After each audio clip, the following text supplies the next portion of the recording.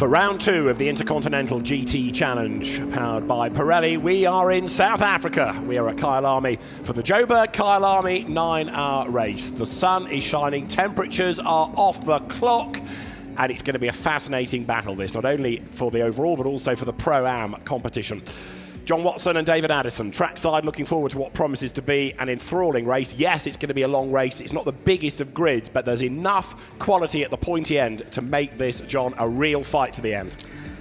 I'm scared. 57.2 Celsius track temperature. I mean, that is up. So I've never seen a track temperature as warm as that. Certainly not here in Johannesburg at Kyalami. And it is just a stunning day. It's everything about this racetrack. It takes me back to the days when I was coming here, oh goodness knows, actually 50 years ago I first came here.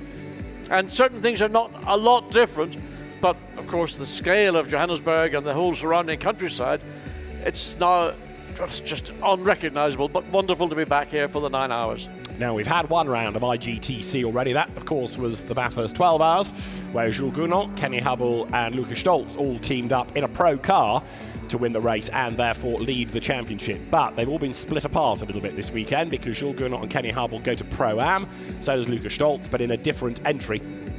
Mathieu Jaminet, Matt Campbell, Thomas Priming, who aren't here, second in the points ahead of Maroc Engel, Michael Grenier and Raffaele Marciello. They are here. So too Charles Weerts, Dries van Thor, Sheldon van der Linde, Augusto Farfus, Maxime Martin, who come next. But Valentino Rossi not doing the full IGTC programme. On his bucket list, as we learnt yesterday, always was Bathurst, but Kyalami not part of his programme, so he stands down for this weekend. The Kyalami circuit is a fantastic one. It's the next iteration, the latest iteration of the famous South African Grand Prix venue.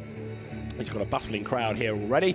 Cars are making their way round onto the grid. And this, John, is what it's all about. 2.8 miles and 16 corners.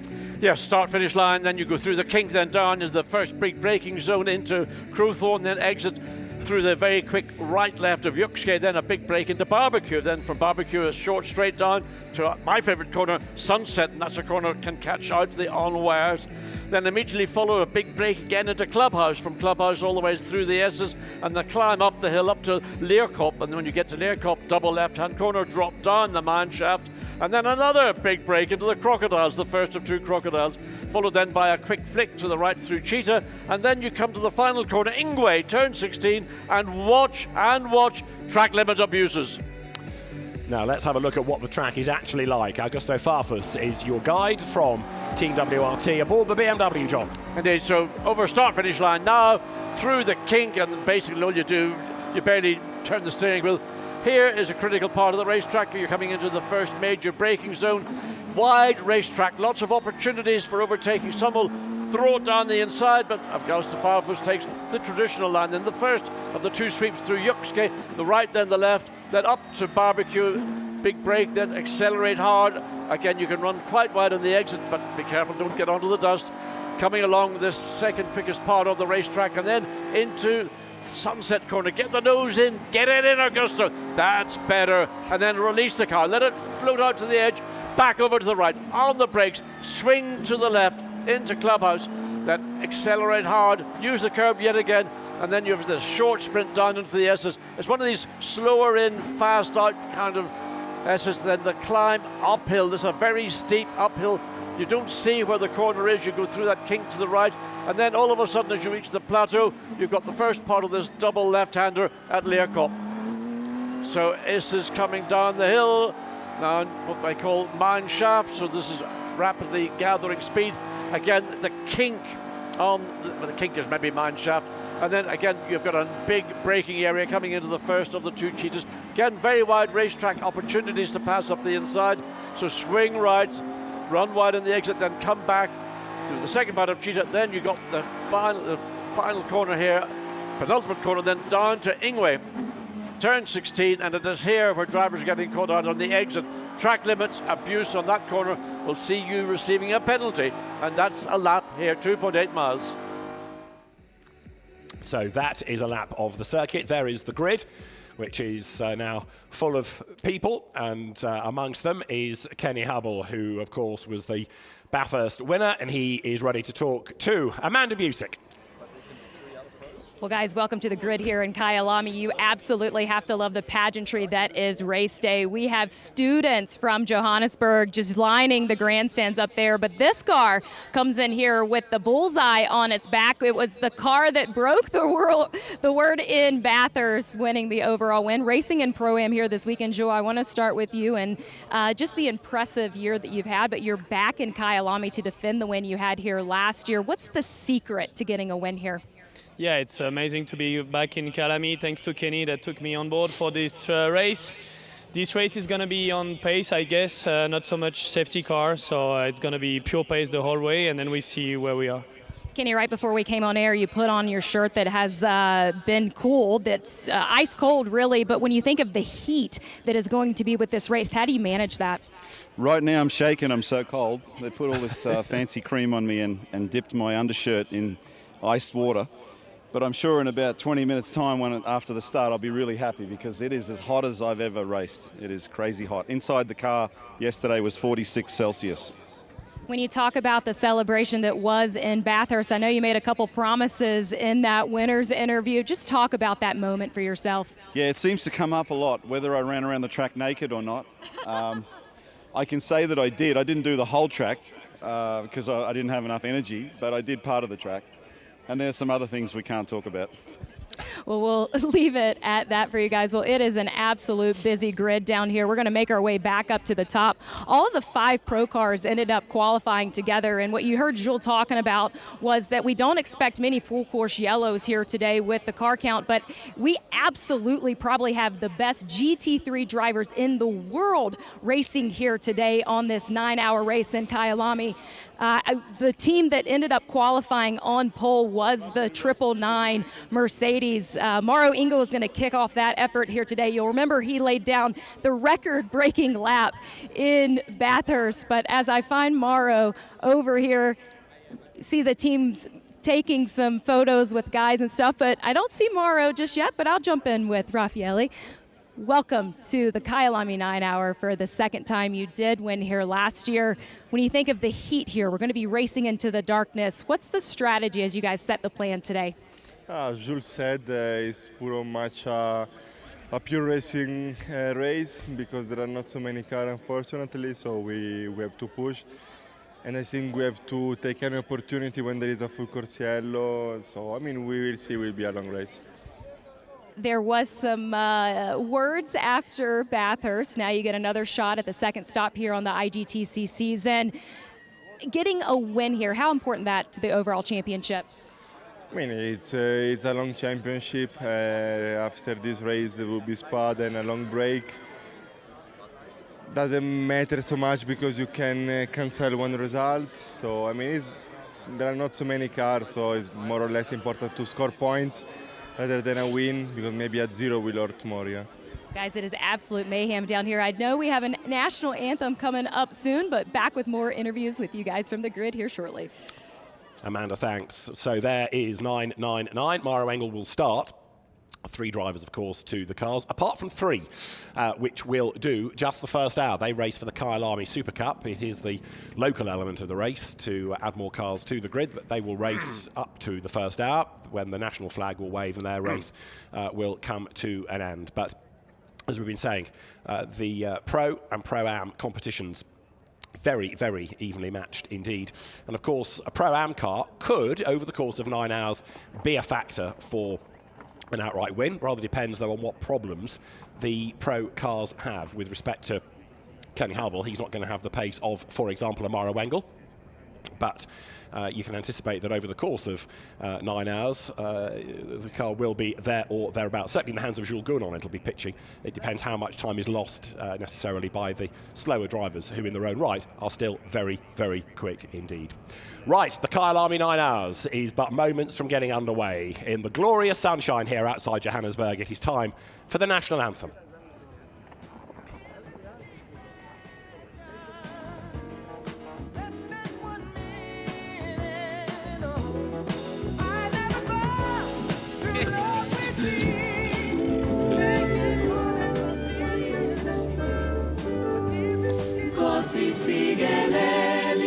Africa, maluphakanyiswa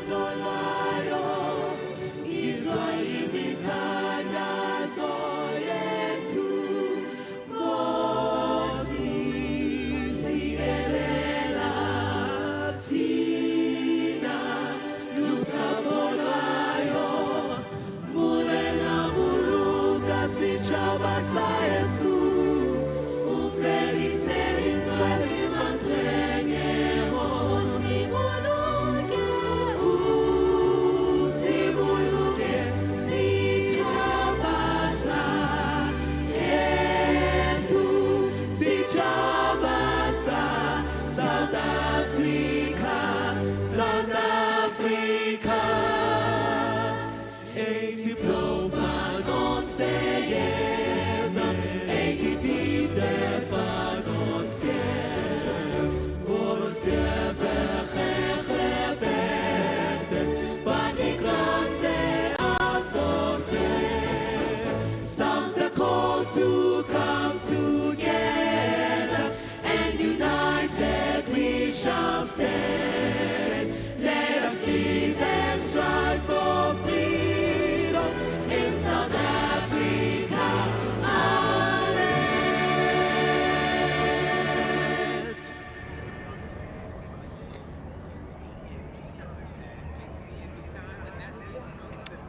So the national anthem concluded. The grid then will gradually be cleared of all the personnel ready just to have the cars. The last engineer, he'll fire up the engine at the 1 minute board, and then the parade lap will be underway. It's a rolling start, of course, for IGTC, which means they don't stop on the grid. We go straight into the race. And of course, John, we hope that we don't have any dramas as we did in one of the local races at the first corner.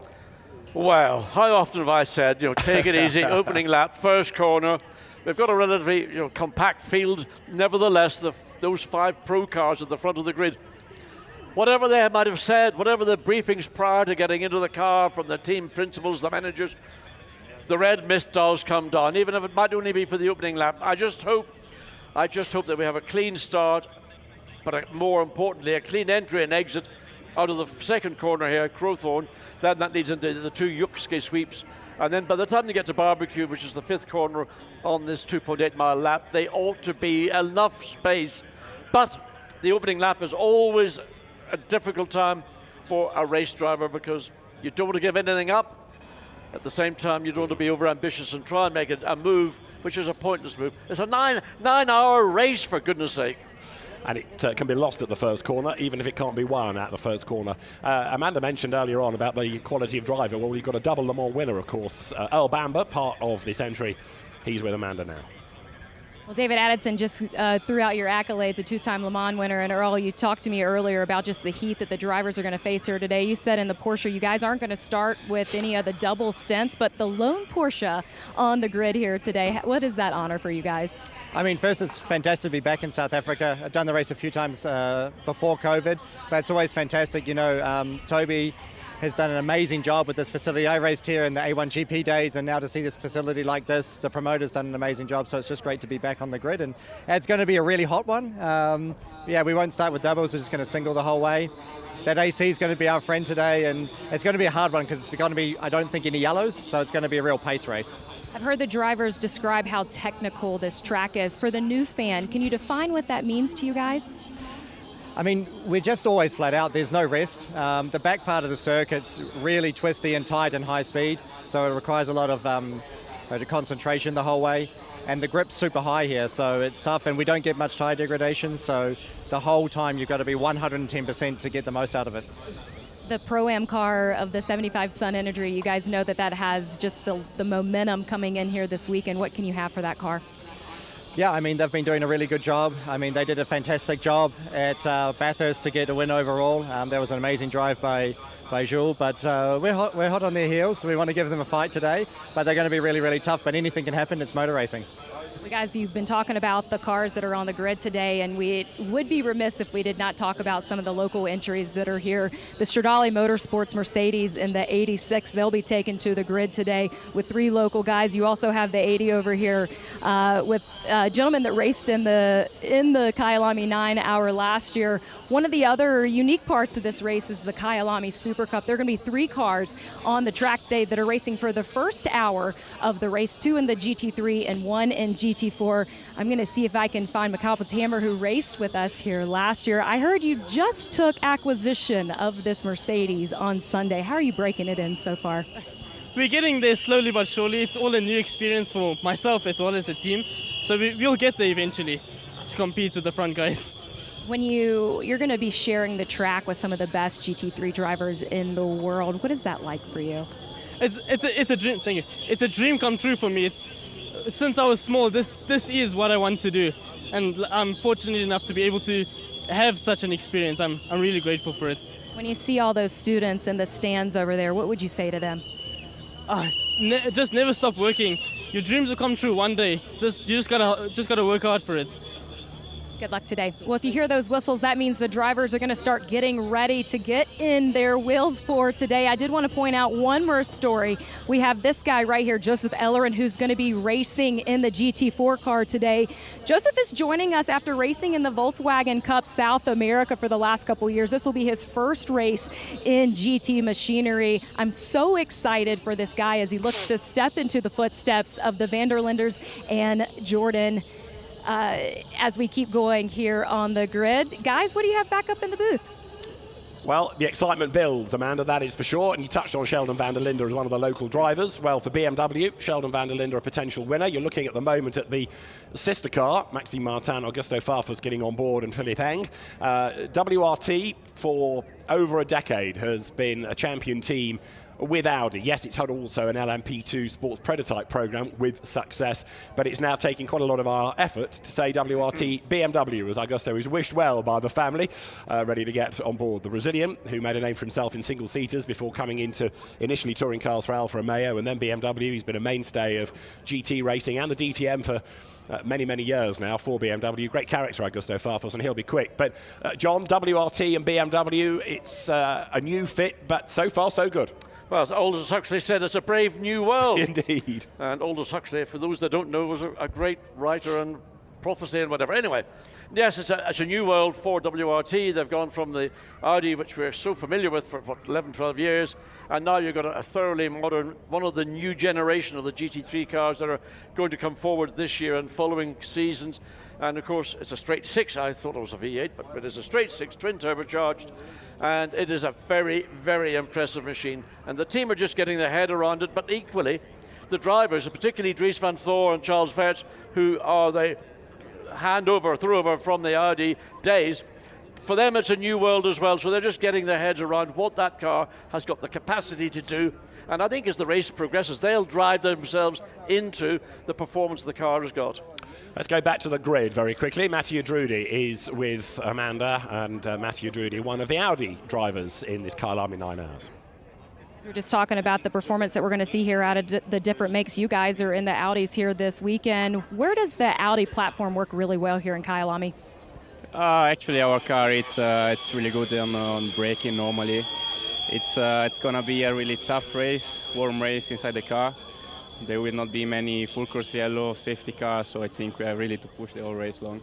You told me just before we got on camera that you guys do have AC in the car. Does it help much? Maybe for the first 5 laps it helps. Then it's getting warmer in the car. You feel it for sure, it's an help, but it's still warm.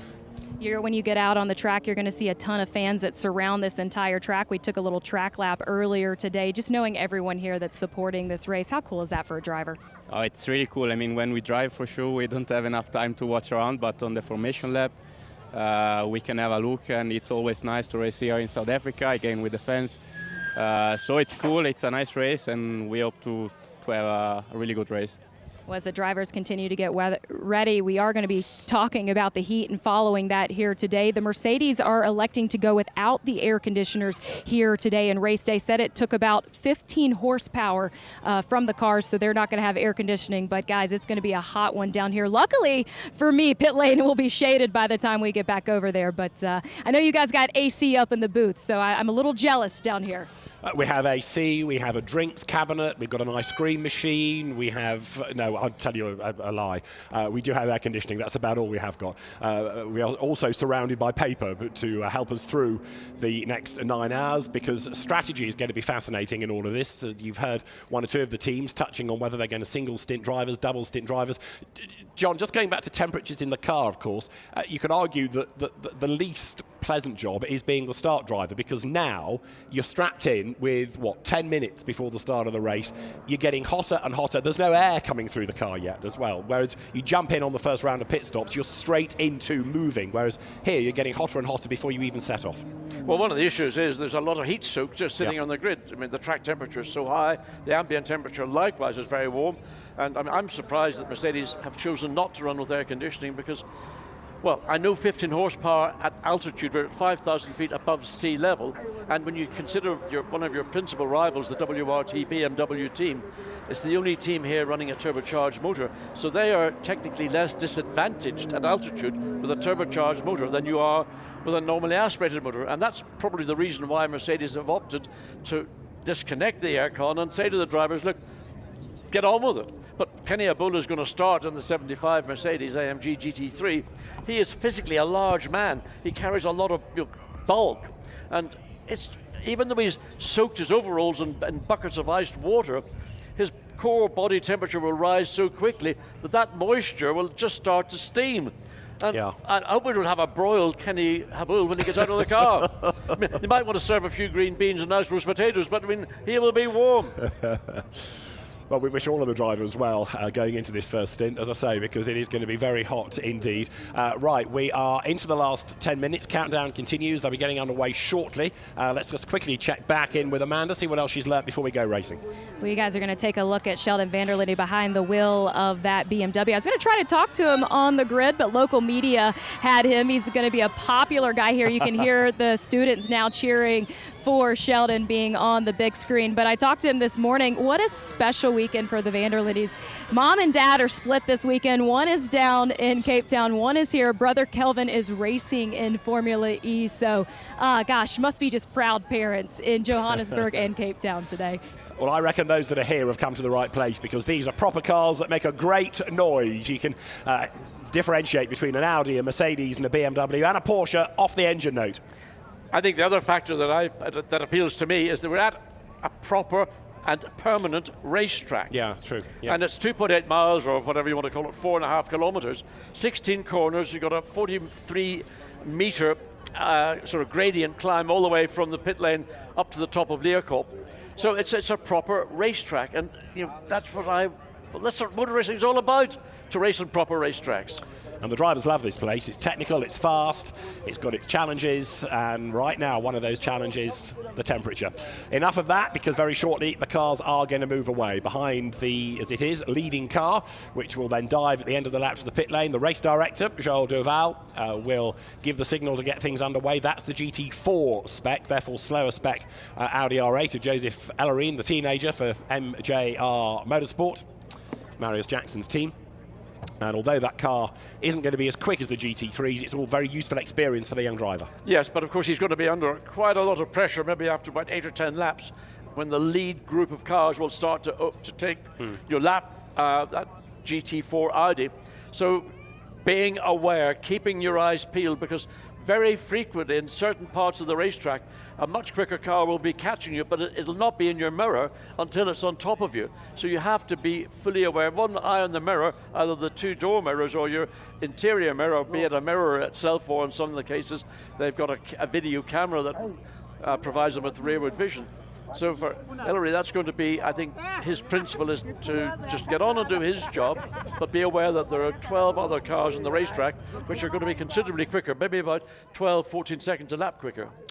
Well, you can see the grid now being cleared. There is Sheldon van der Linde. He will start second on the grid, number 32, the Shell Helix-backed WRT-run BMW, but it's a very Belgian colour scheme, the yellow and red and black adorning it. Maroc Engel goes first in the distinctive man-filter Mercedes, number 999, the Grupper M run car. The 15-second board is there. The lead car will accelerate away. Then the race cars, on receipt of the green flag, will speed away and catch up to that. The benefit of doing that is that they are given a little bit of time in order to get the cars up to a proper speed, therefore, and that in turn helps to get temperature into tyres and brakes. The green flag is now fluttered, and away the cars accelerate. So you see the BMW, Audi, Mercedes, Porsche, all the top GT racing brands are here, and it is a fine entry in terms of the quality of the drivers from the pro class. Numerically, we've had bigger grids, but this still promises to be a very interesting race. And I think what's very exciting is the fact that we've got this new WRT BMW team racing here at Kyalami. This is a significant, development in the history of WRT as a race team.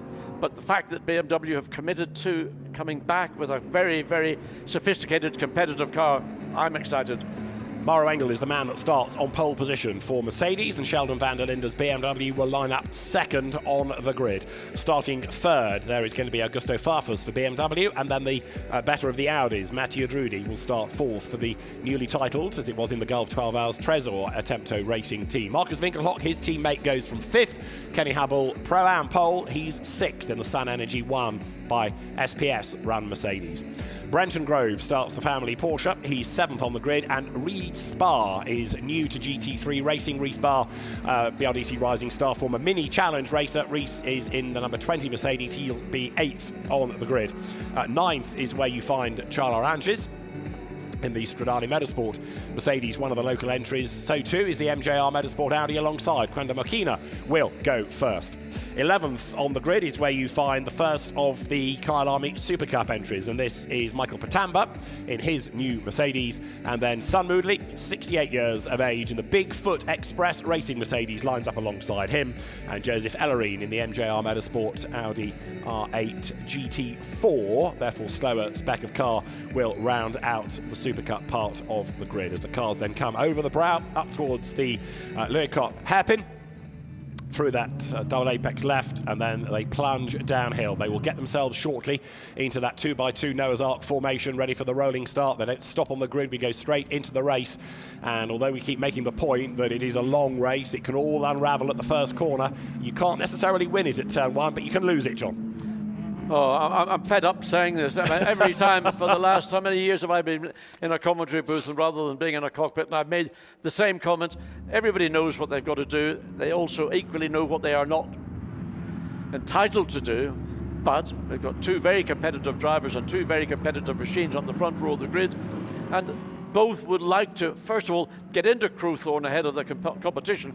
More importantly, get out of Crowthorne ahead of the competition.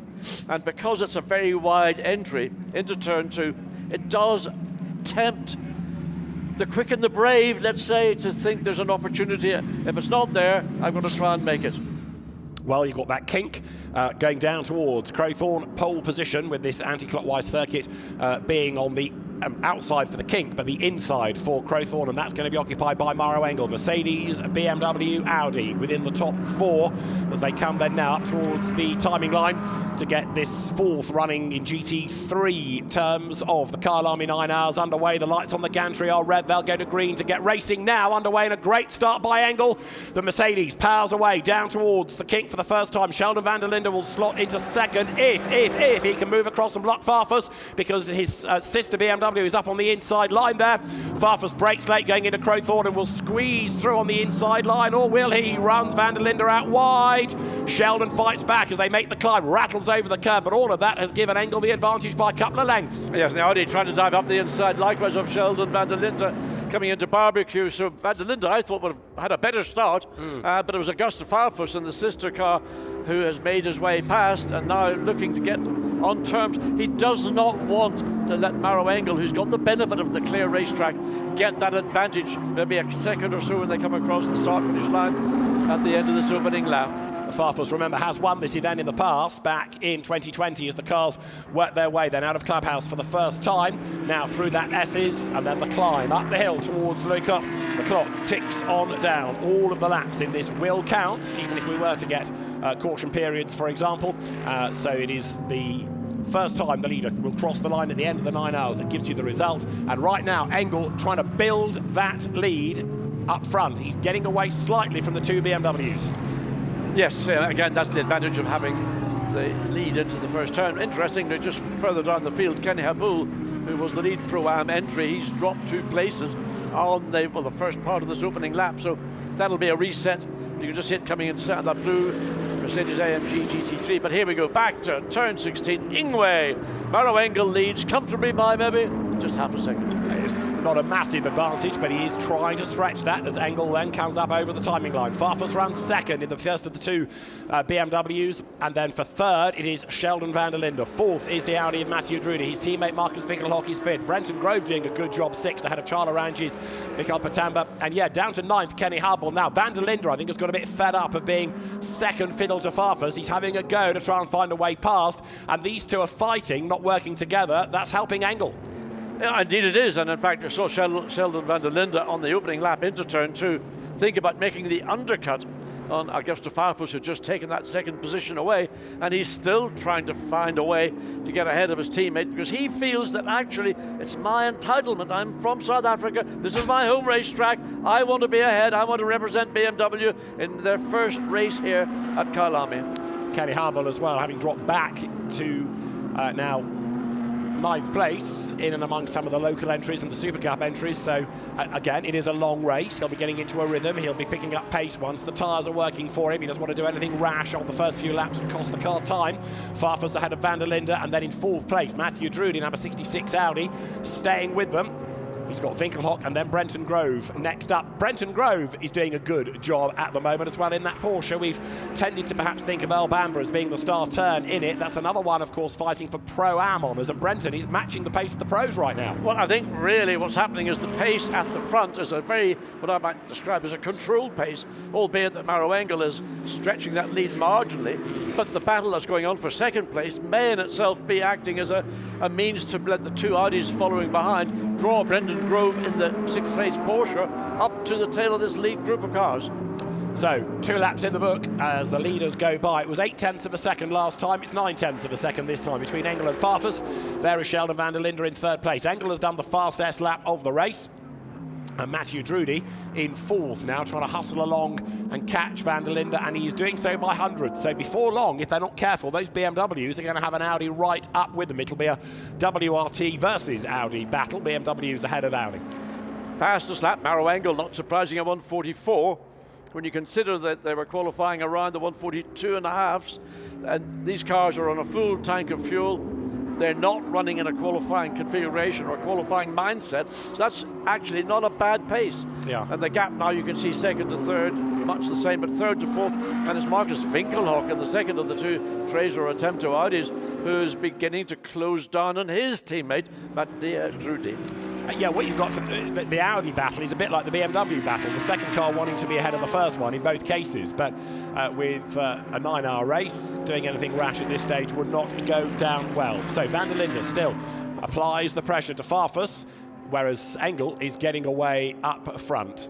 And a little bit further back, Kenny Harbel is now getting into his rhythm because he's gained a place on this lap. He's up into 8th spot, moving himself ahead of Michael Pitan. But Van der Linde, in the meantime, is looking ever more toey about getting that second place away from Farfus, isn't he? Yes, you can see that there's a lot of, I think, what's the word I would use? Disappointment that he lost that advantage of starting in the front row of the grid, particularly to his own teammate. And he is, I suspect, thinking, I've got more natural pace than you have, Augusto.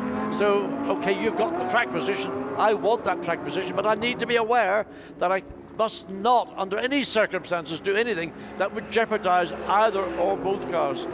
Brenton Grove goes through there in the number 4 Porsche, running in 6th place. His best lap, well, the last one was a 45.2, his best a 44.9, so he's about half a second off an Engel pace, which ain't too bad. And that Grove racing car maintaining its lead within Pro-Am. And of course there, the real fascination in Pro-Am is going to be Jules Gounon up against Earl Bamber, Mercedes and Porsche, and we should get them on the track at the same time over the course of 9 hours. Yeah, that's going to be, certainly for us, entertaining to see. Jules Gounon coming off the back of a phenomenal amount of success in endurance racing over the last season. And Earl Bamber, well, again, 2-time Le Mans winner and a Porsche devotee.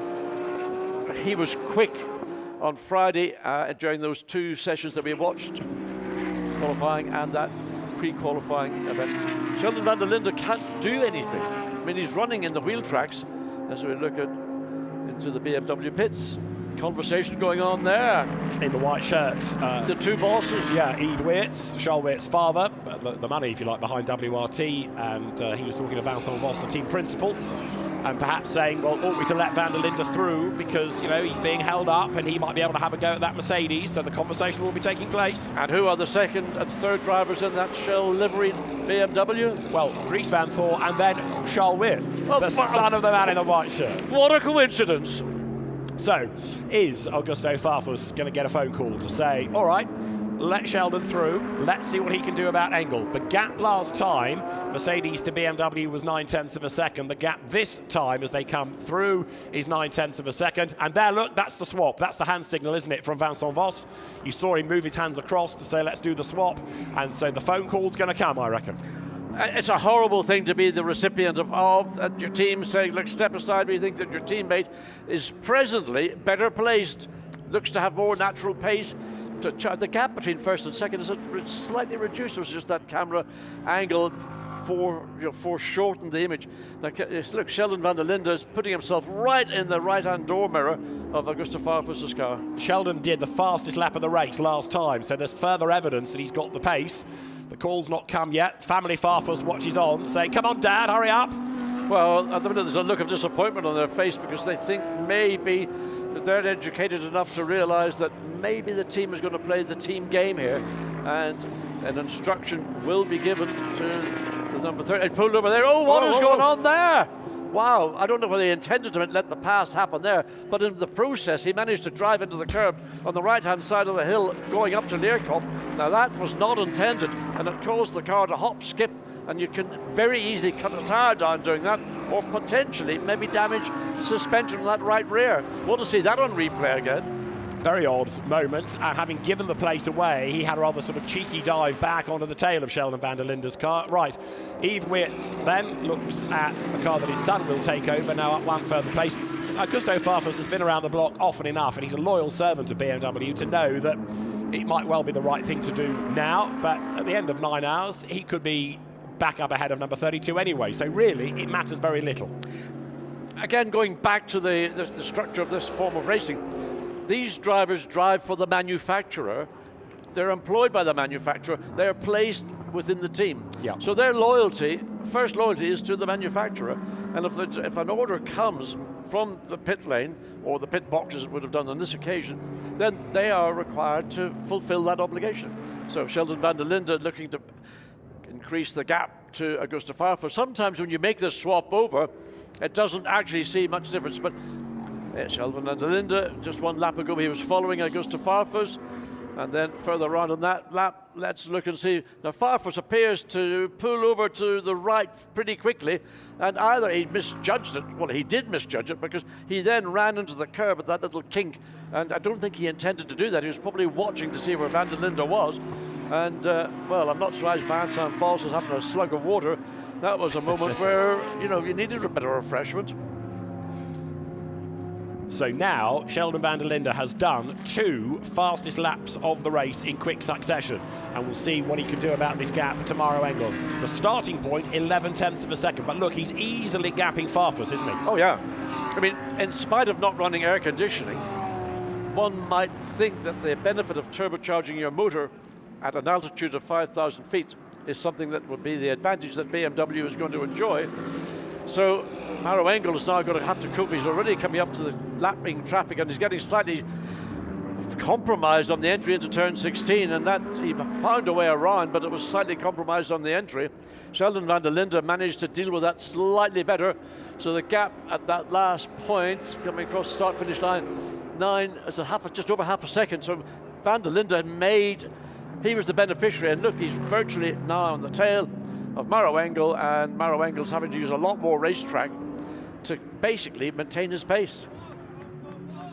Well, they're together now, and van der Linde is a man on a mission. So Maroc Engel has had 6 laps in the lead. Van der Linde was 11/10, then half a second ahead, and that gap continues to come down. Van der Linde on the lights.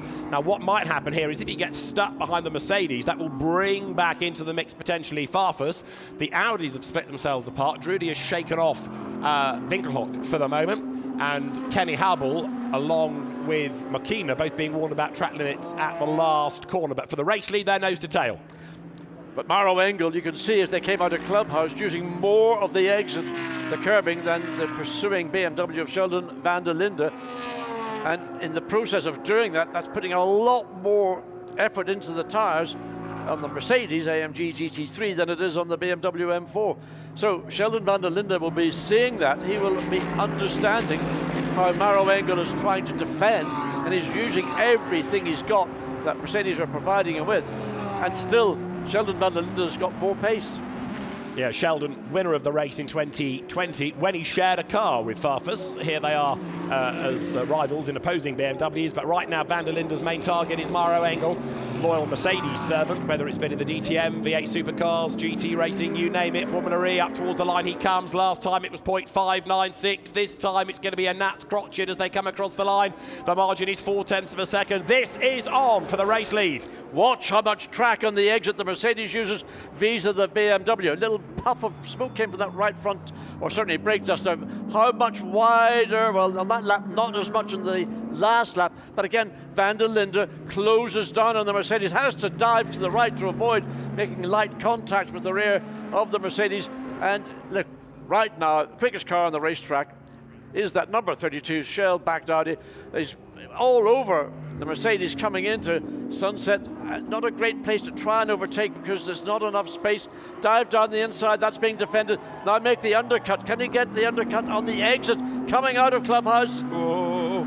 Yes, he can. He's going to make that move to the inside line, and Van der Linde gets his nose squeezed a little bit. Engel still leads into the S's. Farfus is right with them. You took the word out of my mouth. Augusta Farfus is back at the party, boys. To the outside line goes Sheldon Van der Linde. He's not going to go all the way around the outside. Surely he's going to give it a red-hot go. Farfus lines up for the inside line. He might think better of this and scoop back up. No, he is going to attack as they come downhill. Van der Linde had a go, couldn't do it. 3 for the race lead as they come downhill.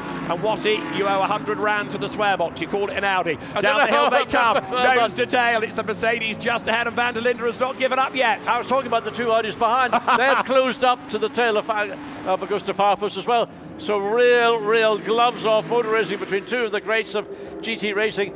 Maroc Engel slightly better out of the final sequence of corners at Cheetah. So it's just literally by the corner. These 5 cars are now all back nose to tail as they were on the opening lap. Absolutely right. So last time around 1.6 seconds covered the 5 leading cars, and Van der Linde goes to the inside, to the outside, everywhere he wants to be. There's a face full of Mercedes. He's being cheered on, of course, by the local crowd here, and Van der Linde gets a tighter line coming out of Crowthorne up the hill now. He's got the inside line as they will make that run up towards the next left-hander, and Van der Linde has done it. Through he goes on the inside at Barbecue. Local knowledge paid off dividends there. Sheldon Van der Linde began that manoeuvre and turned to Augusta Farfus. He's saying, I'm going to have a bit of this party as well. And I think that I can put enough pressure on Maroc Engel now in the second place Mercedes-AMG GT3 to make this battle a BMW 1, potentially 2. And the best of the Mercedes has been out-turboed because the Mercedes are naturally aspirated, the BMWs are turboed, and that, I feel, is the reasons why, or the reason why we're saying the pace that the BMW has is being so efficient, just simply is a quicker car at altitude here in Kyalami. Okay, now how easy a nut to crack for Farfus is Engel going to be? You saw what Van der Linde had to do. Augusto Farfus hasn't been as quick as Van der Linde. Remember that Sheldon is the man with the fastest lap of the race, to his credit. Farfus is not falling away from Engel, though. No, but I think Engel's had to use more of his car to defend initially his lead, and the 2 BMWs have not had to use their car, i.e. their Pirelli tires, to attack. So it really is now, Maroc Engel is thinking of ways to try and slow down Farfus, to stop his momentum, because it's here at the acceleration out of, for example, turn 16, that Maroc Engel needs to ensure he's got the benefit of being first on the throttle and precluding anything that Augusta Farfus might want to do. But Farfus might try to follow the same principle that we saw as Sheldon do a little bit earlier, but now that's been covered off by Maroc Engel. But the undercut's still available to Farfus if he can get on the throttle early enough, put his car in position. He hasn't managed to achieve it yet. BMW, a very popular brand in South Africa, so there's a lot of support for both cars, not only in terms of Sheldon Van der Linde as a local driver, but also the Farfus car, as I say, because it's a popular brand in the area, BMW. There's been a support race for BMW, it's one of the local races. 57 cars in the entry, all BMWs, astonishing to see, and right now BMW 1-3. David, I know this will bring a smile to your face. The brand that used to be the most popular brand in South Africa back in the 70s and 80s, you never guess what it was. Alfa Romeo. Correct. Excellent. If only Alfa had a GT3 car. They may do one of these days. One day, yeah. Now look, Van der Linde has decided that he quite likes being in splendid isolation here because he's getting away. He was 1 second to the good last time around. Farfus, in turn, having got a bit stuck behind Engel, is being ganged up on by both Drudy and Winkelhock. So BMW, Audi, third, fourth, fifth as they drop down the hill. In real terms, the race is between these five, whether it's now or whether it's in 9 hours' time, because these are the 5 pro cars. So this is the battle to look for the outright honours. Very much so. So whether they will all be remaining at the end of 9 hours, certainly the pace that they're all running at is a competitive pace. Again, the 2 Audis, you can see hop, skipping and jumping. Marcus Winkelhock over turn 15, the curb. You want to try and avoid that where possible. But from second through to fifth, and Kenny Hubble looks like he's getting a bit racy. Kenny running in 8th position behind Charles Angles in the South African entry. So Kenny Hubble lost positions on the opening lap, getting back into the groove. Yeah, his lap times are in the 46s because he's stuck behind Charles Oranges. Brenton Grove, his class rival, doing 144s because he's running pretty much on his own. Now, whether Kenny Hubble's pace would be markedly different if he were ahead of Oranges, we'd have to wait and see. But right now, he's losing touch with the class leader in this first stint, and now he makes his move. Yes, he's decided to make a move down the inside, and whoa, he had to get on the brakes big time. I think for Kenny Hubble, his natural pace will always come when he's running on his own.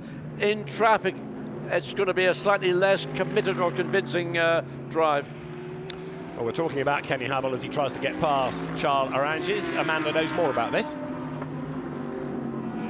Working with this Mercedes of Kenny Hubble and then also Grove Racing. I talked to Earl Bamber earlier today, and he said that they're not going to do double driver stints to kick off this, especially in the heat. They're going to go one driver after the other. In terms of the Mercedes, and talking to Jules Gounon, he said that it is their job to do double stints, and this is what they work out for and prepare for.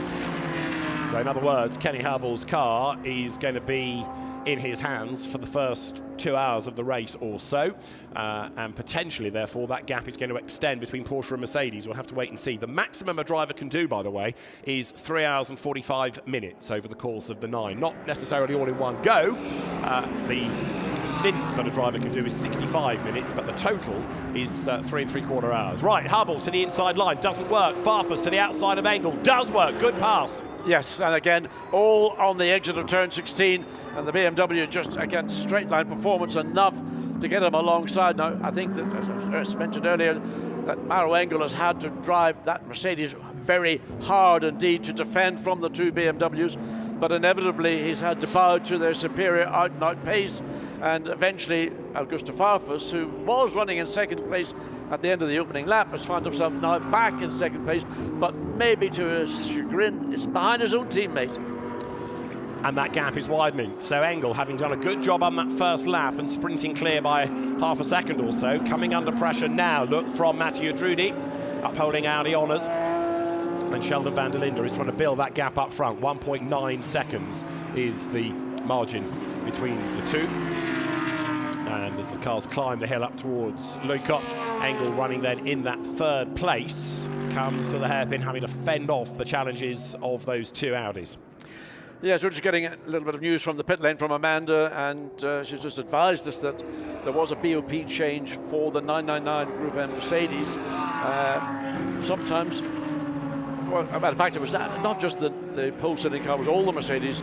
They were given an additional 15-kilogram weight penalty. In other words, they're having to carry the weight of a large dog or a small child in the passenger seat. And while you might think, well, 15 kilos is not a huge amount of weight, well, you want to walk around for 9 hours carrying 15 kilograms, you'll find out this is a significant weight. And especially climbing the hill up towards Leucott, you can imagine exactly why that's now having an effect on the Mercedes. However, it's all about reliability and keeping out of trouble as much as pure pace this race. Kenny Hubble not being able to pick up the place against Charles Oranges easily. Charles knows the track more than Kenny Hubble does, but that Stradale Motorsport Mercedes that was in the walls in the pre-qualifying session, fending off Kenny. Again, going defensive into the final turn, whereas Kenny Hubble was using the traditional stay wide to the right, then make your cut through, but he didn't pick up anything on the exit. But he might have a chance coming down if he wants to be a bit courageous and think about looking down the inside, but he's too far. Oh, he's making a late cut. He's making the late cut, and he's got it done. Charles Oranges has got to back out of it, otherwise there's going to be contact. And what Oranges has lost 2 places in the process. Because Michael Patamba gets up past him as well. And the next one is Quandamokina, and you've got Reece Barr at the back of that little battle pack as well. So Kenny Hubble has finally done it, gone through, and now we'll see what a lap in clear air is like relative to Brenton Grove's pace. His lap will improve, I think, probably maybe up to half a second or more a lap, maybe a second, in fact, because the fact that he was caught behind Aranjes, he wasn't going to take a punt and throw it down the inside. He saw his opportunity, he worked it out, and more importantly, he executed it well. As we go back to the second place, WRT BMW, the gap between first and second place is now 2.3 seconds, and Maroc Engel is what, a further 9/10 of a second. You see in the background the GT4 Audi of Joseph Ellerine, who's doing a good job of keeping out of the way of the quicker cars. It's all about mileage and experience for him. Comes through, there's the leader then, Sheldon van der Linde ahead of Augusto Farfus. Now BMW's 1 and 2, 2 seconds between them. You've got Maroc Engel in third, and a car that of course rather dominated qualifying. Right now, there or thereabouts, but not looking quite as dominant as you might have expected it to. Sure, that BOP change has affected it to a degree, but of course there is still a long way to go. So don't rule it out yet. Don't think this is going to be a BMW walkover. But you could see also that the Maroc Engel was having to put himself positionally coming into turn 2 in case the 2 following Audis thought there may be an opportunity. So he's driving with 2 brains. One brain is looking forward to see how can I get back in terms of the BMW. Likewise, at the second part of his brain is thinking, I need to be careful that in the process of trying to catch the BMWs, I don't leave myself vulnerable to maybe the 2 Audis that might find a little bit more pace during the mid-stage of this first stint. Michael Patamba is the driver that leads the GT3 Cup, the Kyalami Super Cup element of the race at the moment, in the NGK Pablo Clark Racing Mercedes. He raced in GT4 Audis last year in Europe in the DTM Trophy, the so-called DTM Trophy, the GT4 support race. And Charles Orange is under attack from Quandamokina right now. Those are local entries that will do the entire race, not just the 1 hour. I'm just looking at the tail of this Reece Barr. He's another driver, I think if he could get clear from Kenma, that he would probably make further progress. It's always a pass up the inside. Is that going to make it? It does. So that was a good, Patamba got cleanly through. That was... That might have been Lapri. I think that's Sun Moodley. Yes. In his Mercedes getting out of the way. It was, yeah, but doing it in a gentlemanly way. So as the cars drop downhill, this is coming up towards the end of lap number 15. And of course now, although they've got some air coming through, you can see in 1 or 2 cases that little tiny window is open, but it's still going to be very hot inside the cars right now. High ambient temperature, very high track temperature, but ultimately what you get, and it's although we're only just 25 minutes or so into this race, there is an element of heat soak. If you're in a Mercedes, it's a mid-front engine car, so you've got that ahead of you, as is the BMW, or if you're in an Audi or a Porsche, you've got the heat coming through the rear bulkhead. So heat soak is a big problem in a context. Watch to see. Another opportunity down, and it's 86 runs way wide. And likewise, Reece Barr has gotten through. So that was a problem for the second of the SRO Motorsports. Charles Oranges lets 2 cars get through. So let's see whether Reece Barr can, now that he's gotten clear of one of these group of cars he was with. Oranges trying to come back, looking up the inside into Sunset, and wisely thinks the better of it. So Reece Barr, who's done precious little racing over the last couple of seasons, goes through. The man from Donegal, former Carter, mini racer. He was the runner-up in the Mini Challenge in the UK back in 2017. He's done a bit of TCR racing with a Hyundai and even drove in the German Carrera Cup. But hopefully for this year can piece together a full season. It'd be great to have him in World Challenge Europe, for example, in Fanatec GT in a Mercedes, and let's hope this is the first step towards it. Leaders come up towards the end of lap number 15 with van der Linde ahead of Farfus. Now remember, the top 5 are all pro. BMW, the gap 1.9 seconds. Engel a further 2 seconds back ahead of the Audis. Now this is Brenton Grove in the Porsche. Now the significance in this, remember, this car is leading in Pro-Am. Now the best lap that Brenton Grove has done is a 1:44.7. Kenny Harble's best lap was his last one in clear air of a 1:46.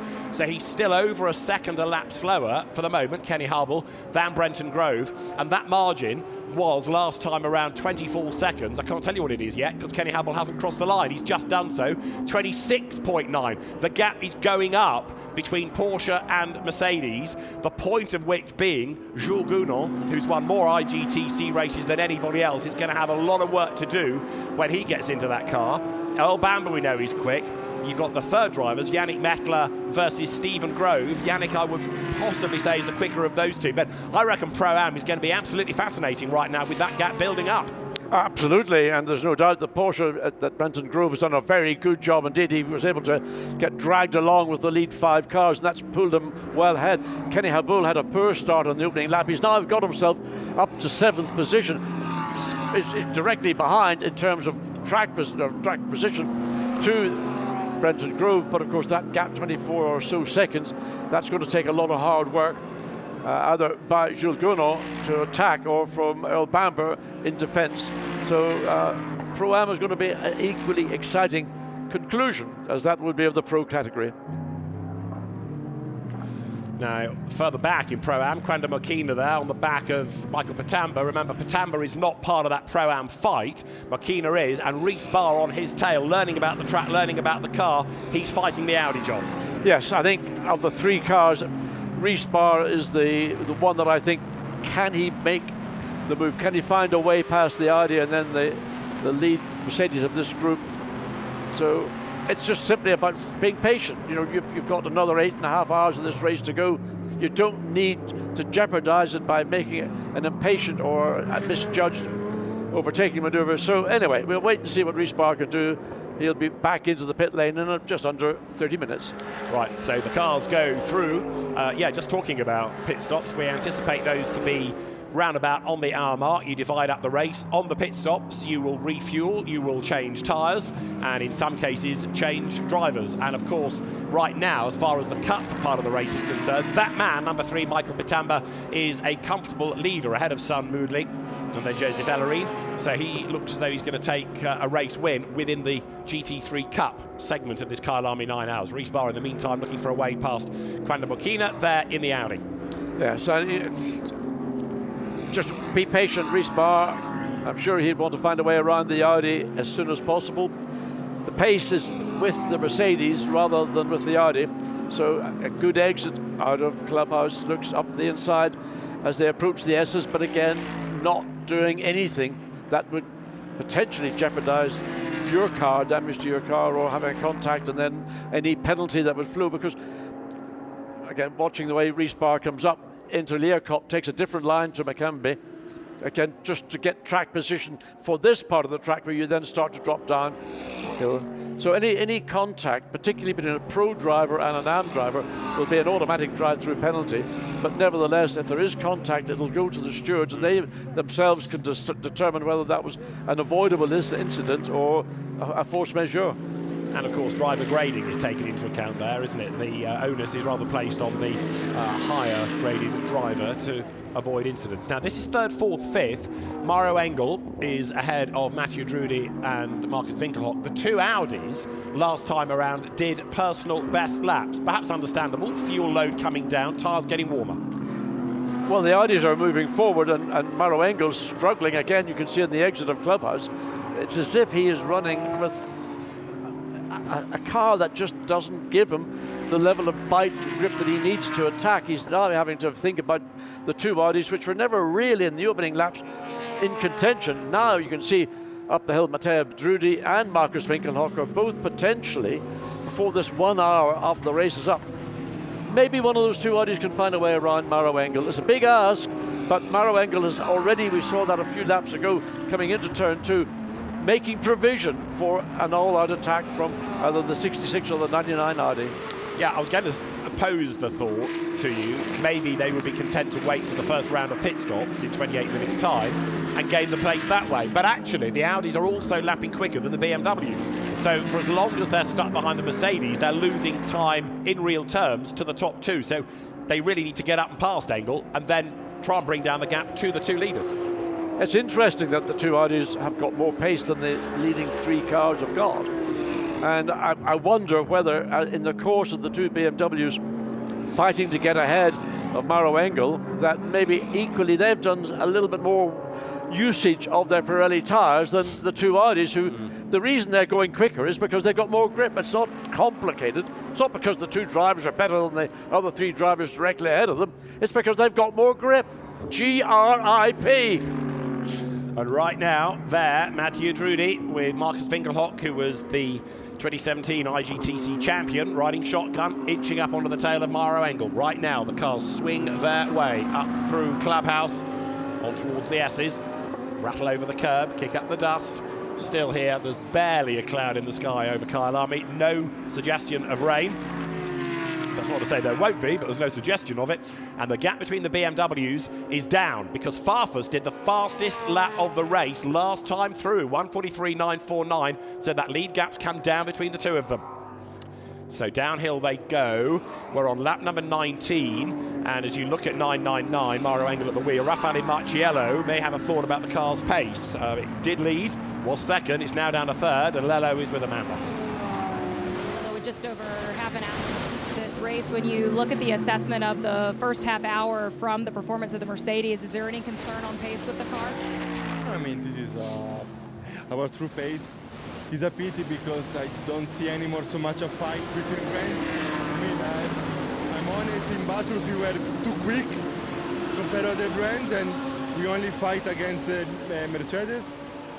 Here BMW clearly is too quick, and it's a pity because there is no fight between brands. We don't see any more battle between brands, so it's a bit of a pity. So I hope in the next race the PP will be better. We were over at WRT when the two overtakes happened. There was a lot of applause down here. I imagine the reaction was a little bit different here. How do you guys stay collected for the strategy ahead?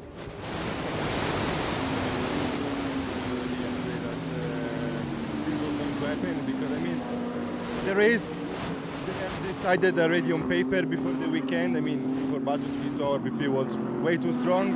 Here we knew was way too slow. So it's a pity because we just want a fair battle, and I think if you go speak with the BMW guy or the Audi guy, they're the same, because I mean, we want to win for sure, but we also want to win and to fight between other brands. So I mean, right now this is not possible, and it's a bit of a pity.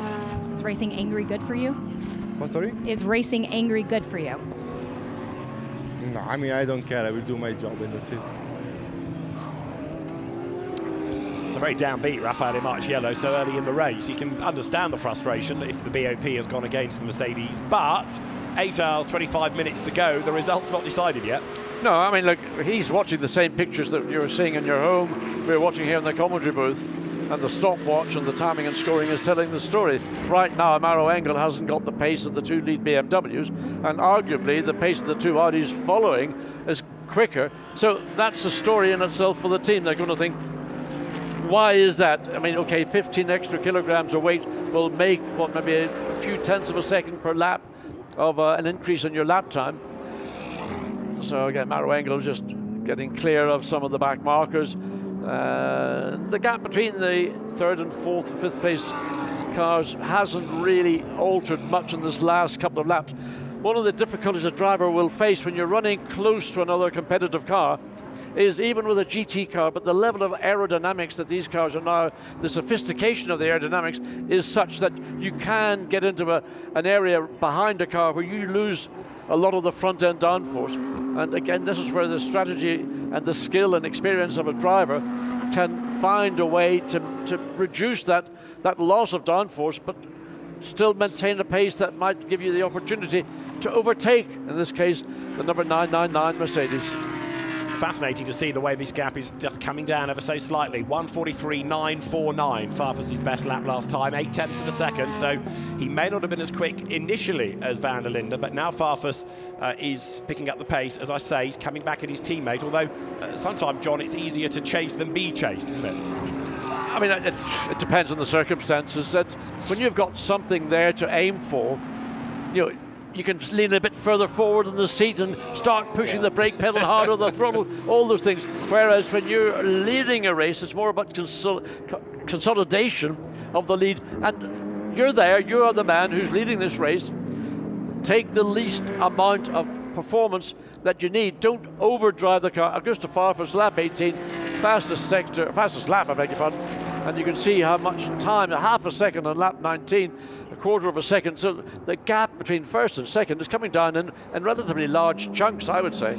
Although Van der Linde, a new fastest lap of the race, he's fighting back, 1:43.866 then, so they're trading that quickest lap between them, and it's down by 10 from Van der Linde's original best. So the BMW battle continues. Now, of course, if they get together, if they start squabbling, if they hold each other up, that would bring Engel back into the party. He's only 2.4 seconds behind. I mean, you know, with 8 hours and change to go, that car is still in contention. I think the only way that these cars will swap positions will come as a consequence of something which is, let's say, not pure motor racing as we're watching right now. It could come from a poor pit stop, or maybe a pit stop violation, you know, a speed limit violation, or maybe somebody drops something, or a wheel falls and runs across the pit lane.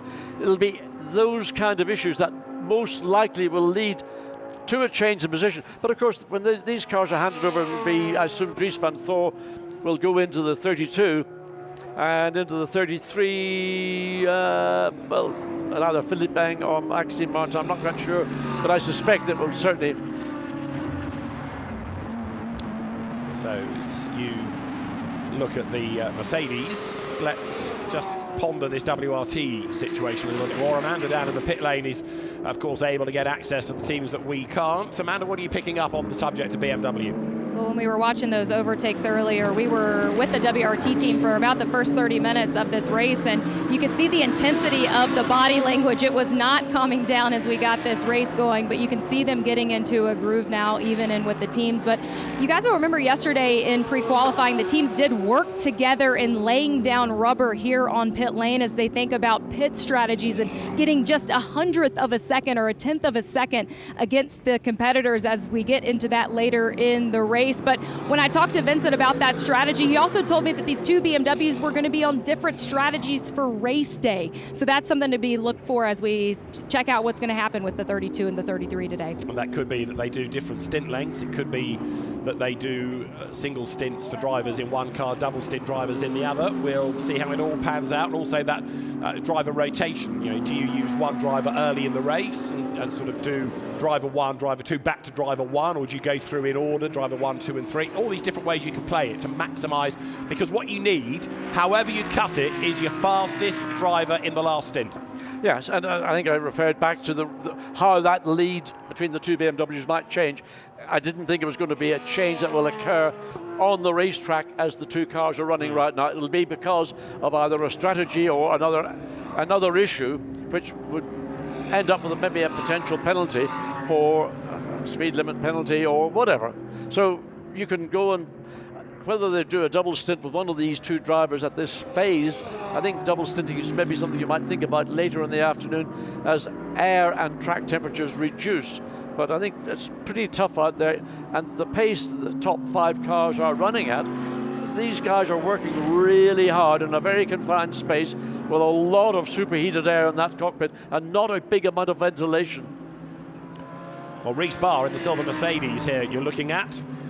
Getting onto the back of Quanda Mokina, local driver, local hero, and Rhys Barr, as we keep saying, new to the SPS Automotive Performance Mercedes, hustling along. He's running in 9th place overall. He's running 4th in Pro-Am. This is a fight for position, both overall and in Pro-Am, so this is a genuine scrap, and right now, the Audi ahead of the Mercedes, but every mile that he turns in this car is all good for Rhys. Miguel Ramos, who's a very successful, very quick Am, or an Am Plus, really, is a driver 2 of that car. Driver 3 is Lucas Stoltz, of course, who his track record speaks for itself. Another vastly successful driver, part of that Bathurst winning crew from the opening round of this year's Intercontinental GT Challenge. Well, certainly Lucas Stoltz will make the number 20 Mercedes stand up and perform. And Rhys Barr still looking for ways around Mokina in the Audi, and he's been able to close but not do more than that. Never really looking, so far from what we've been able to watch, put himself close enough to really worry the Audi driver and think that I'm going to have to go defensive. And then once you start doing that, then you might think that Rhys Barr might have gained the psychological advantage over the car that he's pursuing. Well, right now, the fight rages on. It is 8th and 9th places overall. It is 3rd and 4th in Pro-Am. And don't forget, as you can see at the top of the screens, the clock ticking on down. Makina runs off the racetrack, and Rees-Barr goes right round the outside, but he's not going to be able to make that stick because he was on the wrong line, ran out of traction. I was edging towards saying, as the clock ticks down on the hour mark, you can expect pit stops, but Makina very nearly dropped the lot there. He came the exit of Sunset, and all of a sudden the back end of the Audi snapped. But very, very rapid loss of rear grip. Makina then ran over the curb, a little bit of grass, but he was able to, because of the position he was in, he could just head straight to the apex, and that precluded Rees-Barr from able to get the nose of the Mercedes ahead of the Audi. Well, that'll be a wake-up call for Makina. I tell you what, unexpected, and I'd love to see a replay of it because he did well to keep the car on racetrack. Well, he survives the experience, Barr inching back up onto the tail of the Audi. John, you asked, and we deliver. Here's the replay. Yeah, watch the Audi. It's a bit wide, and it was too wide too early in the corner. So, again, that's just fundamentally down to inexperience, and just got caught out by that little bit of inexperience. So Barr once more tries to gain the place. Behind them is Michael Patamba heading towards honours with 17 minutes of his race to go in the Kyalami Super Cup. Nose to tail, downhill down. Rees-Barr knows that if you apply pressure to Makina, there's the chance he might crack. He's made one little mistake, as you saw. And as they climb the hill now, up towards the left at Barbecue, Rees-Barr crawling all over the tail of the Audi. They're back on the power now. So as the two of them come past the support race pits, Rees-Barr tries to line up for a move on the inside line, can't do it there. Now this is a replay of them coming out of turn 16. Makina's already had driving standards warning flags fluttered at him, and he's wide again coming off turn 16. He might find himself in bother soon. Well, that's a penalty that you may take if you don't adhere to the rules and regulations. And corner 16, it's easy to overrun on the exit. You get your two left wheels over that red and white demarcation line, and you know the marshals and the stewards are on it like a rash. And all over the back of Engel like a rash. Now it's Matthew Drudy. That gap has come right down to 0.464 of a second, and Marcus Winkelhock is there as well. So as yet, nothing looking as though it's got BMW pace other than the two BMs, but the battle for third place, Mercedes, Audi is a good one. Van der Linde is 11 tenths up on Farfus. 15 minutes before you get to the end of the first hour. And look at this, Farfus is right back at the races now. Very much so indeed. So he's just biding his time. He's letting his teammate break the air. In other words, he's punching a hole in the air. And for Augusta Farfus, other than he'll lose a certain amount of downforce, but he will be in effect able to use slightly less fuel. Heating is the only other concern you have, either for brake cooling or for engine oil cooling, because when you run that close, look at this. Yeah. Look at Matteo Drudy, how close he's now onto the tail of the 999 Mercedes as they drop down mine shaft. I feel sorry for Maroc Engel. He's been like a punch bowl. He's been punch bowled and countersunk pretty much for the entirety of this race. I just wonder, going back to the Van der Linde Farfus battle, how much of that was traffic, because 11 tenths at the start of the lap, and it had come down so dramatically so suddenly. I wonder if they got caught up behind the GT4 Audi briefly, and it just went the wrong way, because now the gap has stretched again as they head up towards the line. Leaders then are up toward the end of lap number 26. Green flag conditions so far. Van der Linde versus Farfus. The gap is down over the last lap, about 7 tenths of a second. This is the main battle, I think, that is going to hold the interest of the fans around the racetrack. A lot of people here this afternoon at Kyalami. It's always been a wonderful venue for fans to visit, to watch, whether it was back in the 60s, the 70s, the 80s, whenever. And they would come out, bring out their whatever they wanted to eat, light up the braai, or we call it a barbecue, get a few bottles of good old South African white or red and all the local beers, and have a party. It is a party racetrack. If it's a braai, why is it Barbecue Bend? I think you might want to ask the name of the owner of the circuit who named it back in whenever it was, 1961. Right. I think braai is maybe an Afrikaans name for barbecue, and maybe it was an English-speaking person that named that corner barbecue. I understand. Now that's my best. I mean, somebody will, no doubt, Well, there it is. Look at that. There are the boys. But where are the beers, lads? You're not doing your job. You should be drinking about 5 bottles of beer while you're standing there. If only we could. Right, so battle continues. 13 minutes to go to the end of the first hour. Van der Linde is stretching the gap away from Farfus, which adds further weight to my theory that it was traffic that affected the lead gap a lap and a half or so ago. Engel still there in third place. Next fascination is going to be who takes over on the next round of, or the first round of pit stops, and whether we do get double stints or single stints. A double stint in these conditions certainly would be a test. Now, the one driver who's going to be the one who would be looking to change, I'm quite certain, and I know how fit Maroc Engel is, but he's had to drive very hard all the way through. We're coming up just 12 minutes before the conclusion of hour 1, another 8 to go. The way I look at this 9-hour race, I divide it into three 3-hour endurance races. But we don't get a break. We haven't got a co-commentator who comes in and gives us a break. Our balance of performance is different though as well, so that's why. Well, I mean, after last night, undoubtedly. That lead battle between the BMWs back up to 11/10 of a second. Sheldon van der Linde has done the fastest lap of the race, and Maroc Engel once again here is under attack, but equally Maroc Engel knows that anything can afflict cars in a long distance race. It's oh so easy to trip over traffic, to hit a curb, and of course a fair chunk of the race is going to be done in darkness towards the end, isn't it? And that is a whole different form of racing, and that's when you've got to be so careful. More marbles on the road that you can't see in the darkness.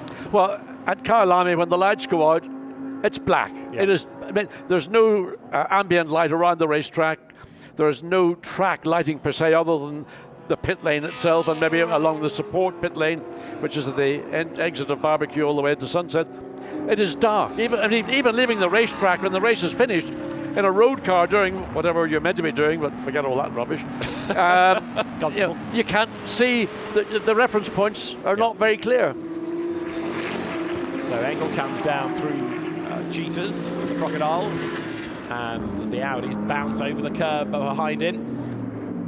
3 of GT3 Racing's top brands going toe-to-toe here. Michael Batamba, in the meantime, is still leading the GT Cup, the Super Cup part of the race, and he's on target to win that very comfortably because he's a lap up, really, on Sun Moodley. Just looking further through the field in the battle in Pro-Am, Brenton Grove is now 37 seconds ahead of Kenny Habul in the second place car in that category. That's the 75 Mercedes. So that's a reasonably comfortable gap, so that when Son comes in to hand over, I assume, to Dad in the Porsche, that's a nice little comfort break, or comfort zone, not a comfort break, that's what Brenton will be doing, to give that car, gives you more flexibility, so that when the 2 pros get in, which I assume they will be the third in, but no guarantee, we'll see.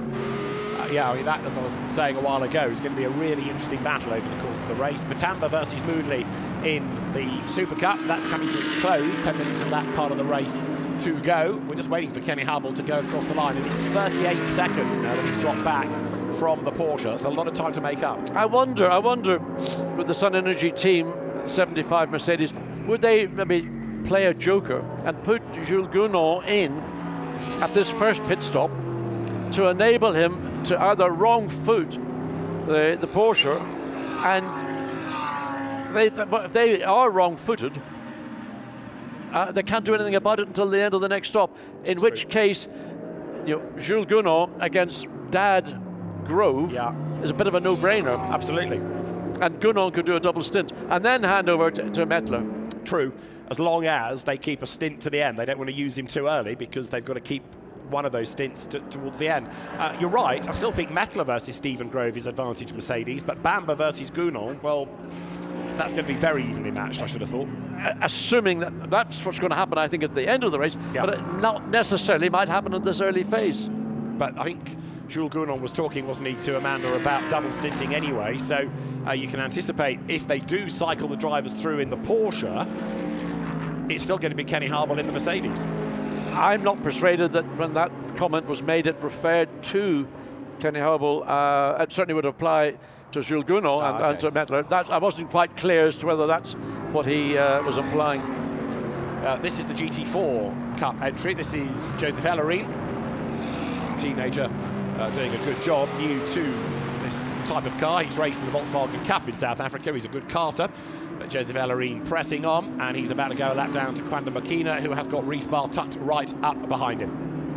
And you can just see the difference, the visual difference and the pace difference between a GT3 and a GT4 car. The GT4 car is not a million miles away from the Audi R8 LMS that you might go down to your local Audi dealer and pay your money and drive off the forecourt, whereas the GT3 version is getting as close to a silhouette GT car as you can get without calling it a silhouette GT car.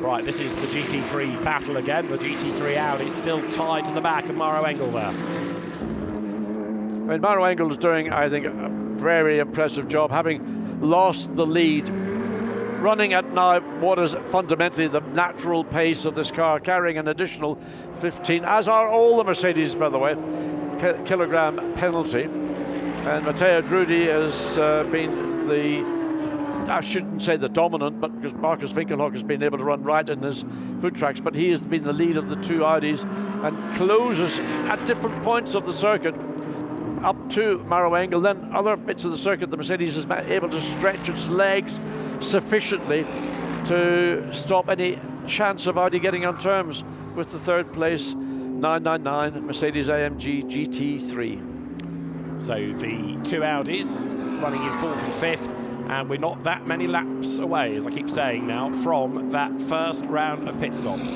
So it's going to be interesting to see what that does to the order as much as anything. The gap has opened up.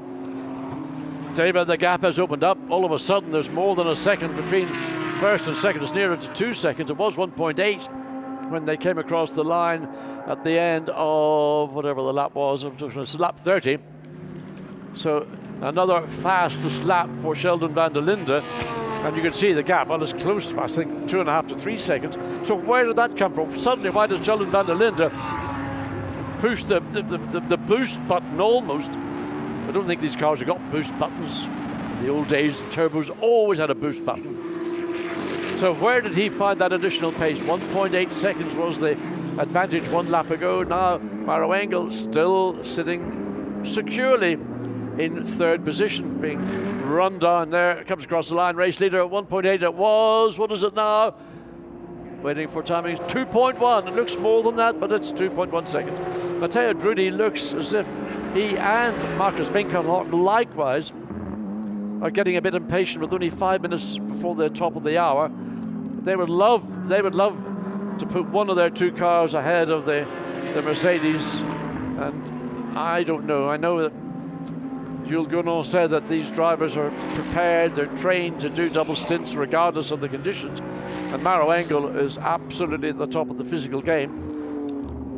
That fastest lap you were talking about from Sheldon van der Linde was only 0.02 of a second better than his earlier one. So interesting to see how consistent they are, if you like, on lap times, and especially now given that they have done 30 laps on that set of tyres. Absolutely. I mean, that's, I think, a very impressive drive, because the tyre performance, these tyres are not designed to double stint. We have looked at doing double stinting in Spa in previous years, but in effect, the downside of double stinting is offset by the time you might think you gain by putting on a new set. So the tyre isn't designed to go and do 500 miles. It's designed to do whatever one stint in terms of distance is.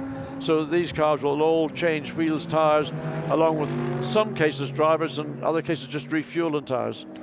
So we understand that Philippe Eng is getting ready perhaps to take over the 33 BMW. We need to know is what's going on for number 4 Porsche, whether Brenton Grove, who's done a very good job thus far, is going to stay out. It is 40 seconds that he has got in hand right now, 40 seconds. So there you've got the car once more, heading down towards us, and Philippe Eng there talking to Kurt Mollikens, getting ready to get on board the BMW. And Vincent Voss sitting in the position directly behind the rack of board and computing and taking in all that information and thinking about where will we be a little bit further as the 32 comes around sunset.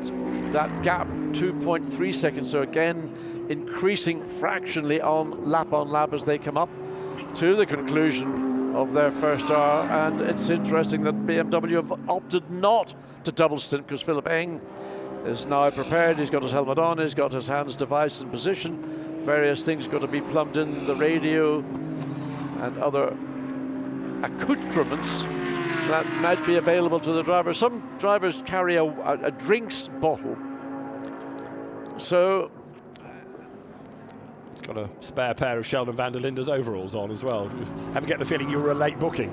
Yes, and Sheldon van der Linde's a much taller guy than Philipp Eng, so I don't know how he manages to make them look quite tailored as he was standing there. So our race leader comes up to complete lap 33, and will he go on to do 35, or will he opt to come in? And of course, the other thing is both these lead BMWs, if they come in at the same time and double stint or double stack, I'll be speechless. Well, I was about to suggest that. You don't necessarily want them in on the same lap, so split the strategies apart in that respect as well. So the 33 is most likely to come in first, or not? Because ordinarily the one that of the two team cars that is the leading car gets the option to come in first or not. And also, if you want to do a practice pit stop, you do that on the sacrificial lamb. The car that's not the better placed. Reece Barr still pushing on, but a good defence this by Mokina. It has been a very good defence. Remember, about 5-6 laps ago, he got it all, and he again coming through the S's, the back end of the car, wider in the middle exit of, and this is a chance for Reece Barr if he thinks about it, if he wants to be committed to go up the top of the hill and try and sweep around the outside of the Audi. But I think the defence has been strong enough. So this is a great little battle going on for third and fourth in the Pro-Am category, and Reece Barr sort of tried to drive himself in to become, oh, and he goes down the inside into Cheetah. Where's the camera? We've missed it, we've missed the overtake. He's got it, he's got up the inside, he's forced Mokina wide, and they're still together. Reece Barr having to work hard, but he's done it, John. That was good racecraft. Yes, it was. I mean, with the perfect strategy down the inside, and now having to be himself slightly defensive because he may have been marginally offline, picked up a little bit of the rubbish that you get offline, so the grip on the entry into turn 16. Now he's going defensive to prevent, and the Audi is going to try and move down the inside, half over the pit lane entrance. Oh, these two are going at it. Take the gloves off, boys. Let's see what you're made of. Gum shields in, coming towards the end of the first stint, aren't they? So they want to be ahead when they get there. New fastest lap of the race, Farfus, by the way, but the gap's 2 seconds now between the BMWs. Well, that was a bit of excitement, wasn't it? Well, there's more to come. Yeah. So 1 hour gone, and Reece Barr finally has done it. Quando Mokina did not want to give up that place, and he didn't give it up without a fight. No, he fought every inch of the racetrack. But again, that overtake started because Mokina made an error in the exit or the middle part of the S's. He was too wide, and that's what gave Reece Barr the signal that I can maybe now put that little bit of more pressure on him. And eventually, it took him 3 corners to get the job done, but he got the job done. So Michael Pitamba is on target to win the Kyalami Super Cup. It's not a checkered flag that he gets, it's the national flag, because the checkered flag ends the overall race, but a national flag will be waved to signify the end of the national part of the Kyalami 9 hour. Michael Pitamba has rather dominated it, but it's been very useful experience to understand GT3 machinery, having raced GT4 in the past. We're keeping one eye on him, and Winkelhock is in the pit lane, and also Charles Orange is in the pit lane. So that is 34 laps, our first round of pit stops coming up. So then, the Trésor attempt to Audi team have done what one might have assumed they would have done. They brought the second of their 2 cars in this case Marcus Winkelhock. So what is going to happen? They're going to keep them on board, or will we see Dennis Marshall in the case of the 99 Trésor Attempto, or Alex Arca Marshall on board? And there, Michael Pitamba wins the Kyalami Super Cup. Congratulations to him. Sun Moodley will be second, some way back, but Michael Pitamba wins in the GT3 Cup, the Kyalami Super Cup, the 1 hour race for the local entries. He's got a Danny Ricciardo smile, hasn't he? Yes, you're right. It is. He's got a happy, big smile. Well done. It's going to be an even broader smile now because he's had a race win as the leaders go by. 2.182 seconds between SVDL and Augusto Farfus. Sheldon van der Linde, the race leader. And so, yeah, just to reiterate, Marcus Winkelhock's car 99, now Dennis Marshall at the wheel. I wonder why I would have brought one of the two BMWs in, because they're now over the hour by just over a minute and a bit.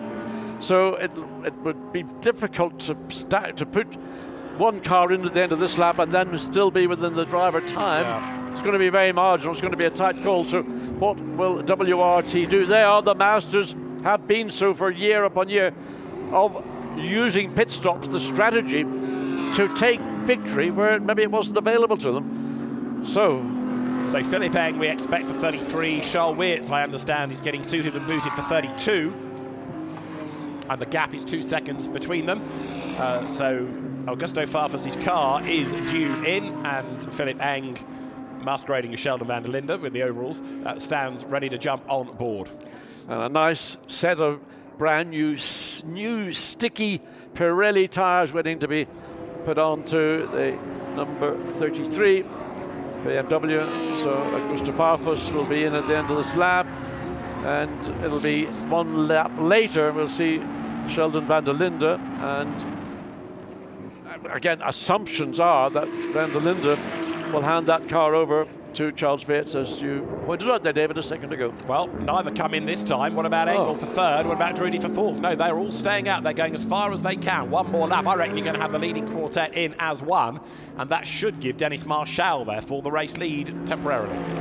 Well, let's have a little look and see what Dennis Marciello's opening lap is. He's just done...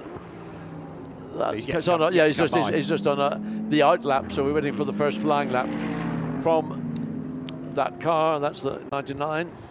But what Attempto Racing has done is what you were touching on a little while ago. They've split the two cars onto different strategies. The second placed car from the team was brought in first, so 34 laps were done by number 99. We've now done 36 laps by the race leaders. So this is a lap on which we'll start to see a proper indication, really, of exactly the proper pace of Dennis Marciello. Here, Mathieu Drudy still bearing down on Maroc Engel, and I would anticipate Michael Grenier to take over the man-filter Mercedes of Gruppe M for the second stint. I would be more than surprised if we saw Maroc Engel stay on board. It would be a mighty big effort for the German driver to do so, because he's had to work extremely hard in this opening hour at the heat of the afternoon. So there is the GT4 car, and Rhys Barr coming in likewise. Confirmation from Gruppe M that it will be Mick Grenier to get in on the next pit stop for 999. Kenny Harbull is in and getting out of the car, so they're not double stinting. You were right, John. They will double stint the pro drivers at some point, but in the case of Kenny Harbull, I think that, I was surprised that they started him, but nevertheless, there is lead car and second. They are double stacking. Well, this is going to be, and third and fourth come in likewise. You were right, you got it on the nail there, David. In they all pour. Right, so Kenny Harbull did 35 laps, and it's going to be 36 laps done by the race leaders as they all pour in. The timing line is really at pit out. Poor Amanda's going to be spoiled for choice. Where do I look?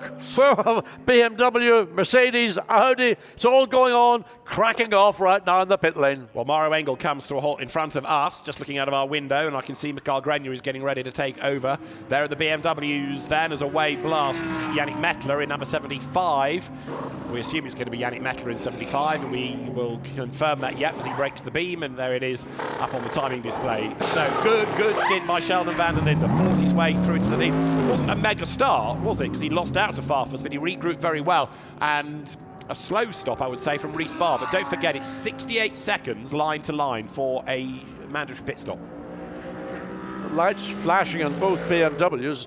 Are they having to be held back? So there they roll, and they come out more or less as they went into the pits. And where is the 999? Comes out. Is there a car between the BMW and the Mercedes? No, there's not. So it's basically, as they came in, they go out. But I would suggest that the gap is down between the BMWs and the Mercedes there. So let's have a look, if we can, at one or two pit stop times here. They're still saying Engel on board Ricardo Fellers in the 66. Yeah, we know it is Michael Grenier that was going to take over. I think it might be a transponder glitch. So have a look here at Mathieu Drudy under braking coming into the pit lane, closing right up there. He closed up rather too rapidly, had to turn a bit to the left to avoid contact with the Mercedes. So, yeah, I mean, that's where you make up time, and the gap between these two cars is now more or less where it was prior to the pit stops. But overall, first to fourth is probably less than it was at the point when they came in. It was a very good stop, in fact, by Grupper M. That pit stop was 68.4 seconds, half a second better than BMW 33 and about 6 tenths quicker than BMW 32. So a good pit stop from Grupper M has brought now Michael Grenier back into the mix.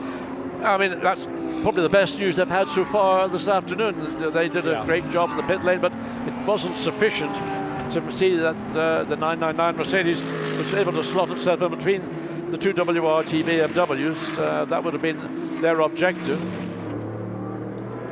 And we're still seeing on the timing and scoring. I mean, you might be right, David, the transponder on that 999 may not be operating, still indicating it's Maroc Engel, but you felt that it was going to be Mettler behind the wheel. It'll be Grenier, behind the wheel of 999. I think there is a transponder glitch because Grupper M have sent a message to the timekeepers to say Engel out, Grenier in. That was what they were explaining. So as you look then at Charles Weerts, who has taken over number 32, it was number 33, Augusto Farfus now to the Austrian driver Philipp Eng behind. So BMW 1-2, but actually that Mercedes, no matter who's behind the wheel of it, has still got the Audi tucked up behind. Ricardo Feller now at the wheel of 66, giving a hard time to Grenier. You'd have to think that Ricardo Feller of the two is maybe the little bit more, not aggressive, but naturally faster. Michael Grenier has done a wonderful job, but I suspect Ricardo Feller is, and you can see he's run down the Mercedes in the space of a lap compared to where they were here. Look all over the back of the Mercedes, and Ricardo Feller is going to try and execute at the earliest opportunity a maneuver and find his way around the 999 Mercedes. Not possible on the run up into Leerkop. There's probably about 2 or 3 parts of the racetrack where overtakes are sort of viable. Nowhere is easy. This is going to be interesting because I would have thought that Feller was quicker than Grenier. Yes. So he needs to get on with the job in this stint. I mean, he is doing so. Let's not underestimate the effort being put in by Ricardo Feller. And he knows that if he can clear that Mercedes, he's got a chance of getting up within the hour to those BMWs, 10th by 10th. The first half of the circuit, the Audi seems to be marginally more competitive. The second half of the circuit, the Mercedes seems to be able to consolidate. So we got first and second split by one of the Pro-Am entries, and there you can see now, well, the Audi, the 99 is beginning to, with Dennis Marshall, so everything is back to status quo as it was prior to the pit stop. So it's 2 BMWs, a Mercedes, and 2 Audis, and say more or less, I think Dennis Marshall will be able to run up to the back of Ricardo Feller, because the pace that we're seeing from the Mercedes is arguably not quite the pace that the Audis have got the potential to attain. So the leading 4 all went as far as lap 36. So in theory, it should take them to lap 72, whereas that slightly shorter stint by number 99 Audi will bring that in, of course, slightly earlier. And Dennis Marshall coming through clubhouse as he came to the just a sudden snap oversteer from his car, just caught at the bottom corner of the screen. So the benefit of coming in earlier hasn't really paid dividends, whereas Ricardo Feller would appear to be not the beneficiary yet, but certainly the pace of the 66 Audi is slightly quicker than that of the 99. Yeah, I mean, they've not been able to undercut, have they, in 99? But what Dennis Marshall has, I guess, now at least is clear air, but all that's going to do is help him catch up to where he was in the first place. So the cars come up through the Cheetahs, the Crocodiles, through Cheetah and then up to Ingwe. Getting ahead of myself with my animals. 80 Audi is just about to rejoin, and in 86 it's Clinton Weston now, for this race, bronze graded driver, and way out wide there goes Ricardo Feller. That's a no-no. Yeah, I mean, you do it once, you get a warning, but be careful. So a bit of overtaking from the back markers, and Michael Grenier deciding to go maybe the long way around, and he's been given the ground. And also Ricardo Feller, he might have to make the undercut and try and get up the inside, but he's going to be compromised as they come up into the 2 Yuxke sweeps. Goes Well, he's gotten through, he's gotten clear, but again, likewise, well, both now, third and fourth, have cleared those back markers. Moment of tension for both drivers, because so easy to lose your momentum, and that then affects you all the way around the next few corners. So that's the race leader, Charles Weerts, who has just done the fastest lap of the race, a 1:43.746. So Charles Weerts going quicker than Sheldon van der Linde was going. We'll hear from Sheldon in a moment, because he's with Amanda, having taken the car into the lead in that first stint. Well, Sheldon did confirm it was team orders, but it was also the mistake from Augusto Farfus that allowed the 32 to get around that BMW, and the BMWs look super strong here today. Why did you know that that would happen on race day? We weren't that sure, to be honest. We knew that we had a strong race car yesterday. Throughout practice, we pretty much went to our long run stuff, so we prepared a bit more for the race and for qualifying. I think that also shows today, which is good to see as well after Bathurst, after struggling quite a lot during the race there. So honestly, it was a very fun stint with Augusto and with Mauro. I think the racing with Mauro side by side for like half a lap was really, really cool to see. So he was very fair. So shout out for him for driving fair as well. And then from there on, just trying to kind of manage the pace and look after the rear tires, because here it's obviously very hot today and you need to take care of the brakes as well. So everything just wants to overheat naturally, and you really try and keep all those parameters in good condition for the end of the race. Well, Sheldon, we were just here and we were watching your teammate make the fastest lap of the race so far. Clearly the BMW has good pace. I did talk to Vincent yesterday and said that both cars are going to be on different strategies. Can you confirm that? Say again, I didn't hear the last. Vincent told us yesterday that both BMWs would be on different strategies today. Can you confirm that? I have no idea about strategy. I'm just driving the race car and I leave it to those guys to do the strategy. So it could be that way, but the beginning of the race is just kind of coming in after 1 hour normally, and then pretty much just sticking over until the end. Thank you. Well, it's a good first stint by Sheldon van der Linde, and Charles Weerts, as I say, has gone even faster. His first proper flying lap, the fastest lap of the race. So Charles Weerts, of course, new to the car. He knows the team inside out, but having to adapt to a new car and a new brand. Van der Linde knows about BMWs, even if he doesn't know about WRT. Calvin van der Linde has driven for WRT in Audis in the past. Anyway, something else that's happening, John. In Pro-Am, Yannick Mettler is taking 4 seconds a lap. 4 seconds a lap out of Stephen Grove. That gap is coming down hand over fist. Yeah, it's a big lump of time, 4 seconds per lap. I remember doing that back in Detroit in 1982. But we'll not focus on what we did in the past. We'll focus on what's going on here. Here's the Mercedes Yannick Mettler, and this is the car that Kenny Habul handed over. So a lot of pace coming from Mettler, and he will be trying to run down the Porsche, but taking 4 seconds a lap out of the Porsche. Do the mathematics. 4 times 8 is 32 seconds. How many seconds was he behind? It was about 40 at the starting. All right, well, 10 laps. He should be with them in 10 laps.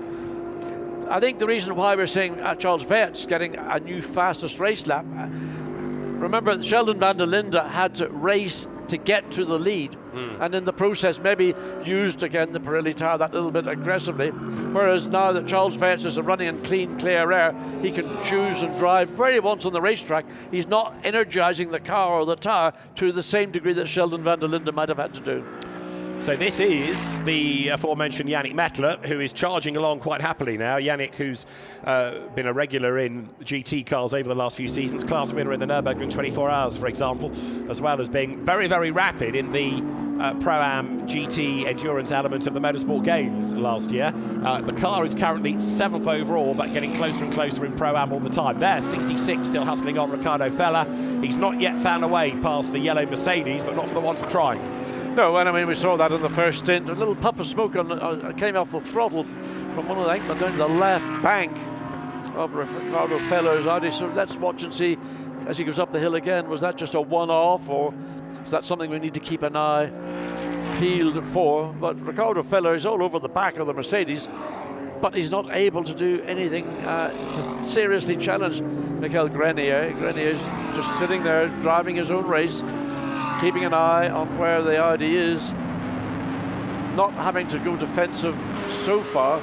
And further up the road, you've got the tail of Billy Bang and the 33, and just further ahead even Charles Weerts enjoying the lead in his new charge, and goodness knows how many more years he'll be with WRT and BMW. Right, leaders go by. That's 43 laps in the book. We're anticipating up to lap 68 for our next round of pit stops. So some space to go yet as the leaders blast down towards turn 2 and Crowthorne, and Riccardo Fella is 0.4 of a second back here from Mikael Grenier. Now that Mercedes lapping in the 44s at the moment as he has to defend. I still think it is when, not if, Fella goes through. It's this part of the racetrack that Fella seems to be able to close down Mikael Grenier. Opportunity coming up. Here's an opportunity coming up. So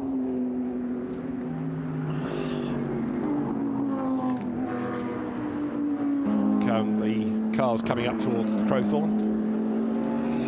So there we have the drivers for the national podium, where the race was won by Mikael Patemba on the top step, Sun Moodley for second place, and Joseph Ellerine in third position. They did that 1 hour Super Cup race. Congratulations to Mikael Patemba, who now receives his winner's trophy. And in reverse order, Joseph Ellerine gets his third place trophy, sort of based on brake discs. So excellent trophies these. For third place, Joseph Ellerine. Then the trophy brought forward for Sun Moodley.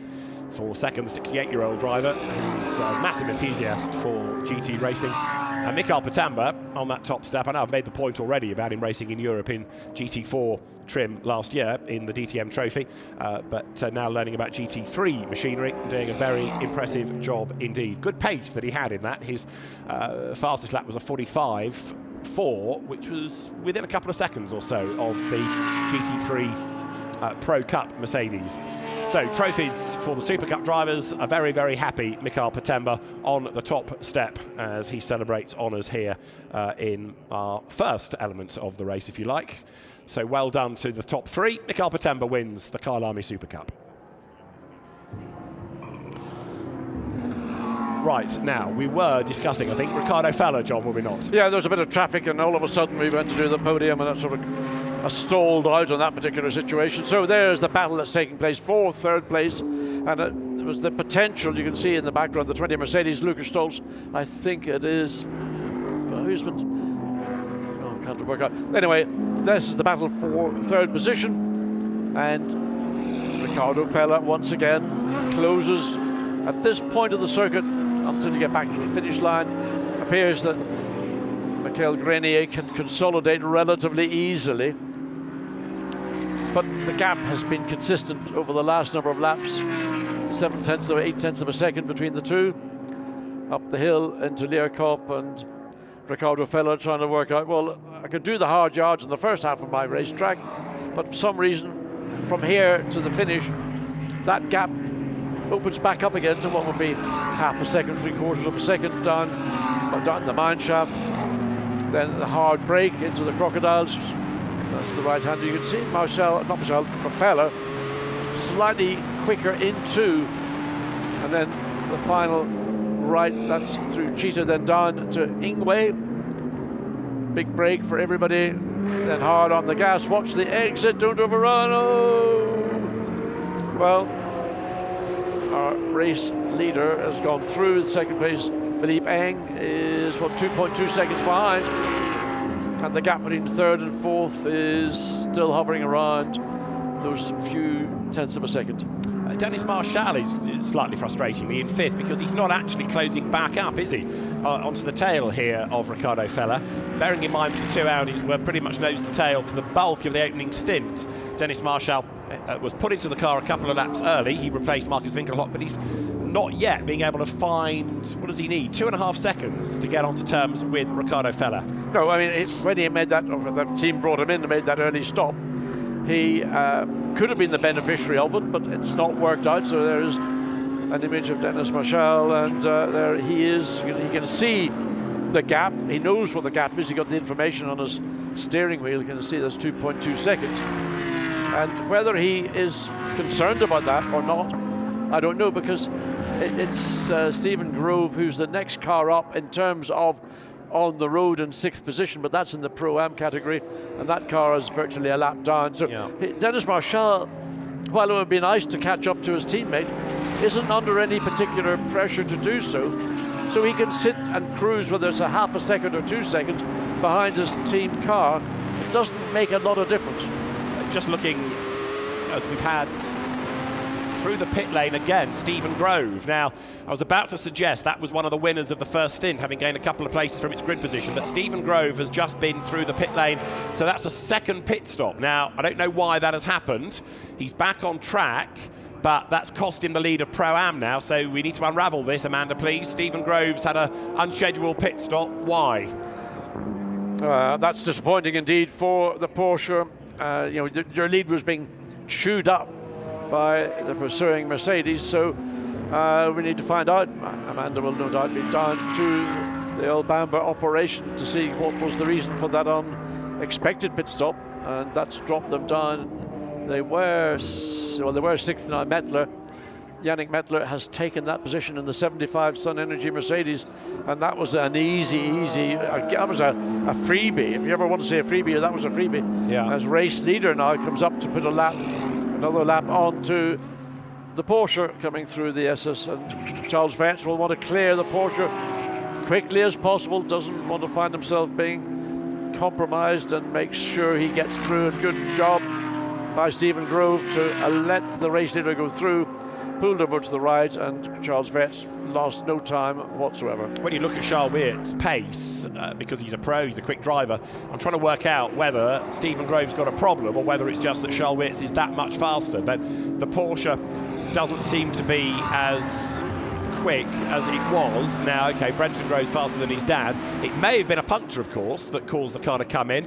But the Porsche right now still doesn't look a happy car, does it? I mean, if it's a puncture, and I'm just watching Philippe Eng sliding down the inside, if they changed just one tyre or they changed all four, I suspect if they changed one, there will be a momentary imbalance between the grip of the three tyres that are up to race temperature and the fourth tyre that's gone on. So that might account for why Stephen Grove was just feeling his way around with the cars, maybe feeling slightly unbalanced. Okay, well, what that has served to do is effectively now put Stephen Grove way, way back in the pack, the best part of a lap adrift of the class opposition Yannick Mettler. So a puncture it's been confirmed as for the Porsche, so it's cost them the class lead and all that good work. I thought Brenton Grove was a bit of a star in the first stint, but it's undone all of Brenton's good work, sadly, that. Yeah, I mean, that's unfortunate, but these things happen. But how would you... Was it a tyre that picked up something on the racetrack, or was it a tyre that got cut down again? Watch this going through. Ricardo Fella thinking, oh, here's my opportunity, but wasn't in a position to seize it. So Stephen Grove stayed well and truly out of the way. Maybe catching Michael Grenier slightly unawares that the Porsche was going to give way at that particular point. So Ricardo Fella thinking, whoa, maybe I can make a bit of something out of that. So how do you get a puncture? Well, the obvious way for me is you run curbs, or you run the exits of corners, or you hit a curb badly. But there may be a piece of debris on the track. Goodness knows there's enough support races here going on this weekend. And there's been some amazing, fortunately nothing too serious, accident in those support events. Well, Ricardo Fella is still frustrated by Michael Grenier, and that means that in real terms the Audi is losing pace against the leading BMWs. The last lap from Fella was a personal best, quicker than the BMs. They're in a rhythm. Were Fella to clear Grenier, I reckon he'd be able to go after Philippe Eng. But try as he might, again, this shows you how the balanced performance works. That Mercedes and Audi are very evenly matched. Fella is closer to the Mercedes at this point of the racetrack than he's been previously. Was he going to think about looking down the inside? He did think about it, but he realised I'm not sufficiently close to the tail of the Mercedes, so what do I do? Well, get myself prepared to go through this little sequence of the Yuxkes, the right, then the left, up into barbecue, and then just work where is left on the racetrack for me to put a move. Now, you can't do very much coming into Sunset. It's the quickest corner on the racetrack, and it's a one-line corner. And then you've got a big break coming down into Clubhouse, and it's only if Michael Grenier made an error that you might be given the opportunity. Not an awful lot you can do following Clubhouse into the S's. Easy to make an error in the S's. You can get caught out just by running fractionally wide. And then you've got the run all the way up to Leerkop. Leerkop is an opportunity, but you've got to be absolutely 100% committed and on the tail of the car you're going to challenge. So they power their way uphill on this lap number 49. Grenier ahead of Fella, ahead of Marciello, and Dennis Marciello inching up. He was 2.5 seconds back, he's now 1.8, so he is closing a little. And we are also getting warnings of track limits now coming for Riccardo Fella. So you can see the zealotry that's being put in. It's overstepping the mark on occasions. The lead gap between the BMW is 2.5 seconds. BMW, of course, with a good track record here. I've made the point already that it was the BMW that won the event and the title in 2020. So Riccardo Fella twice consecutively has been very, very wide on the exit of turn 15. Likewise, a couple of times on the turn 16. So the gap between lead and second place car, 2.2 seconds. So Grenier and Fella, and then Dennis Marciello. So Marciello is beginning to reel in. He must have a big braking strain on that fishing line he's using to pull himself in to the back of the sister car. So Grenier, as we saw with Maroc Engel, is controlling the pace of his third position. He can't challenge the two BMWs, but he can successfully. Again, lights flashing just to say, I'm a race-leading car. I need to slip through without any kind of difficulties, and there's going to be a tricky part of the racetrack is going to be caught.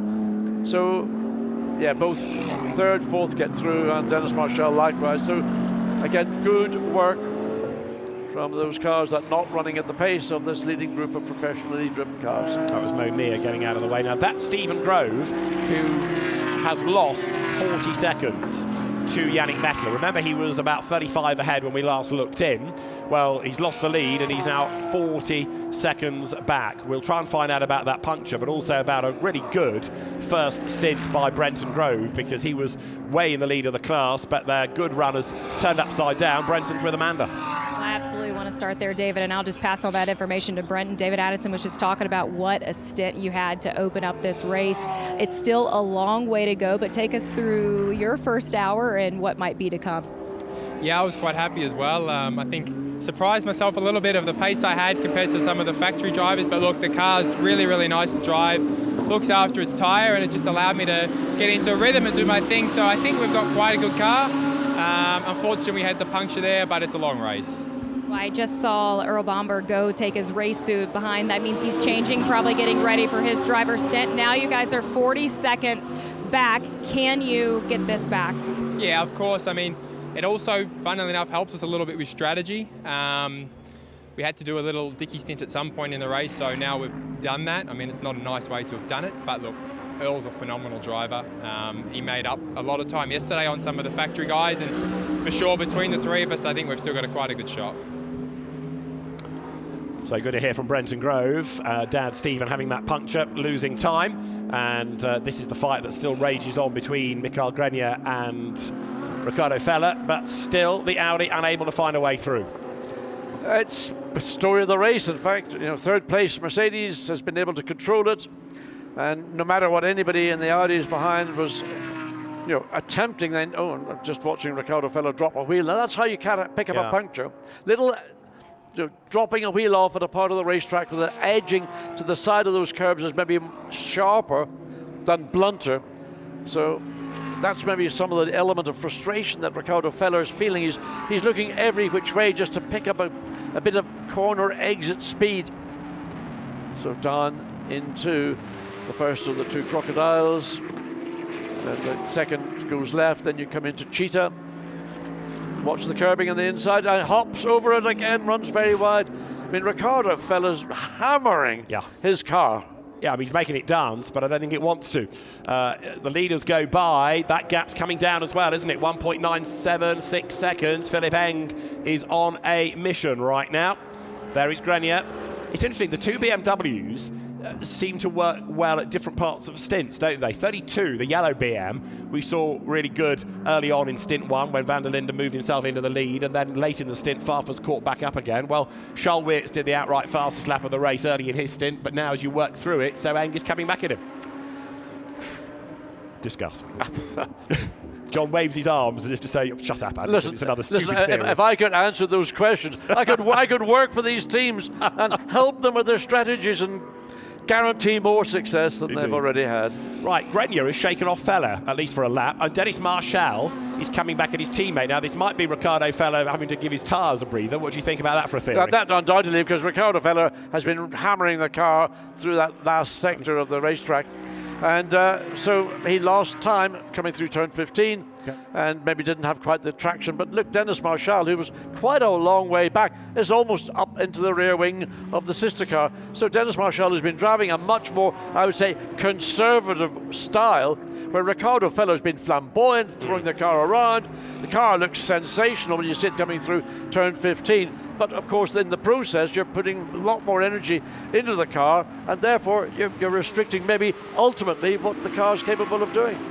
So Grenier given a free ride on this lap because he's getting away ever so slightly down towards the end of the lap. They come third, fourth, fifth. Now let's just quickly wrap up the Super Cup. Joseph Ellerine in the GT4 Audi, third in that part of the race, is with Amanda.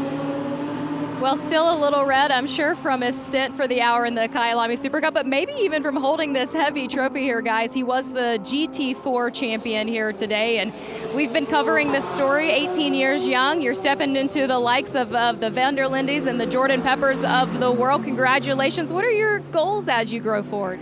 Well, like you said, it would be great to get up there like the Van der Lindes, but right now we're just going to focus on local endurance races and sprint races here, and hopefully we can get there soon. Well, it was a big smile when I asked him how he loved the other GT3 drivers driving by him. He said, man, that was really cool. So thumbs up, big smile from Joseph Ellerine, and a driver to watch in the future. As this on lap 53 is the order. Charles Weerts leads the way for BMW, ahead of Philipp Eng in second place. The margin 1.9 seconds between the two teammates. The Shell-backed BMW ahead of the car in the factory colours, both of course out of the WRT stable. Charles Weerts, whose father Yves Weerts, one of the main driving forces behind the team as they drop down through mineshaft into the crocodiles. 7 hours 27 minutes of the Joburg Kyalami, 9 hours to go. Let's then have a quick look at the best bits of the first hour and a half. So as the lights went green, it was blast off, and from pole position, Maroc Engel accelerated away down towards the first corner. Sheldon van der Linde's BMW, though not making the best of starts, and that enabled teammate Augusto Farfus to come up on the inside line and secure second place as they headed into Crowthorne for the first time. Van der Linde tried to fight back, but he got run out wide over the curb, and Farfus maintained track position all the way up the hill through the Jutski sweep towards the tight left-hander of Barbecue. It was Mercedes, BMW, as Michael Patamba in Mercedes number 3 led the Kyalami Super Cup element of the race. The cars racing for just the first hour. Engel tried to build the lead early on. Farfus rattled it over the curb at the same time as being given the call to move out of the way for Van der Linde to go through. Van der Linde then also picked up the lead against Engel, and it wasn't long before Farfus went through as well. Kenny Hubble dropped away early doors in Pro-Am, but then fought his way up past Charles Arangis to gain a place going into Crowthorne. Other battles further down as Quanda Mokina moved himself through on the inside of the Arangis Mercedes, forcing that car out wide, and Reece Barr getting in on the action as well in the Mercedes. Barr then set off in pursuit of the Audi, and he would clear him just before the first round of pit stops. Up front, Van der Linde led the way with Farfus in second, but then the Mercedes started to drop off the pace a little bit. A 15-kilo balance performance change making the car heavier, and dropping off the racetrack was Mokina. He scooped up the Audi and was able to prevent Reece Barr from going through, but only just, as the two of them were still toe-to-toe. At the end of the first hour, Michael Patamba celebrated honours in the Super Cup. He won the national part of the race, as then Sheldon van der Linde pitted at the end of lap 36, as did Farfus, as did Engel, as also from fourth place did Mattia Drudi. The leading quartet in as one, and with slightly different pit stop times, all thankfully the right side of the regulation, 68 seconds. They blasted back onto the circuit in the same order, and BMW stretching the advantage through the second stint. Michael Grenier in the man-filled Mercedes running in third, coming under attack from Riccardo Feller, who was very spectacular indeed throughout the second stint of the race, getting himself right onto the back of the Mercedes. Dennis Marciello fifth, closing up. He'd been put into number 99 a little bit earlier. They pitted that car a couple of laps sooner. Stephen Grove in the number 4 Porsche lost the lead of Pro-Am after a puncture caused him to pit, and that then gave Yannick Mettler the Pro-Am advantage. He in turn had taken over from Kenny Hubble. Grove then with a lot of work to do, but there is still, of course, the Earl Bamber gun to put into that car to bring it back into the mix, as BMWs are 1 and 2 after the first hour and a half. We have a new fastest lap of the race to Yannick Mettler, the Pro-Am driver. You took it out of my mouth. Sorry, John. That was my line. I mean, while you were doing the highlights, I was looking at timing and scoring. Yannick Mettler in the 75 Pro-Am Mercedes has set fastest race lap. I mean, where did that come from? We haven't been seeing an awful lot. We've been focusing on maybe the battle for the lead, but that is a stunning lap for Yannick Mettler. And I would think for Jules Gounon, he might be thinking,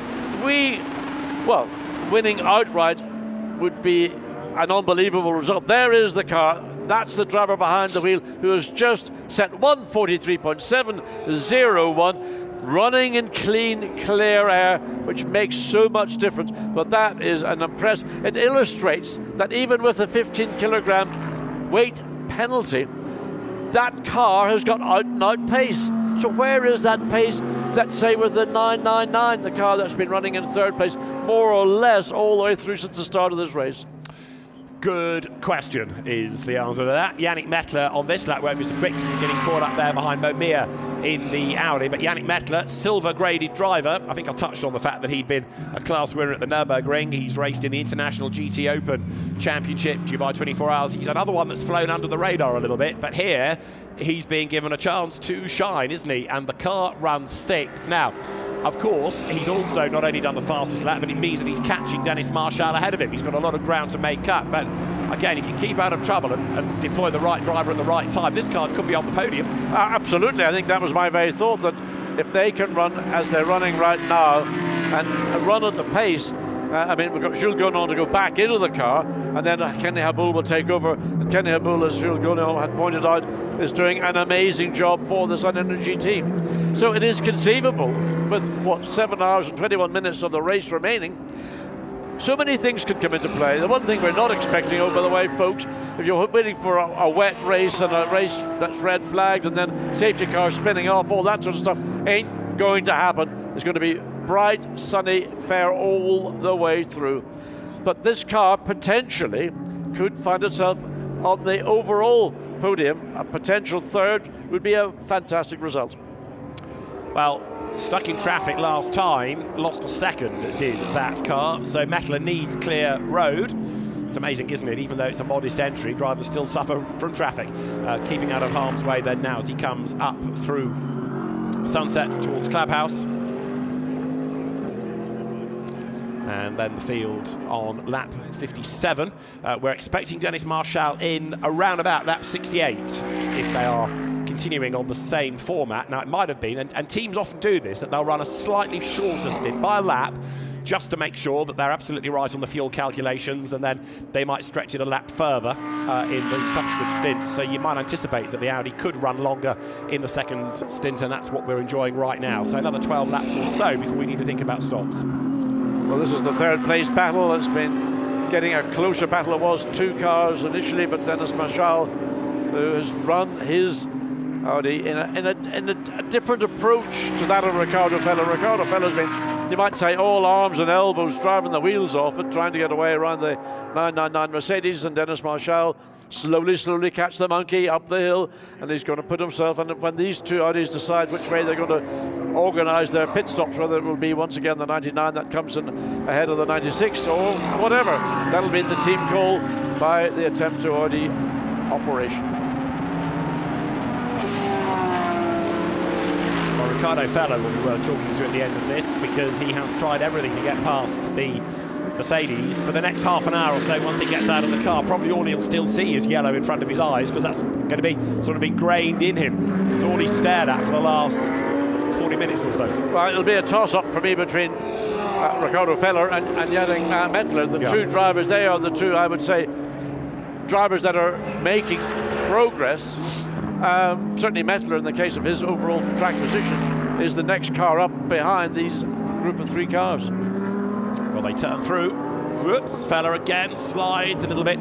The Audi has always been perhaps the more how can I phrase it best? Movable of the cars, if you like. You know, it's the shape of it, the way that different teams operate them. It's always been a little bit more darty, perhaps, than other cars. It's more what I would call a front-end GT car, whereas the Mercedes I would describe more as a rear end. In other words, the performance from the Audi is gained very much by getting the nose of the car in and then balancing the throttle, whereas with the Mercedes you can turn it in, maybe more of a, you might say, a chuck or a through-in, load the rear of the car, and that stays stable to give you the confidence to open the throttle.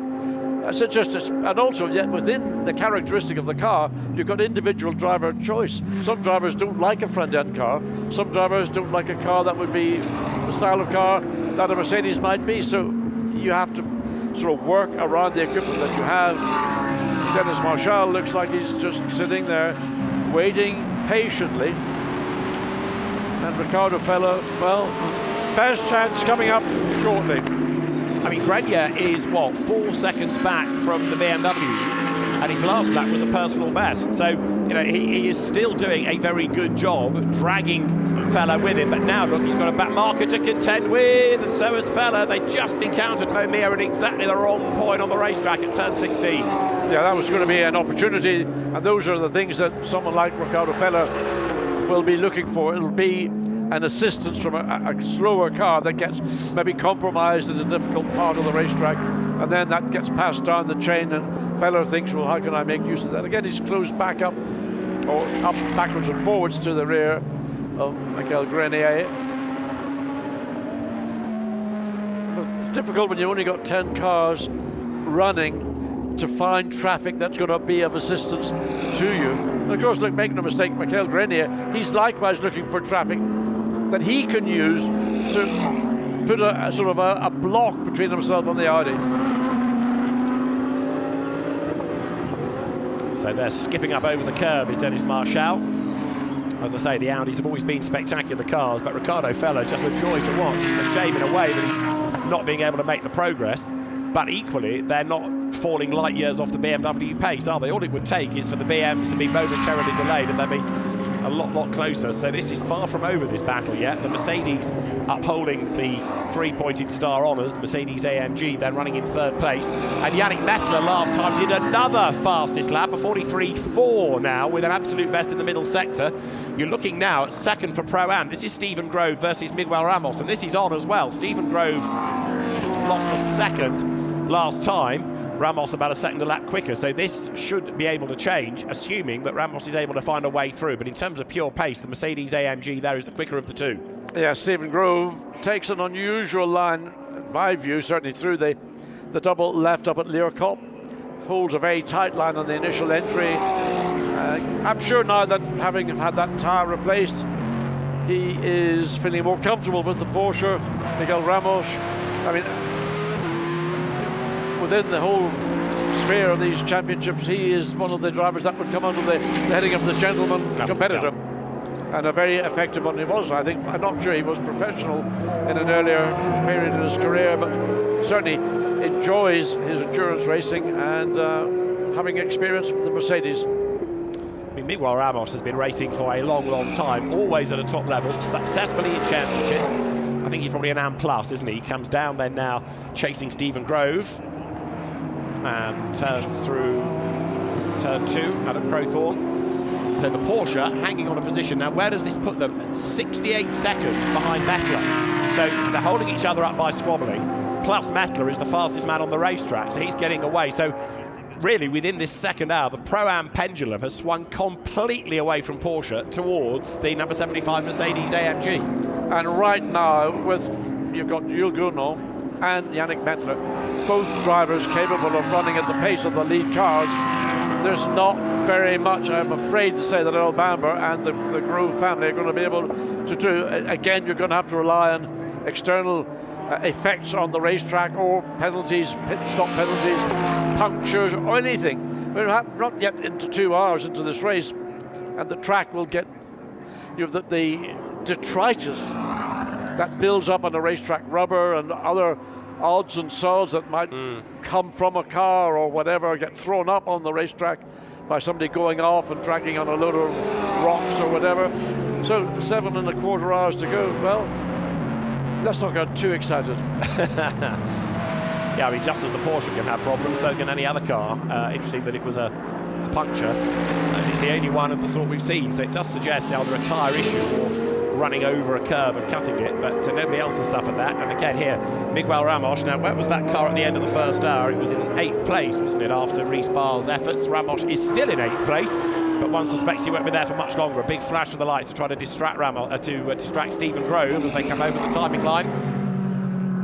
Miguel pulls out of the draft, but Stephen Grove, inveterate Porsche racer, is able to fend him off down towards turn 2 into Crowthorne. You know, if you wanted to be really committed, Miguel Ramos, you could have thrown it down the inside, because I don't think Stephen Watson, good South African racer. Yes, indeed, Stephen Grove would have offered any serious threat or challenge. So I think there was an opportunity. Miguel Ramos was being very circumspect and wants maybe a more convincing opportunity before he's prepared to commit to that overtake.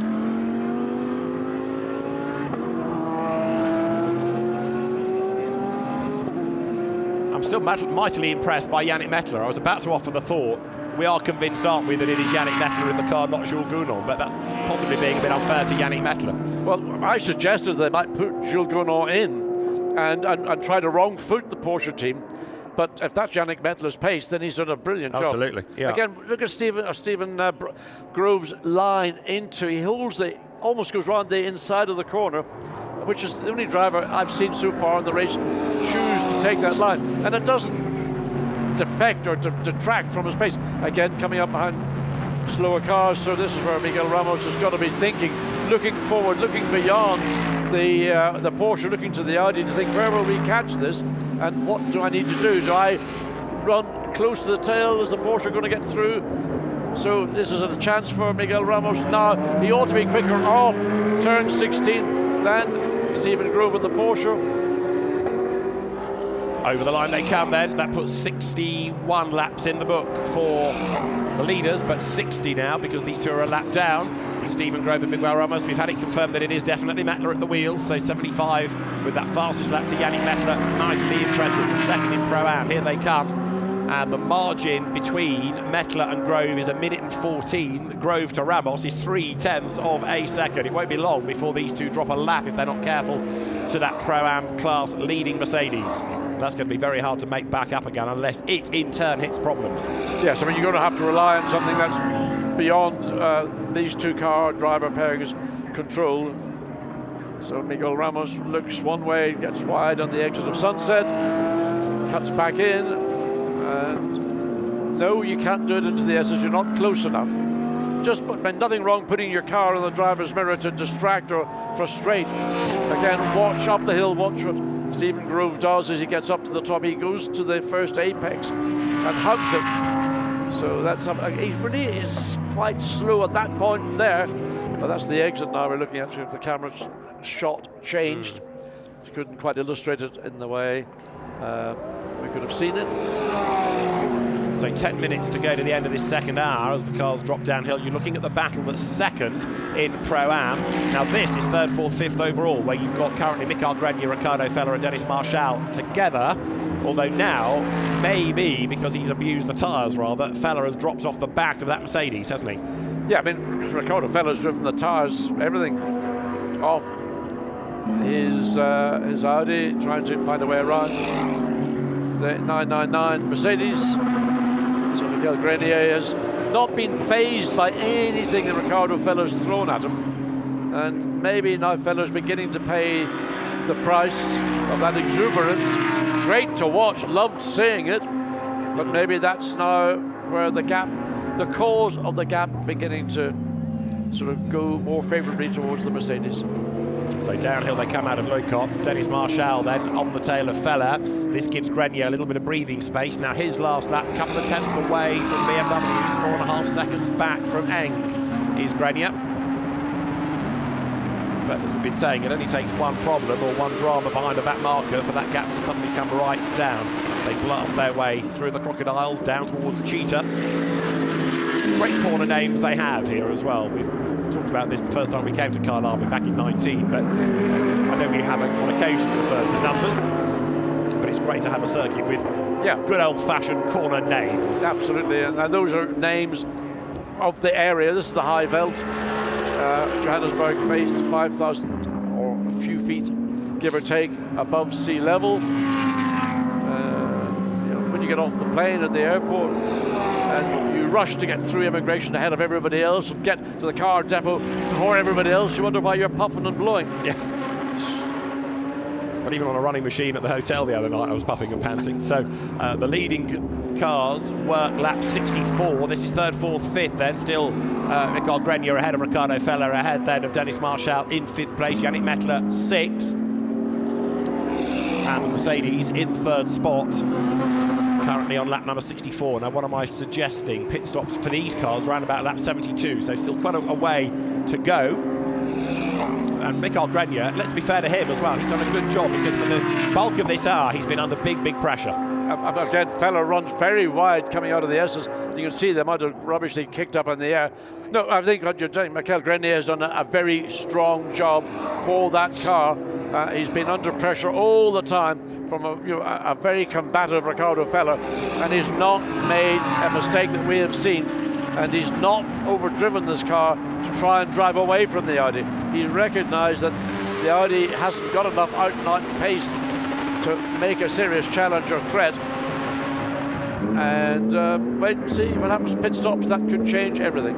So down they come into Ingwe with Marshall there, number 99, closing onto the back of Ricardo Feller, almost thinking about moving out to have a go this time. Well, Feller was wide again, flirting with track limits on the exit of turn 16, whereas Dennis Marshall very much more conservative. And I mean, it's been a very conservative drive, but it's paid dividends because Marshall, when everybody had filtered through in their pit stops, was 3.5, 4 seconds behind the sister car. Now he's literally about half a second or so, and that's just the difference between ragging a car and driving in a measured manner, in the manner that Michael Grenier has been driving the 999 Mercedes.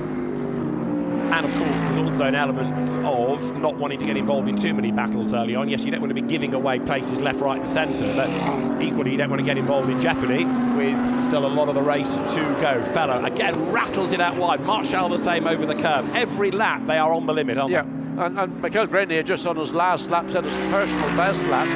So he's beginning to maybe recognise that the challenge from Audi has basically run its race. There's nothing left, and he's been able to go that little fraction quicker on that previous last lap.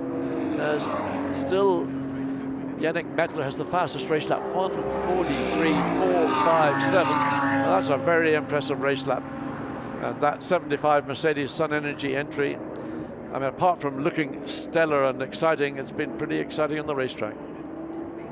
Look at the vista, look at the view over what was, well, that used to be all the countryside until you got into the inner part of Johannesburg. Now Johannesburg has spread itself out to Kyalami. You call it progress, they say. Something like that. Evolution is another good catch-all word. So, as the leaders go by, the two BMWs, still 1 and 2, Charles Wirtz ahead of Philippe Eng, 1.9 seconds, the margin betwixt the two, and this is third and fourth and fifth. Grenier, Feller, Marshall, Mercedes, a sliding Audi, and another sliding Audi behind of Dennis Marshall. That's Wirtz, and behind him is Philippe Eng. And that gap, 1.9 seconds. Last time through, fractionally quicker was Eng. Yeah, I mean, I think that Thomas Eng, Philippe Eng has been outpaced by Charles Wirtz. But as they come to the conclusion of their stint, Philippe Eng is beginning to, get that little bit closer. It might be a couple of tenths here or there, but it's always nice to, when you can sit in the cockpit and see the car that you are behind is actually getting closer to you than getting further away. Number 80, which is the Audi, the local Audi, currently driven by Mo Mir, the team manager having to go to see the stewards. The opening stint, Quanda Mokina, may well have driven for more than the regulated 65 minutes. It's a stint time that is being looked at. There's confirmation. So number 80 Audi may well be finding itself in strife. We're almost at the end of this second hour now. I mean, those are the kind of errors that hinder you, can hurt you. Yeah. Now, these leading teams are usually well and truly on top of those issues. But believe me, the top 4 cars ran it pretty close to the maximum amount of time any of those 4 drivers were permitted to be behind the wheel. But that's why they win races. But also it shows, doesn't it, the way that the teams operate at the highest level and those that are still working their way towards it. WRT and Gruppa M and Attempto, seasoned campaigners in international GT racing, and different championships have different regulations. You've got to be on top of all of that. Right, Dennis Marciello, who began this stint round about 2.5 seconds back from Riccardo Fella, is now becoming a bit more of a thorn in his side, but it doesn't look as though Attempto are in any mood to do a team order swap, does it? No, and I don't think there's any point. So there is the Porsche has been caught by Miguel Ramos. So it's not. It's still. He's been caught by Miguel Ramos about 10 laps ago, and nothing has changed. Yeah, Ramos hasn't found a way past, has he? The Portuguese driver, right up behind the Australian, Stephen Grove. Great to have the Australian team here, and we regularly see them at Spa as well. So much travel for their racing. The Groves, Dad and Lad. Lad has done. Father behind the wheel now, and then it'll be El Bamba who runs the car through EBM, his team, to take it over into the 3rd stint, and presumably also do the 9th stint, being out at the end of the race. It was interesting, El Bamba, when he was interviewed by Amanda on the grid, referred back to his days here when he drove an A1 GP, and I can tell you he was the female fans' choice of the drivers on the grid back in those heady days. But after you, surely? No, I stepped aside for that particular competition. Yes. Right, okay. I find that hard to believe. But El Bamba, very, very quick peddler indeed, runs a good ship with cars in Fanatec GT World Challenge Asia, as well as in, as you can see, IGTC and the Australian Championship too. So there, Miguel Ramos right up behind him. They are still running 7th and 8th, and as the blue flag waves, that says to Momia, quicker cars approaching, hold your line, let them through, and Fella goes by. Now Dennis Marciello will go by as well. Yeah, it was interesting. Fella ran behind the Momia Audi up to the last possible minute. He tried to get a bit of aerodynamic gain before he sort of very quickly pulled out to see if that was going to help him get onto the tail or any closer to the tail of Michael Grenier.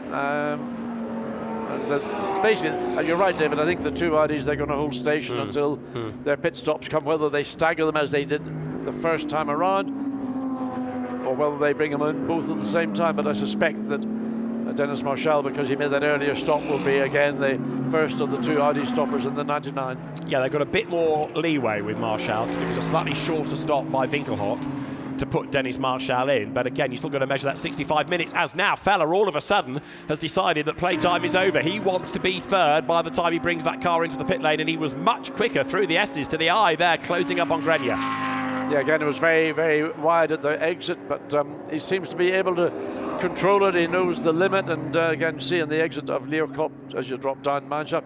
Now, where has this drone come from? Apart from the drone in the commentary booth. You speak for yourself. Shelby, it's the leader. It's a great shot, I agree. Now, Philip Eng is the one being held up slightly in traffic there, and Fella absolutely committed to the back of the Mercedes to try to find a way through. Dennis Marciello riding shotgun as well as they come down towards Ingwe now into the left-hander. Concertinas, doesn't it, as the leaders go by. And that gap, thanks to the traffic, is 1.9 seconds again, with now 68 laps in the book. Dennis Marciello, nothing he's really able to do, just gets out into the clean, clear air, and that might be to ensure that he's got a brake temperature that's not going to give him any issues under braking. Make sure the engine temperatures, oil and water, are within the permitted limits. So again, Marciello, you can see, pulls out and runs in clean, clear air, whereas Riccardo Fella's been glued to the back of the Mercedes all the way through,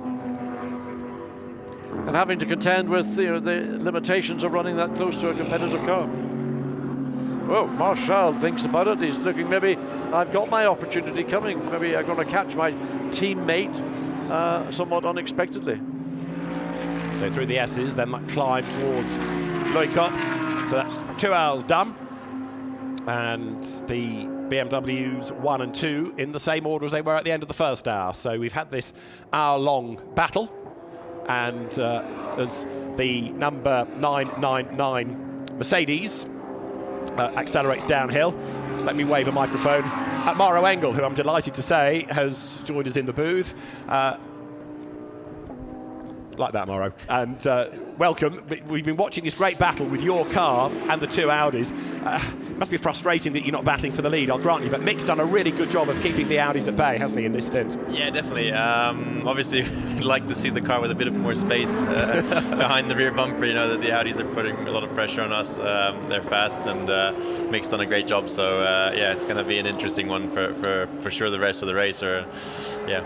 Let's just wind back a little bit to the start, because you got the lead, and then you kind of got mugged a bit by the BMWs. But I guess the story, from what we're learning, started before that with a BOP change overnight.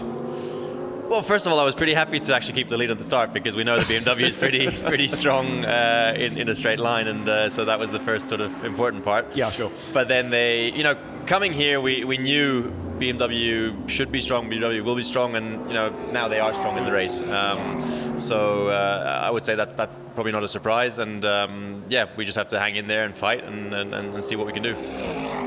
Maro, I watched that opening stint. I felt sorry for you, because I know you were driving your heart and soul out, and it looked like it wasn't an easy drive. No, it was everything there was. It was everything there was, and obviously it's not what you want to see, when you see the other guys sort of disappearing into the distance, and you look in your mirror and you've got two cars pretty close behind you. Well, you had to deal with the BMWs initially, but then all of a sudden you've got two Audis behind you, so they're just banging on your rear bumper all the way through to the finish of your stint. In fact, Matteo Giudi nearly did hit your bumper coming into the pits. Yeah, I saw that. I thought I braked late for the pit lane entry, but he obviously braked even later. It's not like he couldn't see a bright yellow car, was it? Yeah. No, for sure. But yeah, everyone's trying to fight for every tenth out there. So yeah, I mean, they're strong for sure. Also, and at the end of the day, it's what we said. We knew maybe we don't have a high quantity of cars here. Yeah, that's Marciello into the pit, so that is at the end of lap 69. He's gone one lap longer on that stint than last time, but that's pretty much on schedule.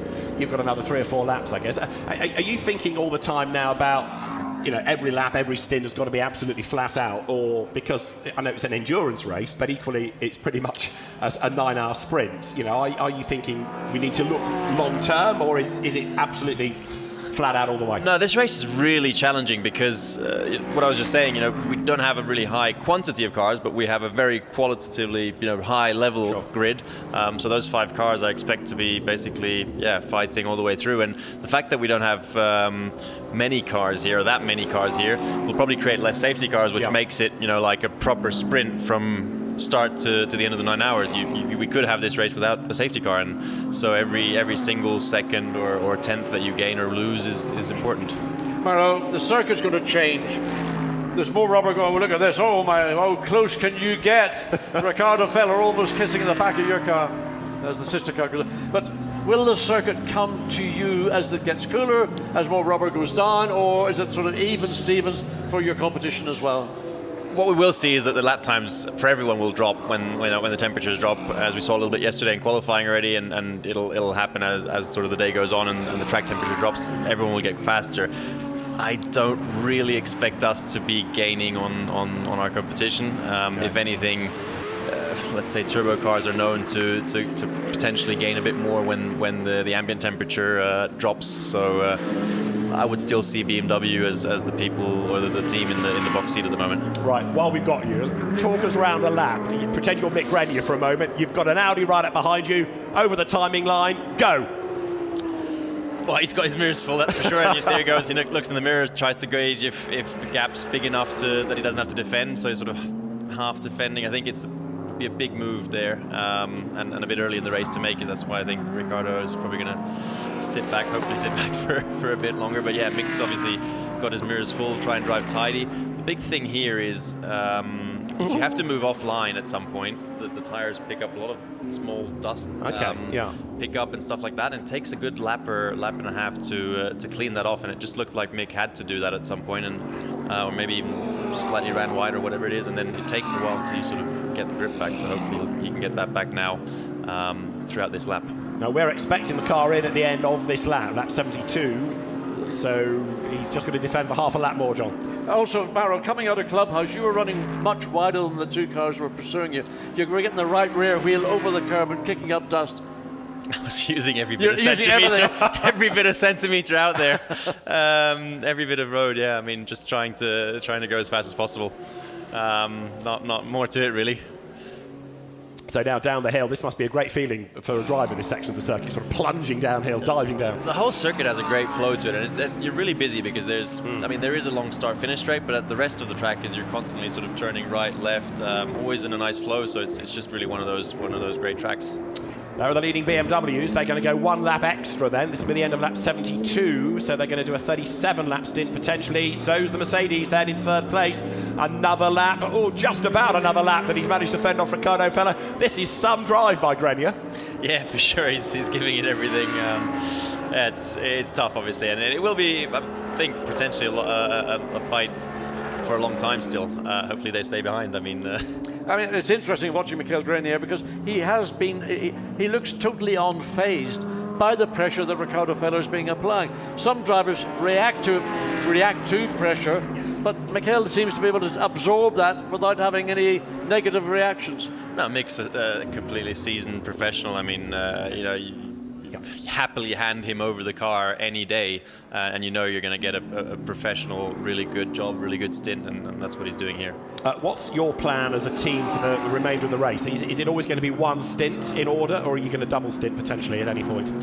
I think we'll see some double stints later in the race, but the plan is to put Lello in now. Yeah. At least that was the plan before I went for lunch, so I haven't been back to the team since. Well, I hope it's not you, because you're in the wrong place if it is you. I'm going to ask you the tough question, and I hate to do it, but do you think at any point in this race you and Jules Gunnar are going to get together on the... I don't mean physically, but will you be racing one another on the track? We got together for breakfast this morning. Was that not enough?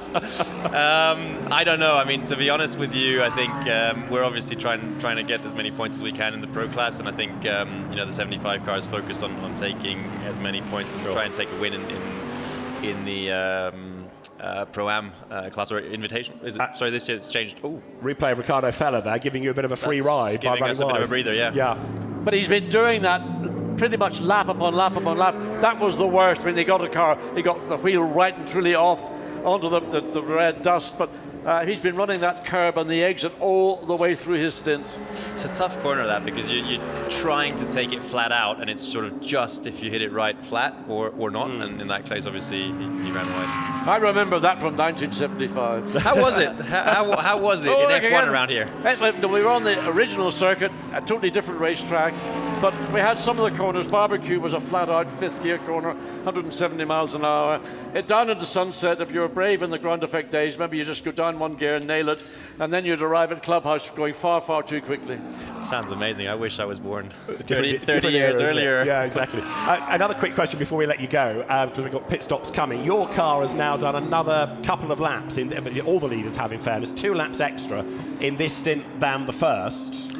What does that tell us, and why is it happening? I think you're just trying to stretch stint time to the maximum. It's an hour 5 stint time, and you try and get as many laps in as you can. At this stage of the race, anyway, we'll see later on. Probably other cars or different cars will run different strategies and try different things. Sure. Right, well, pit stops are looming. Maro, great to see you. Well, better let you go back to the team, I suspect. Thank you, guys. They might be looking for you. You're more than welcome to stay on if you like. You can give us a clue, because the pit stops are going to come in a minute. So point out, there's the lead car comes in. So that's 74. Tell you one thing, the braking to the pit entry line is pretty tricky. There's obviously time to be gained, but it's also easy to overshoot. So 38 laps in that stint. Whoa, right into the back of the Mercedes again, the Audi. It's always a little bit easier when you've got a car ahead of you. It's always easier to judge the distance and sort of brake to his bumper than it is when you're the first guy arriving. For sure. Right, Amanda's down with the BMWs. It's all yours, Amanda. We're taking a look at the 32 right now. That is Dries Vanthoor getting in the car. Charles Wirtz has got out. I was talking to Charles's dad just a little bit ago, and he said it's not often you see your boy at the top, but I certainly love it when he is. He's offside of this pit road right now. There you go. There you see him. He's recording this stop. But 4 new Pirellis on these BMWs. I did want to add, one of the things that I saw interesting with tire strategy, the SPS team, the Mercedes, they are keeping those Pirellis on the backside of this building, baking in the sun here in Johannesburg. I did look around at the other teams, And WRT actually has their wheels just hanging out inside the building, so I don't know if that'll go to strategy on getting these tires up to temperature quickly, but I found that pretty interesting while I was walking around. Amanda, thanks. And the cars cycle through. Dries Van Thor then accelerates down the pit lane. Maxime Martin, away goes Raffaele Marciello. No change in the order then. The 1, 2, 3, 4 will be the same. Let me just ask Maro this question. He doesn't have a headset on, so he couldn't hear what Amanda was saying. But from the pits, Amanda was just reporting that some of the teams have got the tyres out at the back of the garage in the sunshine, trying to bring up the temperature. Will that make a big difference? Yeah, definitely. On the outlap, that really makes a big difference. Okay. I mean, you're talking potentially a second or more that you can gain on an outlap if you have the tyres in the sun, and especially on a hot day like today. Yeah, lots more grip from the first braking on, and gives you a big advantage. We're seeing the cars moving around a lot as they exit the pit lane. How long does it take before you get comfortable on a new set like this? Hot day like today, I would say you're looking at 2 laps, 3 laps, 2 laps. So it's not that long. It'll be different later on when sun sets and when it gets dark. I think it'll take longer for sure.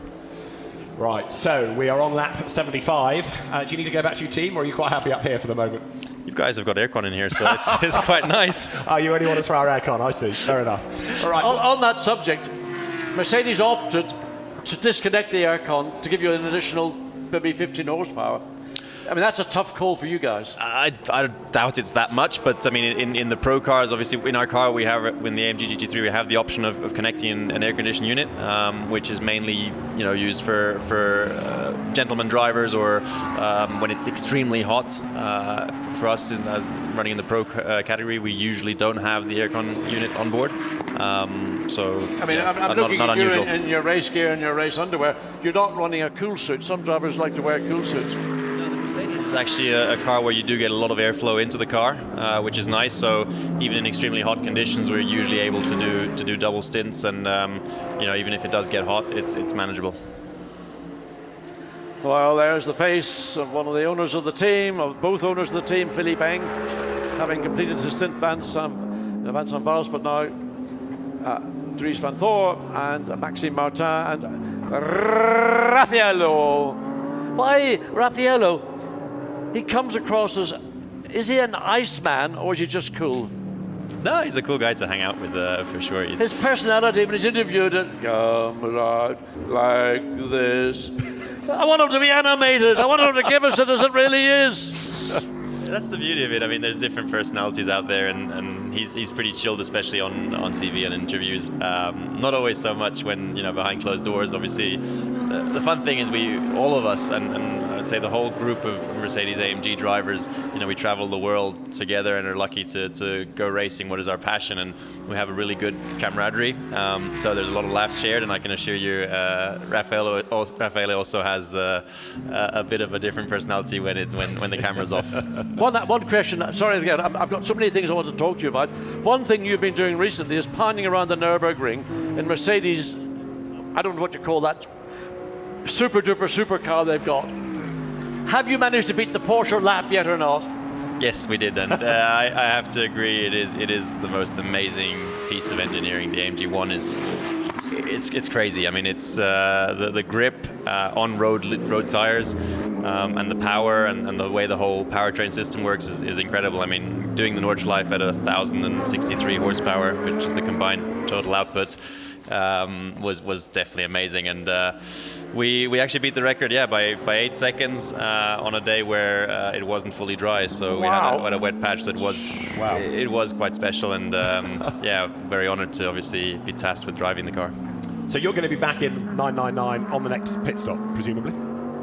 I think I have a bit longer of a break. Oh, really? They've given me a bit longer break, yeah. So is it a double for Lello or Mick back in? This should be a single for Lello. Hope I'm not selling too much, and Mick back in after that. So interesting. And is all this to try and keep you towards the end of the race? Because we keep saying you need your quicker drivers for the end, don't you, in case there's a late race safety car? I would even say, I mean, yesterday in qualifying, you saw that all three of us are really on a very, very similar level, so it doesn't really matter. We tried to manage it that I would do qualifying at Bathurst and Lello the end. In the end, it didn't work out with drive time like that, so we'll try and give Lello the end this time. And obviously, he was flying yesterday, so we'll try and give ourselves the best possible chance to score a podium or maybe more, hopefully. Thinking towards the end of the race, what's it like here in the dark? I mean, we've been saying that there's not much lighting around the track. It is very black. Yeah. It's the one thing all drivers, I think, agree on, is very, very dark, especially when you come across, the crests and so on. It's a bit hard to see, and since you're braking while turning, it's quite challenging. Yeah, the reference points are few and far between. And even just what I was saying to David, driving out of the racetrack after the event, just the interior sort of access roads, you really have to be cautious where you're going. So I can't imagine what it's like going up, for example, up the hill up to Leerkop with that double apex left-hand corner. That's a big challenge, and also actually coming back down the hill, you got the fast left-hander, and then turn 12, I think it is, where it's just super wide, and you don't have any references for braking, so that's quite difficult there as well. Maro, for now, thank you very much. Let's go back to Amanda. She's got some of our drivers from the National Super Cup part of the race. Mika Patamba, the race winner amongst them. Let's go to Amanda and hear from our earlier race winners. Well, just a ton of gratitude to all the South African fans that are out here with us here on race day, and also to our South African drivers in the Kyalami Super Cup. And the overall winner was Mika Patamba, who got the win here today. And you think about the race that you had at hand. What will be the lead? A big smile, I love it. What will be the leading memory for you? It'll probably be racing at my supposed home track, which is Kyalami, against the best GT drivers in the world. That's probably the best memory for me. Well, Sun Moodley also joined us on track today, and 68 years young, as they say. And when you think about taking a GT3 car around this track, and at that 68 years young, what do you love about being behind the wheel of your car? I think it's the speed. It drives me. I don't worry about the age, and I've done this all my life. It's just the speed that keeps me young. John, does that give you any enthusiasm to get back behind the wheel of a car? He's not answering, is he? But I'll twist his arm for you, Amanda. For that, thank you very much for the moment, and congratulations to Mika Patamba and to Sun Moodley, the top two in our National Super Cup. And our thanks also to Maroc Engel for joining us, and we'll hear from other drivers as the course of the race goes on. Now, at Pro-Am, where we've now got Jules Gounon aboard number 75. Did I mention that Jules has done the fastest lap of the race? Well, he has. And so they were pulling away anyway. You've got Jules Gounon into the car, and Stephen Grove has stayed out. Now, he did do a pit stop for a tyre change, so effectively that gives him another stint because the clock resets. 65 minutes to a stint, and a stint is pit out to pit in, so he can reset the clock there. So Stephen Grove has got another few laps in which to do this, but with Jules Gounon in the car, there he is, and Stephen Grove chasing after him. The margin is 48 seconds, and it's going to grow. This now, despite losing ground in stint one, the Mercedes here is looking mighty strong in the lead of the class. Oh, there's no doubt. I mean, the pace that Jules Gounon will have is going to be a thrill to watch. And I'm just wondering why Porsche opted to keep Stephen Grove in. And one of the things might be that, and again, with Maroc Engel discussing driving at night time here in Kyalami, it is, I mean, to say it's dark, it's not dark, it's black. And some drivers are more comfortable doing nighttime driving than others. So if you've got to get Stephen Grove's his stints done in daylight or dusk, so that then the two other drivers, Brenton and Earl Bamber, will finish in the nighttime hours, maybe that's a consideration they've given. Yeah, I mean, it could well be that that's exactly what they're doing, and therefore having the Earl Bamber stints right at the very end, where it'll be cooler and be quicker. So this is where the interest comes in these races, the difference in strategy when you run a driver and for how long, within the regulations, of course. But Jules Gounon right now, fastest man on the racetrack. Yeah, and he's got a clear racetrack to boot. A little bit of rubber lying in bits and pieces of the racetrack. But you can see, again, very quickly settled in to a natural pace, and that's a pace which we have seen throughout how many now races and long distance endurance races that Jules Gounon has just illustrated how good he is. But here, first and second, well, I thought Dries van Thor might have had a comfortable advantage, but Maxime Martin is, well, within a second of the race leader. Absolutely. So Maxime Martin, of course, who made his name in BMWs, really, for the Mark VDS team against WRT when it was an Audi squad. And then he went to drive for BMW in the DTM and Aston Martin in sports car and GT racing, back in the BMW fold. And now with WRT. The margin against Dries van Thor, 0.8 of a second. Max has been bringing the gap down over the last couple of 3 laps and was 1.1, a second and a tenth quicker on that last lap. So the second BMW has been the quicker over the last couple of laps. Driving to, I would say, team orders right now.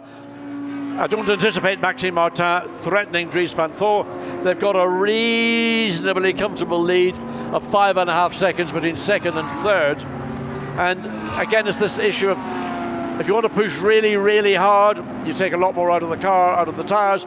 If they can control their pace at the pace that we're seeing now Marciello run at, then they don't need to do an awful lot more. And Marciello's really got to think about who's coming behind me. I've got Patrick Niederhauser. Well, he ain't any walk in the park. I mean, I can't think that he's going to make my life anything other than difficult.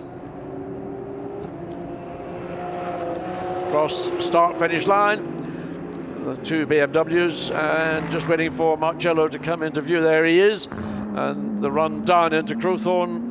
Nice wide entrance. Nips a bit just at the transition from the exit into the first part of Juxke. And Maxime Martin looks very relaxed and comfortable indeed behind the wheel of the BMW colours. The 33, is that the Munich Motorsport colour? I don't know. It's the Works livery, isn't it? It's the Works livery. Yeah. It's been the Works livery since BMW really got involved in touring car racing and whatever else, GT racing. I find 33's pace interesting because it's almost like you were describing Raffaele Marciello as a bloke. It's a laid-back car and it can sort of get on with the job, but not in a hurried fashion. You know, when it needs to, it seems to be able to catch back up again. And Maxime Martin is chipping away, and the car doesn't look demonstrably quicker, and yet it has brought down that gap to 0.8 of a second. He's not bouncing it off the curb, he's not flinging it around, but we know that Max is a class act, always has been. As has been, indeed. Now, maybe there's something that Dries van Thor's having to cover for. Maybe an issue is arising or has arisen, and therefore this is the pace he's got. I mean, his last lap was a 1:44.0, matched almost to the 1,000th of a second by Maxime Martin. So need to keep an eye and see whether Dries van Thor's lap times are changing, because there's not much more Maxime Martin can do other than overtake the race leader, and that would only be done if we found ourselves with a Mercedes running down these 2 lead BMWs. Well, right now, Martin quicker than Van Thor, and Marciello is quicker than the pair. And you can see in that image, suddenly the Mercedes, as you caught the 2 BMWs going into Crowthorne, the Mercedes came into view that half a second earlier than it did in the previous lap.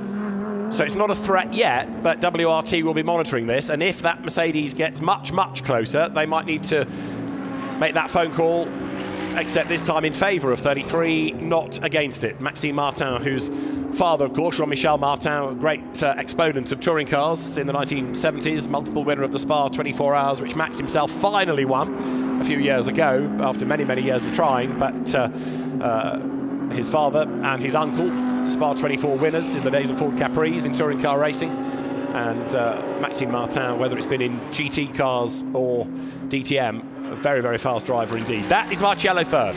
I don't know if you've noticed, it's the fastest race lap has still gone to Jules Gournot. Yeah.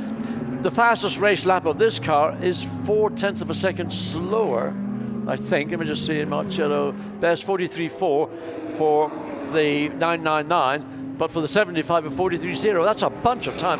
0.4 of a second between 2 effectively identical cars. And I mean, obviously Maroc Engel, who is in with us, he couldn't give us the inside leg reason where he maybe would have liked a bit more pace from this car. But the 75 car, the Sun Energy car, has got pace, and that's the quickest Mercedes and the quickest car on the racetrack right now.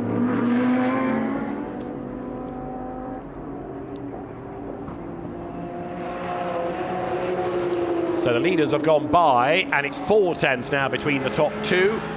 There they are, nose to tail, and certainly Martin has got the pace to find a way by. It's just a case of where, really. And again, if he's stuck there and it is Van Thor that won't let him by, then they're going to lose chunks of time to the Mercedes. I mean, if this is an issue that Van Thor has no more pace, and clearly Maxime Martin is running quicker because he's caught him, then the pit lane call will come, and it's never a nice call to be the recipient of, to say your teammate can run quicker than you. We're concerned that the Mercedes is closing, and therefore we want to consolidate our advantage, and if that means letting the 33 BMW get ahead of the 32, so be it. So lap 83 we work, and on the Lumi rank you can see the display flicking between the position of the car and the short code for the driver's name. Vanthor ahead of Martin. Maxime Martin, of course, used to race against elder brother Laurens Vanthor. Now he's got the younger brother to not only race against, but also race with as a teammate as they plunge down towards Mineshaft. Raffaele Marciello behind then, lapping quicker than Vanthor last time, not as quick as Maxime Martin. So for the moment they're okay up front, but they do need to be mindful of the Mercedes. Patrick Niederhauser, by the way, took over number 66. And one other thing just to go back to, while we were talking with Maroc Engel, you saw number 80 Audi, the local entry, driving through the pit lane. That was its drive-through penalty, the punishment for exceeding the earlier stint time. We've just had number 4 Porsche through the pit lane. So Stephen Grove brought it in and is still shown as being behind the wheel of it on this outlap as the leaders go by now with, again, half a second between them. The Porsche will drop a lap here. So is it going to get between these two BMWs by, it's sort of slightly awkward for Maxime Martin, but he's got enough space on the outside of the track to clear the Porsche, and he'll be back on the tail of Dries van Thor by the time they complete this lap. So there's those little incidents you've got to be wary of, and I don't know whether Maxime Martin is aware who would be behind the wheel of the Porsche at this time, but thinking it might be one of the members of the Grove family, he would want to give that little bit extra margin, because these are talented AMs rather than the professional driver that El Bambo, who would otherwise be in the car, is. Somebody else that we haven't yet touched on, but has gone on board number 20, and he's now up into second in Pro-Am, is Luca Stoltz. Again, part of that Bathurst winning crew, but also for this race, flicked into the Pro-Am category. And Luca Stoltz then is a lap down on Gunal. So 75 Mercedes, looking very strong indeed right now. As 9.99, Raffaele Marciello turns out of Leukop, and Stephen Grove up the road then, maintaining that gap for the moment. Interesting to hear Maroc Engel, again, not trying to give too much away, but the suggestion that it was going to be Mikael Grenje getting back in on the next round of stops. Yes, I mean, again, the teams have got to think what is the right thing for us to do with the driver lineup we've got, and Maroc mentioned that Mikael Grenje's pace is virtually at the same level as all three drivers, but whatever way the team will operate, they will have to make a judgment at some point, and if they feel that that's the right way for us to conclude the 9 hours by putting Maroc in, maybe here again, this thing about nighttime driving, and it's not just nighttime, it's driving in shift. It's like, I've never been anywhere that is so dark at night as it is here at Kyalami, and again, talking about the reference points around the racetrack, just being able to spot the place that you want to put your brakes on, spot the point that you want to turn the car in and make your apex. Where do you want to, on the exit of the corner, you don't want to overrun. And as you see the tail kicking up there, that was Niederhauser kicking up dust on the exit of Barbecue. And Alex Arca that little bit further behind. So again, as was the case of Dennis Marshall and his stint in that 99 Audi, hanging back a little bit, but then gradually closed up to the back of the 66 with Ricardo Feller had in second stint of the race. We're in now to the third stint.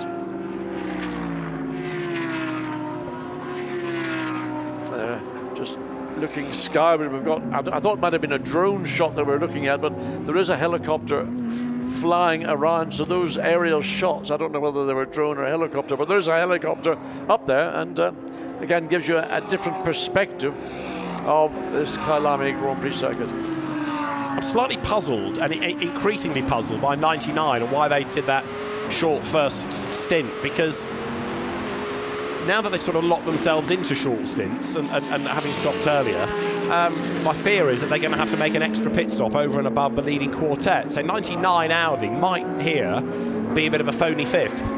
I need to think forward about this, but you know, with every round of pit stop, it's going to be further away from the leading four. If there was no interventions whatsoever in the 9 hours, I think you're absolutely right. If there were interventions, full course yellows or whatever, that may then sort of throw the whole form book up on the sky and wait for it to fall down, maybe by doing what they did was, in the event of this occurring, that we have done our little bit of preparation. I don't know. I'm just trying to think out of the box a bit, and maybe we should put the lid back on the box and not bother. Well, possibly. We'll see. We'll see. The BMW margin has just stretched a tad, our first tad of the race. 0.7 of a second we're now up to. And there, the brains trust at WRT studies all the monitors, all the data. Cars turning their way uphill.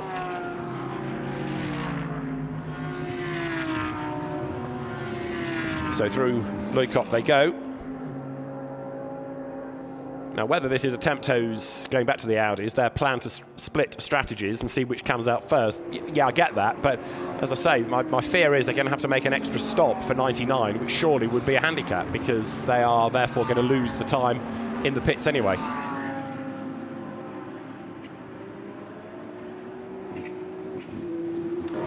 So Marciello just saw him coming through the alligators, and he has managed to clear Patrick Niederhauser for the first time, I think, since Marciello's been behind the wheel. So the leaders go by 9/10. Yeah, it is creeping up a little bit, isn't it, that margin now? And where is Marciello? Well, he's still behind. The Mercedes didn't come into view in that shot, which previously it had been doing. So the gap between second and third is 4.3 seconds. So that may not have been the last lap. There was no difference between the lap time. So anyway, Marciello just comes into view, but he's got to clear the Stephen Grove Porsche to refocus on the lead battle between the two BMWs. Right, what are we on? Lap number 87. There is a pit stop infringement for number 86. Now, this has now got Clint Weston, it was Clint Weston driving it. It is now Arnold Neveling behind the wheel. 86 is the Stradale Motorsport Mercedes. Confirmation comes there, look. So that's going to be a penalty soon, I think, because driver and team manager are up to the stewards. Now, Amanda may know more about this, having been in the pit lane. 86 Mercedes. Amanda, what's the story? I was able to catch up with the stewards on that one quickly, and in the fast lane it was Clint Weston that was coming in for his pit stop, and in the fast lane went ahead and took off of his harnesses and his hands off the wheel. So a safety issue there, clearly right on pit lane. But just a little ad on Clint Weston. He joined this team this year. He actually runs the AMG Driver Academy here in South Africa, and you guys will remember yesterday he had that little taking a little too much speed in a corner, and said he's already picked up so many lessons here this weekend that he's going to make sure it gets back to his students. Every cloud has a silver lining or something. Okay, thanks for that. So John touched on this earlier. It's tiny little things that incur penalties that can lose you the races, and it's the difference again, isn't it, between drivers and teams operating at the high level all the time and local teams getting to that point. Arnold Neveling in the Mercedes now, Clint Weston having caused that infringement. Yeah, I mean, look, drivers think that, or they sometimes forget that there might be a spy in the cab. So there's not an awful lot a driver can do other than drive by the rule book. And coming into the pit lane, what you're permitted to do is the straps, the tie straps on your seatbelt, you can loosen them by moving your shoulders and lifting up the release flaps, but you're not permitted to undo the buckle to enable those seatbelts. The purpose of doing it is to try and get in and out, or get out of the car more quickly, save time. But of course, the time that you might have saved has been offset by the time you've had to spend coming in and serving a penalty. And of course, the car will fall away on that penalty if and when it comes. So Arnold Neveling goes through in 86, 9th overall, this car. Fastest lap still remains that of Jules Gounon, who's currently still the quickest man on the circuit. He's doing 43.3s, and Lukas Stolz has taken second in Pro-Am now. The Porsche has got Earl Bamber at the wheel of it. So Earl Bamber now is sort of on the front-running pace. He's actually lapping quicker than Maxime Martin in second. That's Gounon. So Earl Bamber in the Porsche now put behind the wheel of it and is on a mission to try to claw back some of the lost time. But really, he needs to find 11 seconds to get onto terms with Stoltz, and he's taking 3/10 a lap out of him. Yeah, I mean, Stoltz is maybe a possibility, but this car leading the class is up and gone, and it'll only be an issue that sees us back in the pit lane and up on the axle stands, as there is Lucas Stoltz behind the wheel of the car 20. But I'd like to see a bit of Earl Bamber in the Porsche and see how he can drag even more time out of it, and see how how his approach to Kyalami varies with the Brendan families, particularly up at Learcop and other bits of the circuit where the experience and knowledge, expertise of the professional driver, that's where it comes through. So that is Lucas Stoltz climbing the hill and coming through Learcop. Stoltz is in 7th place. And as he works now, lap 87, let's just go back down to the pit lane, and Amanda. What I want to show you guys here is those tires baking in the sun outside of the garages here. That is the SPS Mercedes teams. That's going to be cars number 75 and car number 20. And where I think this really matters is the battle against that Porsche. If Maroc Engel is right and these cars are able to gain a second or so advantage on their outlap, it makes me think back towards the beginning of the race at the first pit stop when Yannick Mettler got into that 75 and just how much time they were able to gain on that Porsche. However, we do know that the puncture happened. So it could be interesting to keep a watch on this and check out maybe some of the data on the outlaps versus the 20 and the 75 versus some of the other cars here in the field today. We'll keep an eye to it, and no doubt if it is working, other teams will be doing the same thing. Of course, any time that can be gained, can be won back, will be taken. So this is Lucas Stoltz then, second in Pro-Am, and currently about a lap down on the Jules Gounon entry. As you look at 3rd and 4th, Patrick Niederhauser chasing after Raffaele Marciello. Niederhauser trying to do what Ricardo Feller couldn't do and get past, so the two cars incredibly evenly matched. They have been this close really now for, what have we had, 2.5 hours, 2 hours 40 minutes nearly, and there's just no way by. The Audi again ever so darty and pointy as it turns its way up out of the left-hander of Sunset, makes the climb through Clubhouse, and there's the S's. The run up towards Learcop will be next. So they head up the hill, currently on lap number 90.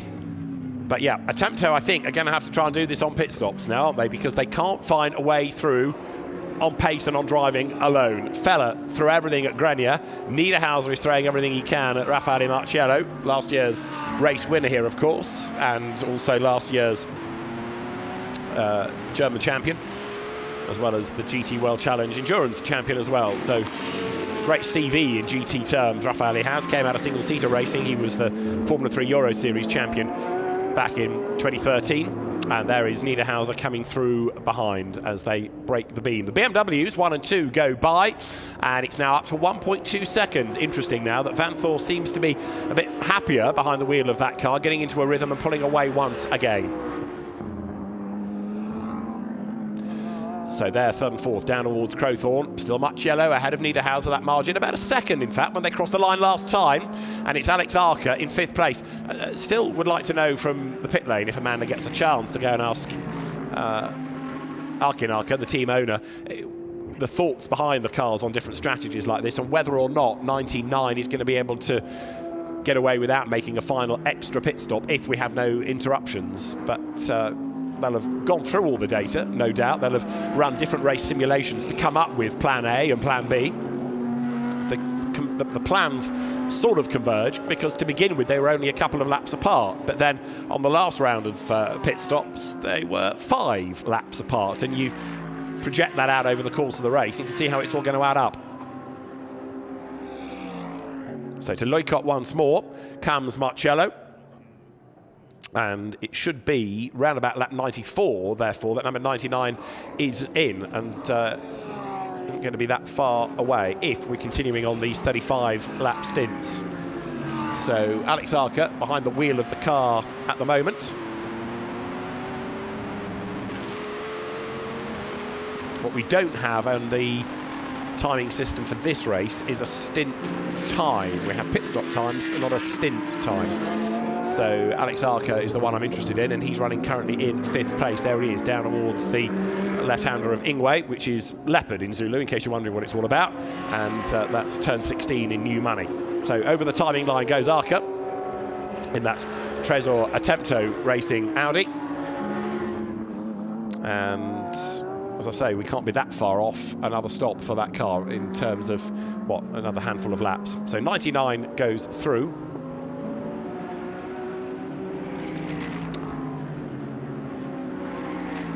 '66, Niederhauser. Now the gap, I think I said, was about a second from Marciello. It remains that.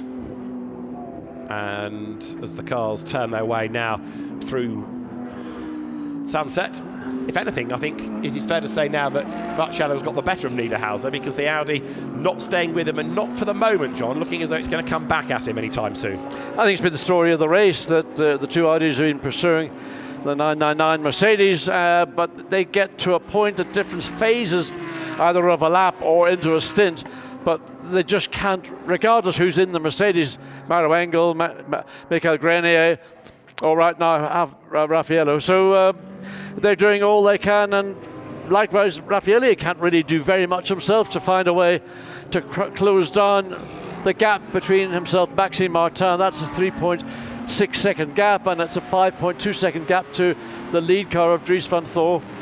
So Marciello, you can see, basically his eyes are looking forward. He's not too concerned. He thinks the Audis are in control, under control, and they're running to the maximum that they have got, not much more.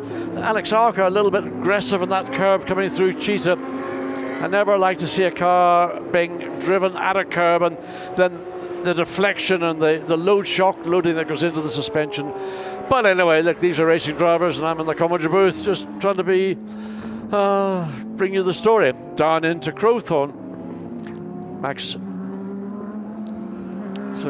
attack for Raffaele Marciello, and max attack for pretty much everybody behind Patrick Niederhauser, as the two BMWs are sailing along rather majestically right now, without no pressure, and the Porsche, old Bamber behind the wheel, is very shortly going to be finding a canary yellow Mercedes, and the two battling Audis behind, looking for a bit of cooperation here. And this is the best opportunity that following Audis might get, because if the Porsche, which is a lap down on these cars, isn't prepared to concede cleanly and quickly and easily, then that'll be a disappointment for Marciello and a bit of joy for Patrick Niederhauser. So that's something to look forward to. 6 hours and 16 minutes of this race complete, coming up to the end of my first 3 hours here in Kyalami. That's the way I go about broadcasting these events. It's three-hour endurance events. So down once again, coming up to the conclusion of lap 103. Marciello in the Mercedes. Is the Audi a little closer? It's very difficult to judge. You're looking at different parts of the circuit where they ebb and flow.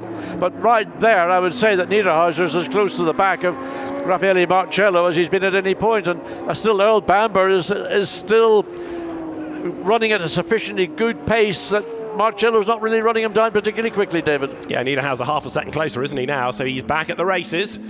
And we are 16 minutes away from the end of this third hour. So Marciello's got a fight on his hands now. Niederhauser is a very accomplished GT racer, that is for sure. So the cars come then now up out of the turn 4 clubhouse corner.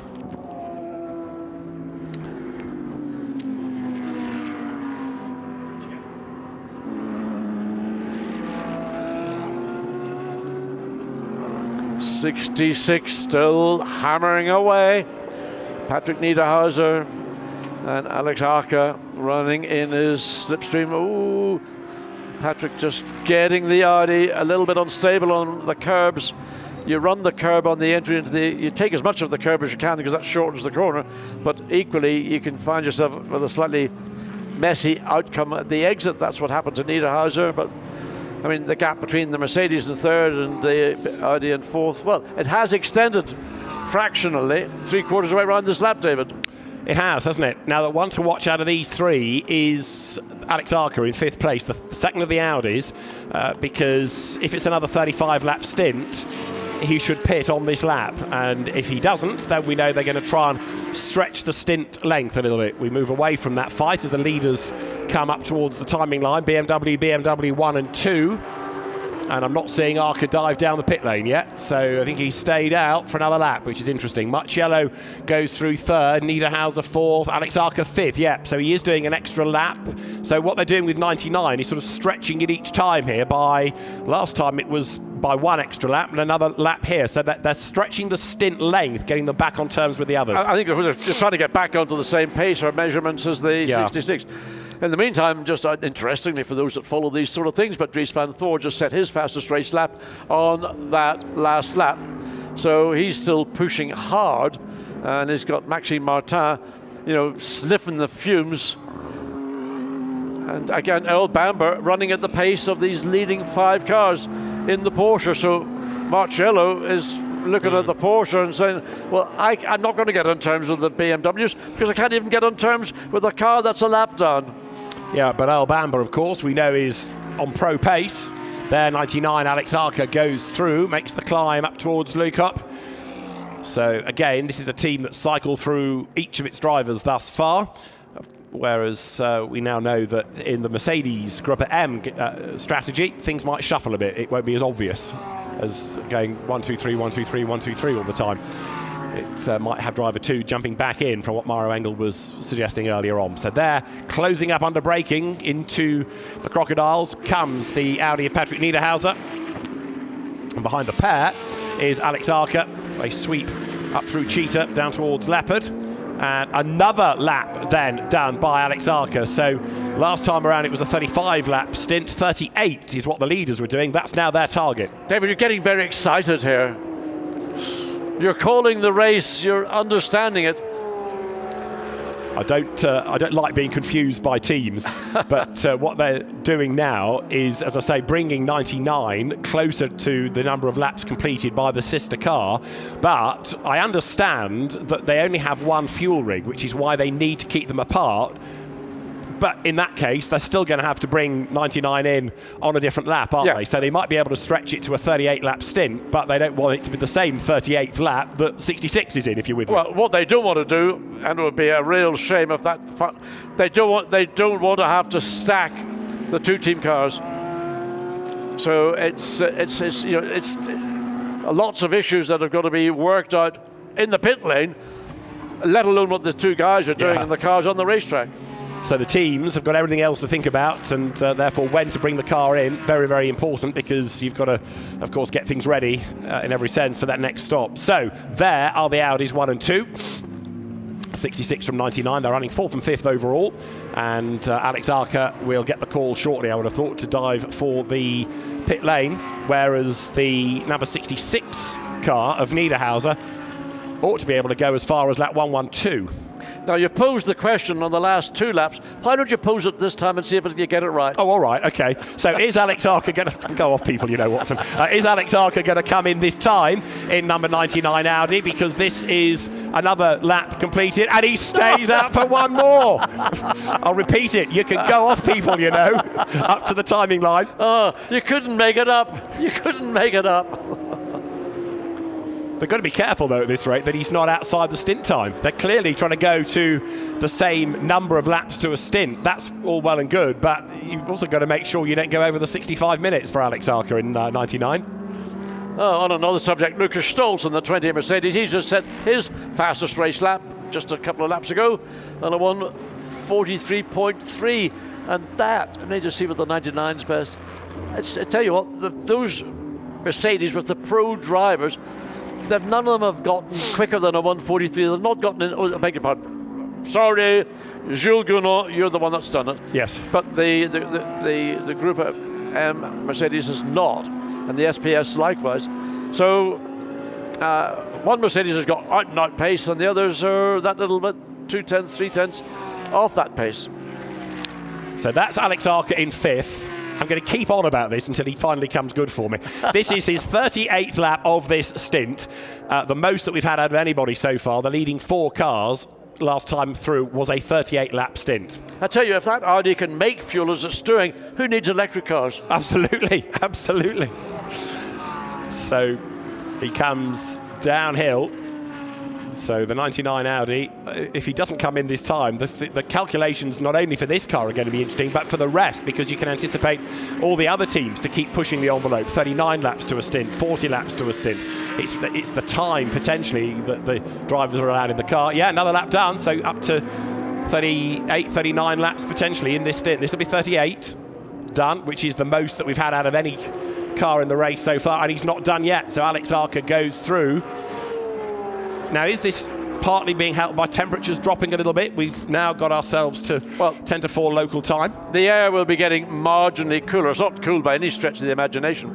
As it gets cooler, it gets more dense, and that effectively will generate more horsepower, which normally means you use slightly more fuel. If it was very, very hot and the engine was running in a different, it would probably maybe use a bit less. But you're talking about very, very fine margins. But right now, well, there's 40 Celsius, 31. So track temperatures come down from that high of mid-50s down to 39.4. So it is beginning to fall. Ambient's not changed a huge amount. So track temperature is the notable change. There are the leading BMWs then on lap 98. They're anticipated in around about the lap 112 mark, unless they in turn push the envelope a little bit. And that's a team getting ready for pit stops, honest. Keeping in the shade, keeping cool. The team boss, Alex Arca, Alex's dad, just wandered into shot there. So there's clearly no real hurry going on down there. And as I say, Alex Arca needs to be mindful of the 65-minute stint length. Other than that, he can keep going around. Well, David, what does the team know that we don't know? Or what don't we know that the team does know? Discuss. It's interesting, all of this. I do wish I had a page that tell me the stint time for Alex Arca. That would be interesting. So there is Niederhauser coming up towards the end of the lap. Alex Arca rattles over the curb. No inclination to come into the pit lane this time around. So on he goes. But if they are now up to 39 laps to a stint, then that suggests that all the others are going to stay out for a long time as well. So Alex Arca goes by. Arkin Arca, his dad, is the man that runs Attempto Racing. He might be able to help me out with my maths here and explain why that car's still going round, Amanda. Strategies were on the two BMWs, and from the team owner, and a team owner answer, he said, well, it's in God's hands here today, but you told me I could ask you whatever question that I wanted, and we are struggling with the math on the 99. I think it was just the 39 lap for Alex. What's the plan there? Does he come in anytime soon? I see some crew guys over there laying down. Doesn't seem like a lot of energy's happening here. Yeah, it's been a long race, so at that reason we will see what's happened. I think everything can happen. In that case, we are not saying that one car have to overtake.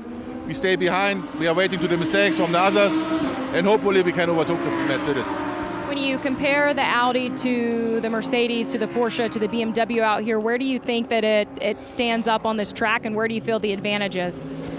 To be honest, I think our Audi is an all-rounder, so on all the tracks the car is quite okay. We are struggling a little bit on the second sector. This is a sector for the BMW and for sure also for the Merc.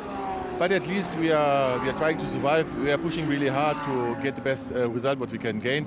In this case, let the fingers crossed and we will see what's happened. We are rounding into the first third of this race. Where would you grade your team's performance so far? Sorry, again? We're rounding into the first third of this race. Where would you grade your team's performance so far? Well, I'm quite happy because we show that we have the potential. A little bit BOP-wise, I think maybe the BMW is a little bit too strong because one thing is really important in the dark, in my opinion, the BMW will be much stronger than us for edit. I really don't know. Hopefully, because there is a new car from BMW, maybe they have some technical issues, and for that reason we can overtake them. I think on the track it will be really difficult. Thank you, and I'm going to keep calling your bluff on being able to ask you whatever question, all right? Exactly, this is true. Whenever you want. So finally, Raffaele Marciello has closed down the Porsche. And again, it's going to be a problem because it's going to mean Earl Bamber is going to have to step aside. He's not going to otherwise get involved in the battle for the final podium position. That would not be a particularly popular situation for both the Mercedes and Audi crews. Maybe Audi would like it more than Mercedes, but nevertheless, Earl Bamber's done a great job to drag the Porsche's performance back up to the level he's been running at over the last, or the part of his stint for that matter. But shortly, I mean, Raffaele Marciello will be talking to the team, I'm sure, via radio, to say go down to the Earl Bamber Motorsport team and tell them to tell their boss to let me get through. There we are, he's on the lights already. And it doesn't take a genius to work it out. So he pulls aside. Good job, Earl's done the right thing, and nobody loses and nobody gains. So Marciello has Niederhauser still behind him. Alex Arca, who's only been in the car actually, despite all my fears about the stint time, for about 50 minutes, having just clarified that. So he's still going reasonably well, and he's got time on his side. It does illustrate, therefore, what a short stint they did early on for Marcus Winkelhock. So the leaders go by with 1.6 seconds now, Vanthoor to Martin. Marciello is 3.5 seconds back. I still don't think that Mercedes is out of the hunt, despite Lello's negativity in that first interview that we heard from him. I think it wasn't so much negativity, but the reality is in nighttime conditions, particularly when the air becomes more dense, and the fact BMW's got a turbocharged motor, they will have a horsepower advantage. Whether the car, the chassis will have that advantage as the track temperatures cool down, all those little things. But it's all we're trying to do is second guess what might be going on. This car has never been as convincing through the period of the race. It was convincing in qualifying, but not in the race. It's the 75 Mercedes, particularly with Jules Gounon behind the wheel, that has been, you call it, David, the gun Mercedes. So we're assuming that maybe Raffaele Marciello's carrying something which isn't quite the level of performance that the car that he would expect from his car. Yeah, this is a lap ago. He clipped the curb. I mean, the cat throws the car. Now, the reason you clip the curb is because you're trying to shorten the corner, but clipping it as aggressively as that deflects the car to the left, and that's why he ran wide and picked up a load of rubbish in his tires. And as Maroc Engel said, if you get rubbish in your tires, it takes the best part of maybe half a lap at best if it's only one corner. If it's all four tires, it could take you more than a lap. And that may be why we're now seeing Niederhauser running down at the end of this lap, Raffaele Marciello. One might assume that now Marcello's got those Pirelli tires cleaned up, he might be able to give himself a little bit more breathing space. So the race leaders onto lap 102. We're almost at the end of the third hour of this Joburg Kyalami 9 hours. And this is the fight for third place, where Raffaele Marciello fends off Patrick Niederhauser, just as Mikael Grenier had to do in the previous stint against Ricardo Feller. There are the leading BMWs then, looking very strong indeed thus far. That gap that was nothing at all midway through the stint has certainly stretched out. And almost languid, aren't they, the two BMWs here? Yeah. Last time around, Dries Vanthoor did a personal best, although on this lap, Maxime Martin has done an absolute best first sector time.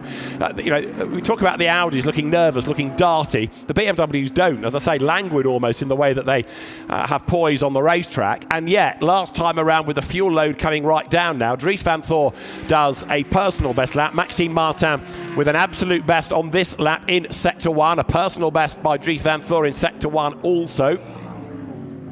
So they've still got good pace, haven't they, these two cars? I think maybe what the BMW drivers are trying to do is not overdrive the car in the early phases of their stints, wait until the fuel load lightens and still have to retain a good element of balance and grip through the tires, and that's when then you can start to put in these slightly quicker lap times. If you run really aggressively and hard with a full load of fuel on a brand new set of tires, you may end up finishing the stint with a lower performance than you'd expect. So at the end of the lap, let's see what Vanthoor does this time. It was a personal best previously. That is slightly slower by about a tenth, but as Maxime Martin goes through, the gap is up to 1.9 seconds. So it does look certainly as though not only are the cars able to go quickly late in the stint, but in Dries Vanthoor's hands, certainly he has become more comfortable as the car has gone through its stint. And there he is, well clear now in BMW terms, 1.9 seconds to the good. And then another 0.3 drop last time by Marciello in third place. Fourth remains Niederhauser, and their fifth is Alex Arca. Yeah, and again, Earl Bamber pulls over to the left to let Alex Arca go through.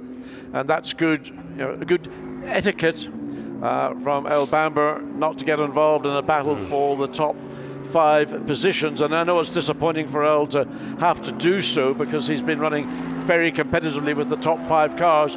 But because of that stop for a puncture, we believe, early in Stephen Grove's stint, that's put the whole effort on the back foot. And all they can do now is just keep out of trouble and just hope that maybe some good fortune will come their way before this race concludes. So we've just tripped over another hour as the cars drop down the hill. 1 down. 1 endurance round. 2 more to go. Yeah, exactly. If you follow Fanatec GT, you'll know the European Endurance Cup has these regular 3-hour races.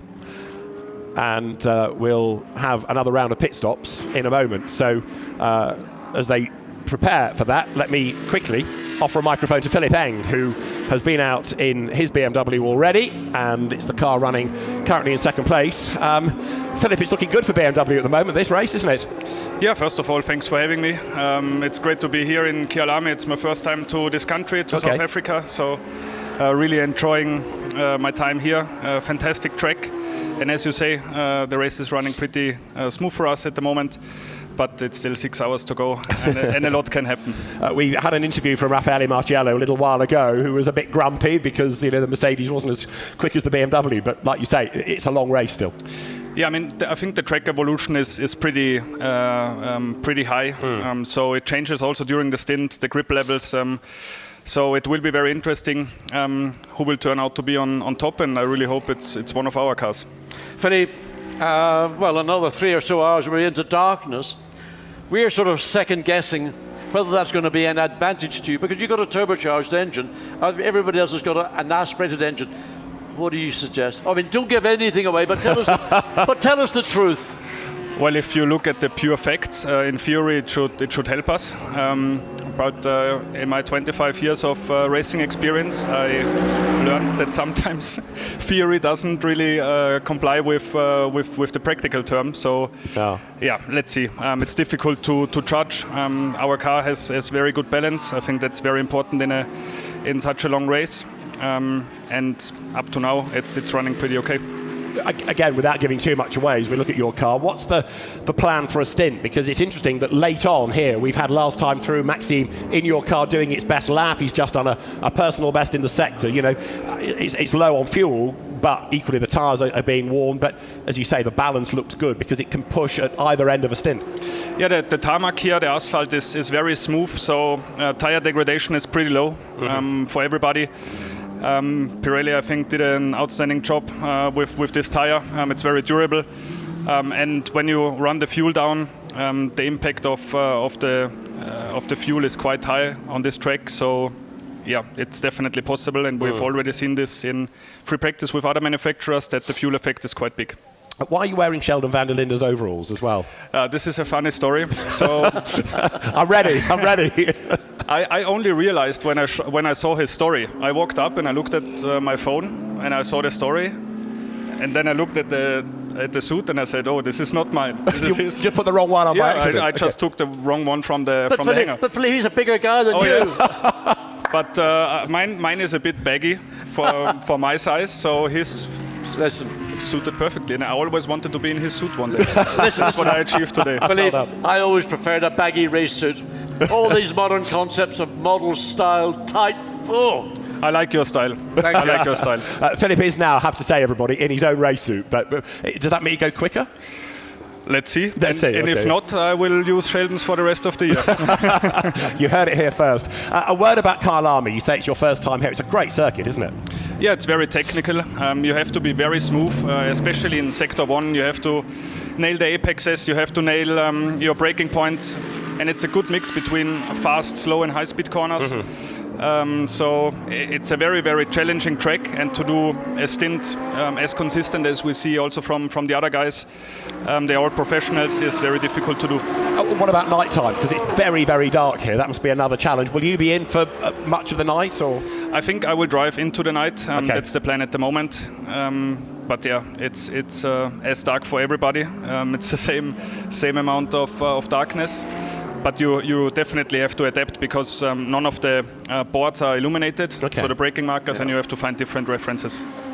the two cars appear to me to be more or less identical, but how much individuality is there between the 32 and the 33? In other words, is your car set up to be a slightly more compliant understeery car, or are you a driver that likes to drive it on the nose and twitchy nervy car? I think the cars are pretty close in terms of setup. Across all 6 drivers, we have very similar driving styles, so that's a positive. And we have very similar comments on the balance, on how the tire degrades. So I don't expect a big difference in between the two cars. And what about stints? Is it always going to be a single stint in order, or are you thinking about doubling up at some point? I can't tell you at the moment. Oh, God. But we have very good people in the background that take care of this. Okay. Listen, Vincent Voss is a very close personal friend of mine, and he said we could ask you anything and you would tell us everything. I haven't heard about that, but you can try again with him. You may have answered the question for us in a different way. Philip, for now, thank you very much. Have a good race. Thank you. Thanks for having me. Thank you. Looking very good for BMW. So thanks to Philip Eng. Thank you. In the car that's currently running in second spot. And good luck for the rest of the race, Philip. Nice to see you. So Maxime Martin is at the helm of that car. Now, we've also been having a look at one or two shots of 99's pits area getting ready to receive Alex Arca, but they've been ready for the last 2 or 3 laps now. So as we stand, Alex Arca goes through, but still not for coming in. So the team is looking a little bit more interested in a pit stop. Now they need to persuade a driver to come in as well. So 99 presses on. Either I'm massively off on my maths here, or this is a remarkable stint. Anyway, the car is 5th, and they are kind of getting ready, more or less. So we're on 2 for the moment, the lead gap being 1.8 seconds. 106 laps have now been completed. And it remains this BMW 1-2, Dries van Thor ahead of Maxime Martin. Raffaele Marciello is in 3rd place, as you can see just up the road. The Mercedes ahead of the 4th place, Patrick Niederhauser, the 5th place, Alex Arca. And we've had a pit stop of late from 86, which has now put Charles Arangis back into the Stradale Mercedes-AMG. Number 4, Porsche swoops through. Earl Bamber, 8th overall, 3rd in Pro-Am. And there going through is the Porsche. Jules Gounon, by the way, has done another fastest lap of the race, a 1:42.894. So Jules Gounon 6th, but not content with just winning Pro-Am here, is he? He wants to haul that car as far up the order as he possibly can. Now, 99 was started, was it not, by Marcus Winkelhock? So on the rotation, you would anticipate that Vinky would get back into that car. There is 99, and into the pits it comes, finally. In it is for Marcus Winkelhock to take over. So Alex Arca comes down the pit road. And out he will hop. In will get Winkelhock, and Alex Arca then a good stint for sure. Amanda is down there. Yeah, it does look like a routine pit stop at this point. I know we've been talking about this car and how long this stint was going to be. Timo and Arkimaka is overwatching this. 4 new Pirellis go on the Audi here. Winkelhock is behind the wheel. I saw him briefly getting ready before this stint. You see all the drivers getting ready, and I always find Marcus very stoic ahead of his runs. He does the little stretches and sets his sights on his stint ahead. So good stop there by Attempto, and they have stretched that stint length just a little. Away goes the car down the pit road. So 99 has stretched, as I say, that pit stop length just a touch. Away it goes. Down blasts the Audi. Marcus Winkelhock back at the wheel of it. So again, it's out of sequence against 66, which should be in about another 5 laps or so's time. I was slightly off with my maths, but they have even so stretched the pit stop length. So I was getting ahead of myself a little bit, apologies, but that car has gone further on the most recent stint. And again, you can anticipate potentially that other teams will be doing the same now. I mean, everybody will be looking at what everybody else is doing, and again, this whole thing of anticipation, second guessing, whatever. But I mean, when the question was asked of the team boss, Mr. Arca, he never actually really answered the question. No. But it was a good show. He's a nice bloke, Arkinaka, but as you say, he didn't answer the question, but did it in a very political way. So I think I've said we've tripped over the third hour completion, and there are the leading BMWs. That pit lane you can see is the support race pits, which has been very busy this weekend with lots of local races, having a rare visit to Kyalami. Kyalami these days in South Africa is very much the international event circuit, so it doesn't get used very often for club racing unless they are, or national racing, I'm being rude by calling it club racing, unless the category supports the Kyalami 9 hours. And there, for third place, that gap's come down again. So Niederhauser, again, late in the stint, having one last push before the pit stops beckon. I mean, as I say, again, we can talk about it. One lap, you pick up time, the next lap, you lose time. So I think Raffaele Marciello will get out of the car feeling, I did what I could do. And we heard likewise from Maroc Engel, this is the pace we've got, we don't have any more. He didn't appear to indicate that the 15 kilogram additional BOP weight penalty was a significant drawback to the team. I think they're just feeling that their pace, very comparable to Audi and arguably to the Porsche in the background, but nothing available to match we've seen from WRT BMW. Albeit the gap between Marciello and the lead BMW after 3 hours is only 5.4 seconds, so it's a rather subjective comment. And look at that, 75. Still looking magnificent. Jules Gounon still fastest car on the racetrack. Absolutely stunning. 1:42.894, fastest race lap. I mean, you're getting down to within half a second of a qualifying time. Doing that in a race with a racetrack that is certainly different to that they would have been qualifying on Friday afternoon. And, well, he's building himself a legend as being a outstanding endurance driver, but also very, very fast. What I like about Jules, amongst other things, is that he's done this in different brands as well, because quite often a driver is picked up early in their careers by one manufacturer and there they stay. But Jules raced Corvettes for a private team. He raced Audis briefly. He was picked up by Bentley, and then he was picked up, of course, by Mercedes, and all of that on the back of being a Carrera Cup star in France. So he's built his reputation in different cars all across that career, and through he goes with that lap being a 42.9, a 10th down on the absolute fastest lap of his race that he did a little while ago. So he's way out clear in Pro-Am, and actually now is ahead of a pro car because of that recent stop, Alex Arca to Marcus Winkelhock. So that has put Jules Gounon up into 5th place overall. And there's been a sterling stint from Gounon. He's clawed back not fractions of a second, but lumps of time on his opposition. And of course, once the Porsche itself had that puncture early in the race, it really opened the door to this car, and it was only going to be snatching defeat from the jaws of victory that would preclude them standing on the Pro-Am winners' podium. So Jules Gounon, we reckon, is due in imminently, one of the first of the next wave to come in, because Kenny Hubble stopped relatively early to give way to Yannick Mettler.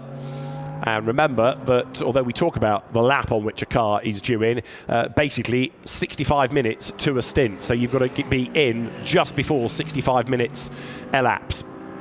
And the SPS Automotive team will have worked this out. There is Jules Gounon coming up out of mineshaft through the Crocodiles.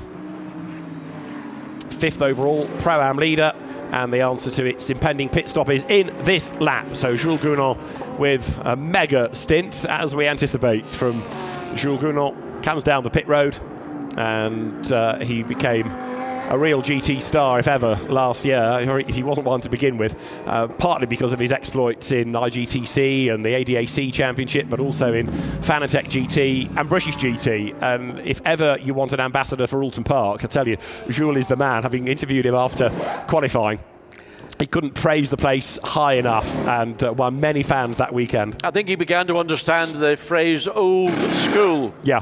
I mean, he's a young man, and you say, oh, it's an old school circuit. Well, until you drive an Alton Park, I know that Jules Gounon would have loved to have raced on the original layout of Alton Park, because that was a fantastic racetrack. The new one is still great, but there we go. The Audi has come into the pits from 4th place. So that is Patrick Niederhauser in, and a driver change being carried out on that car. So that will be, assuming to be Matteo Drudi goes back in. So the 75 Mercedes rolls, and Kenny Habul, it is. So Habul gets back behind the wheel to go into the 4th hour. Although Alex Arca's stint was 37 laps, all the others have just done 36, which is interesting. So they've come in slightly ahead of schedule, and you can see how busy the pit lane has become. So Vanthoor is in, Martin is in, Marciello is in, Niederhauser is in. That's going to bring Winkelhock closer to the mix. He'll gain over Kenny Habul, who's got back aboard 75. Right, away goes 32, ahead of 33. No change then in the BMW order. And 66 moves ahead on the pit stops of 999 Mercedes. Well, the pit stop on the pit lane was an awful lot easier than it's been on the racetrack, so we think it's not likely to be Maroc Engel in that car. It's going to be... I'm looking out to see. So now we've got Winkelhock in 99, still 5th, but the change has happened for 3rd place. Niederhauser ahead of Grenier. Alex Arca is the next driver who has joined us in the booth. Alex, welcome. That was a long stint, a good stint though, and it's brought the car into contention again. Yes, I think we did. I think we managed to do a pretty good job, as well as like the whole stint through. With both cars, which is also quite surreal.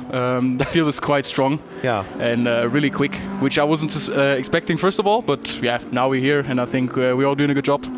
You've been going a little bit further on fuel each time. Is this all part of the master plan? I'm gonna just say yes. But, yeah, it was quite tough to stay behind Patrick. Obviously, he's a factory driver who's really quick. Added to that, he lost a bit of oil, or like liquid, in some corners, which made it hard for me to follow. Right. But towards the end, it was quite fine, and I think it all went well, so I can't complain. And again, we keep saying it's a long race. You know, we've got 5 3/4 hours to go, so it's not where you are now necessarily. It's where you are 10 o'clock tonight. And that's it. Yeah. I think that's the master plan, and I think we're working on that, like Winky does right at the moment. Alex, watching the two Audis running behind the 999 Mercedes, it looked to us that actually your two Audis were quicker than the Mercedes. The problem was you weren't quick enough to be able to get clear of it. Yeah, you're quite right. I mean, I think it was Raffaele in the car. He was also really quick. But yeah, obviously it's a track where it's overtaking is quite tough, I admit. But for us, it didn't make sense as well to risk it. 5 hours or 6 hours to go on the clock. So for us, it was pretty much just a master plan to stay behind. And what about you racing your sister car?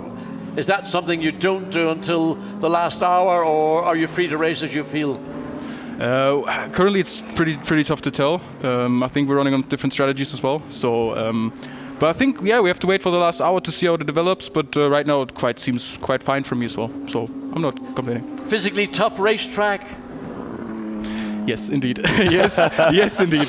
Oh, like I can't remember the last time I've been that sweaty in the car. I've been ill the last 2 weeks as well, which didn't make it easier. Not COVID, No. It's all right. I tested. No worries.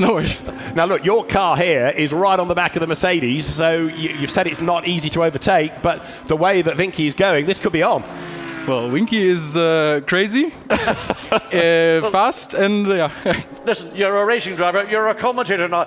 Talk us through what's going on. Oh, pretty much here, you start picking up some dirty air, especially the Mercedes, which is quite a big car. Now you just approach the left kink, and it's a pretty tough corner to brake pretty much, as well if you follow someone, because you have to brake a bit earlier. Okay. But yeah, then we try to hang on to the curb on the inside, try to not run as wide, just as Winky and Granny are doing. And this corner, Cheetah, I think it is, it's really tough. It's really, really tough. Also in the race, and this one here as well, because you have to stay within the track limits. The rear is quite snappy towards the mid corner, and now, yeah, pretty much both make a good job of keeping it within the white lines. Are there parts of the circuit where the Audi works better than the Mercedes and vice versa? I think the Mercedes is quite strong in the second sector. I think our strengths are in the last sector. A bold effort by Winky to have a look at the inside. Yeah. No. This is live, you know. This is this is not esports. I hope you guys see it from there. It's not easy to watch. Like, it's better to drive, pretty much. I'm telling you. You're doing a grand job. Right, so they're nose to tail, but a back marker up the road. Now, this might give Winky a chance, mightn't it? Yeah, it's overtaking here. Even the back markers is quite tough. Okay. They're all doing a good job of trying to avoid it. But yeah, as soon as you're in the faster car and try to overtake them, it's always not easy, especially if you're in the pack. You saw the way the Mercedes was moving around. So Grenier under attack, under pressure, and that car having a little slide. That's all it takes to suddenly bring another car right into contention. That's it. And this is what we're hoping for. And this is pretty much the only chance to overtake you. So up towards Louis Kopp through this double apex left. That Audi up the road is Mo Mir in number 80, who's not been the quicker driver in that car. So here they come downhill. They're going to catch that slower car in the last sequence of corners. That's not great. No, that's not great, especially Cheetah or Crocodiles here. It's not easy to overtake. And yeah, the back markers as well. I mean, they do a good job to get it out the way, but still here to overtake, this is like two cars are not fitting there, as you can see. So yeah, it's tough. Okay, so lights flash from Mick Grenier, who goes to the inside. Marcus Winkelhock likewise. He can't afford to waste any time. Goes through. Good pass by both of them. This is what I'm talking about. I mean, the back markers are doing a good job of keeping it out of the way. Also in my stint, they were all quite good.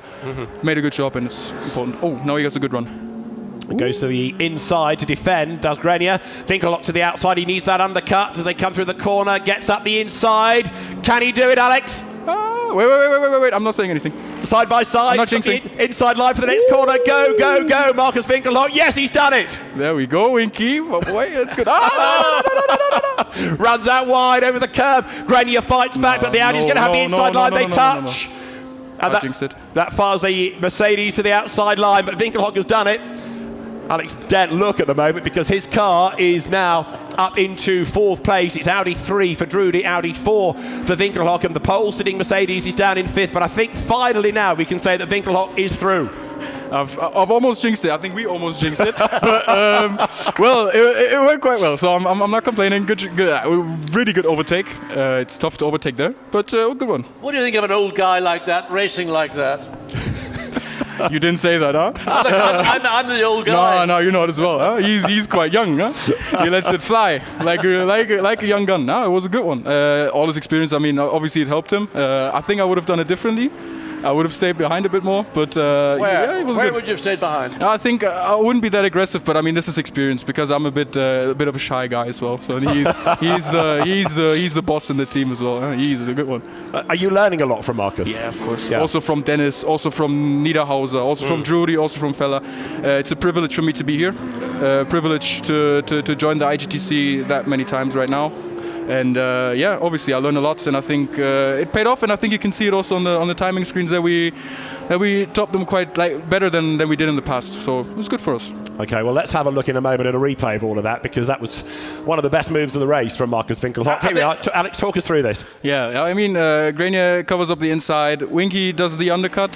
He runs a bit wide, doesn't hang it onto the curb, and then yeah, it's pretty much wheel to wheel, banging. And yeah, he just quite. I still can't say anything. He squeezes through and then yeah, gets a worse exit though. But yeah, this is something you pretty much prevent to happen. Try to prevent at least. And what about this? Yeah, okay. I'm not going to talk to this. This is Winky style. This is Grenier style. I think. I'm not going to get into this. I'm not a steward, so I'm staying out of there. Very diplomatic. Well done. Great racing. Great to see. Right, so as we get through the race, this is looking a bit better for the Audis. The lead gap has really opened up now, 5 seconds. We've been absorbed with watching what's going on the screen with that battle for third place. But this car has pulled significantly ahead of the sister car, 5.1 seconds. And, I mean, at one point we thought this car was slower than the sister car, the 33. But right now, well, Charles Vetch has done a blinding job. And again, Farfus sort of had to get past the 20 Mercedes in the process. And that's his second stint, isn't it, Charles? It's Augusto Farfus back at the wheel of 33 as the BMWs come up towards the line. And then Mathieu Drudy running in third. So let's just look at the order. That's the race-leading BMW Charles Wirtz. There in second it is Augusto Farfus. And third is Mathieu Drudy. there in the other Attempto Audi. There is Winkelhock in fourth in Alex Arca's car. Alex still with us. And Michael Grenier then drops back into fifth place. Alex, when you watch from the commentary position and you see the body language of the BMW, the body language of the Mercedes, body language of the Audi, what do you read into that? All aggressive cars. Yeah, it's nice to have them here. Obviously, the Audi's the prettiest one. I'm saying, they're all they're quite quick, all quite aggressive looking, and yeah, some have strengths in different sectors, some different sections. The Mercedes, for example, sector 2. We do have one in the last sector, or I would say, and the BMW is like, yeah, overall a good-looking car over the curbs and stuff. It seems quite strong. Has Audi anything left for this season? Are there any more developments that you can bring to your team, your car, to give you the level of competition or challenge that you need? Ooh, tough question. Honestly, I don't have an answer just yet. But I mean, it would be quite boring, huh? if we wouldn't. But I think we still have something in our backs, just like everyone else. But I think, yeah, you should keep an eye on us. Alex, for now, thank you very much. We'll let you go back to the team and go and sort of calm and get ready for your next stint. Thank you so much. Thanks for having me. It was a pleasure. pleasure. Great to have you come up whenever you feel like it. And good luck for the rest of the race. Thank you so much. Have a good one. And you. Alex Arca then, driver of car number 99 for the Attempto team. And a great stint done by Alex. Right, so there over the line is 32, which is Charles Wirtz. Augusto Farfus BMW running in second place. The margin between them is 5.4 seconds. Now, we know that Wirtz is good, but this has been a very, very good stint indeed to build that gap. Matthew Drudy is there in third place. The margin, 1.8 seconds. Now, what about Drudy catching Farfus? Discussed. Well, the last lap was actually slightly slower, but he is there or thereabouts. Let's have a quick look next, though, at what's been going on in the race thus far. So as the race blasted away just before 1 o'clock local time, it was Maroc Engel who grabbed the lead with Augusto Farfus going second ahead of Sheldon van der Linde. He was under attack, though, early doors from Mathieu Drudy in the quicker of the two Audis. It wasn't long, though, before Augusto Farfus moved to one side, curb and all, to let van der Linde go through. And both BMWs got themselves up and past the 999 Mercedes, which has been steadily dropping back over the course of the most recent stint. Kenny Hubble was hard at work in Pro-Am, putting number 75 through the traffic, but losing out initially as off the racetrack went Quando Mokina in Audi number 80. That gave Rhys Barr a chance to challenge on the outside line, but to no avail. Maroc Engel running in third place then, just being able to fend off the Audis as they approach the end of the first hour of the race. But up front, it was looking good for the WRT run. BMW, Sheldon van der Linde would hand over to Charles Wirtz and getting himself up through the traffic. Stephen Grove's Porsche delayed after an extra pit stop for a puncture. Michael Grenier was running in third place in his first stint. He had Ricardo Feller right up behind him. In Pro-Am, there was a good fight between Stephen Grove and Miguel Ramos. The Mercedes benefiting from the puncture for the Porsche, getting itself into the fight. The battle between Mercedes and Audi was a great one. It was running for third place, where initially it was Grenier versus Feller. Then it became Patrick Niederhauser on the tail of Raffaele Marciello, and the two accelerated their way uphill pretty much together. They pitted at the same time as well. The pit stop cycling through with the Mercedes maintaining track position. Pit lane became busy, both the WRT BMWs in at the same time, as away blasted number 32 with Dries Van Voor doing the third stint ahead of Maxime Martin. The two Belgian drivers 1 and 2. For third place, it would be Michael Grenier, handing over to Raffaele Marciello. And the cars battled on with BMW seemingly impregnable. Audis, though, were getting ever more competitive. Alex Arca was bringing 99 back into the mix, going slightly longer on his stint, his first of a potential 3, and getting himself closer to the sister car in the hands of Patrick Niederhauser. Raffaele Marciello rattled it out wide over the curb, and as he did so, that brought not only the Audi but also the lapped Porsche of Earl Bamber just that little bit closer. But eventually, Bamber would have to give the lap back to the charging Alex Arca, who brought the Audi through on the inside line. Marcus Winkelhock was ready to take over on the next round of pit stops as Arca dived for the pits out of 5th position, that car having run a shorter first stint, slightly out of sequence against the rest of them, but now doing stint lengths comparable to the leaders. For third place, it was battle on between Michael Grenier and Mathieu Drudy. Those two cars running together, the lights flashing on the Audi. And Jules Gounon pitted at the end of a great stint that put the car comfortably into the lead of Pro-Am, but also netted the outright fastest lap of the race. And then we had this great move by Marcus Winkelhock to go through and take away 4th place from Mikael Grenier in this most recent hour of the race. It was elbows out stuff.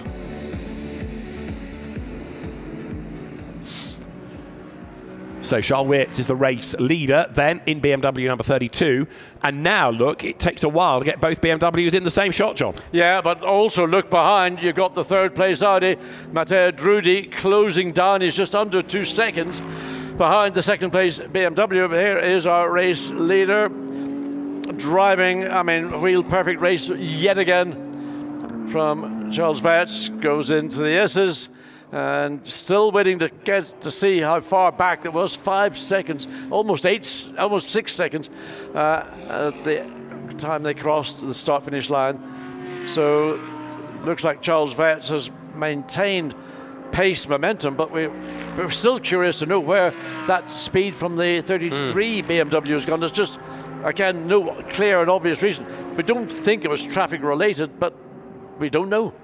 Now, this is how long different cars have spent in the pits thus far. 1 second less from 32 BMW against 33. Number 66 Audi, a couple of seconds less again. What about 999? 3 minutes and 27 seconds in total.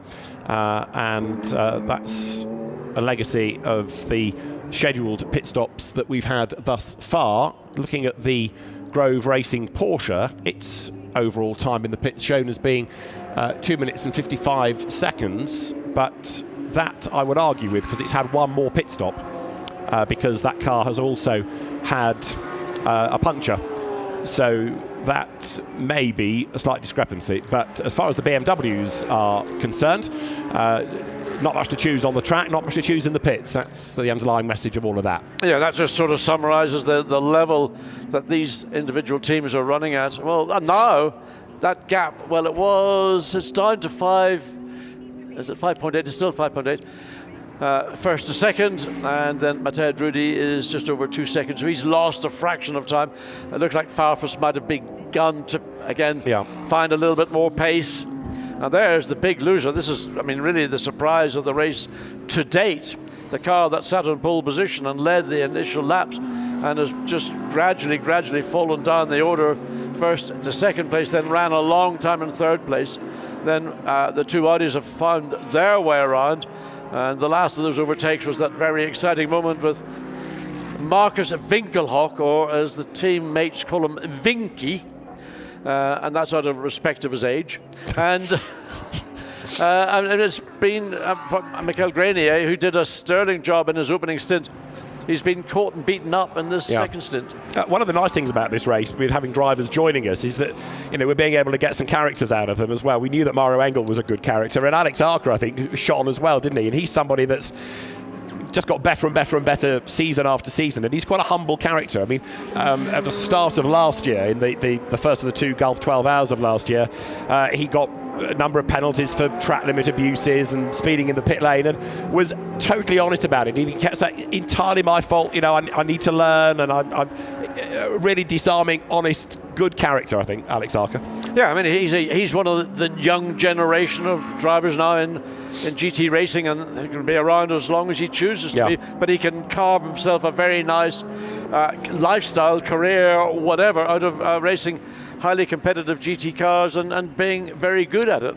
Now his car, 99, has got Marcus Winkelhock at the wheel. There it is, and it's now up behind Brenton Grove, back behind the wheel of number 4 Porsche, which did a great job, Brenton, earlier on, don't forget. Now that car has got itself back into 2nd in Pro-Am. That's 3rd in Pro-Am. Reece Barr back at the wheel of number 20 Mercedes. So the Pro-Am battle, I said it was going to be interesting. It remains so, even if we've got a runaway leader right now. But Kenny Harbull, he's a lap up on the 2nd and 3rd, courtesy of Jules Gounon, but let's see what his lap times are going to be relative to Brenton Grove in due course. Yeah, Harbull's last lap was 1:45, and looking down at what the Porsche is doing, well, the last lap was 1:51. That was because a car moved aside to let some of the quicker cars go through. Now, what about this Mercedes of Grenier? Because that now does seem to be fading. Is that the right word? It's dropping away for sure. I think in this stint, it's, I mean, certainly at the end of the stint with Raffaele Marciello, there was nothing left that Marciello could do, and we know the pace he has got. So I don't know what the problem is. I'm sure the team isn't about to come and tell us, because if they are having to carry something that is having a bearing on their overall performance, they want to keep that to themselves. So they are now the third of the top 3 teams. So Winkelhock goes through, and that lap from the Audi was a 44.6. Grenier did a 43.6. So he's coming back at him as best he can, or that might be traffic related, in fairness. Yes, the Audi had to get past Grove and the Porsche, so that might have caused the slight slower time for the Audi. That would have been Marcus Winkelhock. So Reese Barr. It's a very un-Irish sounding name. Yes. The bar bit's not, because Ireland's filled with bars. So I gather. Pubs yes. by another name. Yeah. So Reese Barr third in Pro-Am, and as we made the point already, this is a driver acquainting himself with a new car, new team, new circuit, and hopefully a GT program for the season. He's going to come on the back of this. So Marcus, as he always does, just drives the wheels off the Audi, but he's going to have to be careful because Grenier is running him down. Yeah, I mean, that last lap was certainly quicker by the Mercedes, but I think it was partly traffic related. Yeah. Now the Mercedes has got that traffic. Yeah, he's got to get around the Porsche. So in fact, he's just gotten through the Porsche, pulled over to the left and let Michael Grenier go through. So that, again, good etiquette on the racetrack. So in Pro-Am, Kenny Harbell's last lap was a 44.9, Brenton Grove 46.1. Although in fairness to Brenton, he's being slightly affected by having to get out of the way of quicker cars right now. So across the line, there's 123 laps are now complete. There is the Porsche. That was a car that we had hoped would have been a major challenge to the 75 Sun Energy Mercedes, but unfortunately the tire, the puncture, the tire damage, whatever it was, it just has taken it out of contention. So right now, Brenton Grove versus Reese Barr. Now Brenton is somebody that knows his car pretty much inside out, whereas Reese Barr is new to the Mercedes. The margin between them was only 1.9 seconds last time around, and actually of the two, Reese was the quicker. Yes, I would anticipate Reese Barr will not be doing anything that would be considered to be high risk.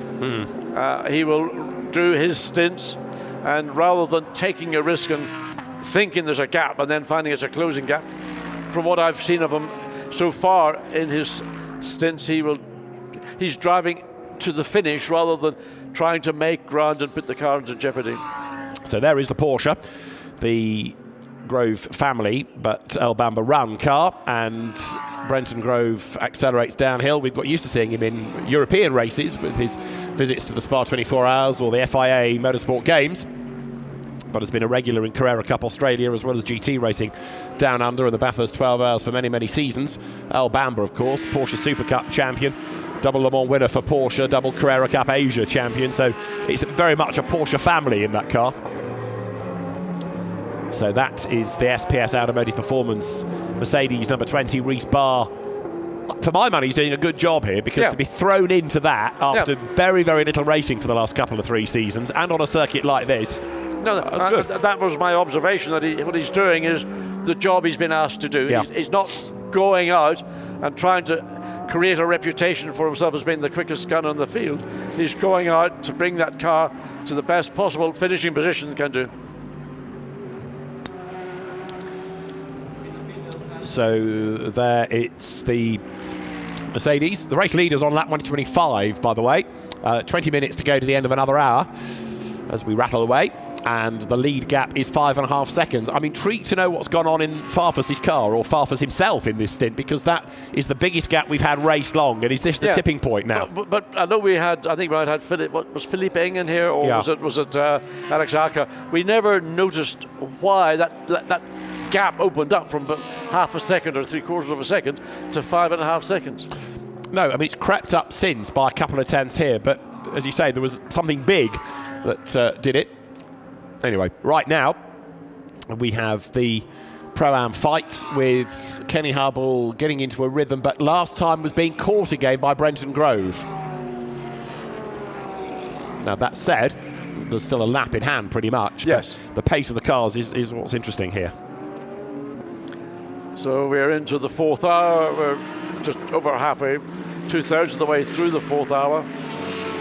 And how many more stints has Kenny Hubble? Do you think he would do a double stint and that would be him done for the day? Possibly. If you were the team manager of that team, David, you're the sage in the old pit booth. Well, he's the boss, isn't he, really? He's the guy that's paying many of the bills. I would be tempted to do a double, and then because of the nighttime racing, you could leave Yannick Mettler and Jules Gounon to do the hard yards in the darkness. I've just had our armchair quarterback expert tell me he agrees with you. I'll not mention who it is. If ever I run a team, God help us, I don't think it would be very good. But yeah, I mean, look, there are pros and cons for all the teams and how they divvy this up. But yeah, you have made the point that nighttime racing here is very difficult indeed. Keep your silver and your platinum graded drivers to do that. Yeah. I mean, as I say, we keep repeating, hey, folks, how's it going? Well, you're all standing. It can't be that big a party then. They get once it gets dark, they light the little sort of bonfires. Yeah. I mean, the atmosphere is, I mean, it's not quite like Le Mans where you get the smell of sausages and all that lot as you go down into the S's, but there will be people cooking and the smell, there we go. Oh, that's full strength, David, not that other rubbish you've been drinking here. Well, not 0% stuff. Correct, yeah. Oh, it pains me, I tell you, it really does. So downhill comes Rhys Barr. He's about to sort out Momia's Audi, which is quite a long way back, actually, that car. In 10th place, but it's 15 laps off the leader. Yes. And it's running at its own pace. Swept through, Rhys did, but he got pretty close to the outside of the edge of the circuit and kicked up a bit of dust in the process, but got through cleanly and is on his way, so he'll be happy enough for that overtake. Charles Weerts on his last lap did a personal best, again, towards the end of a stint, but also an absolute best within the first sector. Those BMWs, it's almost true WRT fashion, look good at the start and the end of stints, as we've said earlier on. They just look the real deal. I think we said yesterday about keeping their powder dry in qualifying. Look at what they've done on race day. Again, very WRT. Yeah, but look, all you have to do is, it's the only turbocharged car in the race. It's a brand new car. It's been handed over to WRT. They've got an exemplary track record when they ran Audis. And given the time that they've had with the car, which they had it, I think, at Barcelona at the back end of September last year. They did a test following the final round of the Endurance Championship there.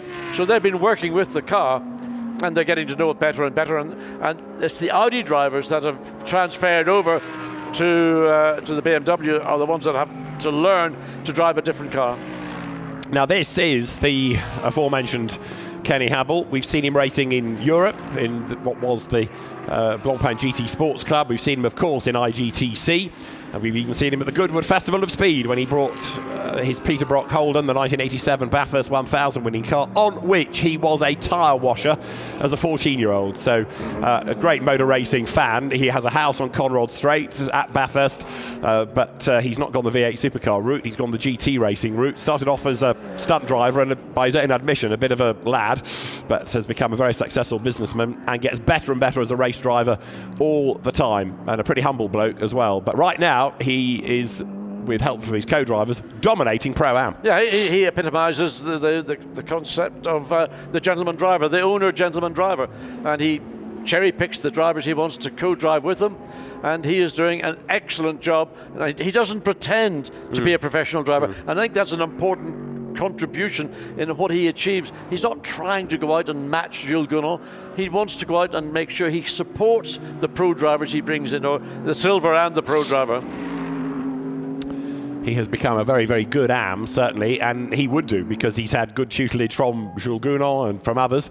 And, you know, we say this all the time, it's finding the time in the AMs, in a Pro-Am car, that's important. The pros run at the same pace, you know, they are at the top of their game, but you know, Johnny Adam in British GT always used to say this, if you can unlock another second or two out of an AM, then it really does work in your favour. So you have to work with them and don't ignore them because they're the slow driver. Work with them, get them to go faster, and Kenny Hubble certainly does. He's done a lot of miles over the last few years. Yeah, and what he also has done is brought in a very, very quick silver driver, Yannick Mettler, who has supported Jules Gounon and Kenny Hubble, and you know, this is a pretty good Pro-Am lineup. There's not many better ones right now, I would think, in GT world. So Kenny Hubble, who was last year's Pro-Am champion in Intercontinental GT Challenge powered by Pirelli, outright winner at Bathurst last year, and this year as a pro lineup. So this is his first outing of the season in Pro-Am. He's about to go a lap down though, because there is Charles Weerts behind him. So he will lose his overall championship lead, but he will now start scoring points in Pro-Am, if you follow me. Lead gap's down a bit though, John. David, you must be a lip reader because you took the words out of my mouth even before my lips moved. It was the way you were wagging your finger at the screen. I thought something had happened. Okay, it was 5 seconds plus. It's now down to 4.7. And you can't say that Weerts is being held up in traffic, can you? Because he's not really caught Hubble yet. No, he hasn't. But I hope that Kenny Hubble will just see the car coming, and it'll be easy for him to step aside at certain parts of the racetrack and not inhibit the race leader and Augusta Farfus. We'll be praying that the gap between the lead 32 and the second place 33 does reduce due to lapping traffic, but then Farfus will have the same issue himself when he catches up to the back of the 75 Mercedes. Okay, so on this lap, Farfus has been quicker, only by 500ths, but quicker in the middle sector. Now, is the call coming? End of stint looming. Push, push, push. Might also be Mattia Drudi is looming. Push, push, push. So they're coming up towards the end of sector 2, through which goes 32 BMW, through which goes 33 BMW. Another 10th pull back. Okay, Weerts is catching that Mercedes, but he's not really being held up yet, and Farfus is pushing and chipping away at the gap again. Well, maybe we'll get Augusta Farfus up in the booth and he can explain why he dropped back so far, then his fight to reclaw that time back. As we just see Matteo Drudi just coming into view, he was 3.1 seconds behind the second place BMW. Now, we're talking about what's been going on in Pro-Am.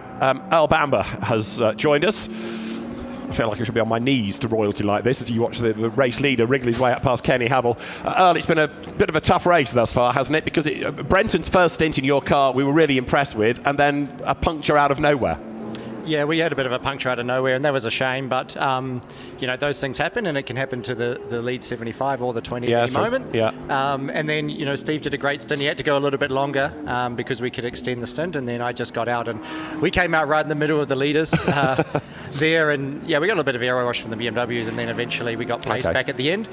So our car's nice and quick, but we just got to keep going, stay clean. We're going to gain probably a little bit back towards the end of the race because we won't have to stop for as long as some of the others on the last stop. Just tick off this puncture situation for me. What caused that? Was that, do you know? I mean, was it over a curb? Was it a tyre issue?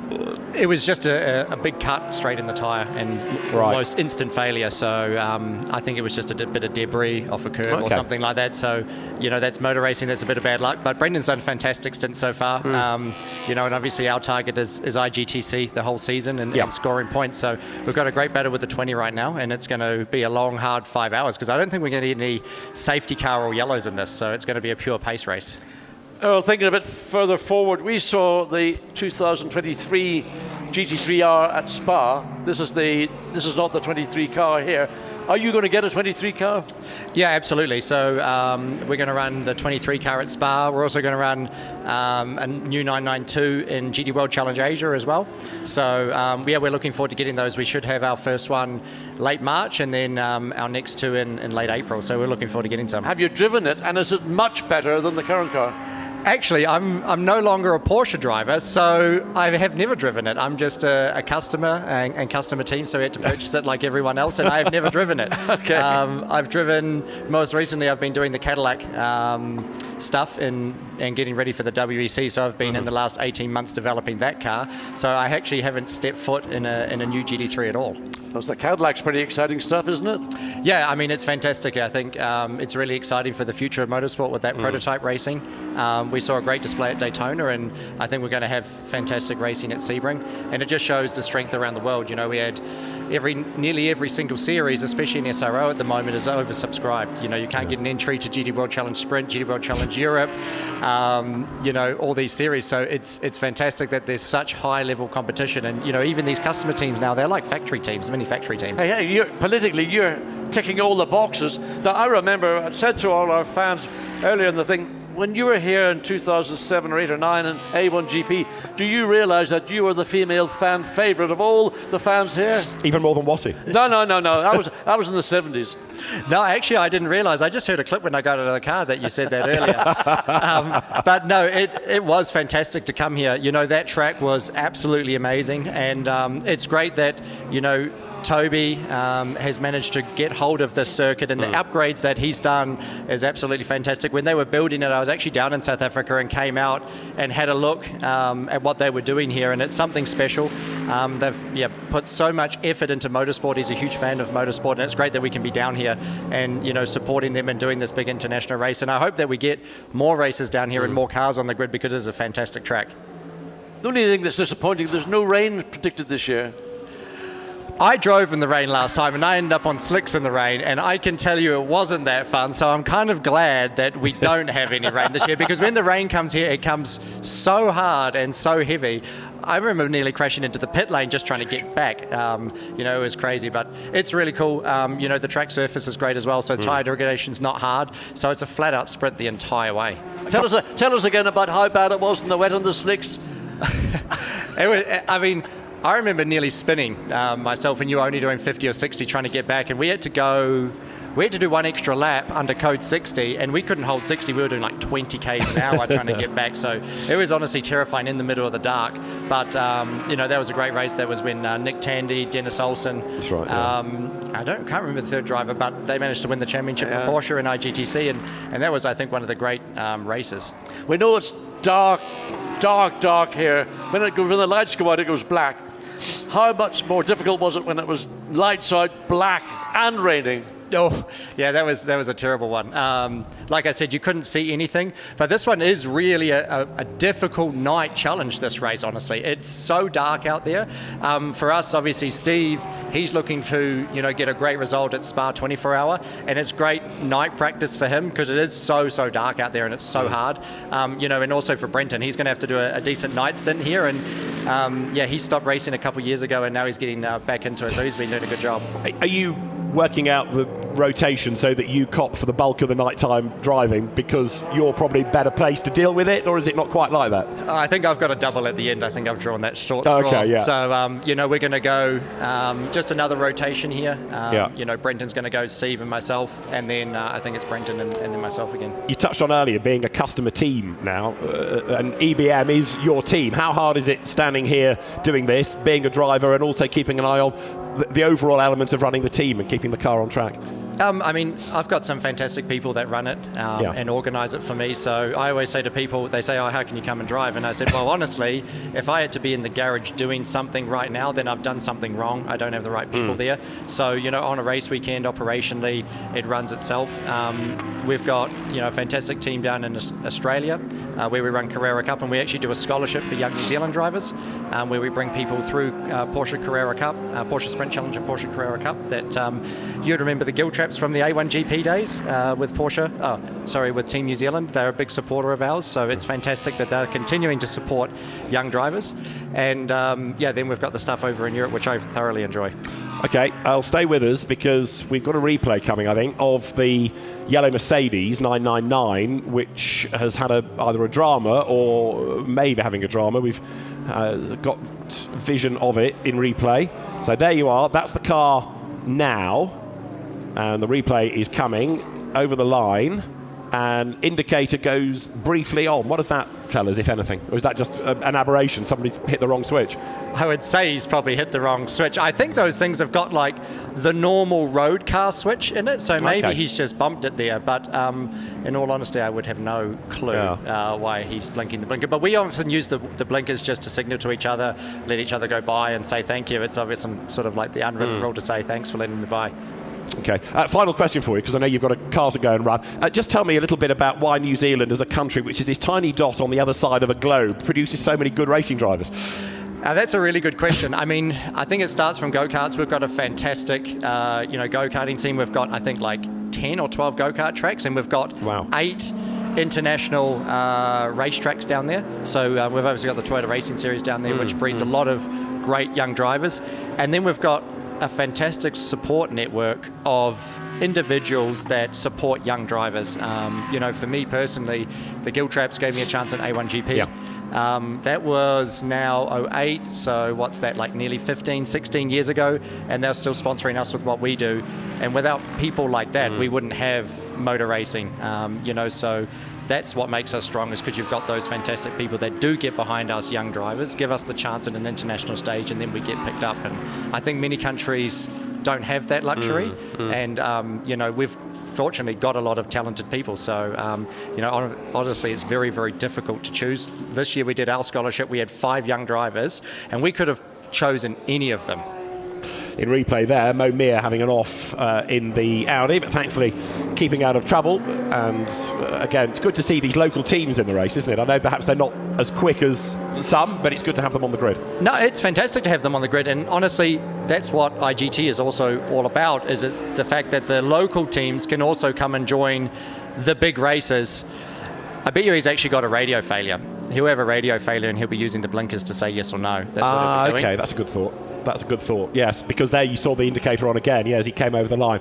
Like you're thinking there. Flashing of the lights from Augusto Farfus, that's all to do with traffic. And you can see them putting the pit board out, so they definitely have a radio issue. Yeah, because the Gripper M pit is out of our window, and Earl has just spotted that you don't have them very often these days. The pit board is there, and it's also saying something like fuel save. Yep, exactly. So Explain what that means. Well, they want to save fuel to the end of the stint, and there's an option here where you can run light because the fuel tank is longer than what we're allowed to drive, with 65 minutes for a lot of the cars. So you can take the option to short fill and save 5 or 10 kilos for the stint. But then you don't have the option of going long, so maybe they're a bit tight on fuel there. And then coupled with the radio, they're in for an interesting last 12 laps there, I would guess. And they'll be using the indicator to say yes or no if they're asking things on the radio. I guess he can hear them and he can't speak back. I tell you what, you're on top of the game, aren't you? You can tell he's a team owner, can't you? No. Not only you're a great race driver, but on top of the whole thing of running a team, it's a different deal from getting in behind the wheel and then walking away. You've got to organise all this. You've got to make sure it turns up. You've got to make sure everything is in place. It's a big, big responsibility. Yeah, for sure. I mean, to be honest, I think for me it's helped me as a driver because you learn sort of the constraints of when you can push as a driver to say this isn't right and we need something more, and you learn when is not the right time and when the right time is. So I've sort of definitely learned a lot from that. Had some interesting journeys, but at the end of the day, that's what it's all about, right? It's about the journey and learning and experience. And we had a proud moment last year where we won the Nations Cup for the Groves. That was a really proud moment for us, and obviously the Bathurst 12 Hours. So we've had a few good tilts already, and hopefully we'll have a few more good races this year. Well, thanks very much for joining us. Good luck for the rest of the race. Thank you. And we'll hopefully see that car well placed on the podium, if not the top step, in Pro-Am come the end of the Kyalami 9 hours, 5 hours of which remain. So, Earl, for now, thank you very much indeed. Now, we've been looking at this situation with the 999 Mercedes, which we think has got a radio failure because as it's been crossing the line, there have been the indicators on from the car and pit boards going out. So it looks as though the team could talk to the driver, but the driver can't talk back. So Amanda's going to go and chase that for us on top of everything else that's going on in this race. But I think, what Earl was telling us there was absolutely spot on. He hit that nail on the head, didn't he, as the car came over the line. But we'll chase that down. We are just about to trip to the end of this next hour. And the BMW gap as well, JW, has been coming down. It was 5 seconds north. It's now 3.5. So bit by bit, Augusto Farfus, as the stint has gone on, has clawed back some of that lost ground. It's interesting, all this. Oh, yeah. I mean, again, we have to second guess why all these things are taking place. Has Charles Verts just found a pace he's comfortable with? And again, listening to all the things that old Bamber was saying, fuel saving. If you don't need to run flat out, then why run flat out? Yeah. The only reason you might want to run quickly is that if there was an incident or an issue, it gives you a bigger margin. But in the circumstances we're with only a 10-car field running right now, and your nearest pursuer, which is Matteo Drudi, who is actually 7 seconds behind the race leader, and there's probably precious little chance of Drudi catching and overtaking the two BMWs on pace. There may be other factors that could cause that. So maybe it's just a strategic decision by WRT. We have set a time, we've set a pace, stick to that. When we get to the last third, we've got one more hour to go before we get to that last third, then we might decide we want to up the pressure, up the game on our competition. Now, talking about upping the game, Farfus, absolute best sector 1, and a few laps ago, you'll have seen the graphic while Al Bamber was talking, but Marcus Winkelhock, absolute fastest lap of the race. Now, that is an Audi that is picking up its skirt, so to speak, and it's getting more impressive as the race goes on. Bring on the old guys. I mean, Marcus Winkelhock, and you heard what was said by Alex Arca. They all worship him, they all respect him. Yeah, because Marcus is probably in his late 30s, early 40s, maybe middle 40s. But he is an outstanding race driver, and he understands inside out how to drive a race. And there are times when you can push, there are times where you might want to push, or there are times where that's all you can do. And the pace is there, single fastest lap of the race. Unexpected, because I thought the time set by Jules Gounod in the 75 Mercedes was going to be unchallenged. And there we are, the first lap we've got in this race into the 1 minute 42s. Yeah, 42.828 is the Winkelhock time. Lead gap down by another 10th, 3.4 seconds. Charles Wirtz certainly going for it early in the stint, but now Farfus chipping away, bringing back some of that lost time. Mathieu Drudi is there in third place. Now, 999, another pit board, 10 laps, that it has just said. So that car going as far predicted as 147. And they're on fuel save mode as well. Now, I was expecting on this stint they'd get to lap 148, but anyway, they're saying to 147. However, if they have got a problem, they might want it in just a little bit sooner and try and rectify that. It could be something as simple with the radio as a cable having unplugged. It could be rather more sinister than that. We'll wait and see. Radios going out is a real frustration because you become so dependent upon it. But interesting, and again, listening to Earl Bamber's interpretation of that, the fact that somebody got really exercised in our gallery, that, the indicator went on, is there a problem? Is he pulling over? There is a problem, but they have pre-rehearsed that if things like a radio go down, what you do is you indicate on your indicator, or because you can't put your hand out of the window on one of these things. So again, it just illustrates the depth of understanding and knowledge that is required to be successful at this level. You mentioned the phrase a little while ago, old school. Well, actually, a pit board these days is old school because so much of it is done on a pit-to-car radio system. It's almost a novelty to find guys with a pit board actually using it as it would have been done 20, 30, 40 years ago. Look at this. Look at our commentary booth. What do you see? Paper. Paper everywhere. You can't do this job without paper. The idea of having a laptop, you have to scroll through and whatever. Forget it. The quickest way of understanding knowledge, getting information, is to write it down or have it given to you in the form of an update on the last hour. Yeah. And a lap board for a racing driver, you might think, well, it's a bit old school. But it's if you lose your radio, how are you going to communicate to your driver? Well, right now it is what's keeping Mikael Grenier aware of what's going on in the race, what's happening between the Audis, third and fourth, Drudi to Winkelhock. Well, last time around, that gap was down by another 4/10. Winkelhock's doing a ripper job in this stint, getting closer and closer to the sister car. And that gap, 3.3 seconds, the live gap, as he runs it wide over the curb there. Look, coming out of Clubhouse. So Mathieu Drudi goes through. I thought, but I might be wrong about it, that car had just a hint of understeer as he came back into view there, coming through the first element of the S's. But in fourth place, Winkelhock absolutely charging. He has been a great ambassador for Audi, hasn't he, over the years? He has looked after when it was launched, the Audi Sport TT Cup, mentored many of the drivers in that, as well as a GT program. And perhaps although Audi have never really thrust him into a regular race-winning car, he's always been able to go out and score results. And indeed, let's not forget, is the very first IGTC champion. Well, I mean, he's a member of the Audi family. Again, as I mentioned with other factory drivers, you're aligned to the manufacturer, not to a specific team. And right now he's been aligned to the Trace or Attempt to team. He's been with Santolock. I think he did drive for WRT. I mean, he's done the gamut of all the Audi operations. And he's an asset to every one of them. Yeah, got the T-shirt. And you're right. I mean, he's a driver that's got a touring car pedigree, a Formula One pedigree. Led his only Grand Prix, didn't he? Which was Nürburgring. In Was it 07. Nürburgring? 07, yeah. Yeah, in the wet. And then it was interrupted and they didn't change tyres. But yeah, he was a Spiker driver. Remember Spiker? Well, I mean, let's call Spiker by any other name of Jordan. Yeah, exactly. Yeah. Or call a Jordan by any other name but the Spiker. Sorry, EJ. I know you're down in Cape Town right now, having a little holiday and recovering, but enjoy the weekend and catch up soon. Right, so there is Winkelhock running behind Drudy. Mathieu Drudy with that gap coming down, 3.1 seconds. Remember, these two Audis stop on different laps, so 99 you can anticipate to be in as the sooner. Marcus coming through Clubhouse it was a bit wide mid-corner, didn't leave very much on the table. I beg that was Matteo Drudy, it wasn't Marcus, Drudy. So Drudy was a little bit wayward in Clubhouse, but gathered it all up. But look at the pace of Winkelhock reeling in that sister car. But don't forget, Winkelhock's car is much, well, not much, but a little bit lighter now because it's almost at the end of its stint. It came in on lap 104, didn't it? So it should be aiming for lap 142, and this is lap 140. So Winkelhock's coming towards the end of his stint, whereas there'll be another 6 laps or so before you get the slightly heavier 66 in.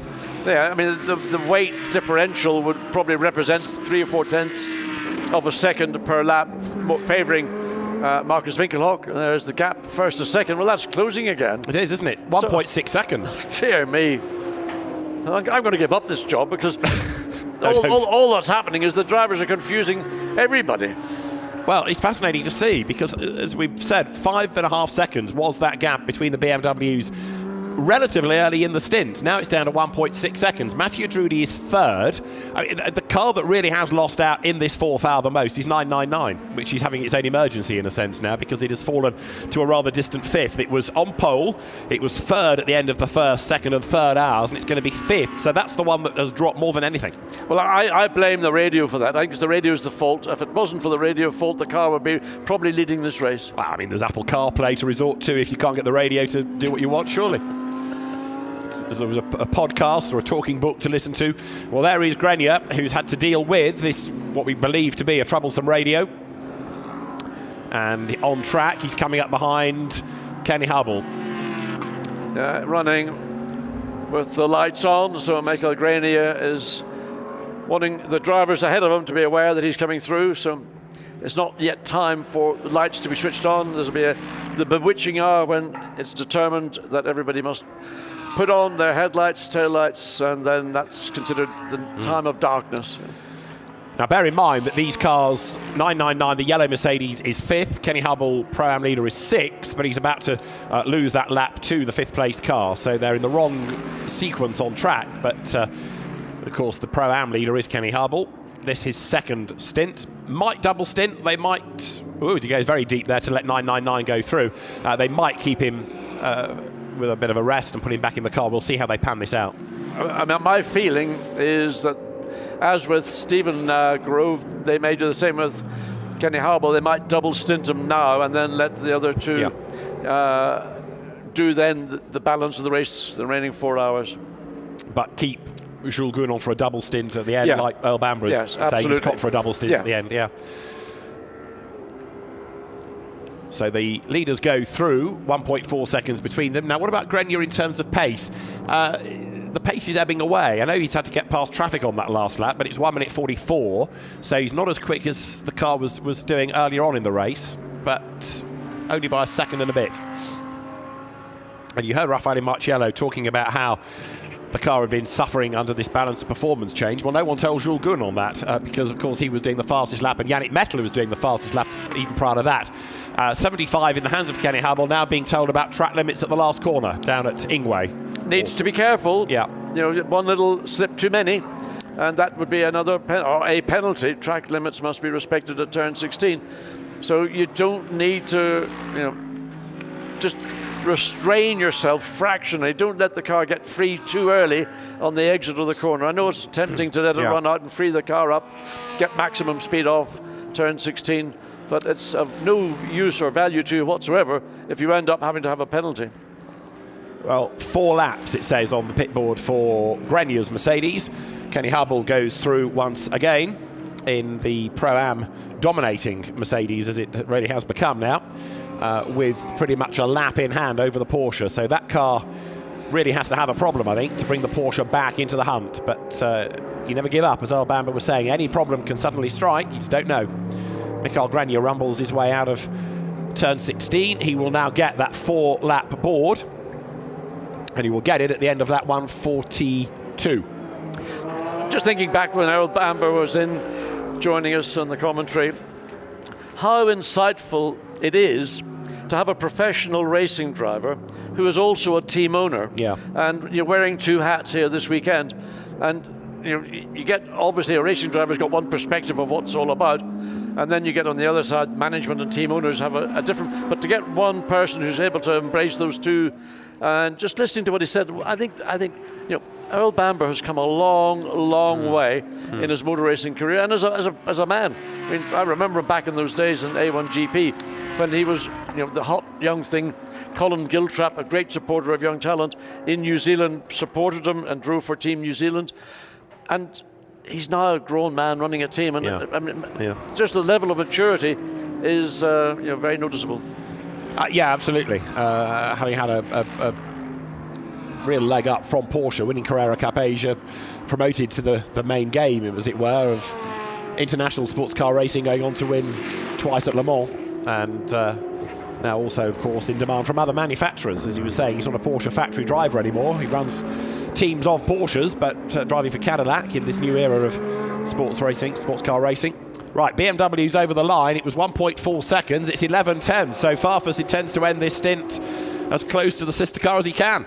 Yeah, and he's clawed back all that last time, 5.5 seconds. We were wondering, is there a problem with the 33 BMW? Why has Augusto Farfus fallen back? We didn't see anything clearly and obviously, although we were having a guest in the commentary booth at the time, but nothing was showed up on screen that indicated why you'd lose the best part of 4 seconds to the lead BMW.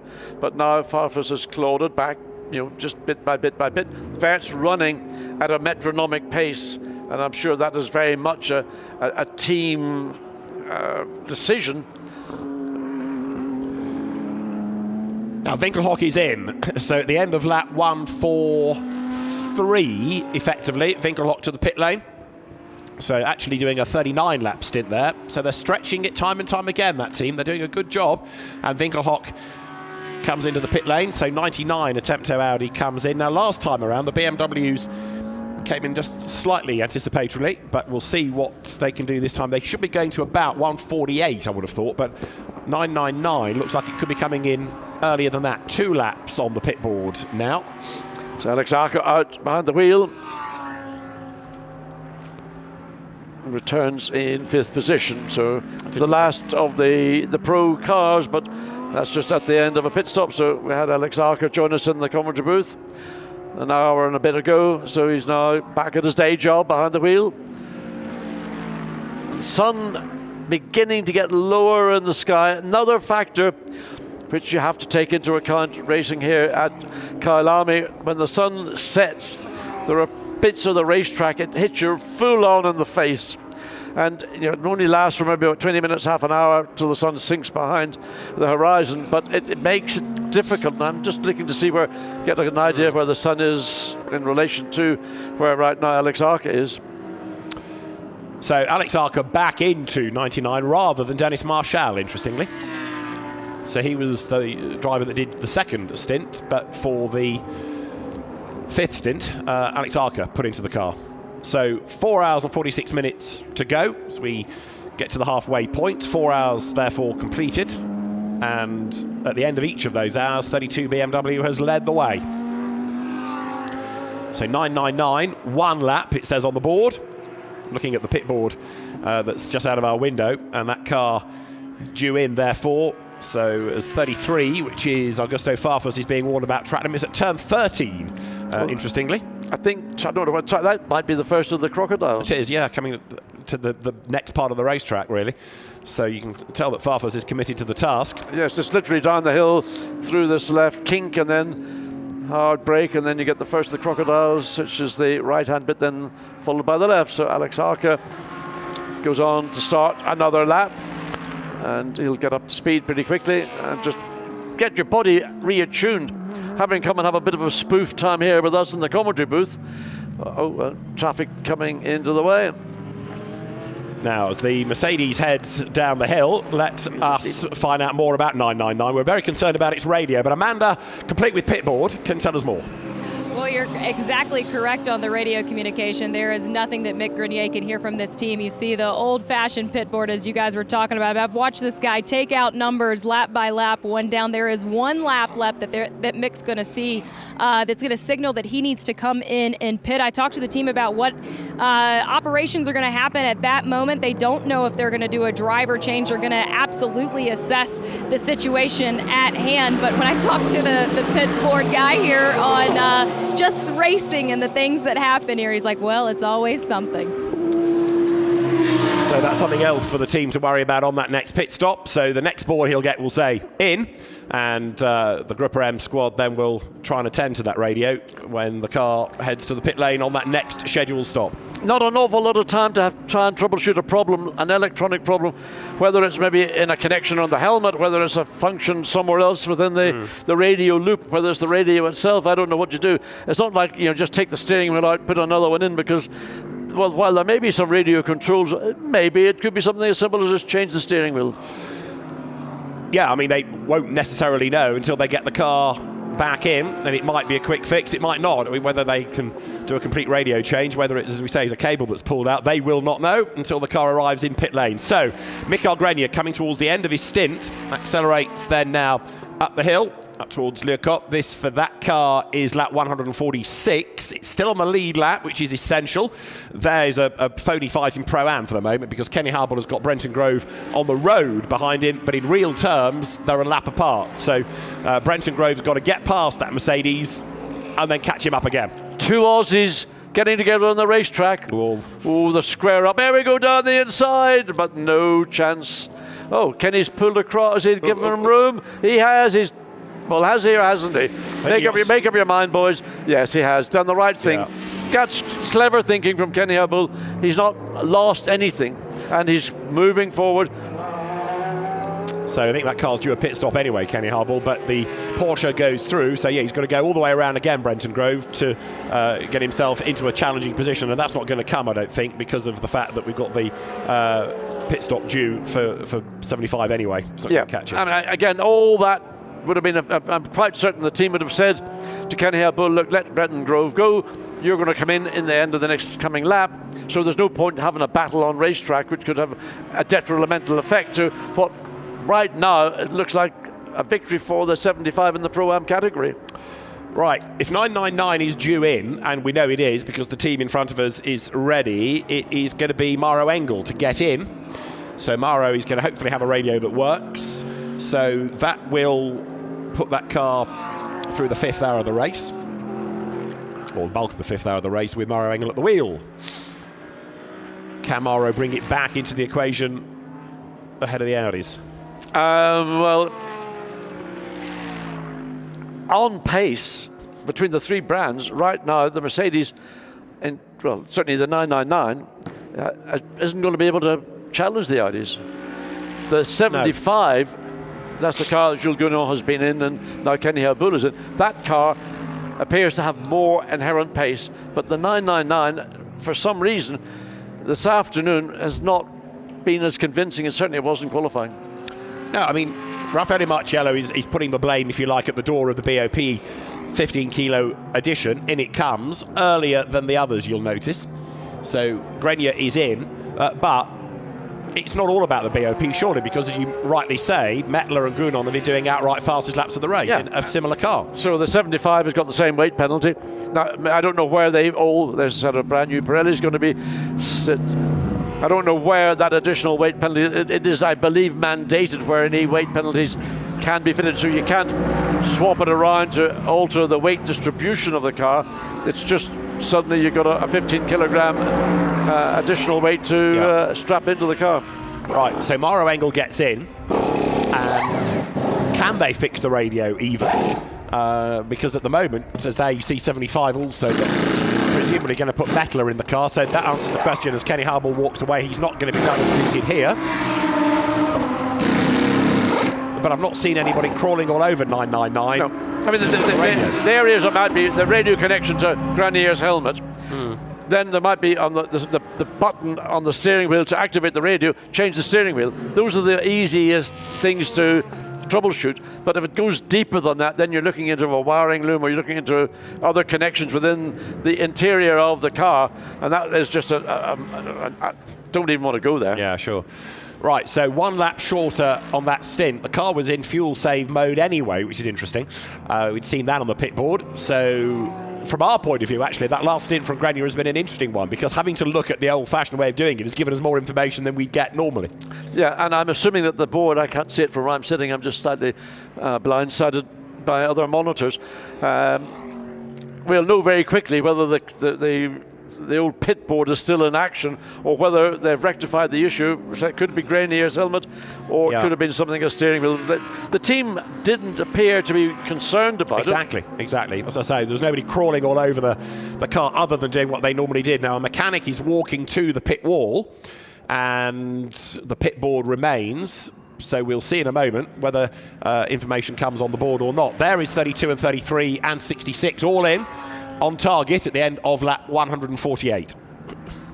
So the 2 BMWs came in unison, and they return in unison, followed by the 3rd place Audi. So who's behind the wheel? Showing Charles Wertz and Farfus. So they must be double stinting. That's interesting, because that's the first time we've seen that happen. Although I was told that Sheldon van der Linde was going to be getting into 30. Well, unless, again, transponders have not tripped over Farfus and Wertz. So, possible. Right, there is Maroc Engel, and there's no information as yet being put on the pit board. So it looks as though the radio issue was isolated to Mikael Grenier. But the mechanic, who is near the pit board, remains on the pit wall. The car has gone by, and there doesn't seem to be any concern. Yeah, when the driver makes a pit stop, the radio connection to the driver's helmet has got to be broken on the one hand to let the driver out of the car. It's got to be reconnected. Sometimes that may not sort of go fully seated. So maybe that's all it was. Maybe just simply it was not sufficiently tight, and it just wobbled, and the connection failed. 32, which has just served its most recent pit stop, was fractionally under the regulation pit stop time, but you get 3 uses of a 1 second tolerance, the so-called Joker pit stop. So that's 32, which has had its first usage of that. So you are given a little bit of leeway, and if you're under, it can be under by 100th, or it can be under by 9/10 of a second, but under is under is under. But there is this leeway given through 3 in this length of race, 3 uses of a Joker pit stop. Yeah, I mean, it's just amazing that they get the pit stop done, and it is so critical to make sure that you don't do a time under. So there we see. So Farfus having to make it, he's struggling to find his way around the Mercedes. And straight line speed, the Mercedes is actually pulling away. Now it's going to step aside and let Farfus skip. But that was interesting, that the straight line performance of the Mercedes vis-a-vis the BMW at that point, the Mercedes had the legs. So there you've got the 2 BMWs, first and second, and seemingly without driver changes.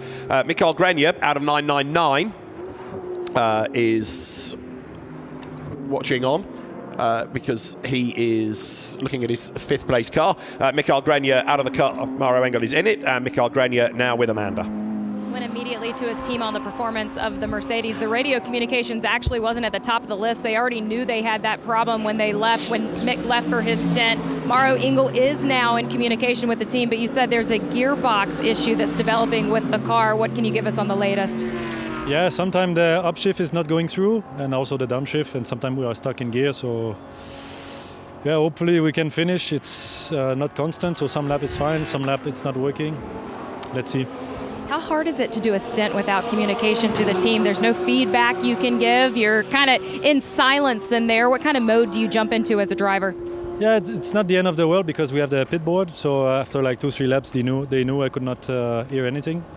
The only thing is before the stint, they asked if I should tell them if I can do a double stint, and I want to do a double now because it's less warm, but I couldn't talk to them. So now, yeah, for strategy it's not ideal, but it's how it is. At least the radio is fixed now. It was just the cable was pulled back and we could not plug the helmet with the car.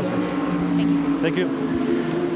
So it was a very simple issue of basically in the driver change when Michael Grenier got in, the connection was not complete, and that gearbox issue, that will explain some of the reason why this car has not been able to challenge and stand its ground against both Audi and, one might say, BMW. The BMW situation maybe is a slightly different one. They've been so strong all the way through from race getting underway at 1 p.m. here this afternoon. And the frustration for the drivers, as you've just been hearing, is that it's not a constant problem. Sometimes it won't shift up and you're stuck in gear. Sometimes it works, sometimes it doesn't. It's that not knowing. David, that drives you nuts. I mean, if it did it every time, you could maybe find a way of working around it, but when it does it spasmodically, oh dear, you want to throw the steering wheel out of the car. So because the gear changes are on the steering wheel as well, by the way. That's true. Yes, it's not like a old-fashioned gearbox where you could avoid, if you didn't go into third, you could avoid that on the H pattern, not like this. No, these are sequential gear changes, so it's got to go first, second, third, fourth, fifth, sixth. You can't go, in the good old days with a manual shift, you could have gone second to fourth or whatever, fourth to third or whatever way you wanted to run. That's the downside for me of having electronic gear shifting. Manual shift, of course, the Spanish GT champion, in case anyone's wondering. Over the curb then, rattles the Mercedes. He makes a nice paella. That's true, yes. Lap 151 here. So Maroc Engel, who we had the company of earlier on, put back into the car and trying to drive around this problem. But big frustration for Mercedes here. I mean, yesterday we were almost writing off everybody else, given the dominance of the Mercedes across qualifying. But come race day, we should have known better than to sort of discount WRT, shouldn't we? Because they've come mob-handed on race day, and there they are, 3.5 seconds apart, with Weerts and Farfus having stayed behind the wheels of the respective cars. Yeah.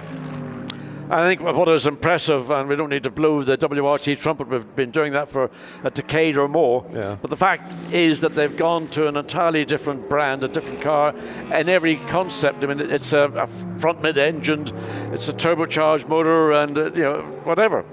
And they have adapted, and they've turned that car, already winning in the Middle East. Where was it, in Dubai? Yes. Earlier, it was earlier this year, end of last year. Earlier this, I think, wasn't it, in the 24 hours? And here they are now in a very, very dominant position. And of course, they're looking forward, building forward to the rest of the European season, but primarily to their home race in Spa at the end of June, beginning of July. Which, of course, is part of the Intercontinental GT Challenge powered by Pirelli, an earlier date this year due to the date switch for the Belgian Grand Prix. So the Spa 24 hours, which traditionally has been at the end of July, goes to the start of the month. Are you disappointed by that? You're a big fan of Spa, David. I'd go every weekend if Mrs. Addison would allow. But how are you going to dovetail British GT and Spa 24? Because that was always your big gig. Yeah, but you see, British GT doesn't go to Spa this year. It's going to Portimao instead. So they were going to be at different venues anyway for this year. Don't look so smug about it. Portimao is wonderful. No, it is. I like it. It's a nice venue. I love it. Oh, great. I wish we were going there.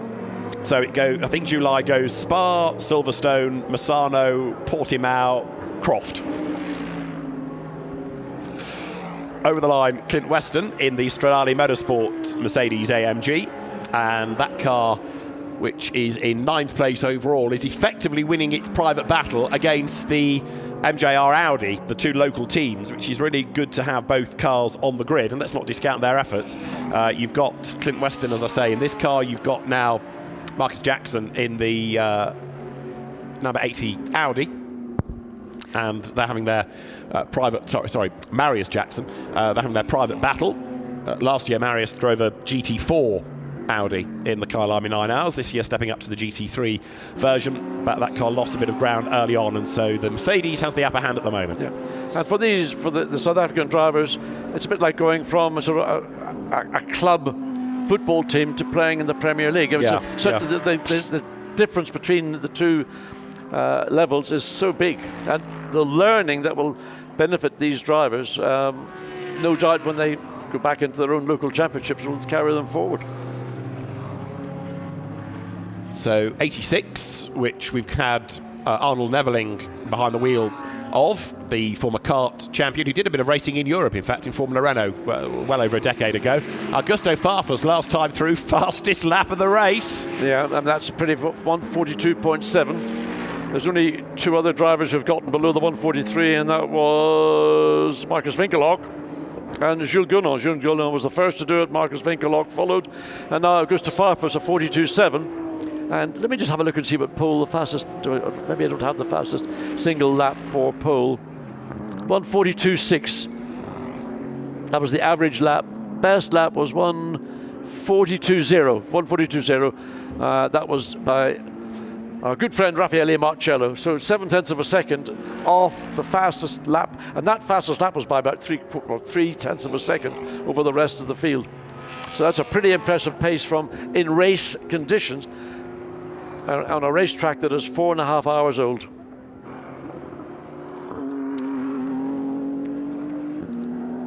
Now, is he driving with sunglasses, Augusto Farfus?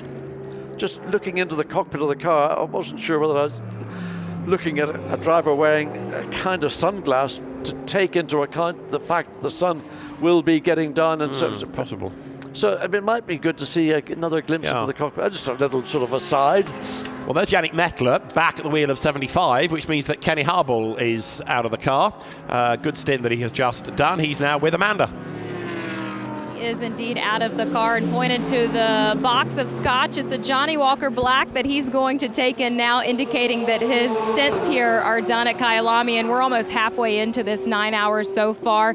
We look back at some of the moves that this car is making. Yannick Mettler behind the wheel right now. He was able to take advantage of the puncture that happened to the Grove Racing car. What are your thoughts on where you're at with this team right now? Oh, we're really happy. The car's been strong all day. Jules and Yannick did well. I just finished my second stint. My times were good, so I'm happy. I mean, there's always more in it, but we're told to come back half a second and look after the car, which is really important here because you can use curbs and you can gain probably a second a lap, but you could also get a puncture with the curbs. And now there's rocks and stuff everywhere. It's very dirty, very slippery, so I took it easy. The car's good, touch wood. We'll see you in a few hours. Since you guys were a pro entry in Bathurst, this is the first opportunity that you've been able to put points to the Independent Cup in the Intercontinental season this year. Not a bad way to kick it off. When you think of the season ahead, are there certain races you're looking forward to? Yeah, I must be a bit of a risk taker, missing one round, but now I can't afford to miss any and I got to win them all. So touch wood, so far we're looking good. Let's hope. Thank you, Kenny. Thank you. So it is looking good for a Pro-Am win. That car 6th overall, but it could be doing even better than that if, of course, the Engel 999 Mercedes problems persist. Let's look at its lap times. Its last lap was a 45.6. The cars ahead are doing 42s and 43s. That's not good. No, that car is being babied by Maroc Engel. He is driving the car in a manner not to put any additional load or stress into the components, whether that's a hydraulic issue, whether it's an electronic issue, whether it's a mechanical issue. There's too many issues, of which none have got an immediate fix to my knowledge. Again, the steering wheel is the obvious place because the pedal shifts are on the back of the steering wheel. But I'm sure the team will have information which will indicate which part of the car the problem may be, and while the gearbox is the cause, it may not be the symptom. Yeah, so we thought the radio issue was problem enough, but now the car that qualified for pole position is struggling with this gearbox issue, as the modern parlance dictates. There, 75, then Yannick Mettler, who was a real star in his first stint, put back into the car his second period then. Most of the teams doing pretty much an hour per driver times 3, however they break it up. And 86, having just been talking about the Stradale Mercedes, that is in its pit garage, which is never a good sign. Now, what's gone on here? Well, not a lot of work on the car from what we can see. One wheel's been taken off, another wheel been taken off. Why, we don't know. As well, a brand new set of Pirelli tyres going onto it. Amanda's diving into the pit lane, knocking mechanics left, right and centre. She like a front row forward in an American football team. Go and sort them out, Amanda. So Clint Weston brought the car in, and this actually for the local fight is quite good news in a sense, because it brings the Audi closer to it. Strange, they put a wheel on the front, now they're taking that wheel off, pushing it to the rear, and it looks as if there's a degree of confusion in that car's garage. So the Stradale Motorsports, I don't know if they are, maybe they haven't been able to troubleshoot what the issues are. So that's Engel, whose last lap was again a 45.6. Farfus, another personal best, another absolute best indeed on this current lap. But yeah, the advantage, if ever it had it, is certainly falling away from this Mercedes now, and it's not purely down to the BOP. It's a car with a problem. No, it's a car. It's the walking wounded, in effect. So what Maroc Engel and Raffaele Marciello will have to do is, if they want to bring this car home, is just really nurse it. And they've gone from potential race winners to at best 5. Now, what about the other Mercedes? 86, the Stradale car. Clint Weston we've just seen in the pit garage. Amanda is down there. This Mercedes, what I'm told from Charles Ranges is that there was some contact with car on track. They do think that the car is perfectly fine. They just wanted to check some alignment issues before sending Clint Weston back on track. And since they had the Mercedes in, they're going ahead and doing a full pit stop with the 4 new Pirelli tires going on. Thank you very much, Amanda. That's good news. So they are working on the car.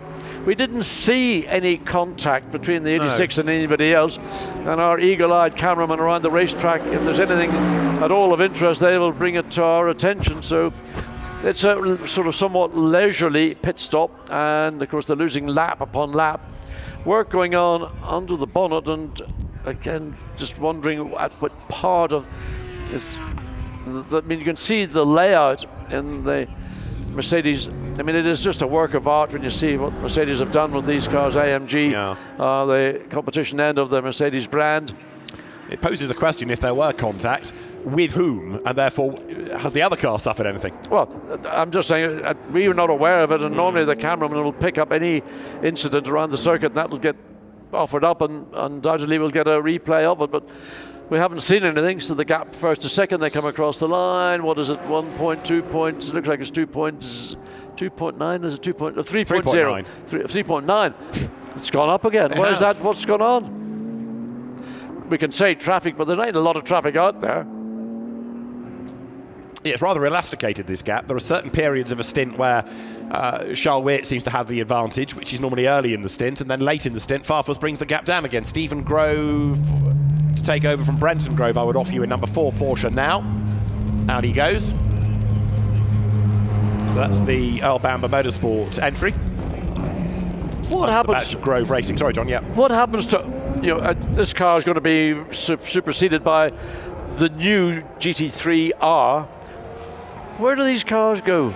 Or do they just become track day cars? I suppose if you wish, as an AM, you can still run one. You don't have to upgrade if you don't have the budget. It's still homologated for GT3. It just wouldn't be, wouldn't have the pace of the current model. But yeah, I suppose you could run them in national championships where they would still be homologated, or yeah, they become track day cars, or you sell them on to somebody to race at a lower level. Put a set of plates on it, have a real hot rod GT3 RS or GT3R. Now you've got an idea. Right, so Stephen Grove it is at the helm of number 4, and he is a lap down, remember, on number 75, which has got the quicker Yannick Mettler at the wheel anyway. But the Porsche's aim here is to keep out of trouble and score points. They're in the IGTC, as Earl Bamber said, for the long haul. They're not just doing this one race, they're doing the whole championship. Round 3 Spa, round 4 Indianapolis, round 5 the Gulf, 12 hours at the end of the year. Big commitment, a big commitment, and Spa, of course, is the pearl in the championship. Yeah, definitely. It is the biggest GT3 race of all, and we get, of course, mega entries at a great circuit with great beer and great freet. and roll on the end of June, first weekend of July, which is when the Spa 24 Hours, backed this year by CrowdStrike, will take to the track. So, with its very patriotic front, the Porsche heads through the crocodiles, back onto the pit apron from where it must be started. Comes the Stradale Motorsport Mercedes. You can't fire up the engine and drive out of a garage. You have to go to the pit apron, drop the car down, fire it up, and leave from there. Car looks immaculate. It does, actually. You wouldn't have thought that car's done 4.5 hours of racing. I wonder, did they have a valet service on it when it was in the garage? Well, you're right, there is hardly a mark. It looks immaculate. Yeah, that's possibly had some contact. It blasts away back down the pit lane, and Clint Weston brought it in. So has he stayed behind the wheel? We'll find out as it breaks the timing beam. Still shown as being Clint Weston behind the wheel of that car, but their aim, again, is to get to the end. 4 hours and 20 minutes of the race to go. Remember, back in 2019, one or two of the local teams, including the Perfect Circle Porsche, graced the grid, and it's always good to have these local teams. Now, we understand it might have been 99 Audi with which it had contact, so let's keep an eye on this car. It doesn't instantly suggest that anything has happened to it, but look closely. Alex Arca at the wheel. Has it got any scrapes on it, any dents, any witness marks? That's the one we think it may have glanced off. Yeah, I mean, it was barely you don't get enough of a look at the back, front or side of a car to tell whether it's had any contact. I mean, for a car to come into the pits, I've had contact, I wanted to check the alignment, that's got to be a big old bang, not just sort of a little lover's little sort of brush. Alex Arca has dropped 10 seconds relative to Ricardo Feller ahead of him, but he's actually catching back up again now. So, again, it's a bit like Farfus from that earlier stint. Suddenly lost time, but hunkers down and makes some of it back up again. Alex Arca pressing on in his second stint in the car. I've forgotten how enjoyable the Audis are to watch, because they are, as we've said earlier on in the course of the race, really darty, nervous-looking cars, and Alex Arca has got this one by the scruff of its neck. Yeah, it is. It's a very efficient, effective race car within a window which suits some driving styles and not necessarily other driving styles. But it certainly won a lot of races, and is a fantastic bit of kit. You know, again, the engineering that Audi have brought to the show over the last decade or so, just unchallenged, really. Absolutely right. So I think back to the early days of GT3 racing and the Blancpain Endurance Series, when it was the BMW Z4 of Mark VDS versus WRT's Audis, and the great successes that followed internationally from then on. Downhill comes then the 99 Audi. Alex Arca at the wheel of it, trying to make up 10.4 seconds again to Ricardo Feller, but of course is going to be due in sooner because of the different sequence, and he's way out wide in the weeds there, isn't he? Yeah, just let the car drift too wide on the exit of Cheetah, and then you catch the dirt on the outside again. This is the same old story. One wheel gets a certain amount of dust on it, and then you've got to spend the next couple of corners trying to clear it off to make sure that when you really lean on that rear corner, that's going to be there for you. So there is Ricardo Feller. So Ricardo not shy of running to the very edge of the racetrack, and I mean, has been again an impressive drive from the Swiss driver. Another of the young brigade that have evacuated a career in single-seater racing just simply because, well, single-seater racing in many respects is a shadow of its former self. For a stepping stone, that is. And Ricardo Feller has made a good name for himself very quickly in GT racing, whether it's been in the German Championship, which he won 2 years ago, or DTM, which of course last year moved to GT3 style racing. And we saw him, didn't we, in World Challenge Europe at the end of last season. Was it in Barcelona? Well, didn't he race for Emil Frey Racing in the Lamborghinis? That's right. Yeah, he's had a spell in those as well. Then came to WRT, didn't he, right at the end of the year, wasn't it? Yeah. Kelvin van der Linde was poorly or some such situation, I think, that brought him in at the 11th hour. So Ricardo Feller then is chasing Farfus, but he's 6 seconds back.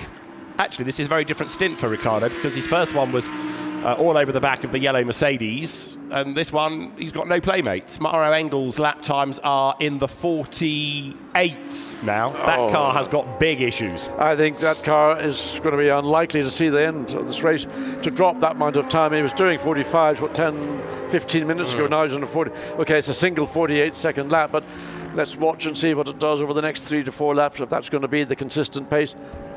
I mean, they can still pick up points, even if they finish in the 5th in their class, but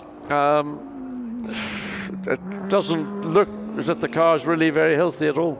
And there's also, of course, the other problems of putting load through that gearbox coming into and out of the pits, because you've got to get the car to rest, you've got to go all the way down the box, you've got to go all the way up again as you leave the pit lane. And so it does suggest, picking up on what Michael Grenier had said, that the problems are getting worse and worse and worse, and it's becoming more of a challenge for Maroc Engel to nurse that car around. As the Audi, in contrast, clear racetrack around it, accelerates now up through the right-hand of the clubhouse. He's using bits of the racetrack I don't think anybody else has had a chance to explore. I mean, he's wide on the exits and just absolutely giving it everything he's got. Alex Arca's last lap was a 1:43.2. Right, downhill out of Leukop goes Alex Arca.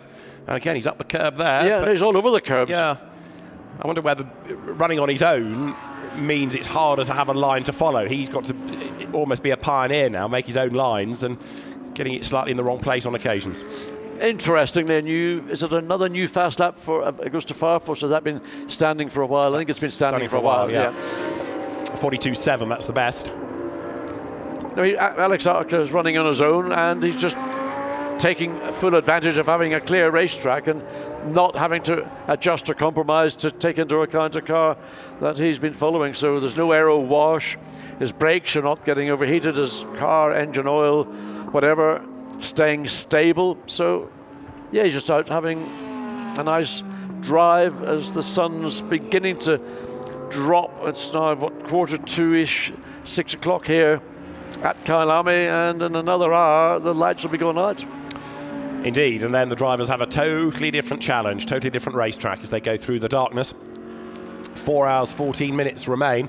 So there's going to be a good chunk of the race in that very dark condition, as John has been describing. It goes really black here at night. Right, 4th place, Alex Arca.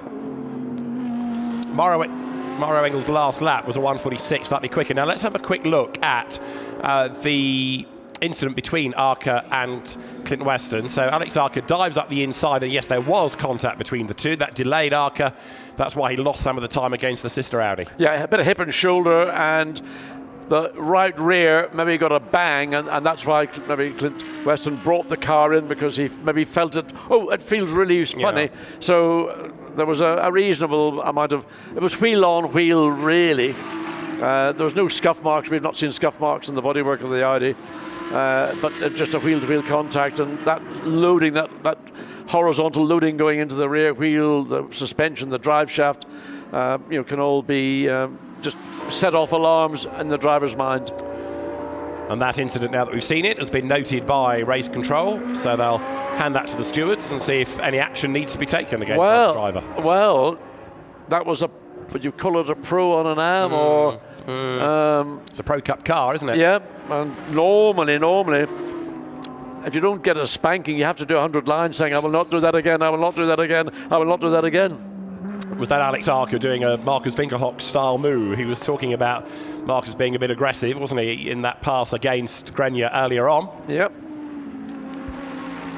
I mean, in those circumstances, I think to mitigate the incident, you might say, I thought he was giving me way, and then he closed the door. And it was a slower car, so he was wide going in, then the door closed. So what am I going to do? I mean, I didn't do it deliberately. Judge of fact will make his decision, no doubt. Indeed. So, 12 minutes away from the end of the next hour as Alex Arca goes rally crossing way out wide. This stint is good to watch in one sense, but it's concerning that it's a bit ragged in another. Well, it's dragging a load of rubbish onto the racetrack. I mean, again, coming out of the S's, and the circuit is getting more sort of gravel and whatever at the edge of the racetrack, which will be a concern for everybody else. Now there is 999 Mercedes up towards the left-hander barbecue bend. So with its gearbox problem, they are mindful that it may not get to the end, and that car now needs to work out the distance in order to be classified as a finisher and score points. So Engel goes through, but the lap times, as I've been trying to explain, yo-yoing a bit. We had it in the 48s, then down to the 46s, then up again to the 147s. So the gearbox problem is getting worse and worse, no question. I would imagine, I'm just sitting here without a rule book, but I thought they would have to have completed at least 3/4 distance to be considered a finisher, and therefore liable to pick up the points. So, yeah, I mean, you have to consider every eventuality, and that they've got to drive this car around 10 seconds off the pace to get to that point.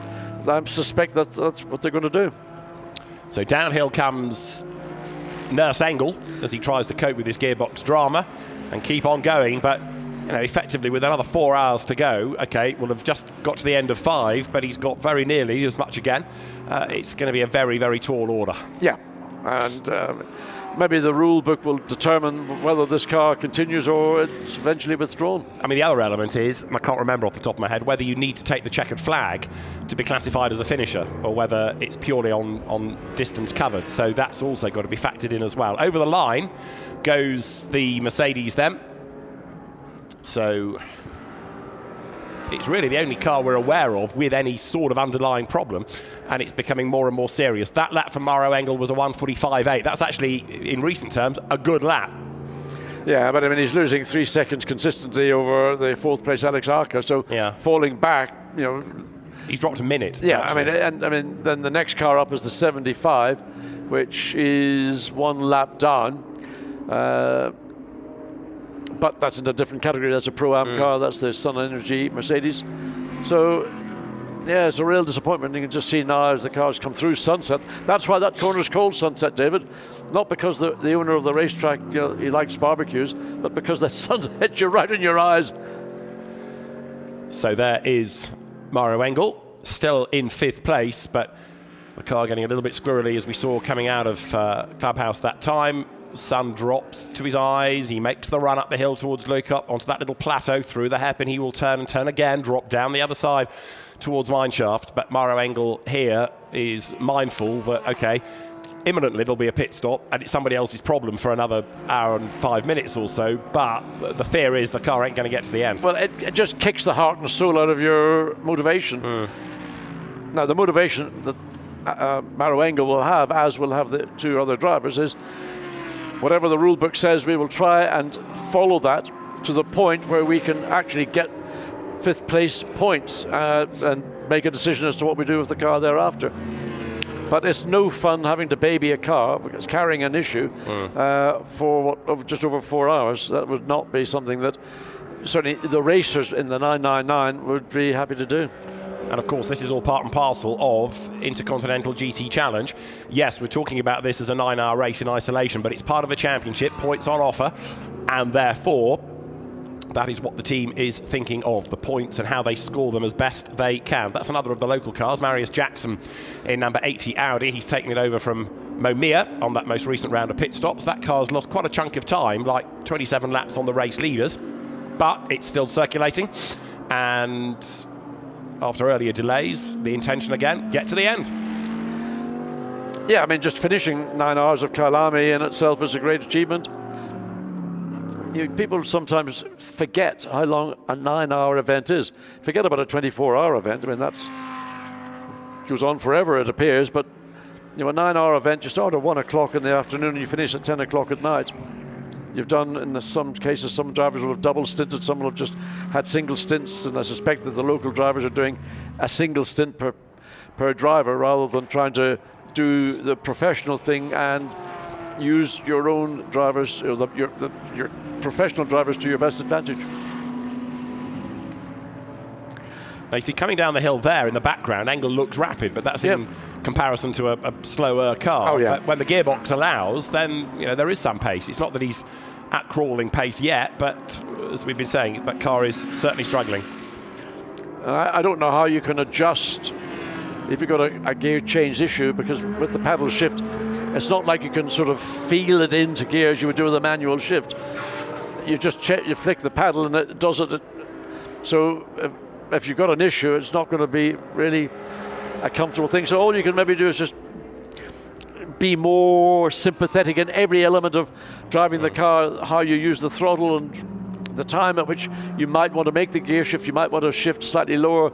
In other words, what we call a short shift in the trade, not run the engine to the maximum RPM when you're making your gear change. And of course, just going back to this whole point situation, although the car is a rather distant fifth, in terms of points, it's actually third because the Audis aren't scoring IGTC points. Audi is not a manufacturer registered for this year's championship. So although they're supporting the race by adding cars to the grid, they're not scoring points. So in terms of the point situation, 999 is third, if you're following all this. In other words, giving away third place points worse than giving away fifth place points. Keep that car in the race as best you can, keep scoring as best you can. A new dynamic I hadn't thought of. There you go. Now what about this car? Miguel Ramos at the wheel of number 20, back down to third in Pro-Am, chasing after Stephen Grove again. So let's see what the Portuguese driver can make of this stint, and was certainly in his opening stint was, I thought, careful in chasing other cars, not doing anything, nothing what you'd describe as high risk in terms of going into a corner and diving down to a closing gap. So Miguel Ramos driving this race very much more in the frame of mind of it, maybe a 24-hour race. So downhill comes Ramos. That's Ricardo Feller behind him. Remember that incident, by the way, between Alex Arca and Clint Weston? Well, you don't need to anymore because the stewards have looked and said no investigation necessary. So that passes by. And Feller is about to try and get past Ramos here, adapting to the Mercedes, having spent the last season in the Garage 59 McLaren. Great enthusiasm, Miguel Ramos. I mean, barely does a GT season go by without him doing huge amounts of mileage somewhere in something. Yep. Watch the straight line speed of the Mercedes, and I don't think the Audi is going to have very much to do with it. It'll only come down to getting into the braking zone. Will he have the chance? Well, there it is. Ramos actually backed out of it early to let the Audi go through, and that's sensible of Miguel Ramos. He's not on the same race, and rather than having an issue, just let it all go through cleanly. Now there is the race leader, Charles Weert, up past Stephen Grove. The gap has gone out again, 4.5 seconds, so it's still advantage BMW, very, very definitely. The winning brand of 2020 when it was the M6, but right now these M4s looking super strong, but Farfus here getting caught up in the traffic, and I suspect that that gap might grow a little bit more. Now, there is Ricardo Feller in third place. How far away from Farfus is he now? Well, it's 4.5 seconds, yeah, but having a red hot go, isn't he, to try and claw up that lost ground before we get to the next round of stops. Again, why are we seeing this sort of seesaw effect between these two lead BMWs? I mean, at one point Farfus was very close to the back of Charles Weert.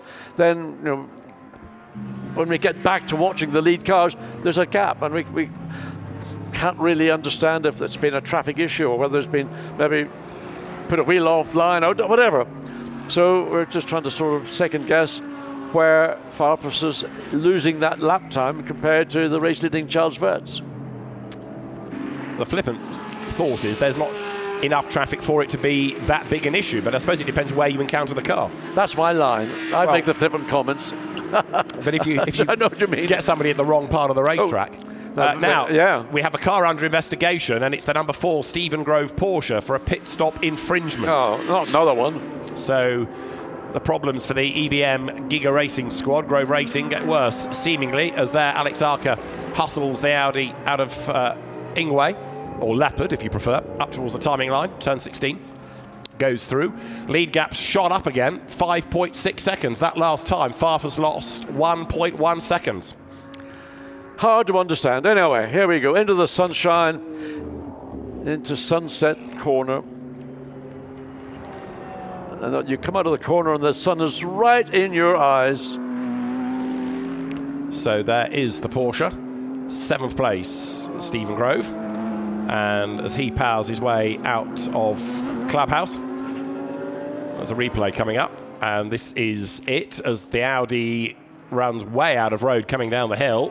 What was all that about? Well, there's a bit of bodywork. There's a bird. No, we saw what we saw live was that cloud. We didn't know the reason for it. There was the reason. And in the meantime, a gorgeous bit of nature thought life was endangered. It flew off at a rate of knots that even somebody with a good eye wouldn't be able to follow. I think it was Alex Arca's Audi, wasn't it, running on its own then? Look at the box. The momentum carried him all the way through that gravel bed, all the way down the hill. Gravity and momentum really there. So Alex Arca's had a stint and a half in a sense here, because he's been up and down the curb, he's been off the racetrack and had a bit of contact, so he'll be quite glad to get to the pit lane, I think, imminently. So the light and shade of the circuit is getting greater. And of course now the pit lane is fully in the shade, so it's nice and cool for the teams. And of course for our pit lane reporter, now the sun's disappeared to the back of the pit complex.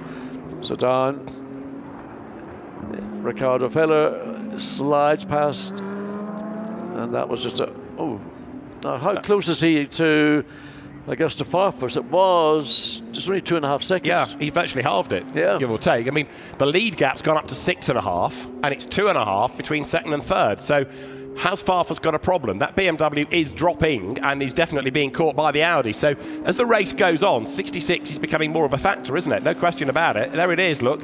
And Ricardo Feller at the wheel. At the pace that Ricardo Feller is running, he's going to be on the tail of the BMW, maybe 3-4 laps. But then of course the issue is you can catch, but can you pass? Well, then he gives the car over to Patrick Niederhauser, and 11 seconds time penalty at the next pit stop for number 4 Porsche. And the reason for that doesn't give a decision is that, well, it was under the pit stop time, so it did a 66, not a 68 second pit stop. So 11 seconds, I can only assume it is because of it being under on that pit stop. So it will be served on the pit stop itself. So it'll have to sit there for the extra 11 seconds. So the pit stop times, 68 seconds line to line, pit into, pit out, try again, pit into, pit out. But so in this car's 77 seconds now. Yeah, plus the 11. Yeah. So what's the gap coming across the thing? Let's see what it was. It was 2 point something, 2.3. So Feller's taken a further 0.2 of a second out of Augusta Farfus's second position. Overall, looking at Wirtz, Farfus, Feller, Acker, Engel, and we've got the 75 Mercedes in 6th, leading the Pro-Am category, followed by the Pro-Am Porsche in 7th, but that's going to serve that additional 11 seconds penalty. But I don't think the 20 Mercedes of Miguel Ramos is probably going to challenge the Porsche. Do you think so? What do you think? Well, You're the looking gap's at the come screen. down a bit, 2.2 seconds, but the lap times are good enough, and so are Feller's. Look, as he closes onto the back of the BMW. I think Ramos will challenge before the stops, and I think Feller will just about get himself up to the BMW. But Farfus has actually responded on that last lap. He's sort of kind of stalled out the progress. Oh wow, that sun's really catching. Yeah. So either Farfus has had a wake-up call from the pit lane, or whatever he has had to deal with, the issues he's been coping with, he's managed to get on top of them. So whether Ricardo Feller is now going to continue his progress, I suspect that Augusta Farfus is now sort of back at the races, as they say in the trade. Well, let's look at his sector times on this lap, because he was 0.2 down on Wirtz in sector 1 and hundreds quicker in sector 2. So yeah, that suggests that a prod has possibly been given. But again, we've also seen this late in Farfus's earlier stint, that he gets better towards the end. So there is your battle for second in Pro-Am. Ramos right up with the Porsche now. So there they are together. It was 2.2 seconds at the start of the lap, and they have got Alex Arca right up behind them. So Ramos looking for position here, but also not wanting to get in the way of the quicker car, not wanting to impede his own race either. So the Portuguese, with a lot of things to factor in, comes over the line. Well, maybe Alex Arca will... Yes, whether he's going to be impatient or whether he'll think about now what's going on. Miguel Ramos, that was, well, I'm not quite certain whether he thought that Alex Arca could get through and realised that he couldn't. So Arca's now in a 3-car traffic jam, and the pace being dictated by the Porsche, and Miguel Ramos looking to find a way past a car in his category, and maybe not so concerned about what's going on behind him. So Alex Arca is going one side, and then he's going to be stalled out, can't get down the inside into Sunset. Next opportunity would be into Clubhouse, but it's going to be a desperate maneuver. There we go, down the inside. Yes, he has. And a good assist from Miguel Ramos, who conceded to the ground and then happens just to cover the Mercedes in dust as a thank you very much, Miguel, for that. So he goes through. Of course, this is where the teams count, don't they? Because they on the radio can say, right, the car that's behind you, you can let him go. You're not fighting him. That doesn't matter. But the car you are racing with is the Porsche, and Ramos will have got that message. So he steps aside, and now also Stephen Grove goes to one side as well and lets Alex Arca go through. So their battle will continue, and Arca goes by unaffected by all of the dramas.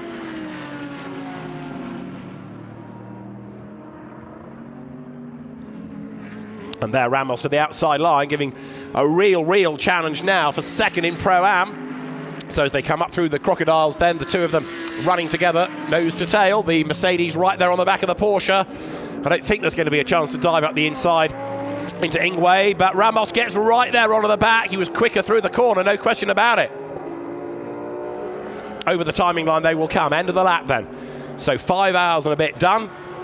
And this for second place in Pro-Am, a great fight. Stephen Grove just ahead of Miguel Ramos, learning about the Mercedes, but learning well, no question about that, as they come into Crowthorne, turn 2, nose to tail, climb the hill now up through the Jutski sweep, heading towards Barbecue Bend. And that's where you stand on the brakes and go left. It's quite a climb up to that part of the racetrack. And you still climb a little bit more, just over that lip, and then on towards Sunset. Porsche ahead of Mercedes then. And although Ramos has done the hard yards of the catching, now he's got the tough challenge of getting past. And Stephen Grove defending nicely, but Ramos commits to the inside line and he goes through at Clubhouse. Good move that. Doesn't run out wide either, so he got the job done and slowed down the car and kept the place. Ramos goes through up into second in Pro-Am.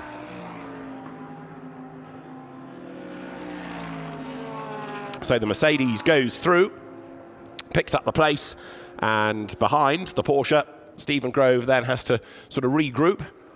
Now they will factor in, of course, that the Porsche has got El Bamba to come, but the Mercedes has got Luca Stoltz. So you've got two guns for hire, two pro drivers ready to take on board their respective mounts, both heading towards a double stint through the darkness towards the end of the race. Checkered flag goes out, of course, just prior to 10 o'clock. First time the leader crosses the line once the 9 hours are completed. So Ramos, having cleared the Porsche, getting away, stretching that margin. The lead gap continues to go up as well. Weirtz to far for 6.7 seconds now. And Maroc Engel is in danger of falling off the lead lap, I would suggest. That car is now, yes, being overtaken by the BMW. So the leader has just gone through, in fact, as I say that. So now Charles Weirtz has put a lap on him, and Farfus is about to put a lap on Maroc Engel. There in third place is Ricardo Feller, 1.8 seconds back. And there is the Mercedes, and it's clearly got a problem now because Farfus goes easily by. Maroc Engel pulled it to one side, let the BMW go through, but that's a car that's got absolutely no fight left in it. Its last lap was a 46, not as bad as it has been, but it's not good at all.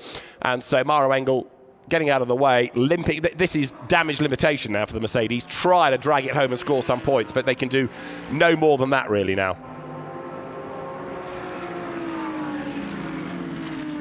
Now the next pit stop that we're expecting will be Alex Arca in about 8 laps time.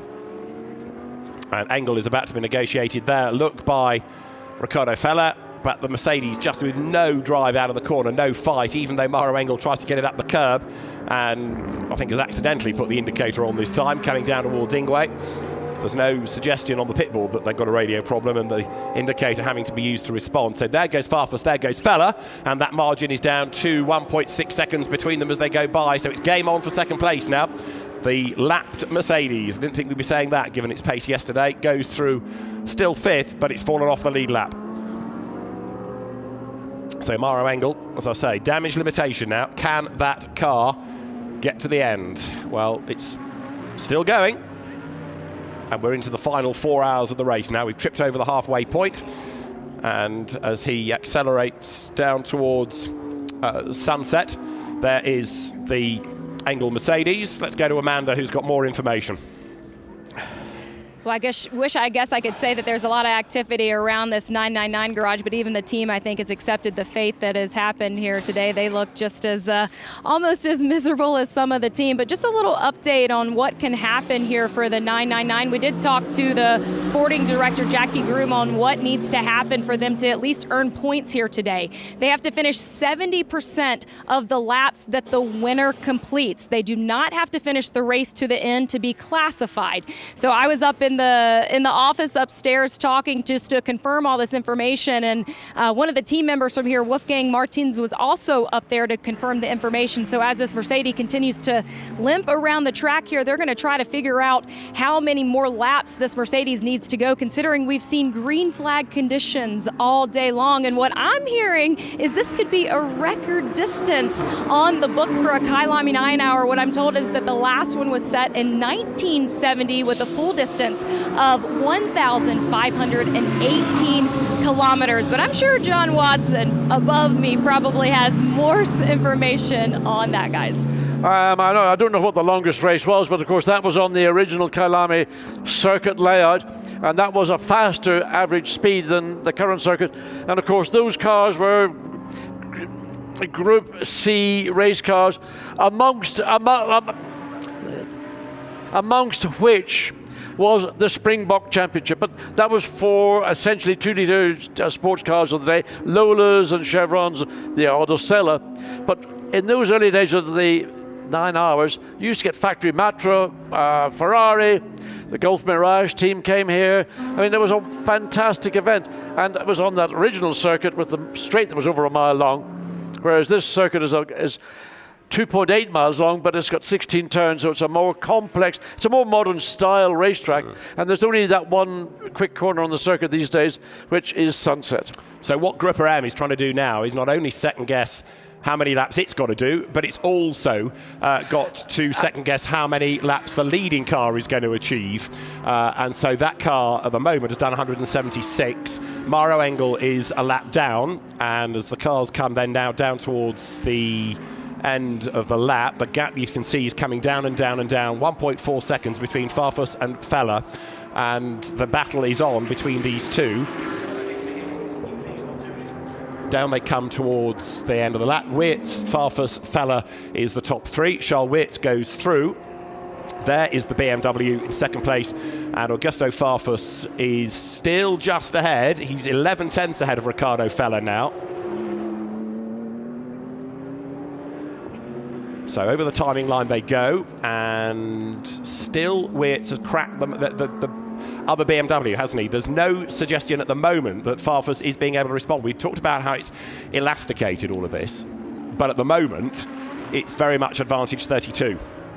Very much so, and equally likewise Ricardo Fella in the 66 Audi doing his bit to make sure that Augusto Farfus stays absolutely honest, and well, I'm waiting for that bit of elastic to pull the number 33 back up to the tail, but it doesn't appear it's going to happen at this phase in this stint. Now, Ricardo Fella, in fairness to him, has had a very, very good stint pushing on to catch the 33 BMW, but he's now sort of plateaued a little bit. He can't get within that magic second, and he's running out of laps in this stint, isn't he? Yeah, I mean, you're able to catch when you're in clear air, and then you get into the aero wash zone, which is where he's gradually getting into. That's what affects the car. The front end grip starts to go a little bit more marginal, and other factors come into play. And you end up having your pace dictated to by the car that you've run down, and then all of a sudden, when you're running maybe 2 or 3 tenths of a second a lap quicker, then you find yourself dictated by, in this case, the 33 BMW. It closes up a little bit under braking. There's the leading car, which for the moment, in a sense, is being given a free ride because it's not under pressure from the sister car, and any threat from the Audi is going to have to be countered by it getting past the other BMW anyway. So the gap is down by about a tenth over the timing line as they come through. And now into turn 2, they accelerate up towards the Jukski sweep. There you can see Fella throwing the Audi around as best he can, but how many more laps in this stint? He's got something like 6 or 7 more to go, and I'm not convinced he's going to get there in time. I think you're probably right. I think he's got to that distance, what is just a second or so, just under a second, and that's about it. There's not much more he can do, and Augusto Farfus looks like he's trying to respond. Good exit speed out of Sunset. That's Yannick Mettler, still clear in Pro-Am, and it's not going to be long before he gets up behind Maroc Engel, because as we've been explaining, Engel's car is something like 3 seconds a lap slower with this gearbox problem, and if 75 clears 999, of course that will put it third in IGTC, because this is registered for points, whereas the 2 Audis are not. Yannick Mettler quicker than Kenny Hubble. Jules Gounon will be quicker again. So he's gone through. 46 seconds is the margin between them, and he's about 3 seconds a lap quicker, but there's another pit stop due before he's going to get up with the Mercedes. Yeah, undoubtedly the pace of the 75 is just clawing into the advantage the 999 has got, and I'm sure when Jules Gounon gets behind the wheel, he'll be enjoying that stint as well. In a sense, I mean, it's not really a proper fight, is it? You've got a car that's healthy and a car that's not. No brainer. Of course 75 is going to catch. What's going to be interesting is to see how far through the race 999 can go before the problems become insurmountable. Or 70%. Yeah, exactly. In which case, do they just call it a day then and preserve what they've got? But if they do stop at 70%, they potentially lose a position to this car. They'll score some points, but not as many as they might. You've got 3 pro drivers who can nurse the car. I know what you were saying earlier on about it not being much fun nursing a car, but that's what they are here to do, score points for Mercedes as a brand. Your job is to bring that car home, or whatever the team instruct you to do. Alex Arca has just done the fastest lap of the race. Now, that Audi, amazingly enough, has done a 42.6, so it's been a spectacular stint, but Alex Arca, fastest lap of the race, 142.662. Wow. Well, only how many laps was it ago that he was driving off the racetrack as the exit of mineshaft, going rally crossing across the gravel trap back onto the racetrack again, and there he goes, gets the fastest single race lap. I mean, that's amazing. He cleaned those tires pretty effectively, didn't he? So the purple background to position 4 is because he's got the fastest lap of the race, and we also have a report that number 20 has had a moment off the circuit and back on again, which is the Miguel Ramos Mercedes. Down at turn 2, down at Crowthorne. Right, so Alex Arca will be absolutely buzzing at the end of this stint. It's been a leery one, but it's been a good one, and he's kept the car in the mix in 4th place, and of course he's a lap up now on Maroc Engel's troubled Grupper M Mercedes. So, question is, will Alex Arca, will this be a single stint, double stint, or will he be now complete and it'll be in the hands of Marcus Winkelhock and Dennis Marshall to bring this? He's coming in the pit lane right now, David. Okay, so in he comes at the end of lap 180, slightly ahead of schedule actually this time, but 37 lap stint therefore, in he comes, but a good stint nonetheless. A driver change underway, so Alex Arca gets out. I'm sure he'll have a big old smile on his face when he learns he set the fastest race lap, and that's just on the penultimate lap before he came into the pits.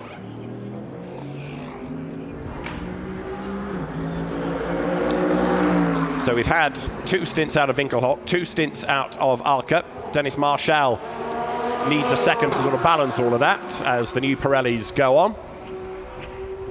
Life in the pit lane a little cooler for the teams now, but it's not going to be long before that pit lane feels very, very different, with the lights starting to fade, the feel of the place starting to change. Now remember, 68 seconds pit in to pit out. That's why the car is being held. The car controller will move to one side, and on instruction on the radio, away the car will be released. Now down the pit road. 6:15 in the evening at Kyalami. This race due to finish at 10 p.m. So 3 3/4 hours, more or less, before the checkered flag comes out.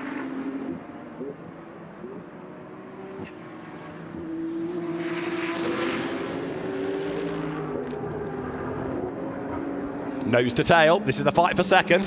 Riccardo Fellow right on the back of Augusto Farfus then as they come up towards the timing line. He might be able to make a challenge. I think he's thinking about it, because he's got himself in a reasonably good position. Not well, when you see that angle, It's not as good as it looked at the head-on camera position, indicated maybe he was closer to the back of the BMW, but in fact there's about two car lengths between the two cars, so Riccardo Fella was closer coming out of 16 than he was by the time he got down to turn 2.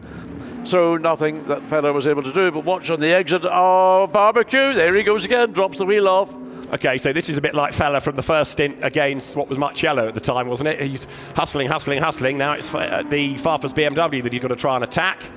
Augusto Farfus, smooth, controlled, and in exactly the right place on the circuit to make sure that Audi can't find a way through. He is looking at another, 6 laps or so before he thinks about a pit stop to bring that car in, if that. If he can hang on to second place up to the pit stops, then that's job done. Yeah, I mean, he ought to be able to do so because he's got no compromises directly ahead of him, no other cars. He appears to need to find a way around or nobody interfering. Again, the aerodynamics of these cars are sensitive, where Riccardo Fella is having to deal with all the issues that make the job of having caught, but then how do you find a way around that car? So not much opportunity in reality unless Farfus makes a mistake or something unpredictable. But look, there's one car going into Cheetah, which is about maybe 250, 300 meters down the road. So Fella push, all the way down once again to turn 16. Watch the exit of no, both fine on the exit of the corner, no issues at all.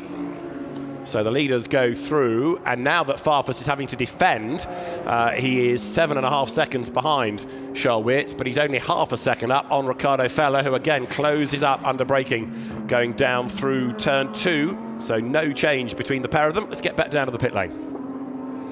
Well, we got here to congratulate Alex Zaka on setting the fastest lap, and I don't think I've ever seen someone look so disappointed and frustrated, throwing your hands up in the air. What were you concerned with when you got out of the Audi? It's not like an endurance race. It's not just about the fastest lap. It's about the stint, and I wasn't happy with my performance. I had 2 offs and pushed one car wide, which was unnecessary in my opinion. I thought he wanted to let me by, but unfortunately it wasn't the case.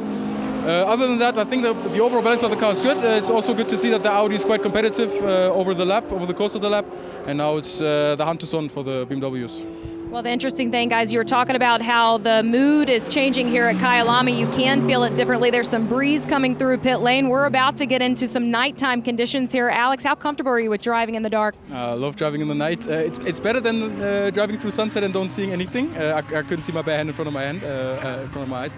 It was quite tough to drive, honestly. There's like 2 or 3 tricky corners, so I think we're all glad that the night is finally coming. And yeah, I think we shouldn't be too concerned about the pace. My teammates are running quite soft.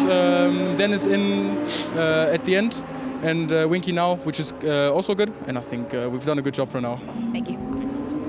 I think I said, didn't I, earlier on about what a disarmingly honest character Alex Arca can be, and there's proof of it again. So we had the first incident when he brushed against the Mercedes, and then the second one when he went off through the gravel. But he's just honest about it. Yeah, no, we saw that quite a while ago now, that incident, and I mean, he explained, he said, I thought I was being let through, and then suddenly the door is closed and he's committed to going down the inside, and the steward said no investigation required. So, but it's frustrating. But the thing that maybe frustrates him of all, we caught that one incident when he went way wide off the circuit coming down the mine shaft. We didn't see the other one where he says he was off track, or certainly he wasn't as off track as he was in that mine shaft incident, where he was well and truly in the gravel bed, but had the momentum to drive his way out of it. That was quite a ride, wasn't it? Right, leading cars are on lap 184. Pit stops are imminent. And so Riccardo Fella, try as he might, I don't think he's going to get ahead of Farfus before the next pit stop, with 3 hours, 38 minutes of the race remaining. So there's been lots to talk about thus far, different battles at different times of the race. That is the rather dominant number 32 BMW right now that's built this very, very healthy advantage. 7.3 seconds, helped in part by Farfus having to go a little bit slower to keep Fella's Audi behind him. But I don't think they're going to be able to easily bring 7.3 seconds back, unless, of course, there is another safety car period, a yellow period. We've got this far without safety car period, but I think that's the only way, other than a problem, that they're going to be able to catch up to the BMW that leads the race so comfortably right now. Yeah, I mean, this has been a wheel-perfect drive so far from the 32 Audi. And Philippe Eng sitting there. Hopefully he's got his correct overalls on. He does. It's a Swiss flag on the overalls, and he'll be jumping into the 33 very shortly. But Riccardo Fella still has got intentions of making his way around that 33 BMW before both have to make their way into the pit lane. So second and third through, and the margin still hovering at half a second. But, you know, again, Riccardo Fella has chipped and chipped and chipped and chipped, but he can't get much closer, can he? I don't think now. This is one of the beauties of GT racing. In a way, the balance of performance makes the cars operate at a very similar level, and it means that once you've got up behind a car, it's hard to get past because you're on that same pace.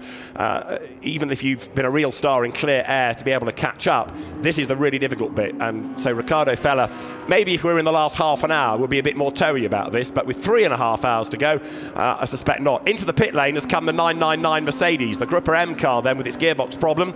There is no driver change. Maroc Engel is staying in the car. You can just see it there to the right.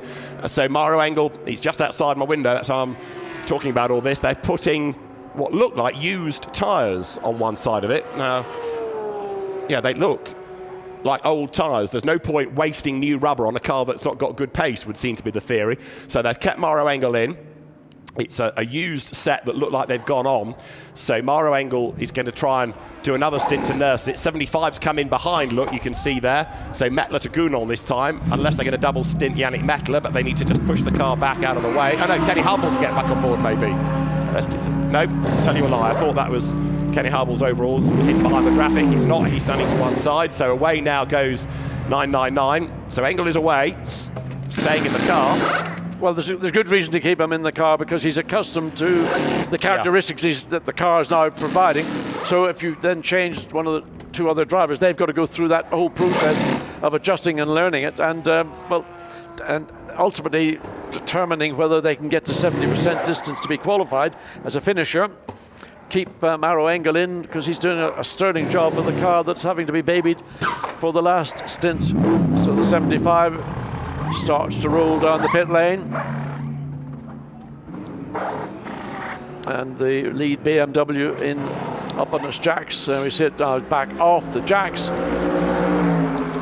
What's that engineer diving into the left-hand side or the right-hand side of the car, I should say. A little adjustment being made on some of the components in the cockpit. So away goes 32. 33 waits for its 68 seconds to be ticked through and gets away, but there's an Audi looming. So they were close when they came in. They're close on the way out as well. So Dries Van Thor leads the way in 32. Philippe Eng takes over 33. And there, in third place, it is number 66, still being shown as Riccardo Fella. And advantage to Riccardo Fella because he's just come in, having done a stint. Philippe Eng has got to go back out and get reacclimatized to track conditions, which are considerably different to those that he left the track, some 2 or 3 hours ago. Well, he looks like he's adjusted pretty quickly because Riccardo Fella has not been able to make any impression, even in those sequence of corners coming on now to the run down into Sunset, trying to get temperature into the tyres with the ambient dropping, track temperature dropping. That's what Philippe Eng wants to do as quickly as possible, get those tyres up to operating temperature. Lights are on, headlights are on, so the bewitching hour isn't very far away. 31 Celsius track temperature, 29 ambient. So track temperature hasn't dropped a huge amount in the last hour or so, and ambient's hovering around more or less the same. But once the lights go out, then that will see a considerably bigger drop on track temperature than you'll get in the ambient. Tell you what's going to be fun as well in these conditions now as it gets cooler. Laps out of Bamber, out of Gounon, possibly Lucas Stoltz as well. Never mind Van Thor and Eng and Drudy up front. It is Matthew Drudy now confirmed in 66. The transponder is updated, so 2 fresh drivers into the second and third place cars as well as the lead car. Dennis Marshall in 4th. He's taken over from Alex Arca. Maroc Engel did stay behind the wheel of 999 and is being reeled in by Jules Gounon, who is on a mission and has a healthy car, which is perhaps more important.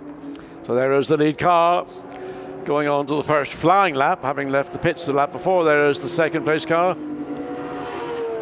and followed by was Matteo Drudy, not Fella. So Drudy's changed over from Riccardo Fella. Yeah, just saying that transponder has sort of updated itself, hasn't it, as it's gone through the next timing loop. There, number 4 Porsche, Stephen Grove at the wheel of it, heading up now to barbecue. There's the 4th place Dennis Marciello Audi, which has just done an absolute best in the last sector, in fact. So as the conditions are cooler, it's looking good for Audi. Let's just quickly check in with Amanda again.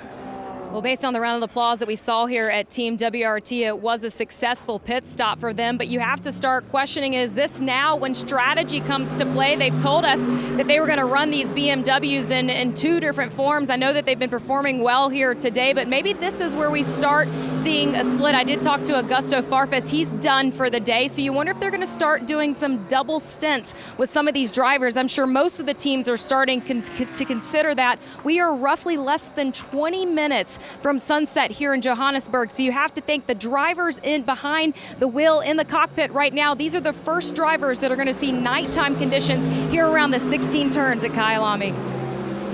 So the light is going, the temperatures are dropping, and lap time's now going to be very interesting indeed. Matt Campbell is the lap record holder here for Porsche, and there Dries van Thor then put back in behind the wheel of number 32, which suggests that they're going to keep Sheldon van der Linde for the end of the race, and a home hero to bring the car to a home win would seem to be what the script suggests. Whoops, he's way out wide there though, is Dries. Yeah, well, Dries, what's his advantage right now? 7.5 seconds to the 33, there it is, coming through the exit of turn 16. At this point, the camera lens enhances the amount of light that's there. Yeah. What the drivers are seeing is not as much as we're seeing on our television screens you'll be seeing at home. But once the light starts to go, these drivers are going from effective daylight into darkness, and sometimes that transition is difficult. Sometimes it's better to not have to go through that period and go straight from daylight and then jump into the car for your last stint in darkness.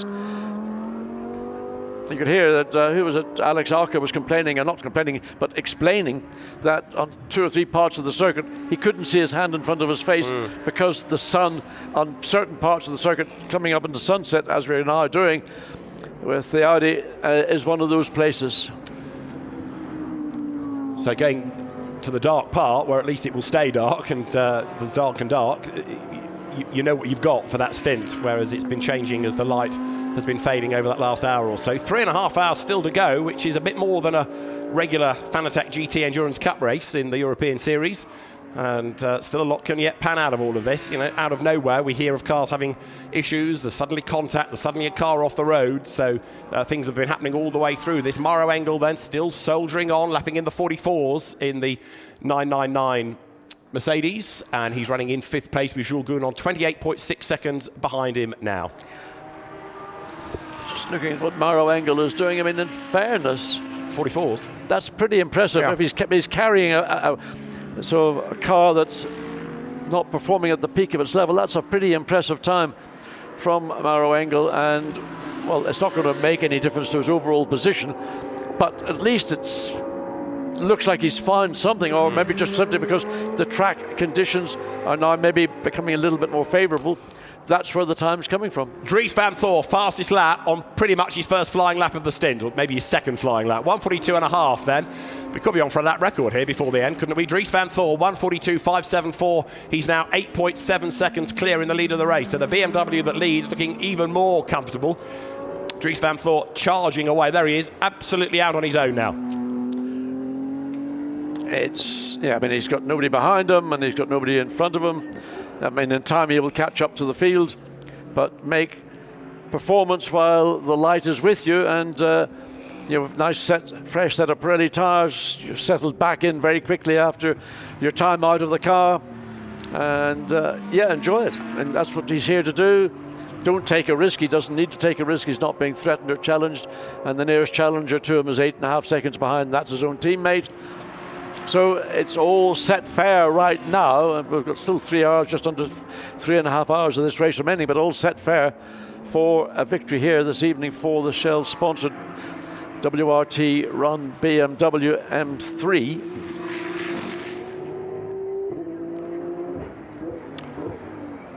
So Dries van Thor, who again has raced LMP2 cars, but is mainly known for his exploits in Audis, having to adapt to a new type of GT car, and he appears to have done so pretty readily. Night signalling has been confirmed, so the lights now must be on. M3, this is the bigger brother, M4. So there we see up at the top of the circuit, Maroc Engel continuing on. And what was his last lap? I mean, I know it's all rather academic. 1:43 point. I can't quite read it. This picture breakup on the timing and scoring screen. That's a pretty good lap. 1:43.7 for this car. Well, last year, of course, it was 1,388 kilometres that were achieved out of 307 laps. We've still, of course, got to this point without any yellow flag interruptions and potentially can go all the way through without interruption.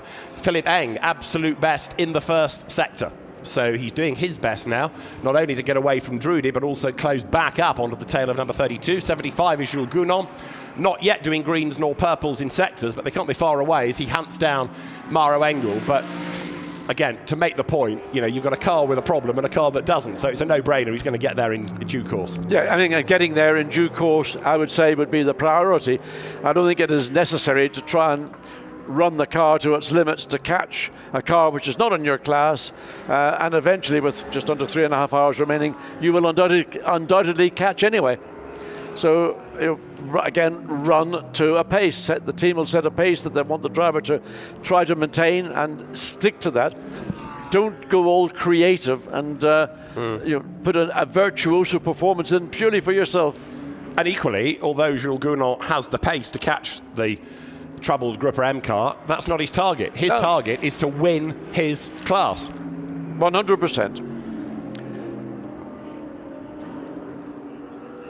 And he's doing that easily at the moment by 38 seconds from Stephen Grove. So that's the margin between them. The Mercedes goes through. So they've done 2 stints apiece. As with the heavy fuel load there, the car sits low and the sparks fly from underneath the bodywork as over the brow towards Louis Cop now goes Jules Gounon. With another hugely busy program, racing in America, racing in Europe this year, as well as in IGTC. So there's going to be an awful lot of air miles clocked up by the French driver this year. Just hear the thunder of that V8 running down mine shaft, and then get it all slowed up, get it turned in. Don't rub the curbs unnecessarily. So there is the 999. That's actually been overtaken by the 20, would you believe? Oh my goodness, that is not a happy moment for Maroc Engel, but in the 999. So the 20 Mercedes has overtaken the Pro car. So Lukas Stolz through, but that's track position, not overall position. He's moved ahead on the racetrack, but it doesn't affect the order because of the but it's just almost the indignity. Yeah, absolutely. Of the Pro car, which is the pole sitting car, being overtaken by a car which is a Pro-Am car, and really not in the same league in terms of lap time performance, but because of the damage or whatever the gearbox problems are. Can't do any more about it. Look at the rubber on the outside in the S's. Stolz 3 seconds a lap quicker last time, so you know. We've made the point demonstrably enough that this car's got a problem, and there is further proof. Cam's now out of Loikop, ready to drop downhill once more. Engel currently working lap 190. Stolz is on lap 188, of course with AM co-drivers to that car.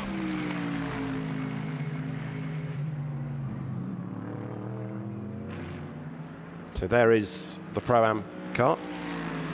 And let's have a look at a few super slow-mo shots of cars from earlier on around the circuit. The sunset starting, spectacular backdrop to the Kyalami circuit, and spectacular cars as well, of course, the modern-day GT3 racer.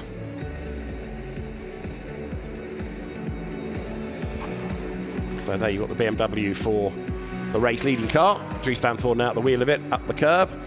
That's the second-place BMW from earlier on. And you can see the amount of lean in the suspension. It's only really in slow motion that you appreciate the load that goes through the cars. Some further up the curbs than others here. Yeah, I mean, that's when you don't want to see the slow-mos, because actually what you see, or what an engineer sees, is the realization just about how much energy these cars are having to be subjected to, especially when the misuse or abuse of a curb. Not so much on the exit of a corner, it's the entry where you hear, look at that, there's an example of the 99 really attacking the curb, and that does not do a car a lot of good at all. testament to the fact that cars can stand it for a 9-hour race. Yeah, lap after lap after lap, because this isn't just one lap that's being picked out. 66 Audi, another of the Attempto stable, wide over the curb, wheel onto the dirt, so there's that drop. You've got to step back up again the other side, more load through the car. And Alex Arca has been very spectacular aboard 99, 75 Mercedes, likewise, wheel lifting and sparks flying. Getting darker, and 8 seconds, the margin, very nearly 9 now between Van Thor and Eng, as the cars now come up towards the end of lap number 193.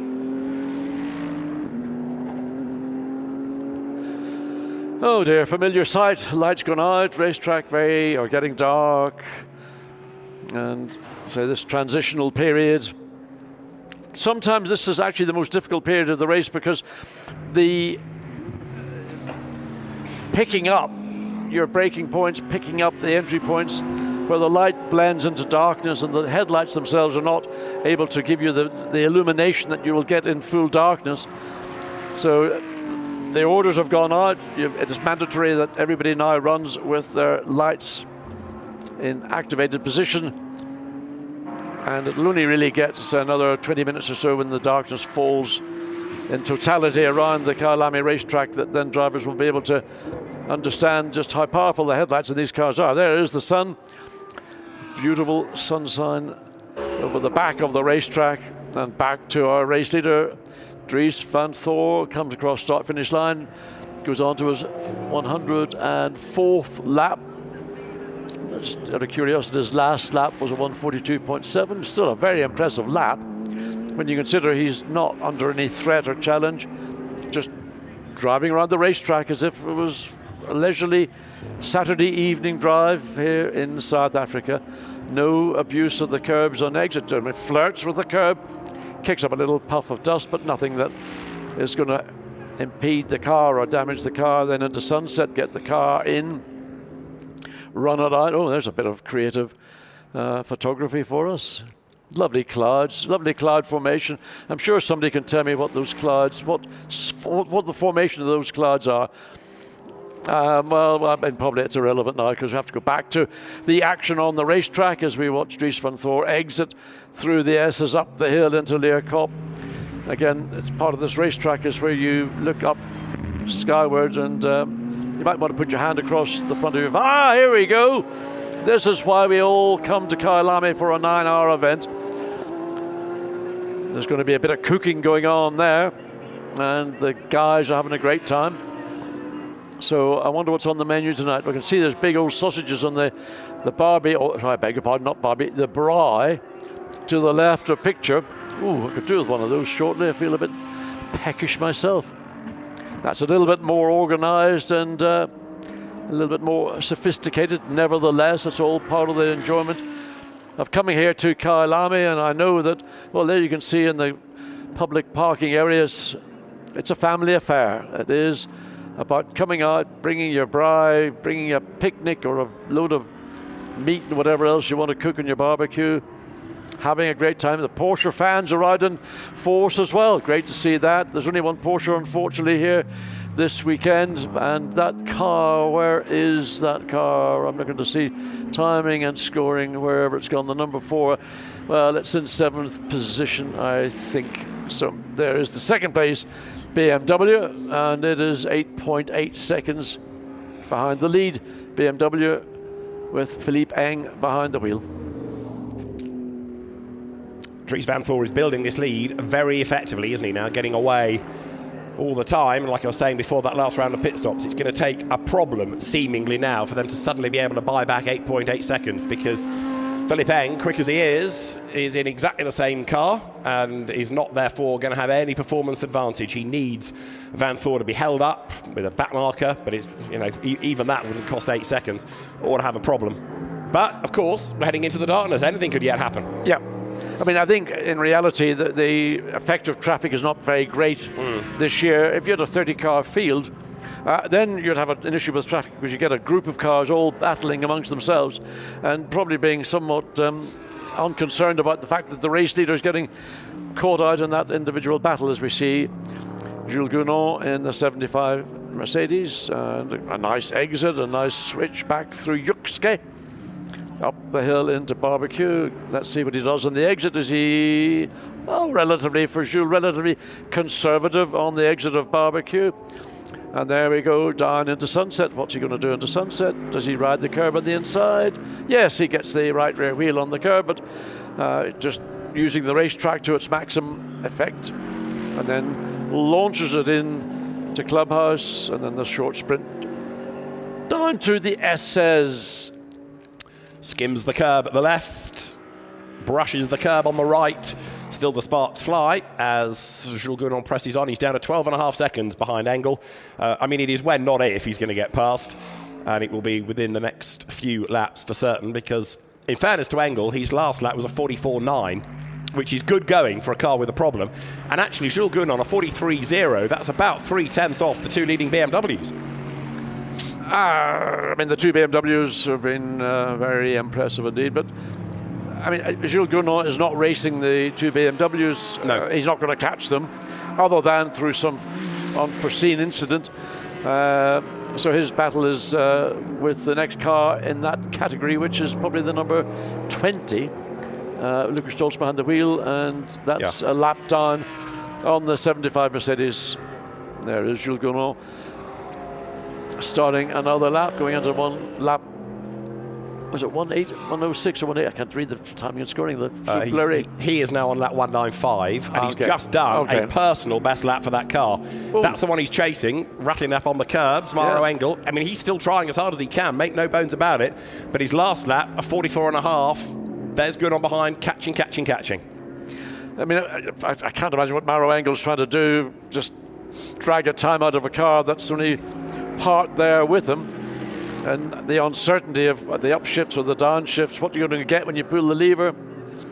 Well, there's a man who's looking purposeful, and he'll be been given the news from the pit lane that you're running down Maroc Engel for that 5th overall position. But he's got tons of time. He doesn't need to overdo anything. And those sparks just flying from the titanium skid blocks just on that left side of the car, up to the top of the hill, and then the run down. And it was wasn't it around this sort of time, the last time we were here, the heavens opened? Roundabout now, yes. Yes, it's normally late in the race, isn't it? It's late in the race. It's always round about 6 and 7 o'clock. And then at one point, the circuit was so flooded. Earl Bamber, earlier in the afternoon, gave us a very graphic explanation of what it was like, and I fully concur with him. It was no fun at all. You had the cars behind the safety car. You had the teams that were trying to protect a position, calling for the race to be stopped. You had those that wanted to attack, saying, let's keep going. And the race director did keep it going, quite rightly, and the battle went all the way through the 9 hours. I felt that was one of the most courageous decisions made by Alain Nadin to do that, because the only advantage that he felt might occur, because the ambient was still, in relative terms, quite warm, it meant that the track, once it started to dry, was going to dry relatively quickly, which is what it did. So it was a very good call. So there is Jules Gounon still catching Maroc Engel. And he is now, 8.8 seconds behind. There's number 80, which has been in the pit lane for a long, long time, I'm afraid to say. That's now 42 laps down on its nearest car, 54 laps down on the race leader. So that, I fear, ain't going back in the race anytime soon. I suspect that's a brake issue, because they're working around where I assume master cylinders are, and they've got fluid. So whether they're pumping fluid through the system, but that's a good guess from the commentary booth. I'd go along with that. I think I'd buy that. I'll take that. Well, right now, 32 BMW working its way through the traffic. Dries van Thor has just put another lap on Arnold Neverling there. The Stradale Motorsport Mercedes, that's 4th in its class, persevering, keeping going in Pro-Am. Remember, that was the car that had the light collision with Alex Arca, and brought straight away into the pits because concerned about potential damage to one of the rear corners, the right rear corner in this instance, and spent a relatively long leisurely time in the pits, and then has returned to the track and continues onwards to the finish, running currently in 9th position.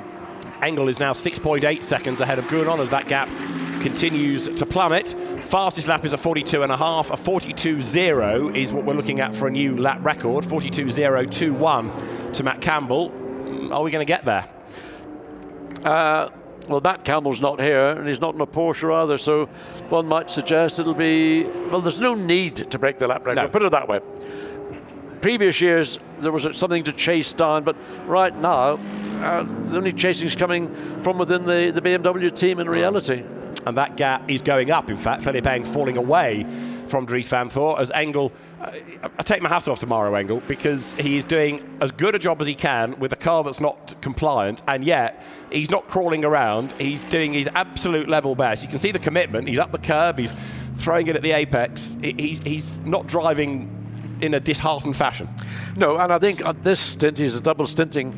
I think on this stint, he's actually found some way of driving around the issues to be able to run approximately a second or just under a second per lap quicker than he was doing on his second stint, which is the stint he's just done before the one he's driving in now.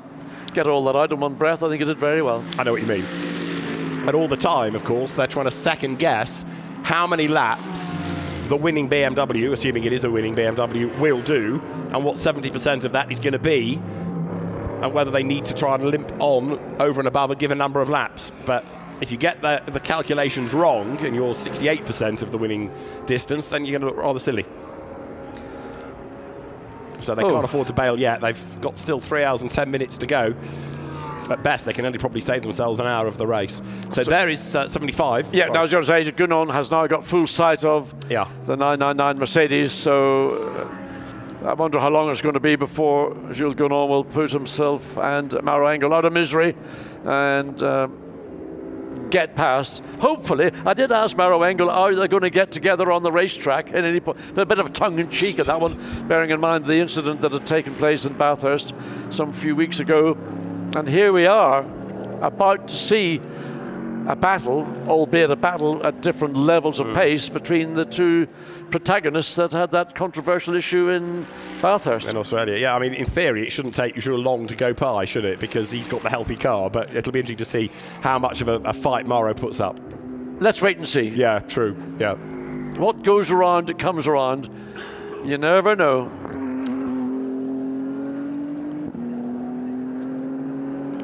So as you look at the 86 Stradale Motorsport Mercedes, this is another car that's had its woes, but it's still going. Arnold Neveling is behind the wheel, which means that Clint Weston and Charles Arangis are free to talk to Amanda. Well, David, as you said, the 86 had woes today, but they're hoping that the heat coming down and the darkness above is going to make that Mercedes go better, and you kind of confirmed that just then. But when you think of the local team out here racing, they are rating 4th in Pro-Am currently and happy at the fact that they get to score points for Mercedes here this weekend, finishing the race. Charles, you're going to be up next. You're going to take this thing into the darkness. Is there advantage here that this being the home track? Well, yeah, I mean, we know this track like the back of our hand, although the pros come and show us new lines. But yeah, the car was just horrible to drive the first stint while the track was at 50 plus degrees. And it's just been gradually getting better, you know, from being far off the pros to we there or thereabouts now, keeping up. So, you know, it's a big learning curve. It's our first time in the new car. We don't really know what we're doing yet, but it's going well. So, yeah, we're just having a ball. They're going to go from 1 hour. Each driver is going to finish out the rest of the night. And Clint, I know you're going to go in after Charles, and you said that you've raced here plenty of times in the dark, but this track, there's no lights out there. It is completely dark. What's the secret? Look, the secret is the fact that we can go blind into it.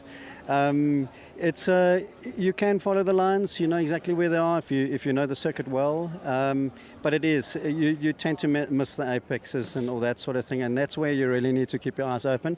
The biggest issue is the blinding effect from the other hits, the top runners with their lights, and I think that's the only thing that will put us off, but we'll move out of the way for those guys, so just so we can really get to the end nice and quickly, but otherwise the circuit is fairly easy.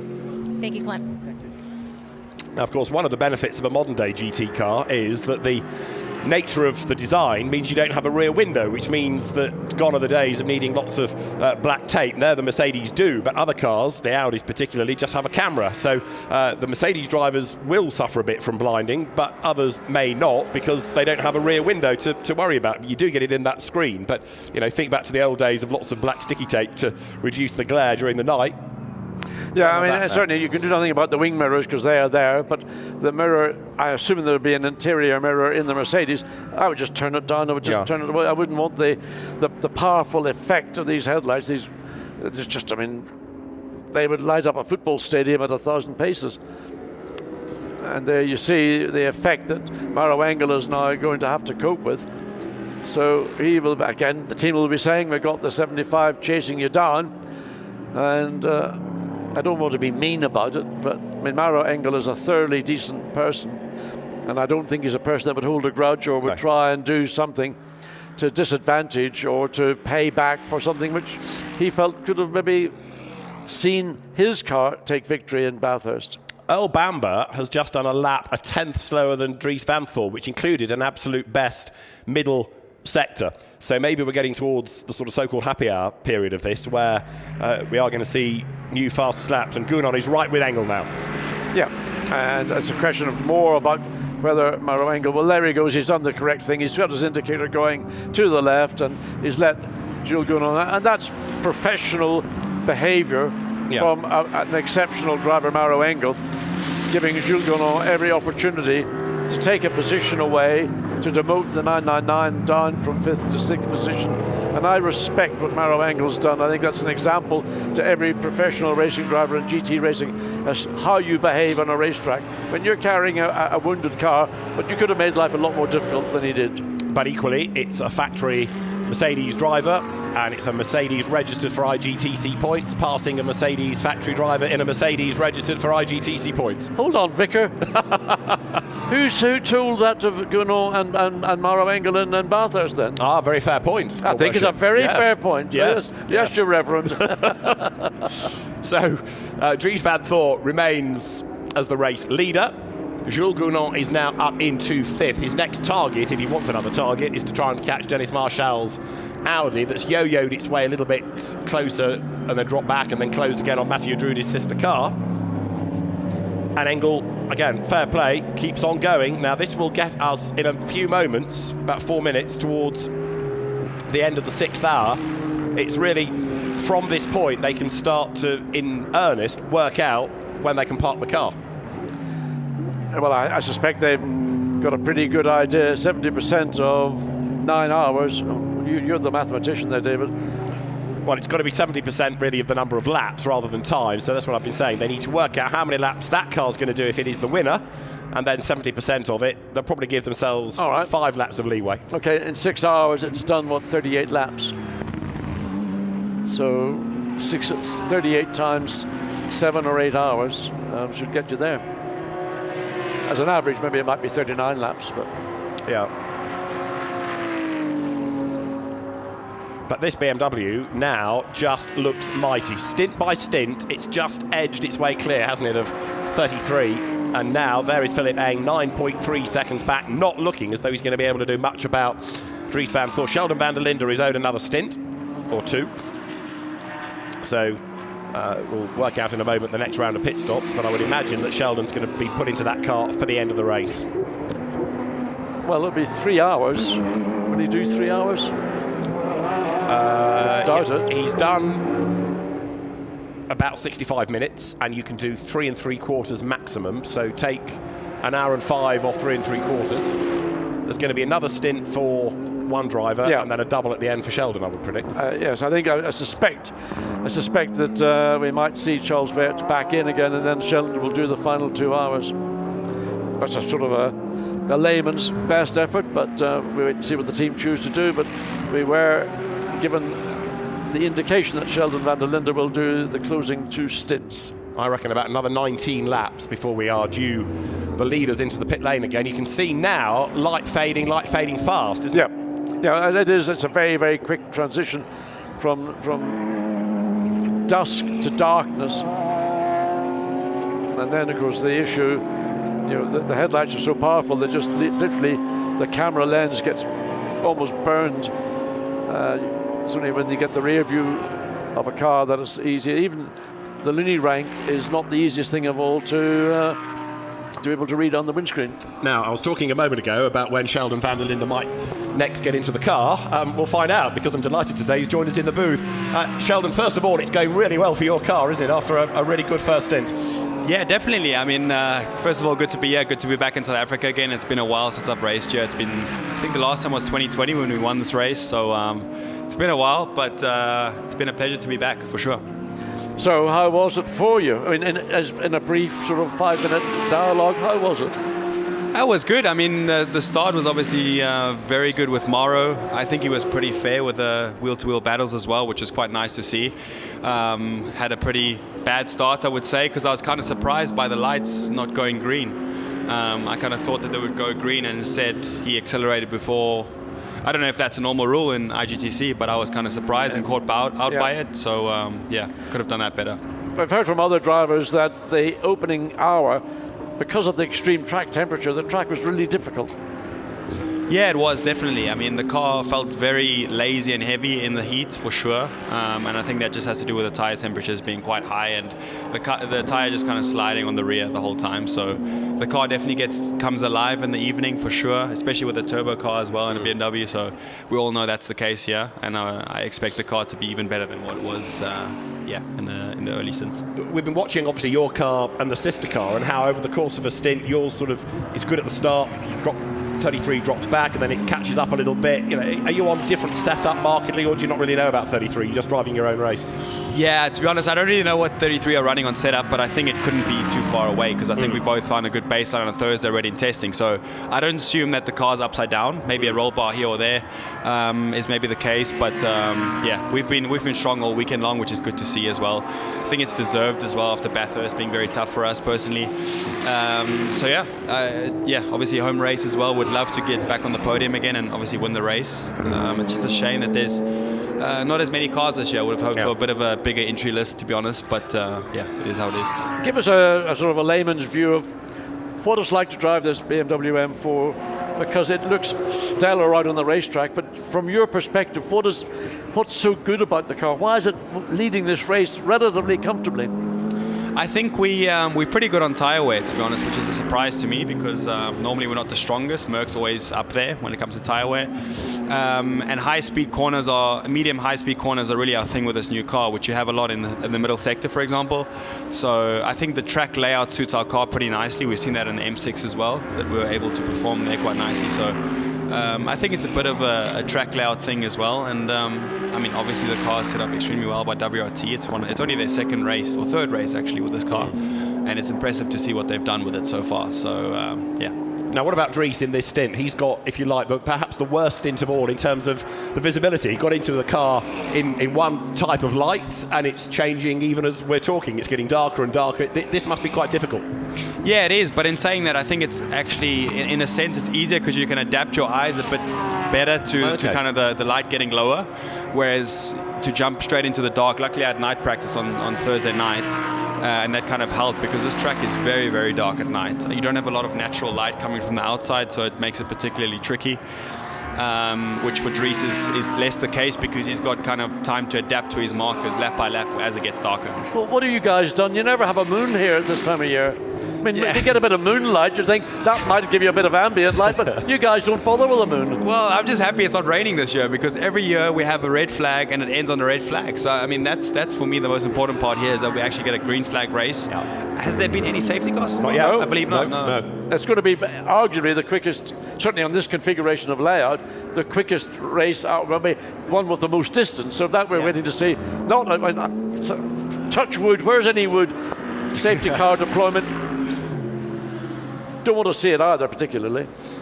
Yeah, no, I mean, like you said, it's definitely going to be, without a safety car, it's very much a pace race. So you have to rely on your pace, because there's nothing to kind of bunch the field back together again. So, and the strategy is also less into play because of that. So that's something that we've really realized this race. So yeah, hopefully we can bring it to the end. It's still 3 hours to go. A lot can happen. a lot of slower cars that are very slow, so you have to be careful for that, especially in the night. So yeah. That last stint though from Charles seemed to break 33. You know, he was able to build a big gap and try, as Augusto might, and Philippe Eng's trying now against Dries. He's just not being able to bring it back. So again, find some wood to touch. You're looking a bit more comfortable maybe going into your final stints. Yeah, I mean, like you said, the pace throughout has been pretty strong, also compared to the other car, which is, in the end, it's most important that both BMWs are at the front and then we get a 1-2, right? It doesn't matter which way around in the end, but it's obviously always nice to stand on the top step, so I'm hoping that we can kind of pull it through all the way to the end. But like I said, it's the early days, so let's see. Do the team, when they give you a briefing, do they say we would like you to run at a, maybe whatever the lap time is, a 1:42 or 3, or do they let you go native and more or less do what you want? No, it's very much up to the driver to decide the pace. Obviously here you try and save the rear tire as much as possible during the stint. You also have a lot of brake temperatures going up, especially in the first few stints I did. You have to manage the brakes as well, which is definitely a factor. Not anymore, obviously now, because the temperatures have gone down. But for me in the beginning, you have to manage the brakes, which essentially also slows the lap time down. So yeah, that's definitely a factor in this race. It's just managing the brakes and the temperatures in general, because it's so hot here at the start of the race. Sheldon, stay with us for a moment. Let's just quickly head to the pit lane if we can, because Mo Mir is out of his number 80 Audi, but that's a car that's still in the pits and has got a problem. Amanda can tell us why. Well, we can talk about how much this means to the drivers here racing from South Africa. Momia was just texting his family that he's going to be on TV. That was the cutest thing. But it's also the Motorfest weekend here at Kyalami, and Momia was runner-up in one of the Sport Series yesterday. I know you guys have struggled here in the ADM GR Audi, but you just told me that it's still a great day in the office. That smile, Mo, tell me more about it. Well, look, I mean, it's better than any day at the office, even if you're having a few problems. We had a difficulty with our master cylinder, our brake master cylinder. But yeah, the guys got it out. They rebuilt it. It's going back in the car. We're just bleeding the brakes. And hopefully Marius will be out in the next 5 minutes, I'm hoping. Most importantly, we want to finish the race. You know, under the Johannesburg lights, there's nothing better. And to be at, I think our greatest racetrack in South Africa, being Kyalami. And so there's nothing more than one can ask for, just to try and get back out on the track. Mo's been doing a lot of local press here this week, and we appreciate your support for the Kyalami 9 Hour. Audi driver in Porsche uniform, tut, tut, tut. Sheldon, you're probably due in the car in the not too distant future, but a quick word about how life is with WRT, because you come here as a sort of BMW driver, but you can be dropped into any team for any given race. WRT, we know from years past of running really, really good Audis, seem to have adapted well, and they seem to have adapted well to the brand. Yeah, definitely. I mean, I had the advantage of knowing them from 2018 when I did a sprint season and endurance season as well with Audi back then. Yeah. So I kind of had the baseline, and I kind of knew most of the people in the team, which obviously helped a lot. But absolutely, like you said, I mean, it's impressive to see whether it's LMP2, GT3, anything that they drive, they pretty much win. So yeah, I mean, it's no joke that they're one of the best teams in the world. And that just proves itself over and over again, even when they're facing tasks like something with a brand new car. It's impressive to see how quickly they get up to speed. Right, so when are you due in the car? Dries finishes this stint and then it's you, or has he got one more? I think he's got one more stint to go, and then it's me in the car till the end. Because you had quite a leisurely day, really. You did a little bit of work at the start, and then, where have you been? Watching Formula E or something? No, I've actually gone up to Sunset. All my friends are waiting there under like a gazebo and everything, and they were like grilling and stuff, so went to go visit them up there, which is quite nice. Was a bit jealous that I couldn't eat, all the unhealthy stuff. Well, we've been talking about it, because we have the odd few, the bratwurst and whatever else. What other meats do you eat up there? It's called boerewors, is like the sausages that they eat here. But we do a lot of grills in general, so we love our grills every night. When I'm with my parents, we do it almost every night, so it's a very I was trying to explain to David that what we call a barbecue, you call a braai. This is true. I said my explanation is braai is the Afrikaans word for barbecue. Is that right, or is that just no? That's definitely right. That's definitely right. I've almost forgotten that word because I've been living in Germany for so long in the meantime. But yeah, you reminded me. That's definitely the right word for it. Yeah. So they were having a braai, as you say, and I was watching, and it's actually quite nice to see when you're standing next to the track. There you can actually see one of them. Perfect. shout out to the producers for giving all that to us. But it's very interesting to see from the side of the track how different it looks, and you can really learn so much. For example, Charles was taking second gear, Augusto was third, and as a driver just standing there, you really make notes. You're talking about in Clubhouse? Yeah, in Clubhouse, sorry, the left, as they're going through there now. Yeah. So interesting to see the different lines and gears that people take, and I learned a lot just standing there and kind of observing every car. Fascinating. Right. Good to see you. Good luck for the rest of the race. At the moment, the car's nearly 10 seconds ahead, so it's looking pretty good for you. Yeah, it looks good. Let's cross our fingers for the end. Thanks, guys. Pleasure. Thank Sheldon you. van der Linde, then, part of the leading BMW team, number 32. And our thanks to Sheldon for joining us in the booth. He will be in the car, not in the next stint, but the one after. A double for Dries, and then a double for Sheldon in the darkness here around Kyalami. Philippe Eng is the man doing the chasing in second place. And then in third, it is Mathieu Drudi, a further 10 seconds back. So that is the top three as we lose a lot of light right now. Another challenge for the drivers, still with 3 hours just under to go. Let's have a look in slow motion at some of our Mercedes runners. Mercedes, of course, a very strong brand within the Intercontinental GT Challenge, powered by Pirelli, leaning on the suspension, clipping curbs and showering sparks.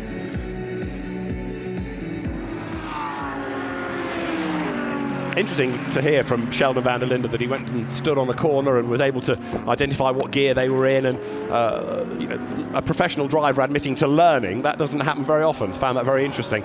Amanda has more news from pit lane before we further discuss Sheldon van der Linde. 999 Mercedes down to 6th. Amanda, is it going to survive? Oh, I don't even know if the team wants it to survive. They kind of said that they'd rather this torture be over. They've been battling this car all week. It goes back to Bahrain or Dubai last year. This is the car that was Abu Dhabi last year. This was the car that was shipped over. That car had issues there, and they've just been fighting it all week. They had the engine finally to them on Sunday, and they've had electronic issues, gearbox issues. They're just struggling with this car all week. But in terms of the 70%, the team is under the assumption that after this driver stint that will be hit. So they're going to bring the car in, assess it, see if they can get it back on track. They are getting Michael Grenier ready just in case for that. They would love to finish this race, but if it is over, I'm sure the drivers and teams would take a big sigh of relief. Yeah, you can almost hear the car ready to sigh relief as well. It's had a horrible day. It, as you say, had lots of problems. Both Group M cars retired in Abu Dhabi in the Gulf 12 Hours at the end of last season, much to everybody's surprise, because again they looked really strong in qualifying. I'd made the point at the start of the race that GT3 cars are largely bulletproof, and then within the first hour I think it was that the Maroc Engel car was out, and Jules Gounon's car didn't last much longer, about 3 hours. Big surprise all round that they were in such strife. As away goes the Stradale car down the pit lane. So Arnold Neverling back behind the wheel of 86. Makes the point, John, I think we were saying this yesterday in pre-qualifying, about how peripatetic the cars are. They never really go to a workshop. They just now, in IGTC terms, float. They go from one racetrack to a shipping container to another racetrack, and they're prepared on site for that race, and they're shipped off to the next one. They never go back to base anywhere. I think that's a sort of what's the word I'm looking for? Where modern motor racing is, because so much racing is international and certainly intercontinental, so your car isn't going to go back to its base. So what you do is you ship out components, and all you do is you remove the race components and fit a rebuilt, whether it's suspension, brakes, gearboxes, transaxles, motors or whatever, and the core of the car, the chassis itself, other than if it's had damage where it needs to go back into a chassis jig to be re-straightened or straightened out, all they do is just change components. And I mean, look, all through international motor racing, from Formula One upwards, that's what they do when they're on these long-haul flyaway events. They just strip components out and put new components in.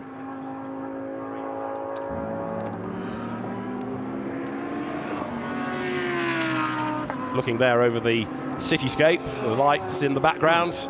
And now for the drivers, they've got to pick their lines, pick their reference points. But what John has been saying all weekend about this being a dark racetrack, well, here's the proof of it. So get ready for headlight spotting over the timing line with a bit of help from the Lumi rank. There is Dries Van Voor, the race leader. And Philippe Eng will be in second place, but some way back. 212 laps are now done. Remember that last year we got to 307 for a Mercedes win. Yeah, with 2 3/4 hours to go, so into the final 3-hour event. And considering we've had a modest field, there's always been something of interest, whether it's in the Pro category or the Pro-Am category. The misfortunes that have befallen on the, the 999 Group M Mercedes. That was a car that was potentially a race-winning car, starting the race in pole position. But there is our race leader, comfortably leading now by almost 11.5 seconds from the sister car. And then we get the first of the Audis, Mattia Drudi, and then the second of the Audis, Dennis Marciello. And Maroc Engel indicating that he's going to peel to the right, is therefore another lap down, because that's the lead car that goes past him. Maroc Engel going through the pain here of nursing the car to 70%. I mean, I don't think Maroc Engel would have known just by what was in his mirrors that was the lead car. He will hopefully have been given heads up from the pits, assuming that the car radio, because that car had a problem with the radio when Michael Grenier was behind the wheel, but he would have been advised, I'm assuming, that there is a car catching you, it is the race leader. And again, Maroc Engel does the right thing, steps aside, doesn't cause Dries van Voor any issues whatsoever, and he might be able to follow along behind momentarily and get a glimpse of what might have been. This could have been a battle for the lead between the 999 Mercedes and the 32 BMW, but not to be. The laps are yo-yoing. He's just on a 46. Admittedly, he did lift a little and get out of the way. The previous one was a 44, which ain't half bad for a car with a big gearbox problem. Unquestionably. I mean, I think that's a drive of the highest quality from Maroc Engel, to be able to maintain a respectable pace with a car that is carrying a significant mechanical issue. And, well, I know some people would say, well, that's what they're paid to do. But it doesn't really sort of sum up the emotions and feelings a driver is having to cope with in this circumstance. Mattia Drudi, third, dropping away a little bit. That Audi has been on its toes for most of the day, but we know Mattia Drudi is quick, but his last lap was about half a second off Philippe Eng. So perhaps this is all part of the adjustment to the darkness being made, and some drivers getting it easier than others. If you've got a pair of tail lights to chase, that might make it easier, but if that driver gets it wrong, then so do you. Yeah, and you can see just a minute, we're now, what, 20 to 7-ish, or 20 past, quarter past 7, just how dark it is around the racetrack, and there is no ambient light. Some racetracks do have ambient light around them. Some, here you can see just the view at the top of the hill, you're looking down, and the bit in the middle is the paddock compound area, TV production area. So there is light there, but once you get onto the racetrack, it's just not brilliant. I'm surprised actually that we didn't have more people doing more quick laps in that period going through the dusk. We got, of course, the outright fastest lap from Dries van Voor, and Al Bamba came close by a 10th, but not many others really were able to improve, which wasn't necessarily what we were anticipating. And now that it's dark, I don't think that we are going to get any further improvements, because drivers are having to be oh so vigilant in picking their lines. It is not at all easy.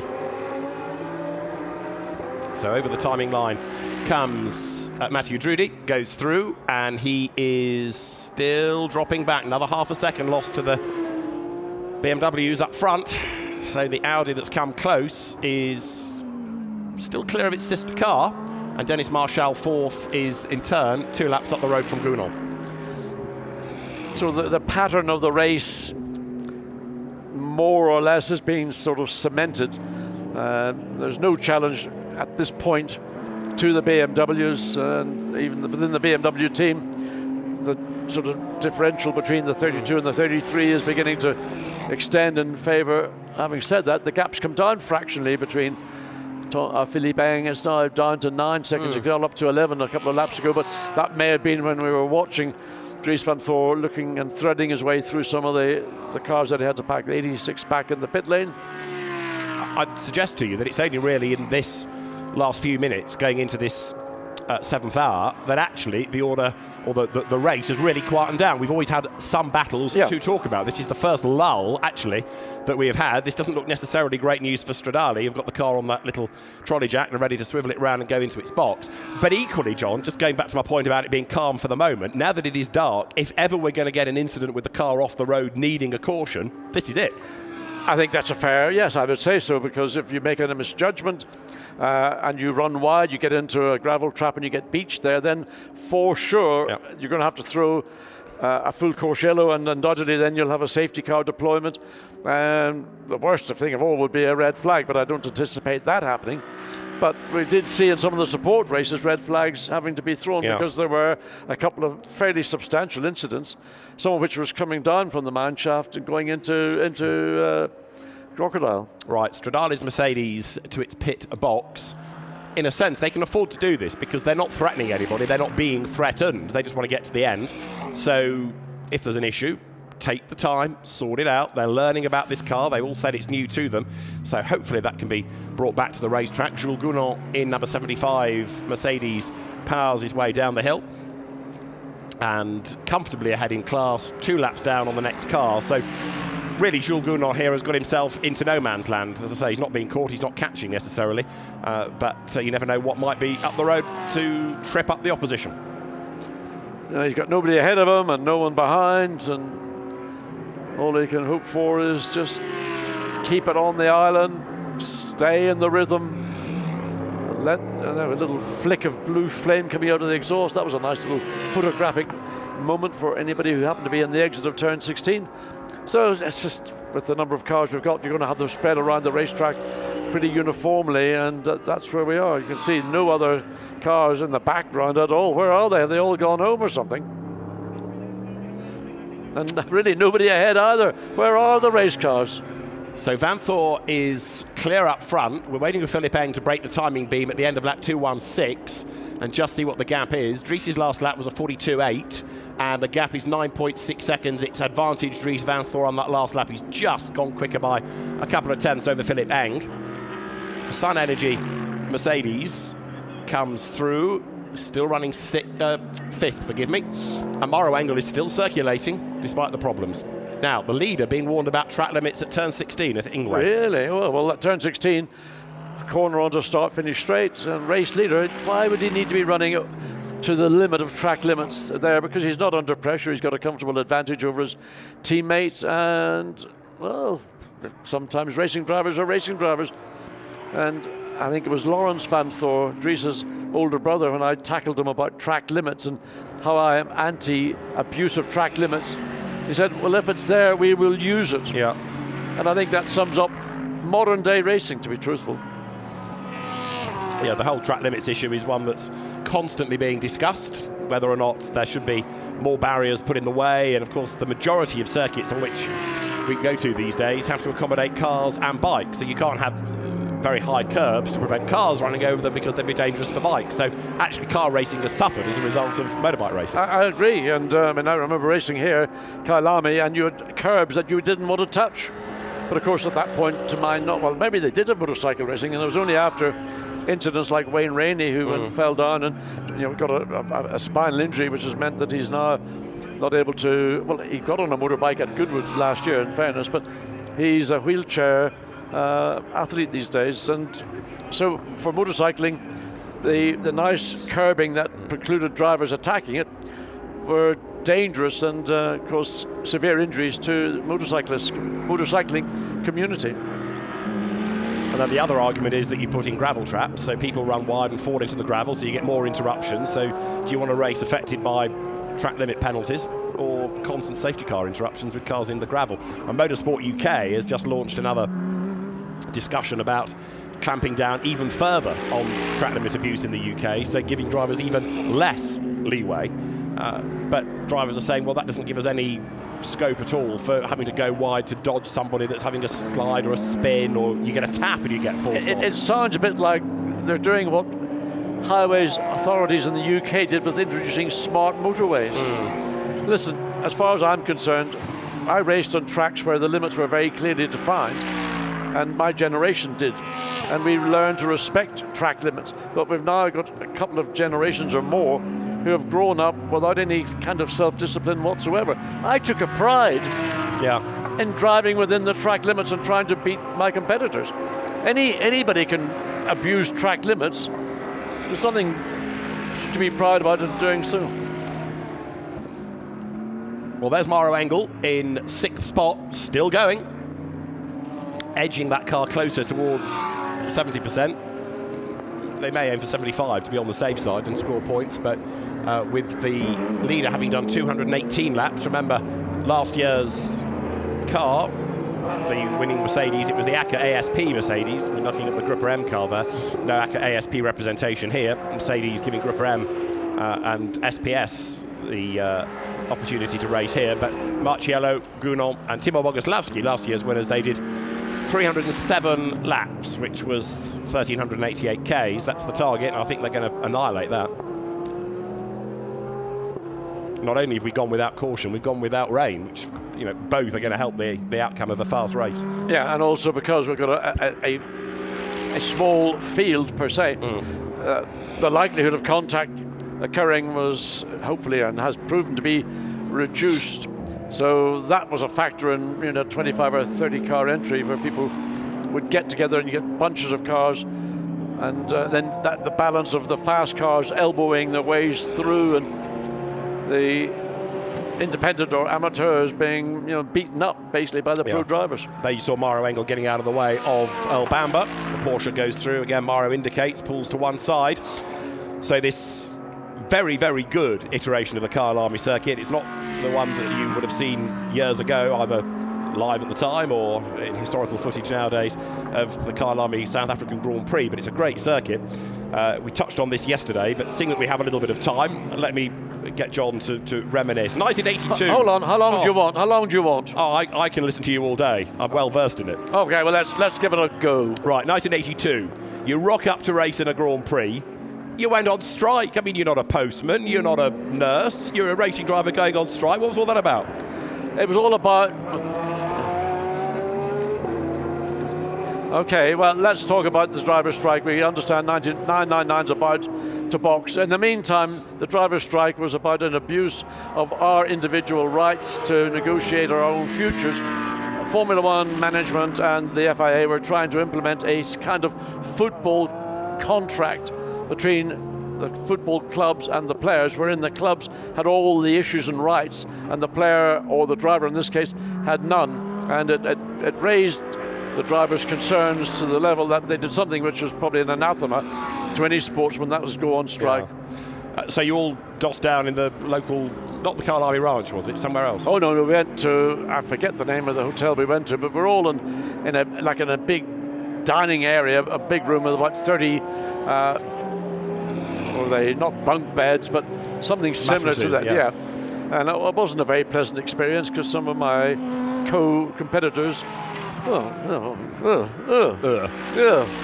Anyway, it got resolved and the race took place, but it was unfortunate, particularly here in South Africa, because so much went into the Grand Prix at that time, and people had paid to come and watch a Grand Prix. You've just seen that the Grupper M team are getting ready to do a driver change. We've also got number 4 under investigation again for a pit stop infringement, not for the first time. So the team manager of El Bamba's Porsche being summoned to the stewards. I'll come back to the strike in due course. Down towards then, through the crocodiles, will come 999. So they are about to bring Engel in. No, not this time. So one more lap at least. You've seen the driver, Michael Grenier, is ready.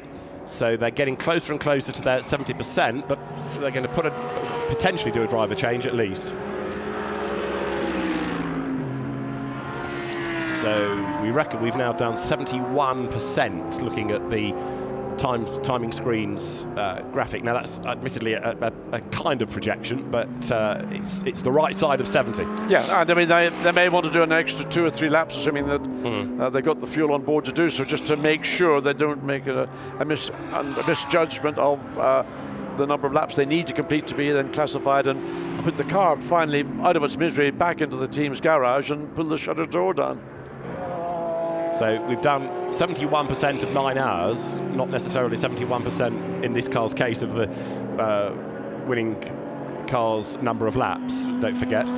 So you've got the 2 differences of this. It's a 9-hour race, but your result is going to be judged on the number of laps of the winning car. But with the Mercedes over the brow. A pit stop is imminent, and as I can see the team beneath me, there's a driver ready. The team is ready. Whether the car gets released, we will wait and see. But there's the pit stop, ready to get underway. So up front, it's BMW 1-2, it's Audi 3-4, it's Mercedes 5-6-7, and it's Porsche 8. But one of those Mercedes is about to bail for the pit lane, maybe for good. Out of the Crocodiles then comes Maroc Engel, who's double stinted in this car in adversity, make no bones about it, and he makes his way towards pit in and peels to the left, and he comes this time. So will the car leave the pit lane, or will the shutters be... So there we see the driver changes ready, so I suspect they might do a number of laps, but wait and see what the decision of the team is. So the car heads down the pit road, and the team ready to go to work then. So they're going to refuel it. They're going to do the driver change. Amanda is down there. The tires are going on the Mercedes as well. You'll see Mick Grenier getting into that Mercedes. I chatted with him prior just a little bit on what the plan is for this Mercedes, and he's just anticipating a nice leisurely little drive around here at Kyalami as they try to get this car up to the 70%. As we talked earlier, we did hear from the sporting directors that this car has to reach 70% of laps completed by the winner. The team has formulated here that could be a couple more laps. And talking to one of the team engineers, he said that this car is going to go out for a couple more laps. They plan on bringing it in then, assess the issue with the gearbox. If they can get this car back out on the track, that is the hope. I also talked to Raffaele Marciello, who won here last year. And if we look down the road 5 months, we're going to have the CrowdStrike 24-hour of Spa. He's the defending winner there. We're going to talk to Lello just about the experience here and the disappointment and hopeful the success coming forward. Now, even if they did box the car and go to work on it, there's no reason why it can't go back in. So that car back onto the circuit. Now, yes, once they've cleared 70%, they can put it in the garage, they can work on it, get it back out and do a few more laps. If they feel I think that would be a sensible thing to do. Bring the car in, resolve the issue, and then send the car back out to ensure that the issue has been resolved. Leader in as well, and second place car in as well. So we've got both of the WRT BMs down the pit lane. New tires go on board, both of them. Michael Grenier, of course, having left the pit lane, more load through that gearbox. We've got the 75 Mercedes in as well. 2.5 hours to go. You can see just how little traction there is on the cold, because actually concrete before you get into tarmac in the pit lane. So a bit of wheel spin from the 75 as the 32 BMW makes its way, now followed by the 33.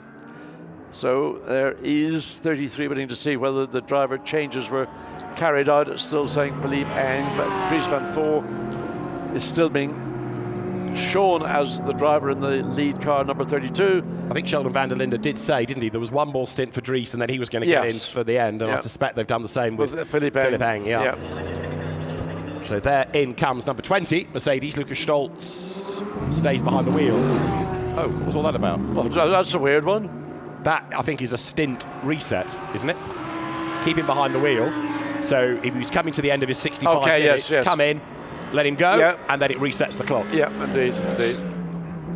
We haven't seen any of those so far this weekend, and that's the strategy teams have to use to their own advantage, and that would appear to be the case for Lucas Stolz. So right now, well, the gap between first and second is irrelevant because it was when they came into the pits. Yeah.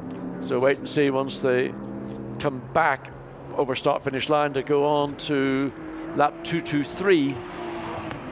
Just go back to your driver's strike for a moment. Oh, yeah, okay. You've said in the past about different drivers having a party piece, and Allier De Angelis played the piano, and Gilles Villeneuve did a sort of oogie-woogie rap. What was your party piece? Shutting up and saying nothing. Keeping my head down. What happened to that, John? Oh, dear me. Well, I've changed a bit these days. No, it was a funny atmosphere because nobody wanted to be there. Yeah. I mean, the person I found somewhat, I would call objectionable, was Nelson Piquet. Right. Who took great pleasure in teasing mercilessly a very decent and lovely man called Carlos Reutemann. Okay. And he enjoyed seeing the discomfort that he was inflicting on Carlos Reutemann, and Carlos did nothing about it. And I just thought, why would he need to do that? If he thinks that's funny, well, he should learn another trick, because I didn't think it was particularly funny. I thought it was thoroughly, frankly, disrespectful. Sparks coming there. Lost a couple of years ago. Yep, Sparks. Well, I mean, yeah, the car's on a heavy fuel load now, isn't it? So there's extra weight in the car. Michael Grenier at the wheel of it, and under 2.5 hours of the 9 still to go here at Kyalami. But to make the point again, now with the darkness, this is where dramas may well happen. Not necessarily tripping over a car, just getting your braking point wrong, missing an apex. So completes the outlap for Michael Grenier. And I think he went through that corner in turn 16. It sounded like he was in third gear because the engine note was very low. And maybe the second gear is the problematic gear in the gearbox. So we get a little look again at turn 16 for the 999 Mercedes. We might find out what, or get a better impression of what the problem is. Of course, you use second gear here, probably about 3 times per lap. And if you don't have it, then, well, the big 6.3 litre Mercedes-AMG V8 motor has got enough torque to pull a house down, but it's still nice to have the selection of gears that you would like to use in specific corners. So right now, as the cars work lap 224, 9.1 seconds is the margin between the top 2.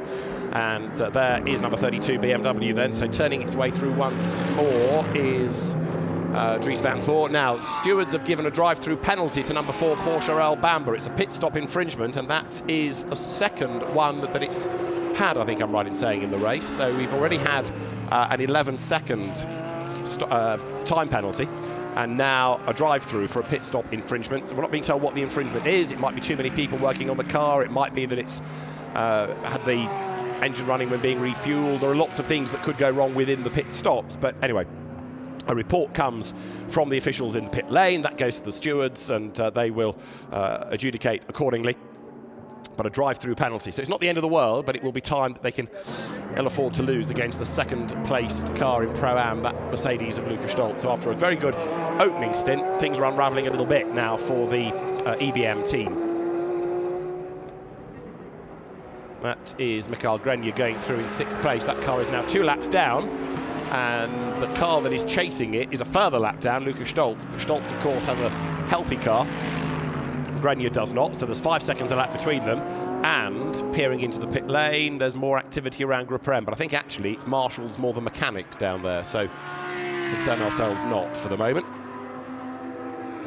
So as the leaders come through once again, fastest lap of the race still that of Dries van Voor, and that's number 4 Porsche now with this drive-through to serve. Bamba at the wheel of it. It's a shame in a sense that we haven't got a Porsche pitching for overall honours, but we know that Bamba is very, very quick indeed. It's good to have him on the grid, the double Le Mans winner, coming up then to make a move for track position against Michael Grenier, who is now given the driving duties to limp on. So on the one hand, the team is talking about parking it after 70%, and we think we've now achieved that. But on the other hand, the higher up that car finishes, the more points it's going to score. Right now, it is 4th in IGTC points. Now, suppose you park it, but then subsequently a car ahead drops out. You've given away points. So it does sort of benefit you to keep on going. Yes, all right, you're stressing the machinery, but if you only have to complete 70% to score anyway, for my money, you ought to keep on going because you might benefit from somebody else's problems. Very well thought through, rational argument. One tries. Well, I think that in essence what you say is right. Who's that coming in the pit lane? That's Bamba for his drive-through, I reckon. Okay. On the other hand, are you, by staying out, arguably doing greater damage for the benefits that you would reap by not? Anyway, these are the issues teams have to contend with, deal with. They've got to make judgments on the hoof. You park the car, you're only going to drop. Oh yeah. Keep going, others might fall out. I mean, okay, actually, well, if you continued on and let's say retired an hour from the end, you're better off. Potentially. I mean, you're still going to retire, but you're in a better place, aren't you? You're still higher up the order than you would be for parking earlier, because people are going to overhaul you on the number of laps. Well, I think in that context you've answered the question. I think essentially, to get the maximum benefits of what they've got, to get what remains, they've got to stay out and just even further baby the car. And if there's certain gears that aren't accessible to them, then don't use those gears. Just stick to the gears that are there. But the trouble is, if it's something like a third gear and you want to go use second, how are you going to get through the recalcitrant third gear to get to second? One of the bigger problems, I guess, for the team now is getting the car away from the pits. Yes. And can you, in a sequential box, leave in anything other than first gear, or does you can't get away in second, or can you? I don't know. I'm assuming that when you come into the pits and you put the car into neutral, you've gone all the way through the gearbox from sixth gear down into, you come into the pit lane probably in second gear. So to get the car into neutral, you'd have to go through the gearbox. And then to go from first to second, it may select but not select at command. As we look at the 75, just looking to find a way around. Is that the 86 back out again? It is indeed. So Yannick Mettler just, I think he thought he was going to get a free pass there, but it wasn't forthcoming. So he's going to have to be a bit more patient, get through the S's, make the climb up the hill, up onto Learcop, going into darkness, the heart of darkness, that wonderful novel by Joseph Conrad. Nothing to do with motor racing, by the way. That was the basis of the movie, if I'm not incorrect, Francis Ford Coppola's masterpiece, Apocalypse Now.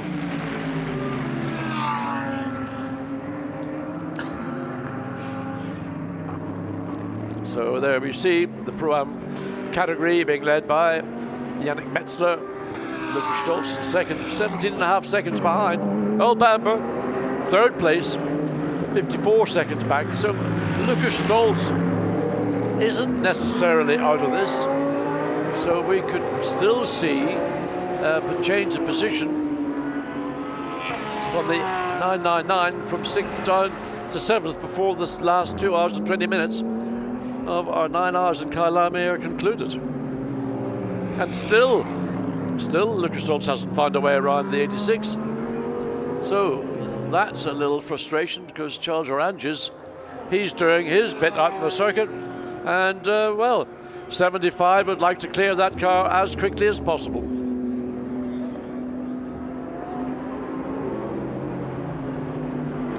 So that's the Stradale Mercedes back out, and the Gruppa M debate, stay or go, effectively, continues, Amanda. Well, I think the debate between you guys might continue after this update. I'm just going to do the reporting here and let you guys talk about the issues at hand on the track for Mercedes with these issues. They can't get into gear 1, the second gear, or the 6th gear. So I'm sure that is handicapping this Mercedes, but you guys take it away on the debate of how terrible that is. Well, it's bad enough getting through a pit stop, that's for sure. And you're going to need 6th gear at certain parts around the racetrack, but you don't need first and second, really, once you're out of the pits, I guess. Do you around here? No, I mean, you would use second gear certainly a couple of times on a lap. First gear is only a start gear. It's not nice to start in the third gear, because it means you're putting a different load of stress onto the drivetrain, onto the clutch, but it's a doable thing.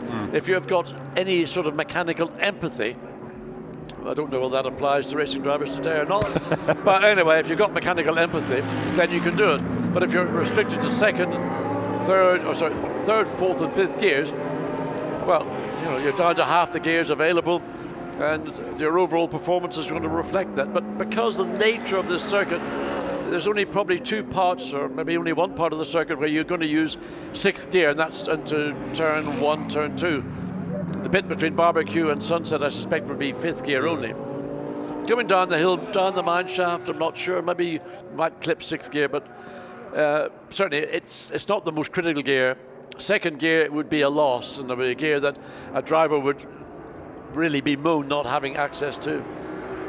Well, right now, I would suggest that Maroc Engel has certainly got mechanical sympathy, given what we saw in his earlier stint, and right now Mikael Grenier is trying to do the same thing as well. He nurses number 999 along.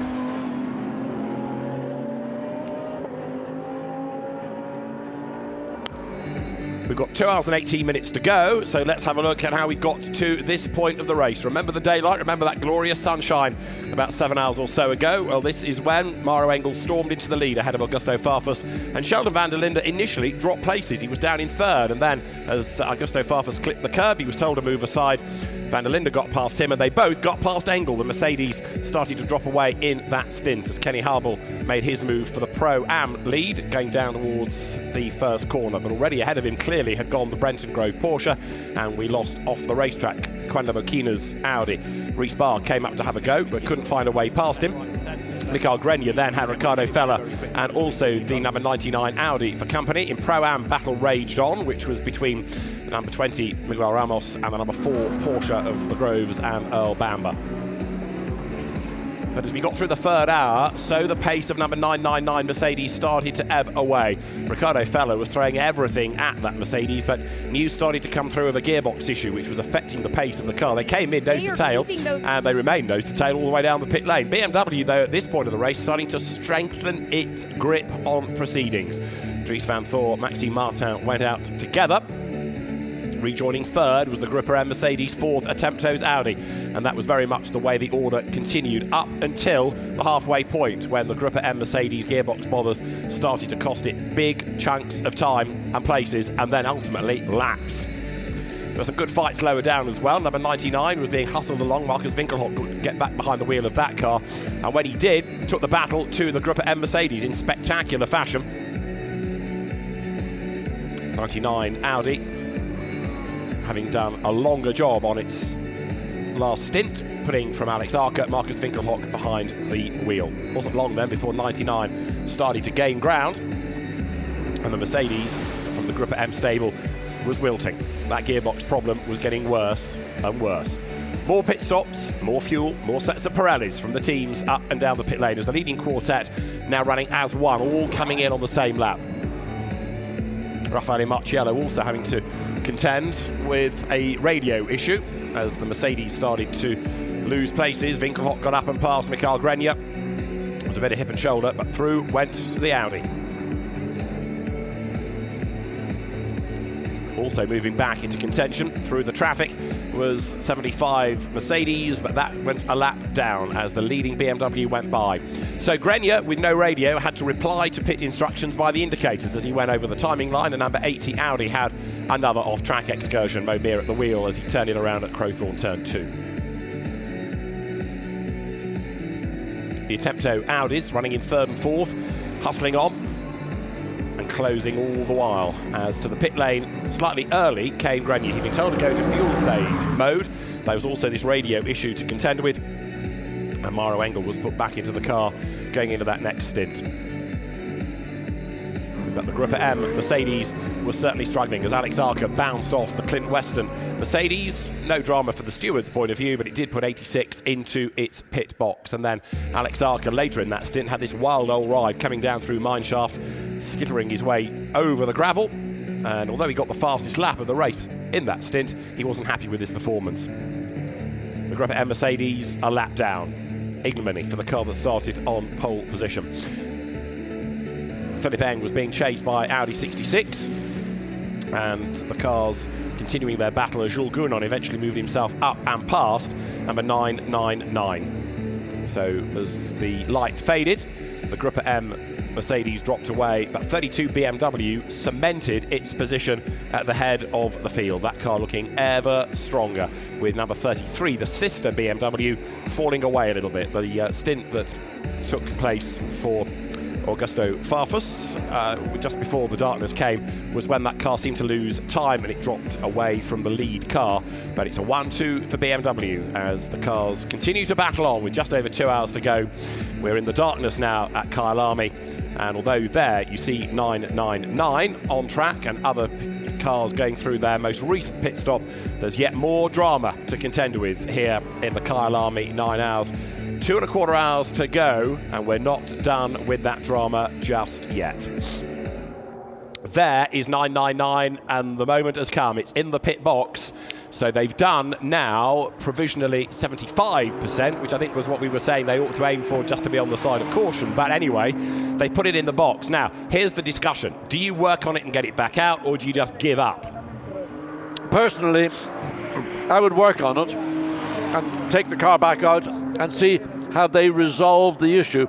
Or is it such a mechanical issue that it needs the gearbox to be removed from the car, a replacement gearbox fitted? I don't anticipate the team doing that, but depending on what the reasons for a lack of gears, that is what they're going to try and troubleshoot, rather than if it is a major gearbox problem, then the car will remain in the booth. I mean, in a sense, it's a nature of the problem, isn't it? If it's a 4-hour job and you've got 2 hours, then it's a non-starter. But if it's something you could do in an hour maybe and get back out there, it's worth taking the chance. Maroc Engel's already in civvies. Mikael Grenier looks like his day is done, and there's no sign of Raffaele Marciello, but that does look as though that says to me, defeat. That says to me we're not going any further. Yeah. And certainly Maroc Engel has done all the hard yards in the car in this difficult situation where no gears, or not all the gears are available.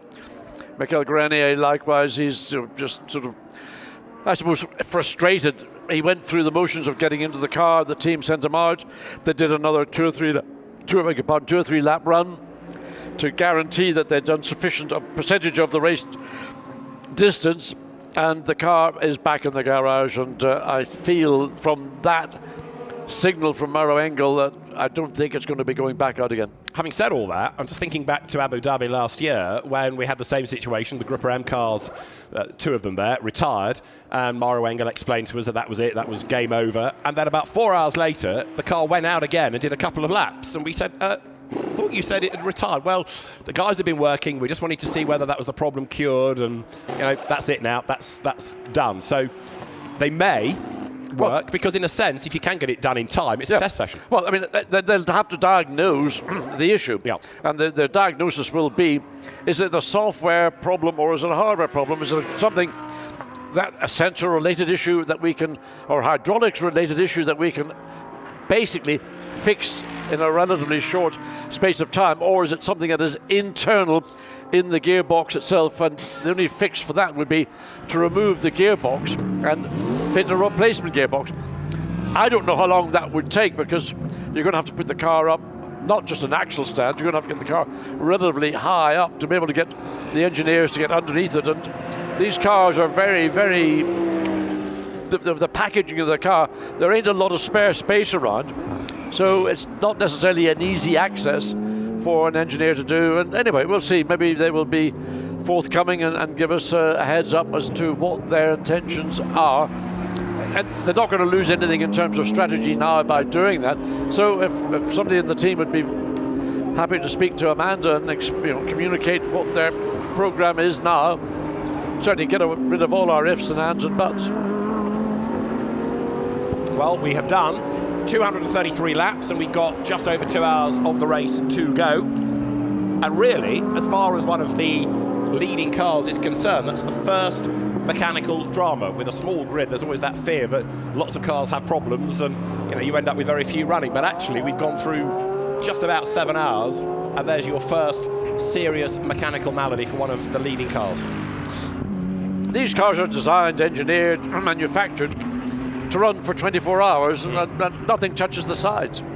So it's unusual to see a problem in something as bulletproof as a Mercedes-AMG GT3 after just 7 and a bit hours. So we're coming up to the conclusion of the 7th hour, just another 9 minutes of that remaining. There we go, down into turn 16. That's a lonely old place out there right now. No one ahead. Oh, there's the first car coming from behind, but that's in second place. That's Philippe Eng, and running there's in 6th position, and that's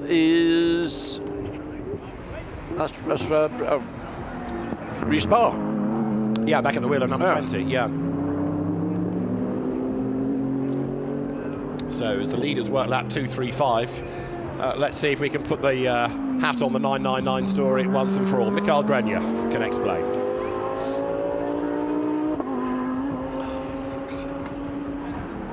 We have to appreciate the never quit attitude of this team. And Mick, I just want to talk to you about how difficult a car is to drive without first gear, second gear, sixth gear, from what the team was telling us. Tell us about your leisurely stroll around Kyalami. Yeah, we're just using third and fourth. So it's a bit awkward to drive, but yeah, that's how it is.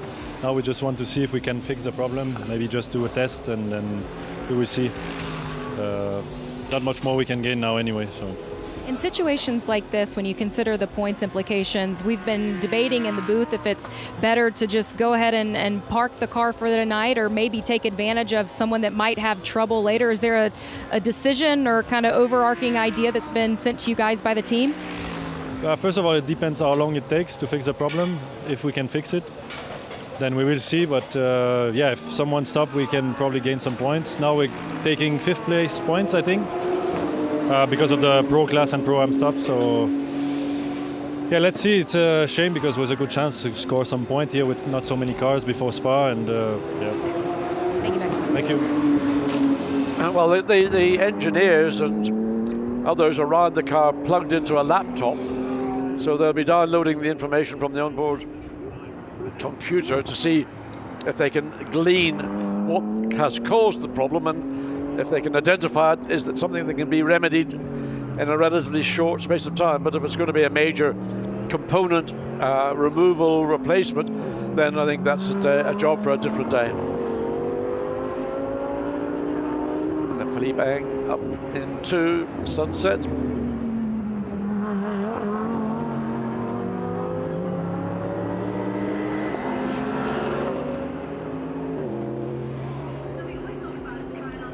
So now we've got the number 4 Porsche, there it is, up into 7th on the distance with Grenier's car out of the race, no longer circulating. So this is where it drops down the order and effectively loses, or potentially loses, further places for the and points as well, although there'll be points gained back because you take the Audis out because they're not registered for IGTC and it gets confusing. But undoubtedly the team will have factored all those into any decision or judgment they've made. Now here's one for you. There we go, down the inside. Number 4 Porsche on its way once again. Got a report that one of our TV crew has spotted lightning. It's some distance away, but there is lightning in the area. Now you promised me we'd have a dry race. I did promise you, based on information given to us by everybody in the location of Kyalami, that it was a set fair. But they also sort of covered themselves by saying, but you know, in Johannesburg, in the blink of an eye, you can have a 30-minute downpour. And where did that come from? But we are at altitude, so weather patterns can come and pass through very quickly. So that's, I wouldn't be particularly concerned if it's just one little sort of flash of lightning, but if it starts to crack off over Johannesburg, then the next destination is going to be Kyalami. So it might arrive in 2 hours, it might miss. We'll wait and see. Leaders go by, 11 seconds. The gap is just creeping up all the time, isn't it now, between Van Voort and Eng. Ricardo Feller is still there in 3rd place, but bearing in mind that he was on the back of the BMW, or that car was, a little while ago, 22 seconds. So the Audis have suddenly lost a big chunk of pace. It's almost as if everybody's sort of resigned themselves to, we are where we are. I looked up, the jack's going up. Now, is that going under the gearbox? I think that might be under the gearbox itself to support the gearbox when it's released.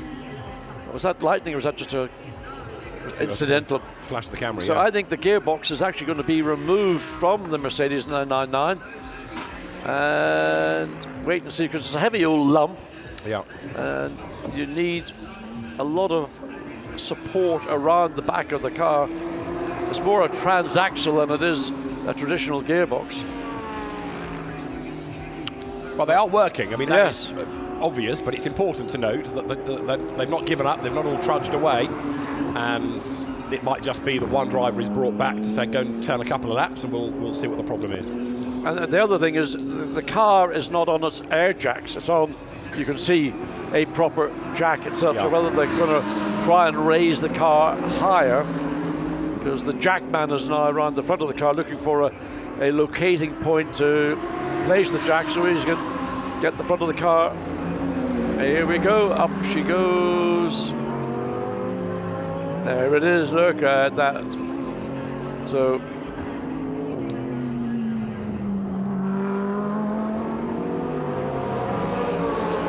Maroc Engel, which hasn't had a great time here in the past. Think back to 2019 when its car retired on the first lap, had dramas with both cars in Abu Dhabi, dramas here. So after all the optimism during qualifying, the sorry sight of the Man Filter sponsored car sitting in its pit garage.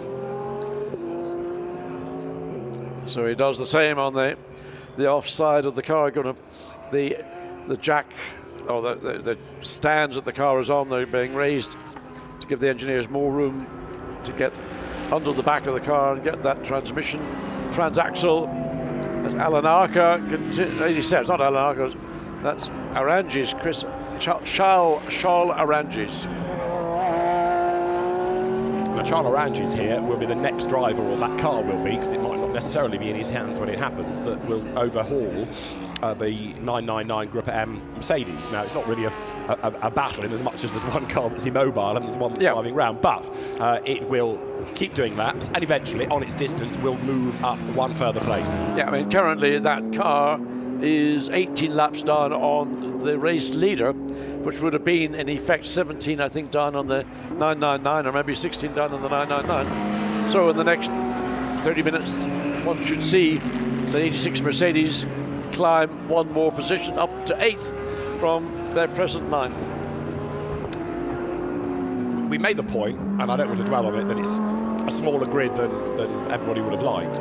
But what it has afforded us the chance to do, John, perhaps, is look in more detail and for longer periods at individual drivers, which therefore nudges me towards asking you, thus far, who's been your driver of the race?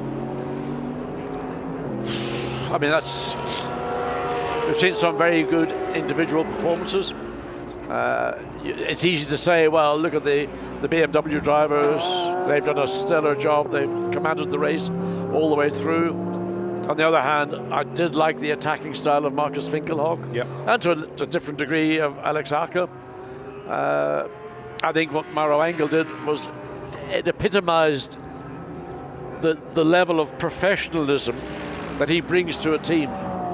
So it's not necessarily about the driver and the winning cars, but those that have shown more than that. It's about spirit and a willingness to dig deep when adversity is against you. So in terms of visual excitement, I think right now probably Marcus Winkelhock, unless you've got another idea. Well, it's quite a long shortlist, really. I think we've had some very, very good drives. I mean, you're right. You can point at all the BMW drivers. Ricardo Feller has been spectacular. Absolutely. Winkelhock likewise. I think Yannick Mettler did a really good job early on and perhaps surprised us with his pace. Brenton Grove's first into the Porsche was really good. So, we've had a lot of very good drives and relatively few people being off the racetrack as well. Well, I think I've only seen one car with four wheels well and truly. Well, it's actually two. One was the Audi early in the race, but essentially the big one was Alex Arca when he went off coming down mineshaft. But I mean, that's a rarity to see so few cars going off track. And again, credit to Alex for saying, I'm not happy with my stint. He'd taken the fastest lap up to that point, but was beating himself up because he'd had contact and been off the circuit. We're into the final 2 hours here at Kyalami. We just tripped over the next hour mark, and although things have quietened down a little, you never know what's around the corner. And the man I was bigging up, Marcus Winkelhock, has just been given a warning for disrespecting track limits. But there you go. You can take the man out of the racing car, but you can't take the racing out of the man. And Marcus Winkelhock,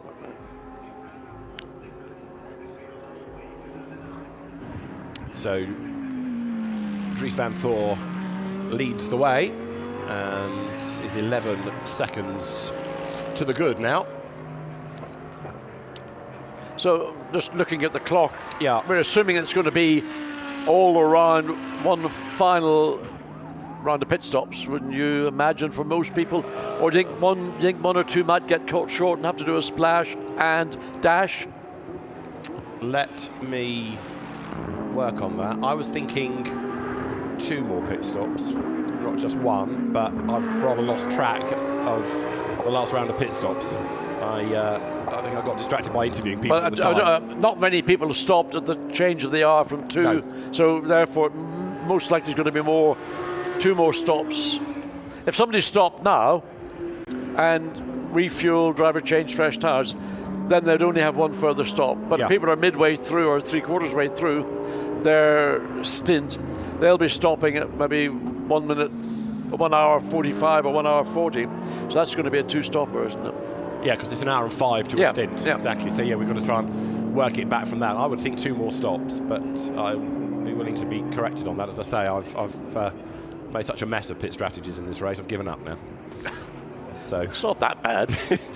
Kicking myself for it. I was 10 laps out. I couldn't add up when I was talking about Alex Arca earlier on, so I disgraced myself there. 37 laps to a stint has been roughly what we're looking at, but Dries van Thor did his recent fastest lap, didn't he, very early on in the stint on lap 188. So I still think we're looking at 2 more, but we'll try and double check this if the teams will fess up. What's also going to be interesting is what Attempto does, because we know that those cars are a few laps apart, 66 and 99. So Dries van Thor leads the way. This is Philippe Eng, who is in 2nd place. You see, I also thought Sheldon van der Linde was saying to us about a double stint at the end for him, and he's not yet in the car. So that's making me think that you do 1 stop to put him in and another one to keep him. Yeah, well, his final stint might be a short one. True. But it'll be a double stint. Yeah, in the car for yeah. What are those? What's those? Just that sort of flickering orange light in the background. 4th place car over the line. That is Marcus Winkelhock, the 2017 IGTC champion, a vastly experienced driver, and of course from a prolific motor racing family. Indeed, he is, and Riccardo Fella running now in 3rd place. Fella. So Fella is technically he's a lap ahead of the sister car, according to timing and scoring. But Winkelhock is a lap down on the leader, not necessarily a lap down on his sister car. Yes, he's very nearly a lap down.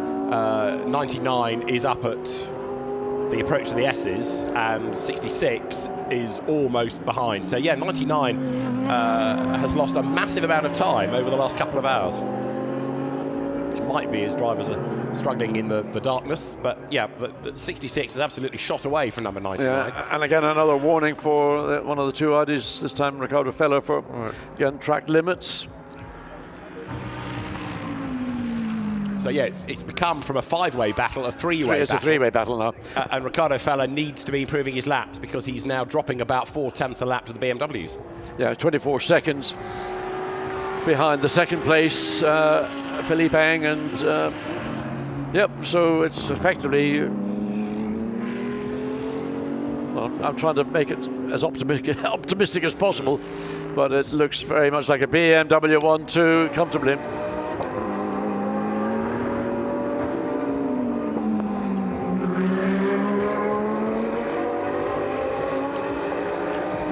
So with the race leaders currently on lap 243, let's find out what the plan is for pit stops. Amanda has news. Well, I was just talking to the team, and I wasn't sure how much they were going to tell me. I even prefaced it like that, but they were pretty open in their strategy of what's going to happen. It will be full stops that will occur here forward, and there's going to be driver changes as well. Maxime Martin's going to go into the 33, and then Sheldon van der Linde will go into the 32 to finish it out here in Kyalami. So how many stops, Amanda? Just 1 or 2? 2, yeah. So what we were predicting is right, 2 stops for the leading cars still to come.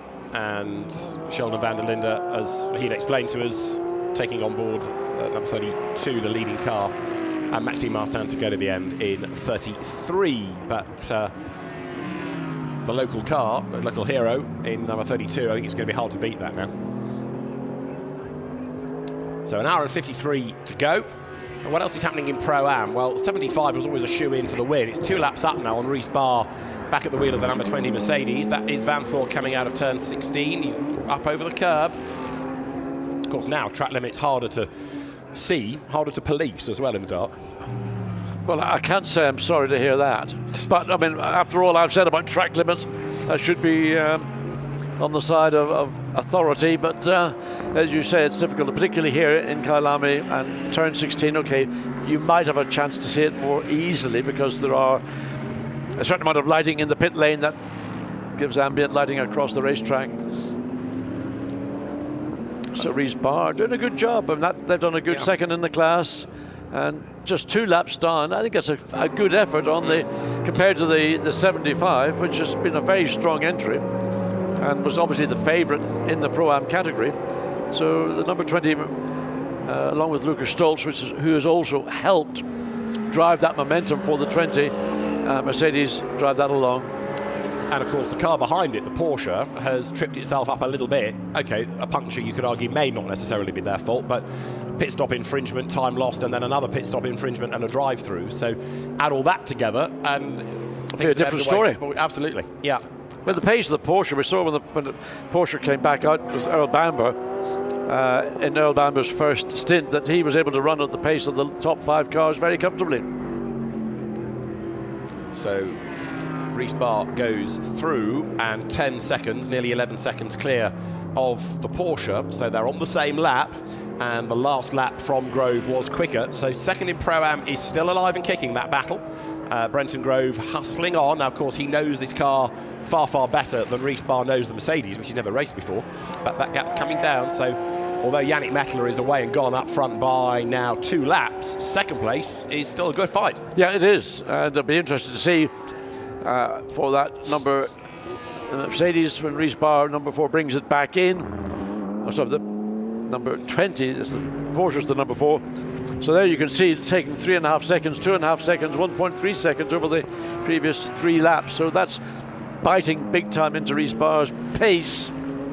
So it's very much on the cards that with an hour and 51 minutes, assuming there are no unforeseens, that the Porsche is going to get on terms and will challenge for that position. So that could see Porsche up into 6th place and demote the number 20 Mercedes down to 7th. Also depends, of course, on what they do over the next stops. Do you put into the Porsche Earl Bamber and the Mercedes Lucas Stoltz, or do you still have a Miguel Ramos and a Stephen Grove stint to factor in? In other words, have you given your pro driver, your higher graded driver, insufficient time thus far to absolutely maximise him to the very end? Well, we know that both Stoltz and Bamber have already been in the cars. Yep.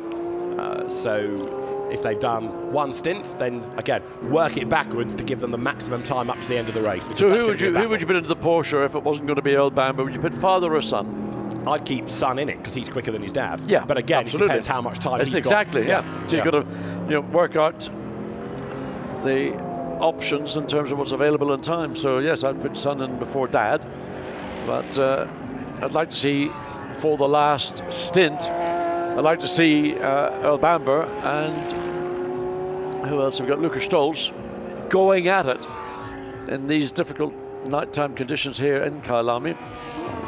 There is the number 4 Porsche. It's amazing what happens when you start mentioning lightning. Stephen Taylor has gone off and researched where we are in relation to the lightning. He reckons it's about 2 hours away, so we'll probably be okay. He thinks it's going to miss us. Fingers crossed, because so far so good without any bad weather, or indeed the dreaded rain. The dreaded rain, or indeed the thought of a yellow flag. And Amanda has spotted down in the pit lane that they're still working on the Grupper M car, and a shirtless Jules Gounon is overlooking progress as well. He wants to see what they're up to, but it's a half-dressed Jules in the heat. He can't make up his mind to get into civvies or stay in his race suit. Well, no, I think he wants to cool down as much as he can before he has to get on board for the last stint, or double stint potentially in that car. Well, I mean, now to get a glimpse into the pits to see what the progress is in terms of resolving or solving the issues, and is that car likely to come off the jack stands and be put back onto the track, and who would go into it? Well, I thought, well, I put Maroc Engel in it.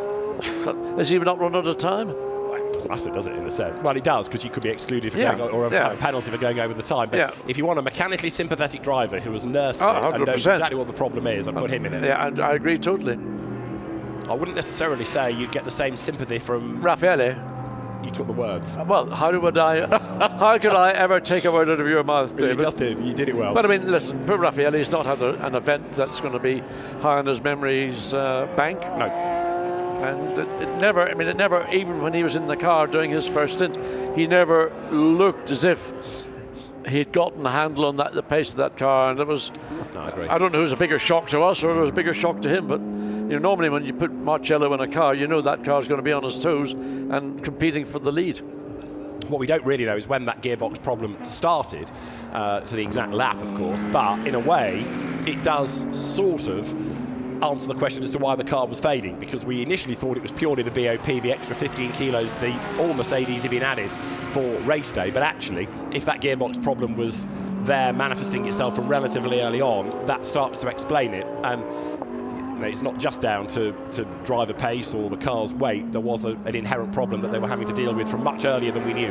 Well, normally when the gearbox, you lose 3 gears, you don't lose them all at one time. Normally one goes, then another goes, then so it's a cumulative effect.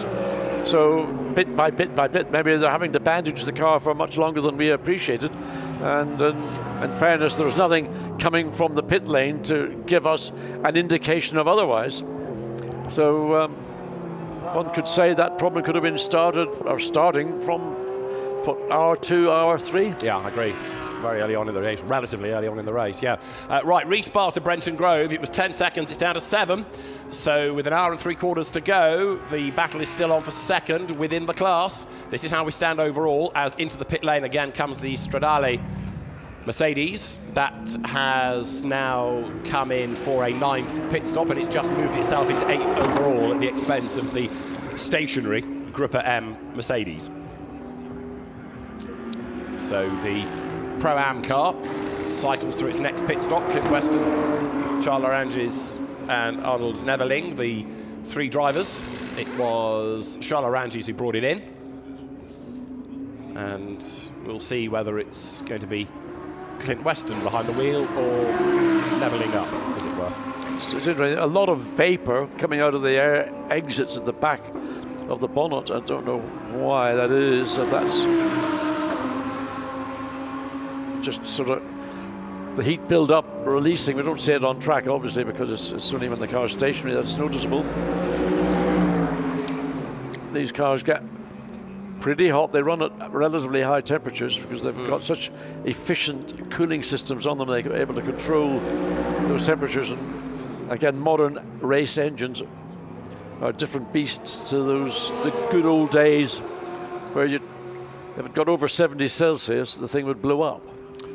Marcus Winkelhock's just been warned about track limits again, this time at turn 13, coming into the Crocodiles. Yeah. So somebody's got good eyes in the darkness. Quick check underneath the Mercedes there. What's all that about? Is that a skid block or something that's needing a bit of attention? Yeah. A good spot, whatever it is, in the so low down. It's not where your eyes almost go. There's an air jack drop down. They're trying to force it back up so the car won't leave. Thumbs up anyway, so they've cured the problem. Engine fires and the Mercedes blasts back down the pit lane. Yeah, I think the air jacks are literally, as they say, an air jack. Sometimes when the hose is withdrawn, they don't always retreat back into their housings as quickly as they ought to do, so it needs a bit of persuasion. So job done, car back out. Again, it's not necessarily about overall position for that car, it's really about learning and taking part in the race for the local drivers. Porsche up at Learcop. So what's the gap between the Porsche and the Mercedes? So Grove, 6 seconds. 5 seconds at that part of the racetrack. So that was 6 seconds coming across the line, and it's now 5 seconds midway around a lap. So Brenton Grove is carving a groove in the racetrack. Doing a good job, that is for sure. And he was one of the stars of that first stint, keeping up with the leading quintet out of Pro. Yep. So Brenton Grove here, who, as Al Bamber was suggesting, had raced and then had a break and come back to racing, and certainly not being rusty, so goes through with Reese Barr having just broken the beam. His lap was a 46.0, Brenton Grove a 44.7. So it's definitely on between these two. The margin down to 4.8 seconds now. So he's taking over a second a lap out of the number 20 Mercedes, Reese Barr. And I thought, well, yes, what time I was going to say, whatever time it was, it would be relatively short amount of time before the Porsche was on the tail of the Mercedes, and that would be, one would assume, a relatively straightforward overtake for Brenton Grove to get ahead of Reese Barr. So there's the clock, count 4.4 seconds. So gap closing almost by the corner. So the Porsche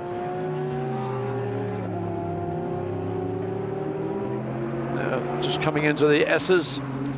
Not quite as easy to identify a car about the racetrack, but through the S's and then up the hill into Leerkop, there is the number 20 Mercedes, Reese Barr. I'm assuming that his team is keeping him alert to what's going on. Now you can see the lights of the Porsche swinging through the exit of Leerkop downhill. And the mine shaft, Phil, lives up to its name. It's as black as coal. I still think Stoltz versus Bamber to the end is going to be quite something in these two cars. But the Porsche, you've got to say, has recovered really well with the time penalty and the puncture and the drive-through. Absolutely. And there it is, fighting for second. So it's another of those situations, what could have been. I'm not saying necessarily they would have beaten the Mercedes, but they'd have given it a good go, that's for sure. So there over the line goes Barr. 6th overall, number 20 Mercedes, and Brenton Grove is almost with him now. The clock stops at 4.051 seconds then. 6th and 7th, 2nd and 3rd in Pro-Am. It was 4.4, it's down to 4 seconds. So maybe the message has gone out to Reese Barr. We need a bit more pace from you, otherwise you're going to lose your 6th position. And that's second in class as well. So there's the Porsche coming out of barbecue. Brenton Grove accelerates along that short straight down towards Sunset, which is where we had the Audi off the road, the number 80 Audi earlier on. That car, I fear, is now a retirement because it is 84 laps down, whereas Michael Grenier's car is 23 laps down, the Group M Mercedes. So it's 23 laps adrift, no longer circulating, but may circulate before the end. So this battle for 6th place. The gap you see by lap coming down a second, 2.2, 3/4 of a second. It was 4 seconds as they came across the line to go on to lap 231? 251. 251. Yeah. Ricardo Feller's Audi under investigation for a pit stop infringement. Now that must have been some time ago, but it's gone through the system, and now the stewards are having a look. So number 66, pit stop infringement. And it's also got track limit. Yeah, last one at turn 13. Yeah. Again, that's coming in through the crocodile. Another warning for 66. But again, these pit stops, it could be that you've got too many people working on the car, or the engine not switched off, or doing other offences. What the offence is will determine the penalty. But the Audi being looked at. Porsche. The last pit stop time, sorry John, it was 68. No, the last pit stop was the right side of the regulation time, so that's okay. So the Porsche closing. So where is, there it is. So the Mercedes, you can see as it climbs up the hill onto that straight where the support race paddock is. And what's the gap? It was 3.2. They came across the line.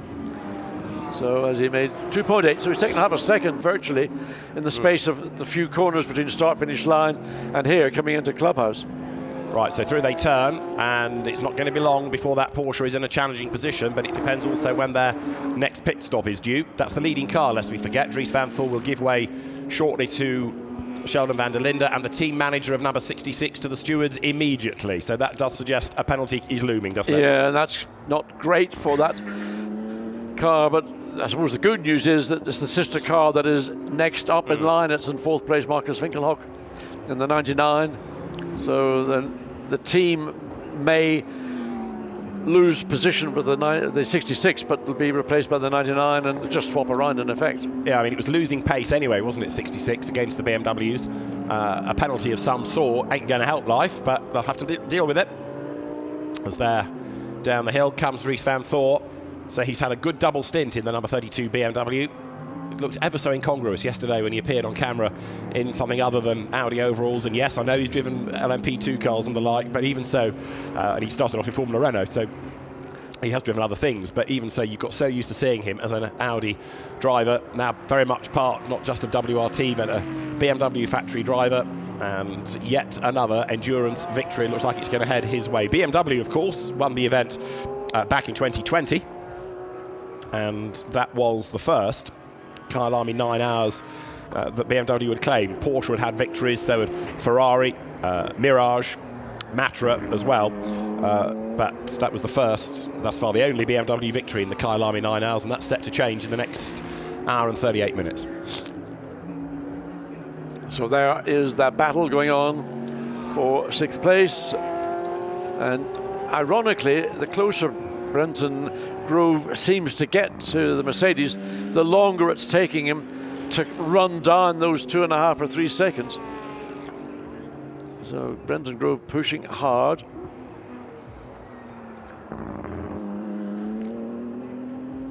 So the Porsche is currently on lap 248. Reese-Bar likewise, and that margin between them, 2.5 seconds. So yeah, Brenton Grove going the right way about this. What he does not want to do is hurl the car off the racetrack, bearing in mind that that position is there for the taking. There'll be more pit stops for both cars to come. And Earl Bamber, we know, and Lucas Stoltz, we know, very quick drivers. They will be aboard both of those cars. So that's going to be a really good fight to round out the race. Is this Reese-Bar's first nighttime race? Or has he done other endurance races that go into the night? Because if it's your first time, I mean, some drivers really enjoy nighttime racing. Some find it quite difficult and strange and have to make the adjustment. And I don't know whether, look, there's the gap now closing. It is coming down quite quickly, yeah. I think it's his first night race as their attempt at getting ready for pit stops. I can't think that he's raced in the darkness before. He's raced GT cars briefly, had a go in the International GT Open in 2020, but I don't think he's, unless he's done Dubai already this year, but I don't think he's raced in the dark before, in which case he's doing a very impressive job and he's keeping the Porsche at bay. Indeed. And Absolutely. all he has to do is stay ahead as they get to the next round of stops. So what's the margin this time? 1.9 seconds, and then 1.6 it comes down to at the next timing point around the lap. So sweeps through Clubhouse once again. How many times have we said that through the 9 hours? Through the S's, and Reese-Bar begins the process of up the hill, up to Learcop. Brenton Grove does likewise, get up to the top, up to that little plateau. The gap is coming down, but the incremental time gains seem to me to be getting slower as he gets closer. It's just, I mean, he may be picking up some of the aerodynamic wash. We know that the Mercedes is a physically large car, and it creates a lot of aerodynamic wash, which has a bearing on the car that's following. But I would have thought that the pace Brenton Grove has got and his experience, he ought to be able to get a handle on this battle for 6th place and basically make the overtake relatively quickly. Depends also perhaps what the team is saying. Is the team telling him on the radio, push, push, push, or don't worry about it, bring it home, and Uncle Earl will do the hard yards in that last stint? From Reese-Bar's point of view, they're probably saying, you know, fend him off because we need track position, but there might be a different strategy for the EBM team. If I was the EBM team, I would want that track position. Personally, I'd want to bring my driver in theory, ahead of the car I've just overtaken, and therefore put my ace, in this case Earl Bamber, in behind the wheel, arguably before the 20 Mercedes comes in, but we don't know. Maybe the 20 Mercedes is going to come in ahead of the Porsche. So together they run. Right, let's have a look at this gap. Clock starts, 11/10 of a second, less than ever between the two in this recent stanza. And as the cars come up now through Clubhouse, the Porsche, with that oh-so-distinctive engine note, hustles along behind the Mercedes-AMG of the SPS team. A word about the team as well, because SPS is running this car. It's also running the Kenny Harble, Jules Gounon, Yannick Mettler car. Its two are surviving without any dramas. We've lost the Grupper M car. And so interesting to see that this team has done a very good job, as into the pits comes 99, and this is the one under investigation, not 66 for the pit lane infringement. But SPS has done a really good job, I think, about doing the job with the Mercedes as against the Grupper M car that we know didn't survive. Right, Amanda, what about this pit stop? Well, you'll see Dennis Marciello going into taking over for Marcus Winkelhout, but this will not be the last driver change for the 99 Tresor Attempto Audi. I saw Alex Aka walking around with sunglasses on and preparing for the last stint. He will finish it for this 99. Sunglasses to get himself used to the dark, presumably now, to make it even darker, yeah. No. He's a cool kid. He wants to look cool. It says what's he with his sunnies on, you see. Right, so the Audi's about to fire up. Just going back to my SPS point, it's a relatively young team, so I think they've done an outstanding job because, of course, now they're running as a factory-backed team with factory drivers and have got the surviving cars. Group M, sad to say, out of the race. There down the pit lane then goes Dennis Marciello, taking over from Marcus Winkelhock, and it is this car that's under investigation for a pit stop infringement. A correction has come up on the timing screen. It was the sister car, initially 66, but it's this one that should be being looked at and is now being looked at. Dennis Marciello into the darkness. The car number 4 also being given track limit warnings. Last one was at turn 13, so that's the charging Brenton Grove, and there he's still charging away, so he needs to be careful. If he gets one too many, he himself would be, the victim of a penalty. So getting closer and closer as they go through the S's. And at what point will one of these two cars then? I don't know how many laps. Do you know how many laps either of us completed on this stint? I don't, I'm afraid. I think they're due in roughly at the same time, but I've lost track a little of their looming pit stop. But look into the EBM garage there as the team not yet going for the pit apron.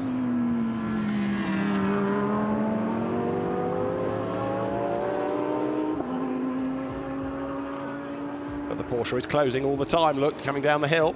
Brenton Grove has to be careful about these Damocletian track limit warnings, but he's hustling on, he's catching bar. Down towards turn 16, into Ingwe they come. Careful not to wash out too wide.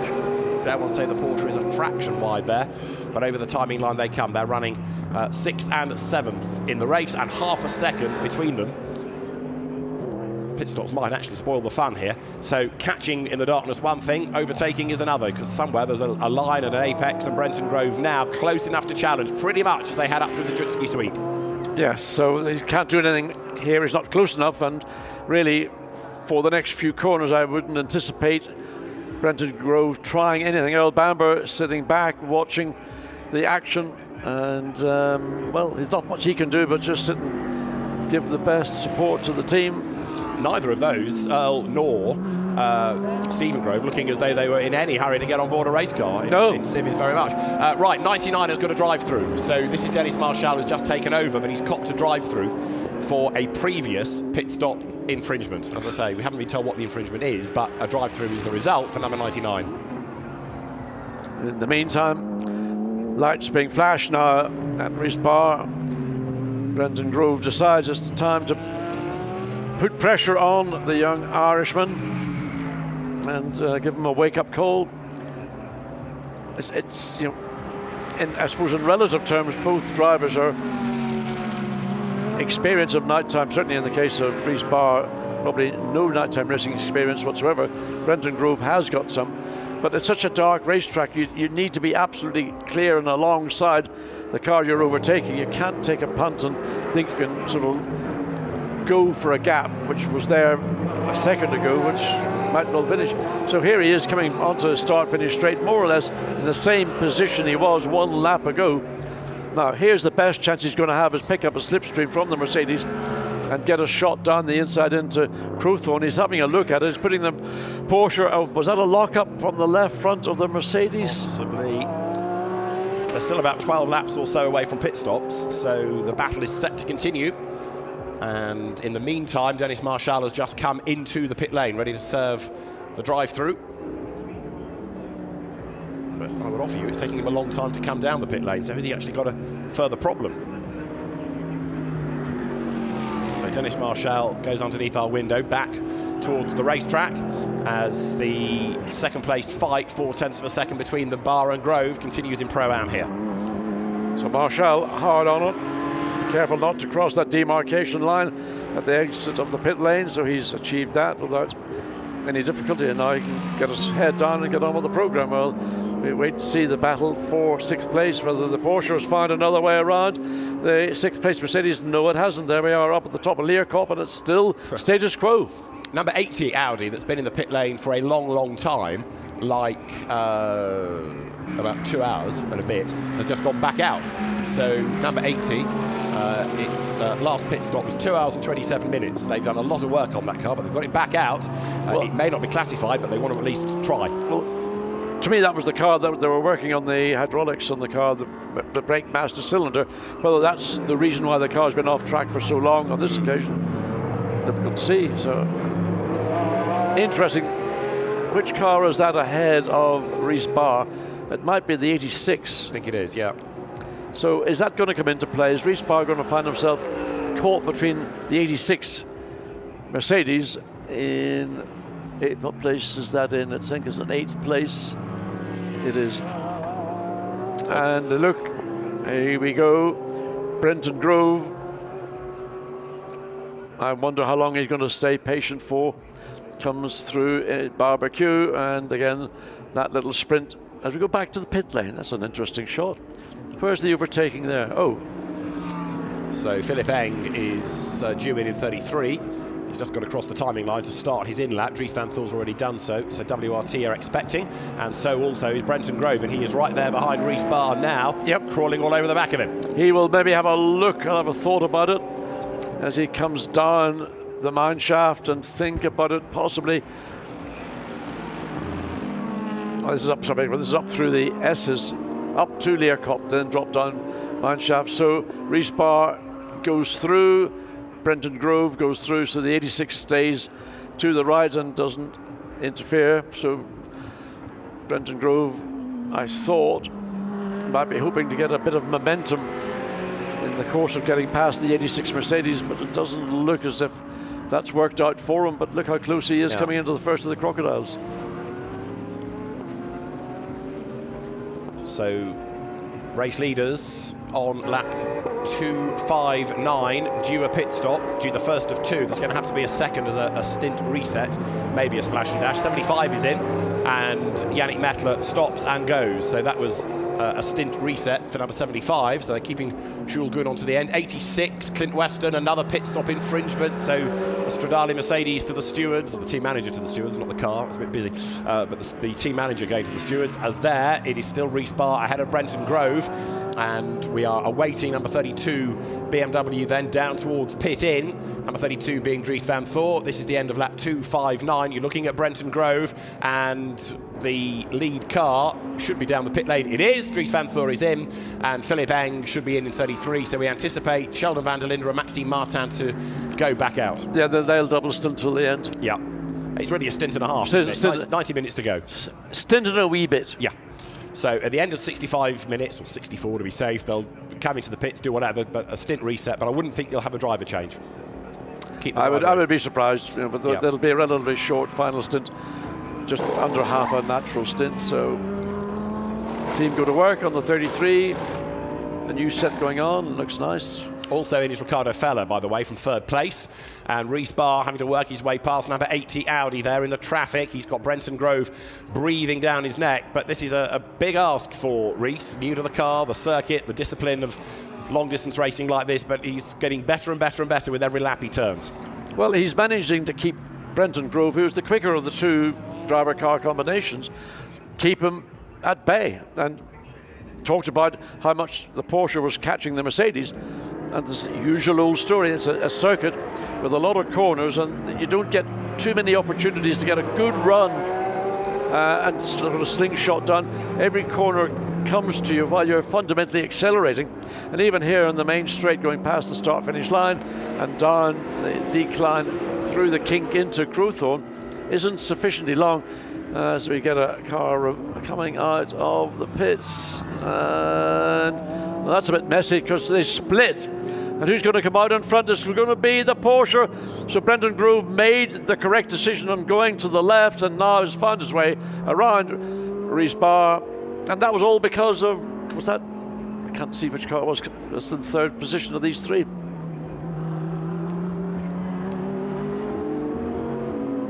Well, right now, the Porsche ahead of the Mercedes, and Brenton Grove should be able to build this gap. Reese Barr behind, and that was the car that was getting involved. Yeah, that was the car that came out of the pits, and Is that 33? I think it might have been. That's what I'm just trying to. Yeah. So it was in the middle of the racetrack. The Reese-Bar went to the right, Brenton Grove went to the left, and Grove made the right decision because there were 3 cars filling Crowthorne exit. But that was Maxime Martin on cold tyres, trying to race his own race, keep out of the way, not get in the way of a battle. But he did. He did, unfortunately, yeah. Well, I mean, it wasn't his concern. He was trying to get back into the race, and he wasn't concerned about what was going on around him. So, Pro-Am, Yannick Mettler stayed in the car last time. He leads Brenton Grove, but he leads by 2 laps. So that's the easy part of this. It's his class win for the taking. But Grove ahead of Barr, 2nd and 3rd. Now the Porsche ahead of the Mercedes. Here's the replay. So the BMW comes out of the pit lane and in towards turn 1. And Brenton Grove lines that up absolutely beautifully. Yeah, he read it very well. And you can see the BMW is on power. The back end was unstable. And that was all that Brenton Grove needed. He got track position going into barbecue, and Reese-Bar was wrong-footed, and that's maybe inexperience. So what can you do? There's a bit of joy in the pits. So here's an interview coming, but we would have to be advised of this one. And we know it's Stephen Grove, Amanda. Well, I know we all enjoyed that replay, but I don't know anyone enjoyed it as much as Father Stephen. Watching your boy do that, how much pride is that? Yeah, it's a lot. Listen, he came from, I think he was 45 seconds down, and then he got to the end. He was getting a bit of aero wash, and the car was getting pretty hot. But the pass was magnificent. I'm really proud of him. Well, you look at the time that's left in this race, and it's not over until the checkered flag flies. What's still possible for the Porsche versus the one Mercedes that's still ahead of it? Yeah, listen, we got to have a bit of bad luck for Kenny for us to get his position, but it's going to be Stoltz and Bamber, and they're going to be going hard. There's nothing in it for the last hour and a half, so I can't wait. So that was Stephen Grove, happy with what Brenton has just done, get the car 2nd in class, and with an hour and 20 minutes, that car still well placed, and we've talked about what might have been, but going up against Harbel and Mettler and Gounon, they were always potentially on the back foot, so to be running 2nd in class anyway, irrespective of the travails, it's still a mighty result, and it perhaps would have been all that they could have achieved. Stephen Grove might tell you different, but that's one to ponder post-race over a beer. Sheldon van der Linde, however, is already thinking about what his mates might be cheering for as he comes past them next time. He's been telling us during the course of the race how he's been out on the side of the circuit, watching what's been going on and learning about what gears people have been taking, and that shows a professional driver.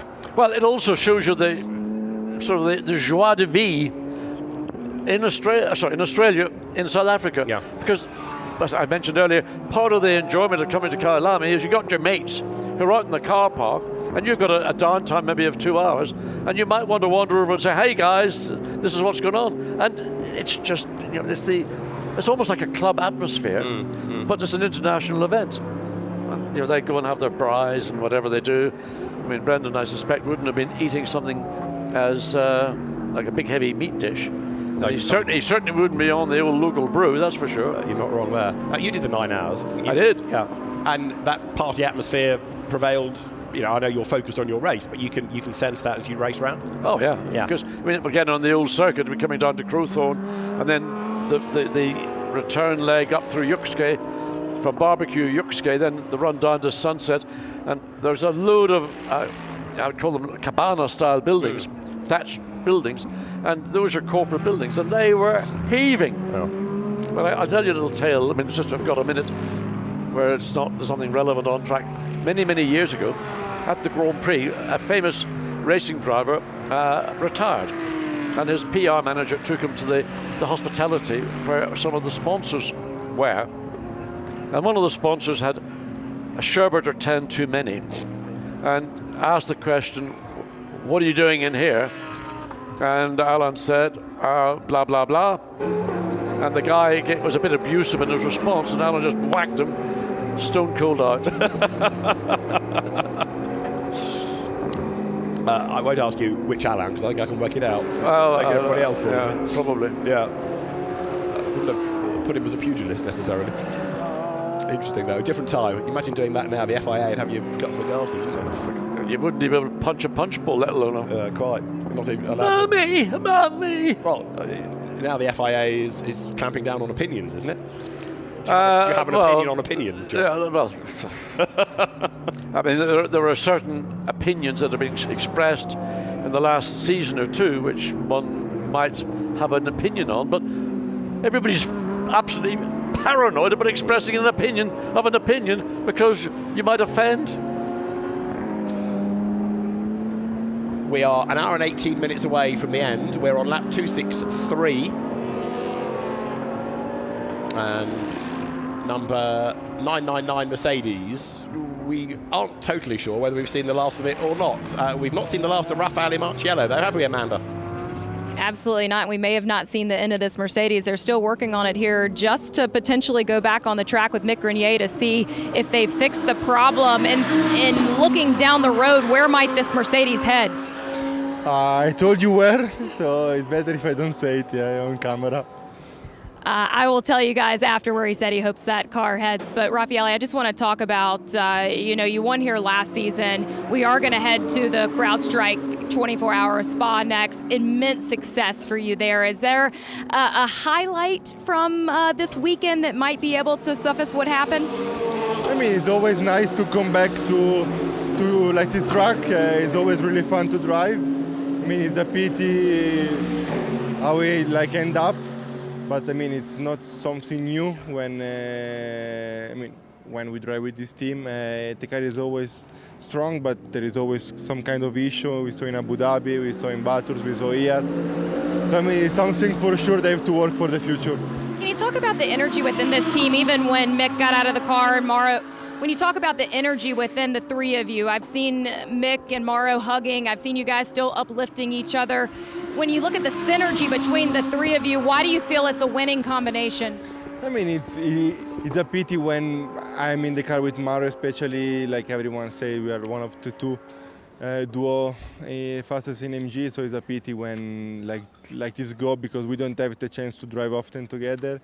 With Mick, I mean, it's also really fast. So, I mean, it's a pity when you have a trio that is that quick and end up like this. But I mean, I know Mauro now since 2017, and Mick, I mean, is AMG since a few years. So it's always a pity when this happens when you are that quick. 5 short months, and we'll see this 999 back on track at Spa. Watch this space. And of course, there'll be a lot of GT racing around the globe before then. It's the third round, admittedly, of the Intercontinental GT Challenge, but we'll have had the Fanatec GT World Challenge Europe Endurance Cup and Sprint Cups underway. The Asian Series will have kicked off, Australia likewise, plus America, of course, and many of the teams from all of those regions coming together for that third round of IGTC, for a round of the European Championship as well, and for the biggest and best GT3 race in the world. So through Yuxke and up into barbecue, our race leader, Sheldon van der Linde. And I'm sure he's got, I don't know if he's got plans for after the race, but assuming that he's going to stand on the winner's podium, I would imagine that there'll be a group of his mates having a great time, enjoying their well-earned success. Yep, nice way to finish the day. Absolutely, and of course there's a certain amount of pressure on brother Kelvin, who's racing in Formula E this weekend, so I can have a win. What about you? Well, there's a story there. Go on. His team, I think it's the Mahindra team. Mahindra, yeah. They had to withdraw all 4 cars. Oh. Because a technical issue, I understand, arose, and the decision was made to withdraw all those 4. I mean, I don't know what the technical issue was, but I whispered in Sheldon's ear what's happening down in Cape Town, and he said he didn't race, they had to withdraw all the cars. Crikey, okay. So we'll probably find out more. Well, I wonder if they can get here in time for the checkered flag and cheer him over the line. Right now, though, Sheldon van der Linde doing an outstanding job. Remember that the South African driver won here back in 2020. In those days, he was driving for the Valkenhorst Motorsport team. But Valkenhorst involved in other projects these days. It was Sheldon, Augusto Farfus and Nick Katzberg who were the drivers. As to the pit lane comes... That's the 86, I believe. That's the Stradale Mercedes, isn't it? Is that the... Is it, I thought it was the 86, but let's have a look. Have a look and see. It's number 20, I think. That's Reese Barr, okay. Probably to give way to Lucas Stoltz. There's an hour and 13 to go, so there's a stint and 7 minutes effectively. Yeah. So he's still got to make 2 stops. Anybody pitting this side of 65 minutes has to make another stop. Because 65 minutes is, even if you drive through and reset the clock, you're still going to come into the pit lane. You don't have to refuel it, you don't have to change tyres, but you've got just reset. to reset this side of 65 minutes to go. So Rhys Barr's out. I think he's done an excellent job. It was having to battle a much more experienced nighttime driver than Rhys Barr himself is. Eventually got sort of wrong-footed by the 33 BMW leaving the pit lane and then being on cold tyres, getting a bit sideways in turn 2. Nevertheless, I think Rhys Barr should be pleased with his efforts here this evening. Yeah, I think that's. I mean, from Lukas Stolz's point of view, you know, he's another driver that potentially might feel a bit frustrated that he's been fighting for class honours, not overall. But again, you're a Mercedes factory driver, so this week your job is to drive with these other 2 drivers in a Pro-Am car, and so you've got Rhys Barr getting quicker and quicker all the time. You've got also in that car Miguel Ramos as a very experienced AM, and they're pitching for the runners-up spot. And so also number 4 very shortly, there it is coming into the pit lane. We'll get Earl Bamber, who's in the same boat. He's racing with drivers that put him into Pro-Am, not Pro, but he will still drive absolutely flat out because that's the only way he knows how. Absolutely, and Earl was very, very impressive indeed during his stints. And just on that subject, we've got Lukas Stolz and Jules Gounod running in Pro-Am categories. Now, there may be very good logical reasons, but remember that was the winning driver pairing along with Kenny Habul in Bathurst. So much of those facts have played into how those drivers ended up in a Pro-Am car, and Maroc Engel was along with Raffaele Marciello in a full-on Pro car. And there is the 20 up at the top of the hill, and it's going to be dropping down, and I wonder how long it will be before we see Earl Bamber as comes down mine shaft. So the Porsche still in the pit lane, still there it is. Oh, it's rolling. Yeah, it's rolling big time. Remember, 68 seconds line to line, so they've got to get this absolutely right. It's got to be a 100th over, really, as the beam is about to be broken. Earl Bamber floors the throttle. He's also got to be careful not to go across that white pit lane exit line, because that can be a penalty. There's Stolz. So the gap between these 2 cars, the 20, there Lukas Stolz, and 4 Earl Bamber leaving the pit lane. Oh, well, it's got to be 7 or 8 seconds at least, maybe more. There's the Mercedes. The Porsche's already down in Crowthorne. Well, the Mercedes did a slightly quicker stop, but the Porsche out on track then. Earl Bamber well ahead. Yes, up. Oh, I mean, you can barely see the lights of the number 20 Mercedes. Hasn't even come into barbecue yet. So there's that. There it is now. So it's virtually the length of the support vehicle pit straight. So Lukas Stolz, well, he's going to have to. I don't know what he's going to have to do, because Earl Bamber ain't going to be a walk in the park to catch and even a challenge for position. Right there is Jules Gounod getting ready to take over number 75 for the last stint. So all the stars coming out, aren't they, for the last hour and a bit. So Yannick Mettler will hopefully get that car to the 65-minute to go mark, and then Jules will only have to drive it to the end. He won't have to make another pit stop. That's the target there. Yep. I don't even if Mettler had to sort of back off and short shift and coast into corners to try and save fuel, if that's what would work. So there is Mettler in 5th position. Yeah, Kenny Habul's work done. All he has to do now is think about his next outlandish victory party piece, so he can run around Bathurst naked. What's he going to do tomorrow morning around Kyalami? I wonder what overall race winners might think about. Welcome to the booth, Dries van Thor, who has got now the sights on an advantage of 17.5 seconds with Sheldon van der Linde at the wheel. Fastest lap of the race as well. Dries, welcome to the booth. It's been a really, really good day for you. Yeah, thanks for having me. Yeah, so far it's been going really well. I mean, we've been really working on our race pace the whole weekend. I think that also sums up why in qualifying we struggled a bit getting our lap together and getting the full peak out. But clearly, as we can see in the race, I mean, we've got a very good race car, and we're really happy with how it's going so far. So a big credit to the team to be able to put the focus on the race this weekend and not on the one lap pace. After your results in Bathurst, What have you done to get the car to this level of performance? Because I know they're different racetracks, but here you've been by a country mile the dominant brand. Yeah, we made some small updates already coming into this weekend, and of course, not gonna lie, the BOP also for sure gave us a help. They also needed to, actually, to be honest, because Bathurst was just difficult for us. Maybe others find it difficult now. It's always a back and forward game, but I think it's not only this. I think we also made very good steps. Like I said, we did some updates on balance and on braking. So I think it's coming alive here. But there's still a lot of work to do.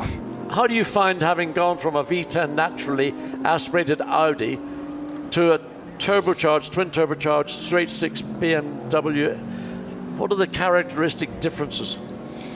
It's very different, and it took me. Well, I don't think I'm still on it yet. I mean, I'm getting close. I think Sheldon is, of course, a very good benchmark, considering he won the DTM championship last year, and then particularly every BMW driver driving the M4 is strong. So it's good to learn from them. But the main difference is, of course, you've got the engine in the front, which makes a big difference in how to approach a corner. It's not really about slamming the brakes anymore and really trying to brake into the corner. It's being a bit more gentle on entry and trying to make the rotation with the brakes. And this is something which is very different for me. Traction then, of course, is also worse because the engine is not in the back.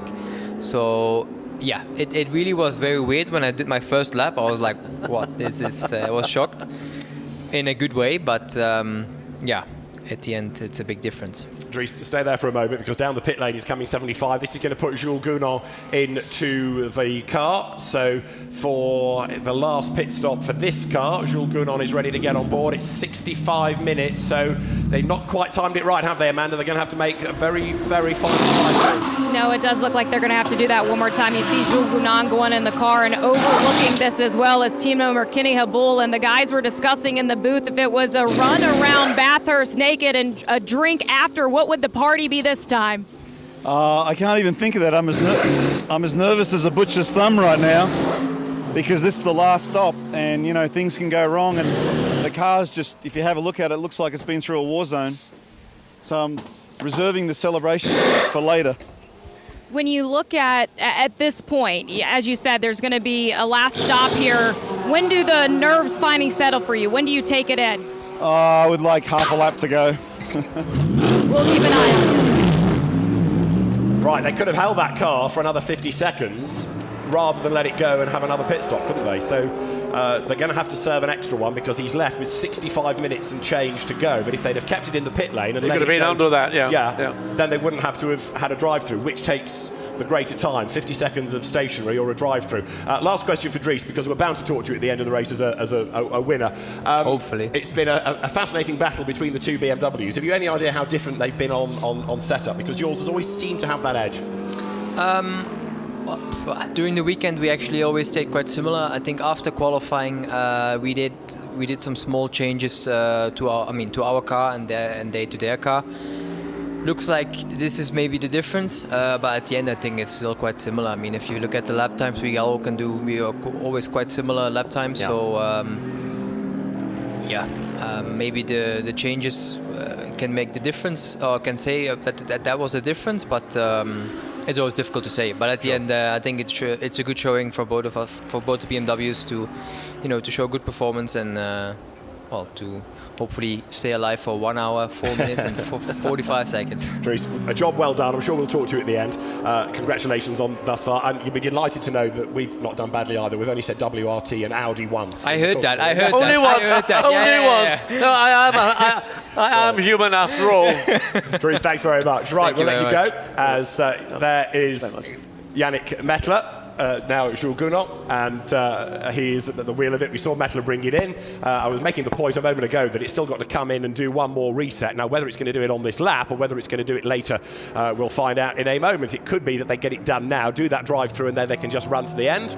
or they might interrupt the stint. Well, there's your answer. It's not going to be on this lap. So just to reiterate the point I've made a couple of times now, that's got another drive-through at least. It doesn't have to take on fuel or tyres, but it does have to reset the clock. Come off the track, go through the pit lane, and the most important thing, not to exceed the 50 kilometres per hour in the pit lane, or leaving the pit lane, cross the demarcation line, which will be another penalty. Yeah, exactly. So Jules Gournant, with this sizable advantage of 2 laps in class, can afford to take everything easy, and as long as the team is on top of the regulations, I'm sure they will be, to bring the car through to do one more reset of a stint time, again just to make the point, 65 minutes to a stint, and it was more than 65 minutes, by under a minute, but more than 65 minutes when the car crossed the pit out line. I would have done that reset almost instantly. I mean, yeah, again, I would have got it out of the way, done and dusted, and then you drive to the flag or drive to the finish, rather than having to think, well, at what point will we do it? Because we don't know what's going to happen in the last 63 minutes. Well, what we also would anticipate the team doing is having a look perhaps at where other traffic is around and thinking, okay, this is a good lap because he's not going to come out with any other car nearby. It might be down to Jules to just say, when you're ready, just drive through.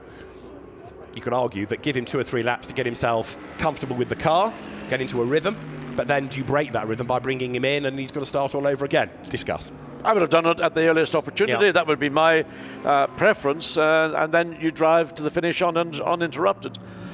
So anyway, listen, that's why I'm now sitting in the commentary booth and not sitting on the pit wall being a team director. Yes, I never noticed Team Watson racing in a GT paddock. It's the same thing. You've never seen a John Watson biography or autobiography. Very much for the same reasons. Oh, I reckon you'd sell well. I really do. No, I think that my day in the sun has long passed. No, I don't believe that. Right, the 999 Mercedes remains in the pit lane. And I don't think it's going to be overhauled by Momir. 71 laps adrift is that troubled Audi. We are 62 minutes away from a checkered flag, and Sheldon van der Linde leads the way for BMW, who have looked after us with drivers over the course of the race, as also we've had Mercedes drivers up here as well, which has been really good as we've been able to, and Audi as well, with the likes of Alex Arca, to explore different drivers, different characters. I've thoroughly enjoyed having all the guys in, because it's not often you get a chance to talk to them in this context. If you see them in the garage or somewhere in the pit lane, they're maybe a little bit more guarded. Coming in here, this is our territory. Yeah. So we've probably got the advantage over them, and I think that we've been given insights into both what the drivers are thinking and the teams are doing, and I've thoroughly enjoyed it. I think Alex Arca commentating on Marcus Winkelhock's move for position was one of the highlights of the race. Anyway, Maxime Martin is in the second place BMW. It's a very sort of Belgian feel to that WRT car, isn't it? But he's dropping away now.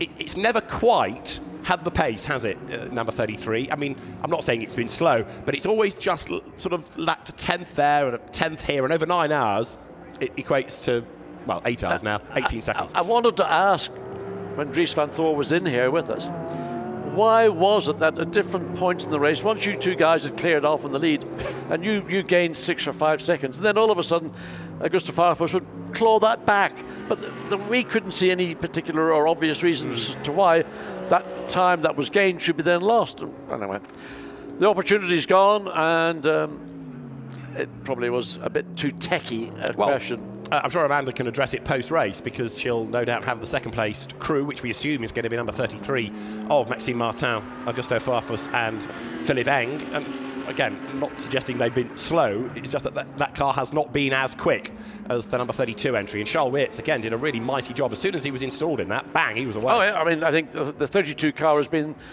today, the class of the field. And, I mean, far be it from me to suggest which of the 2 car lineups is the one that might be the quicker of the 2. You'd have to look at the 32 as being the quicker of the 2 with the lineup and the talent that's in the car. But look, Augusto Farfus, fantastic driver, BMW team member for many, many years. Philippe Eng, who's come in, and Maxime Martin, who's legend, especially in your favourite racetrack country of Spa. As is his dad. I think I said earlier on, his father was a multiple Spa 24-hour winner when it was a touring car race. And Ford Caprice or Peugeot 307s? 306s. 306, I think, was the... but he drove with Gordon Spice, the late Gordon Spice, didn't Goodness me. To win in the Ford Caprice. Well, cheers to that. Mine's a rum and coke, please. Good old Gordon. Bless you, Gordon. Yeah, good on you. Patrick Niederhauser we're looking at, running in third place. Now, that car, again, has just fallen away over the last couple of hours and is on for a solid podium, but it's not really what Attempto perhaps felt they could have achieved at the halfway point.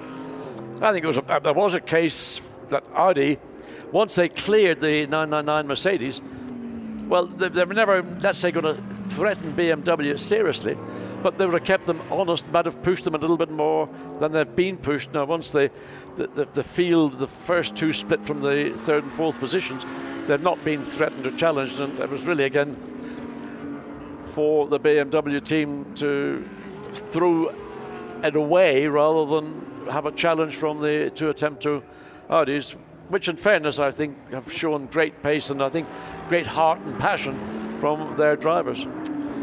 If you go back to 1982, when Jackie Ickx and Jochen Mass won in a Group C 956 Porsche here in the 9 hours, they did 1,563 kilometres. Last year's winning distance was on a different circuit, admittedly, 1388. So we still should be on target to get a GT3 record, a current Kyalami configuration record.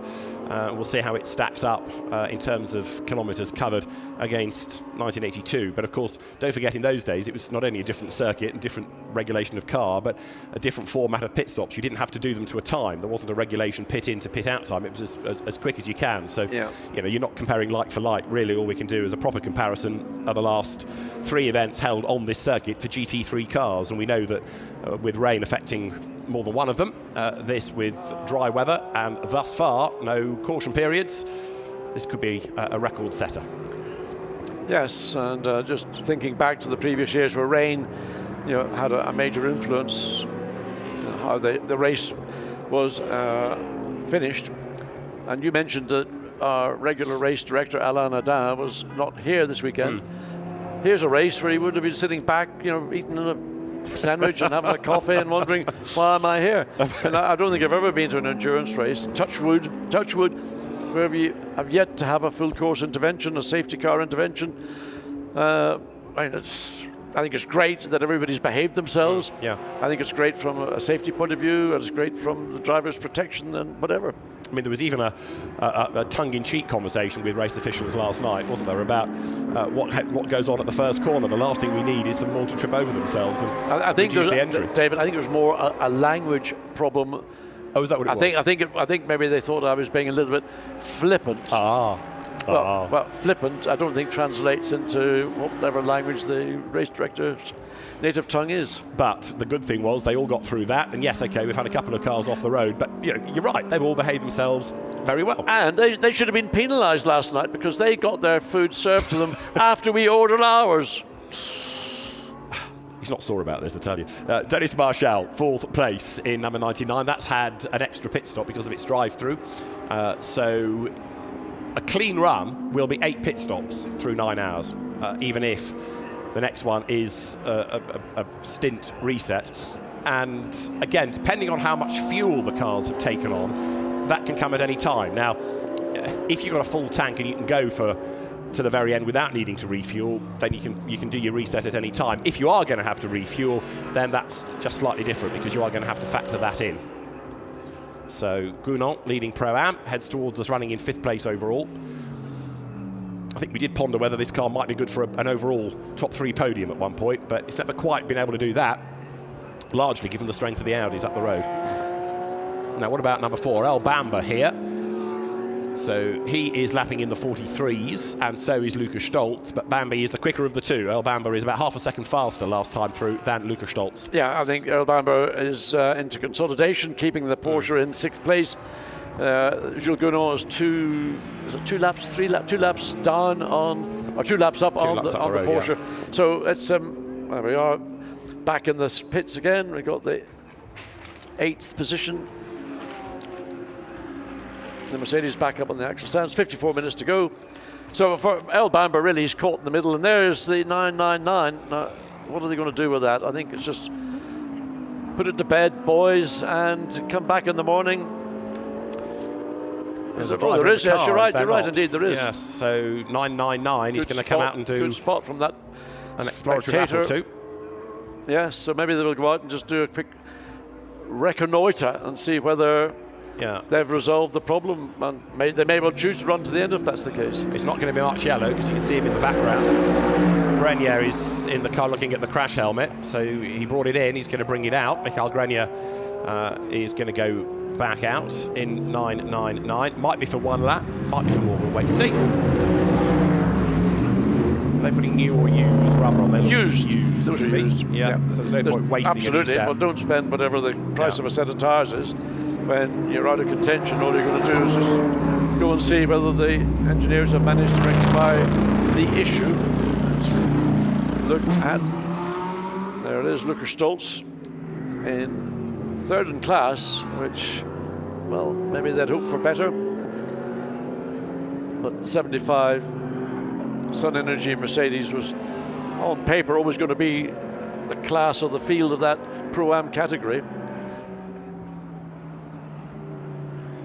So I mean, Stolz, in a sense, has had a harder task here than Jules Gounon, you could argue, because he's got co-drivers of much less experience of Reese-Bar and less experience of this car, in the case of Miguel Ramos. 100%. I mean, with respect to Reese-Bar and Miguel Ramos, Lukas Stolz can do all the hard yards and build up and challenge, but of course inexperience on the part of Reese-Bar and a more mature approach from Miguel Ramos, whereas the 75 car is very much more on its toes.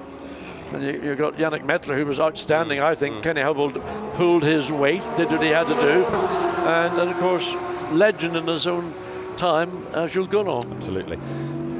So Michael Grenier will do a reconnaissance lap, at least. Yeah, imagine saying to Raffaele Marciello, go and get your kit on just to do one lap. Think again. I don't think Raffaele would take kindly to that, but Michael Grenier is going to do what the team request. The engine fires up, and away he goes. So let's just, for the purposes of interest, say that pit stop was, it's been in the pits for an hour and 24 minutes, just under an hour and 25 minutes, that's what it's lost. And he comes out in 9th position. Yeah, indeed. It's a bit ridiculous, but there we are. So it is circulating slowly. I got to say, quite slowly indeed, coming down to the exit of pit lane into Crowthorne. So is that because he just wants to take it slowly and steadily? Or is there a reason that we don't know about? There is our race leader, 32, coming through Barbecue. So is Michel Grenier just being uber cautious, or have they not actually resolved the issue? Let's find out. Amanda? Well, it's admirable to say the least that this Mercedes is even back on track. I was just talking to the team of what the plan is. Their goal is to stay out on the track for the rest of the race. They did say that they identified the issue in the gearbox, but needed to see this car back on track to see if it will work properly to what they did do to the Mercedes here. But, I mean, what a story that these guys are even back on track tonight.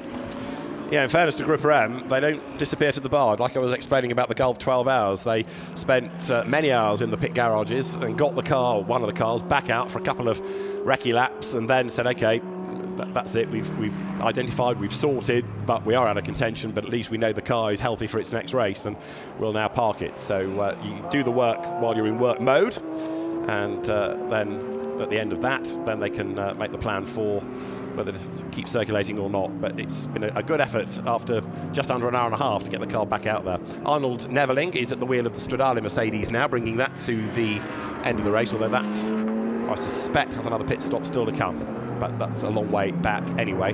And it's now 29 laps ahead of Grenier, so they ain't going to be caught for position by 999. No, that's... So there is 8th position Mercedes, just trying to wonder whereabouts on the racetrack. Because where is the 999? Oh, it's just got across start-finish line. So it's beginning its first full flying lap. So Michael Grenier behind the wheel. It would be interesting to see what lap time he does on his first flying lap. But it's all basically irrelevant. Yeah. But it might tell us whether they've manage to bandage the problem or actually remedy the problem. Yeah, I mean, on old tyres, it's never going to be a threat for the fastest lap, but it'd be quite a story if it could achieve that, wouldn't it? Well, if they wanted to, they could bring him in. Yeah, sure. You know, at any point before the flag comes out and put him on a brand new set of sticker tyres and say, go out and take the fastest lap of the race. 86 presses on. This is Arnold Neveling, who is currently on lap 259. So, as I say, they're quite a long way back relative to the leaders, like the best part of 20 laps. Interesting, the two Tracer Attempto Audis are more or less climbing over one another as they go on to the straight out of Barbecue up into Sunset. And I wonder why they're together so closely, because they're not actually racing one another. There's one lap between the two cars, but there we are on our race tracker in the commentary booth, literally almost climbing over each other. So there, number 32, BMW, Sheldon van der Linde at the wheel, the leading car. Fascinating fact 37, I've been banging on about the fact that BMW won here in 2020.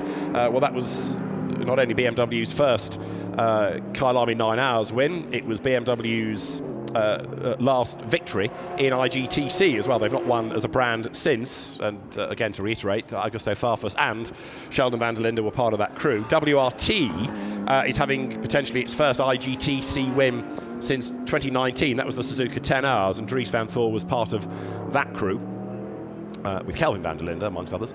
But it's been a long time, oddly, for IGTC wins for WRT, going back all the way to 2019, and a really good partnership seems to be gelling straight away, doesn't it, between the Belgian team and the German brand.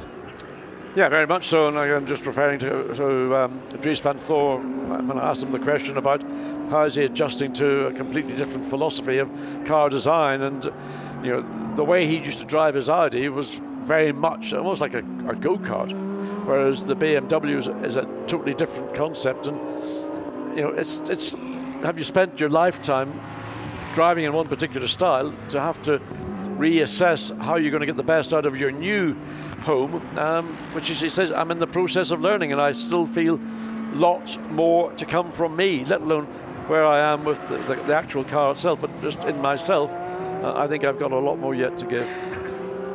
It's all very useful, isn't it, of course, for those drivers doing regional championships, if you like, be it Europe or Australia, that they're having these races. I know these are point-scoring races in their own right, but a lot of the learning is going on. So, you know, we think WRT is strong now. Imagine when Fanatec GT Europe kicks off in April, all these lessons learned then. Yeah, I do. When I alluded to or mentioned about the pace of the car in Bathurst, they clearly didn't have the pace relative to where they have pace here. And I don't know what they've done or what they've, but I suspect that maybe the BMW may be outstanding on certain tracks, and other tracks, maybe the Mercedes may be the quicker, or maybe the Audi or a Porsche.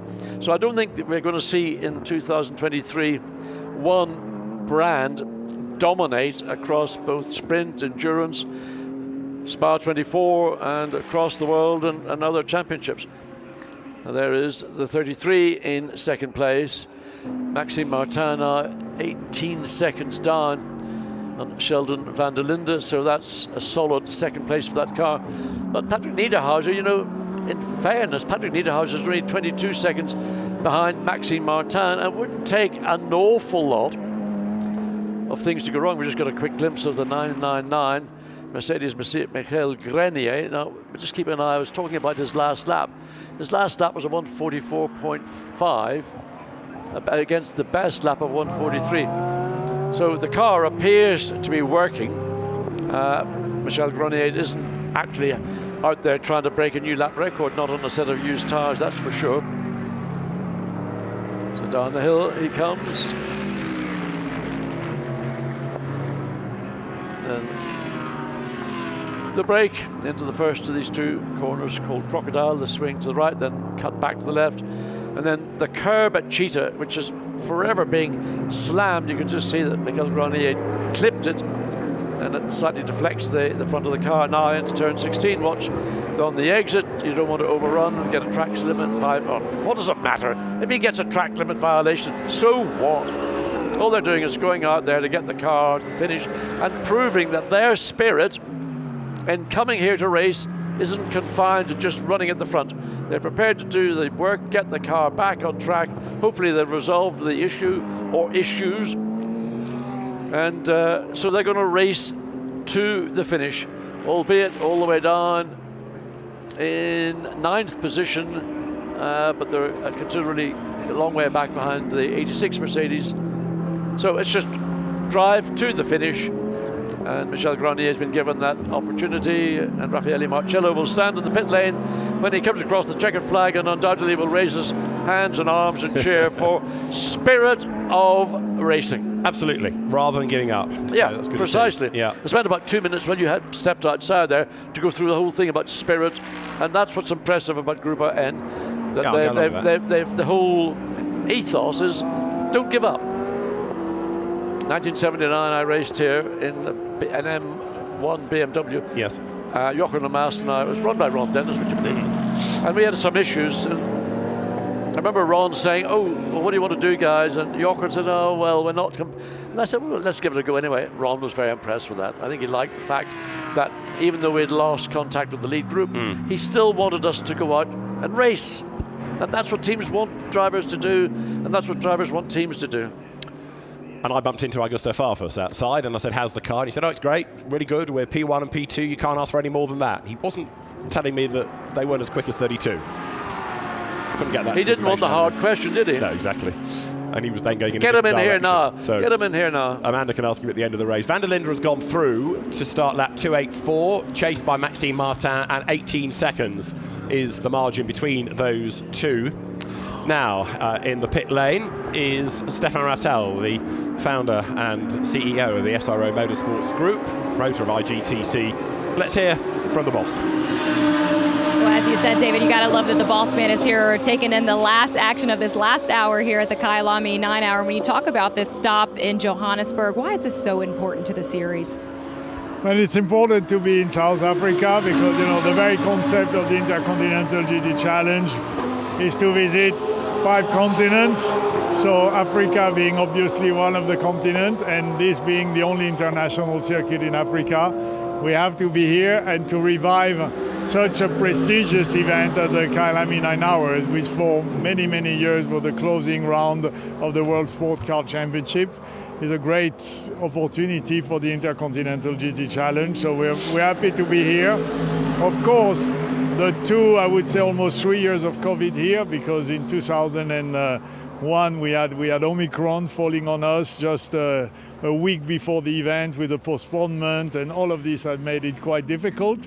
But we're here, and we had a race and quite disputed, so it's good. Well, holding and here are some of the most talented GT3 drivers in the world racing in this event here this weekend. And when you see those names, how important is looking at that competition that is racing here? Well, it's very important. We didn't have the number of cars we would have liked to have, but we had 4 brands with top drivers, which could show the full performance of the car. I think it's been one of the closest BOP we could imagine, because I think all 4 brands are within 0.2 of a second or something like that. But then you have, you know, the variation of incident and all of this. So you have the 2 BMW leading, but I think after they had quite a hard time in Bathurst, I think it's good to see them on a better light here. One of those drivers that I was talking about in competition, Earl Bomber, is here this weekend as well, and he set up in the booth with the guys that both of the European series are oversubscribed. Is that true? Yeah. I mean, it's not only the European series, our Asian series as well. I mean, GT3 is booming like it's never been booming ever before. Maybe the fact is getting to Le Mans next year, so more and more teams, more and more drivers are coming to GT3, and while here we would have welcomed some more cars, in Europe we're going to have to make a selection because we just have too many applications for the number of cars we can put on the grid. Can you give us some insight on the future of the Kyalami 9 hour? We're going to continue working hard on it. You know, it's been maybe the mistake we made was to try to be here during the pandemic. Many international series stayed home. We wanted to continue going around the world, and it's been now 3 difficult editions. I'm not alone to decide. We have an event promoter, we have the circuit, but I think the general feeling and intention is to try to continue, because it's a unique event with a huge heritage, and we have to make it work. Thank you. Well, that's good news, isn't it? Because I think it is fair to say that we all like coming to South Africa, and thinking back to 2019 when it had, as that first event, a really good grid, we know what it can be. I mean, I've come here for goodness knows 50 years, as I mentioned, and I've both taken part in this event and I've commentated on it as well, and I always enjoy coming to Kyalami. It's always had a little special place. I think it's a special place in the heart of any racing driver who's ventured out of Europe to the Southern Hemisphere. And, you know, there's not a lot further south of Kyalami in terms of racetracks anywhere in the world. No, true. So it's pretty well down the Southern Hemisphere. You've got to, well, I can't think Bathurst is probably slightly higher up in the longitude stakes. And it's a very welcoming venue. And it's a circuit, you know, it provides us with close racing. Great if we had a bigger field, but you know, in the circumstances, we're just delighted to be here and put on a race. And we've seen 4 brands go out there, and as Stefan Rattel said, within 0.2 of a second of one another, and that shows how strongly the balance of performance has now been perfected. And one of the fundamentals of Stefan Rattel is he doesn't want to have brand domination. No. And one of the banes of motor racing is brand dominations. And indeed, having manufacturers running cars. He's always been very clear that manufacturers build them, teams run them. And that way you keep a grid, because manufacturers can come and go, but teams, they stay. That's their bread and butter. I can think back to the 70s when I heard that very comment from one very eminent person in the field I was working in. And the manufacturers are great on the one hand because they bring in shed loads of money, but then when they decide to bail, the vacuum leaves everything empty. For sure. And he's also right, Stefan, talking about the history of the event, because 1958, there was the very first Kyalami 9 hours, the Grand Central circuit, where it ran to 1960. It was Tony Ferguson and Ian Fraser-Jones that were victorious for Porsche. I know. And then it moved to Kyalami in 61. John Love, one of the winning drivers for Porsche. And from which country? Rhodesia. Now Zimbabwe. Yes. Well done. You're reading it out of the copy. Well, I did know where he was from, but what I was then going to say was every time it's moved to a different venue or iteration of a venue, so from Grand Central, the first winner was Porsche, Kyalami, Porsche. This version of Kyalami, the first winner was Porsche again. Nick Tandy, Mathieu Jaminet, and Dennis Olsen. Okay, so that was what, 2019? Yeah. So the last race on the original circuit was 85 or later? 82 for the 9 hours. There was then the 1,000 Ks. Okay. But for a 9-hour race, 82. So the 1,000 Ks took over from the 9 hours. Yeah, because that was the way that Group C was going, wasn't it? Yeah. But Stefan Rattel has always had an eye to the history of sports car racing, and brought back, as I say, in 2019 with Kyalami and the event promoter, the Kyalami 9 hours. And it's been a really good weekend for the fans, because if you like GT racing, here's a good long race. And there have been plenty of support races, each of which has had a race yesterday and today. So BMWs are plenty for their races, Volkswagens for theirs. There's the local V8 supercar series. There's also been the local touring car series, and Formula Ford as well, which has had British BRDC member Rick Morris battling away. So there's been lots and lots of racing for the fans. Another benefit of coming to South Africa is, like Australia, any nation in the Southern Hemisphere, when in a Northern Hemisphere in the wintertime, you can't even go rallying half the time. So you can come here and you've got, this is now late summer, early autumn, as it would have been in Bathurst. So you've got wonderful venues where you can have racetracks where you can walk around in your t-shirt and shorts. So it's one of the joys of coming here. You know, we used to come here in March for the Grand Prix. We'd come here November, end of October, November for what would have been the early days of the 9 hours, then the 1,000. So we came here in November. We got drowned out initially, but so far, and that lightning report that you had, haven't heard any more. No, you don't hear lightning, you see lightning. You see lightning, but I haven't seen any further reports of it. So my next question is, when do we get to the final round of pit stops? I suspect every team is waiting for somebody else to pit because they don't want to be first in case they lose track position should there be a safety car, which is unlikely, but you never know. Well, that's the imponderable. But, I mean, all you're going to do probably is see changes between the team cars. I don't see the Audi all of a sudden outmaneuvering the BMW and taking victory. So it'll be either the number 32 or 33 that wins, and it'll be the 66 or 99 that comes third or fourth. The only thing that I think is a guarantee is that the 75 is going to win the Pro-Am category, and it's unchallenged basically by what, 2 laps? It's got to work hard to lose 2 laps in 34 minutes. I think that would be quite difficult. Yeah. They'll probably walk around in the time. Especially with Jules Gounon behind the wheel. Oh, 100%. So 100%. Sheldon van der Linde leads Maxime Martin, and then Patrick Niederhauser leads Dennis Marshall. And those 2 Audis are still running around as if they're running one on top of the other. The 99 leading the 66 by the smallest of margins on track, not in terms of overall, there's a lap between them, but in terms of where they are, they're virtually side by side all the way around. And I mentioned that Lucas Stoltz had done a personal best lap in number 20 Mercedes. It's not done him a huge amount of good. It's only pulled him a 10th back on Earl Bamber, but he's still trying. Yeah, was it a 142? No, the break up on the picture. Well, I just want to see what time we're getting from Michel Grenier on that last lap, a 143.5. So he's come down from the 44s into the 43s. So whatever the fix that was carried out on the 999 Group M Mercedes seems to have worked. Maybe the car on old tyres, the ultimate pace is not there, but that wasn't the objective by sending it out, was to see whether, as we look at Lucas Stoltz coming through barbecue, was to see had the engineers rectified the issues and let Michel Grenier go out and drive to the finish.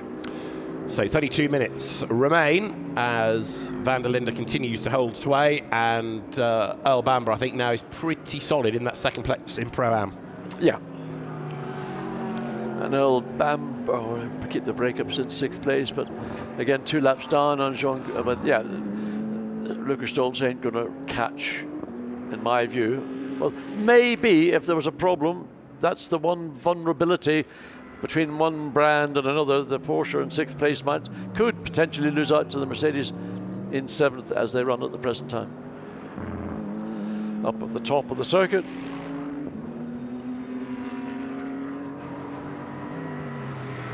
There's Lucas Stoltz. And down into Crocodile. Just a minute over the 30 to go. Bearing in mind, we started this race, David, at 1 p.m.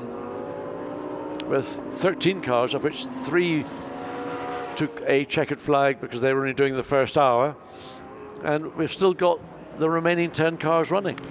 Yeah, I mean, a few have lost a big chunk of time, as we've been reporting, but yes, the commitment has been there to keep the cars going. It's been a different kind of endurance race, hasn't it, in some ways, but there's largely been enough to talk about, and always things that have been about to happen, and certainly that first 5 hours, I reckon, went by pretty quickly. We had some really good battles, didn't we, up and down that leading pro class. Earl Bamber through Sunset. I'm sure Earl's enjoying, okay, it's a rather lonely drive he's having presently, but nevertheless he's enjoying it and getting the best he can out of his Porsche. Down into the S's. Remember, this car, the original design or the year of manufacture, I think is it 60 years now of the 911? I mean, I can't think of any other car. Oh, who's that? 88, 86, 86. And it's in the gravel, and it's in the dark, and with half an hour to go, have we found a caution period? Absolutely, 100%, because that ain't coming out of there. Can you believe it? So Arnold Neveling is in the gravel. Is this Neveling up? He's trying to get going out of there if he can. First of all, you've got to restart the engine, so there'll be this sort of 30-second cycle that the race officials will give him time for. But the last thing you need is to come plunging through a corner and hit a parked car in the darkness. There, the headlights pick him up. And is that at Leukop? Is that at the top of the hill? I think no, not. I don't think it is. I'm not sure whether it's at Barber. I can't. It's too difficult. It's so dark out there to see. It might be at the exit of Yuxke coming into Barbecue. I was just thinking it was sort of a loop of a corner. But I know, but it's. I think that when they go off left, nothing on timing. 86. There it is. It's coming down the hill. It's coming down the hill, down the mine shaft. Okay. Because the car is stationary just before you go left. So the car, how did he get there? So the pit lane's open. Look, Stoltz is in. So he's doing his little quick splash and dash, and off he goes. Oh, that the reset. So he's the first of the cars to do so. And I wonder when Earl Bamber might, if he needs to do the same thing or not. And as we speak, in comes the 75. So is this a shrewd move to pit now on the off chance that there might be a yellow, or is it the wrong move because there might be a yellow? We will see. There are yellow flags out. There's a car in the gravel, but as yet we stay green for the race. It's an isolated yellow flag zone. So how did Neveling get the car into the gravel there? Because that's a straight run down from Leerkop, and it hadn't, according to the map we have, full course yellow. Oh, you're joking. It's not going to bunch everybody up, but it might go to a safety car. So remember, a full course yellow slows everybody down.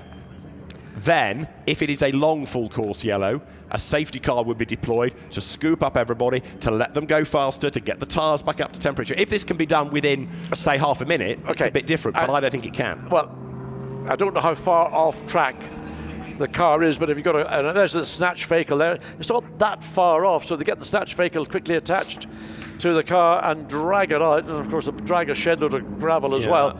But I mean, we've gone through 8.5 hours of total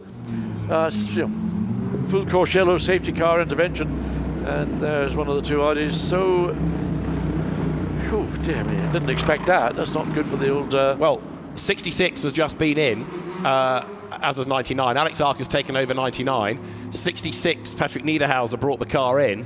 Now, that has just done its last pit stop, whereas the BMWs have not. Earl Bamber, likewise, is in. He's staying on board. So, quick little splash and dash, and off he goes. Wasn't too much fuel went in there. I mean, in some cases, fuel may not even be needed. It might just be, as we keep saying, reset the clock. We don't know how much fuel different cars have got. The BMWs, I would anticipate, will be in this time. You might as well get the stops done under this full course yellow period. 99 there goes back out. Alex Arker at the wheel of it. So it's 80 kilometers per hour under these full course yellow conditions. And you're not meant to gain. No. So who's the next one for the pit lane is going to be the question. Where are the BMs? They're coming down through mineshaft. But of course, under a full course yellow, you still have to run at that delta speed. So the cars that have pitted, like Niederhauser here, he can't suddenly go charging on and catch a queue of cars. He's still got to maintain the delta speed. Yes, 80 kilometers per hour. And of course, in the process, as you pointed out, everything cools down, the tires cool down. That's why you put a safety car out, because it'll run quicker than the 80. Mandatory 80 kilometers per hour, help get a bit of heat back into the tires, maybe a little bit into the brakes. 26 minutes to go, and who's coming into the pit lane now? It is the leader. Yes, Sheldon van der Linde. Yes, for his last stop. So another reset, fuel optional. You've got the time in hand in a sense now, because nobody's going to catch you at a delta speed like this. Are they going to even put new tyres on the car? I think they are. They're going to take the opportunity to do a full pit stop and keep local hero Sheldon van der Linde behind the wheel.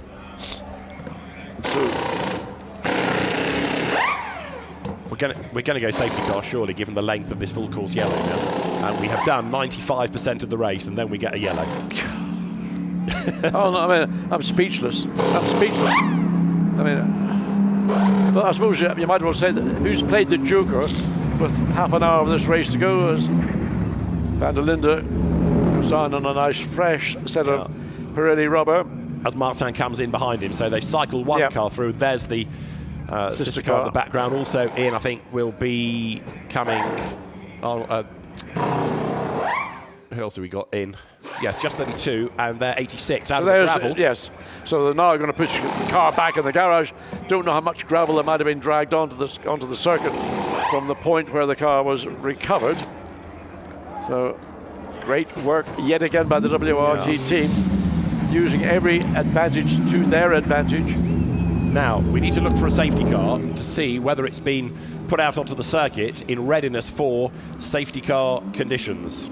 It can be put onto the circuit, even if we don't go to the safety car procedure up to that point. It can circulate until the race director is happy, rather than it having to be scrambled at the last moment. So keep an eye peeled, assuming that the safety car driver isn't having a nap, of course. He's not been very busy today. No, but I think, I don't know, but bearing in mind, we've only got 9 cars on circuit, and it was, in relative terms, quite a quick recovery from the 86.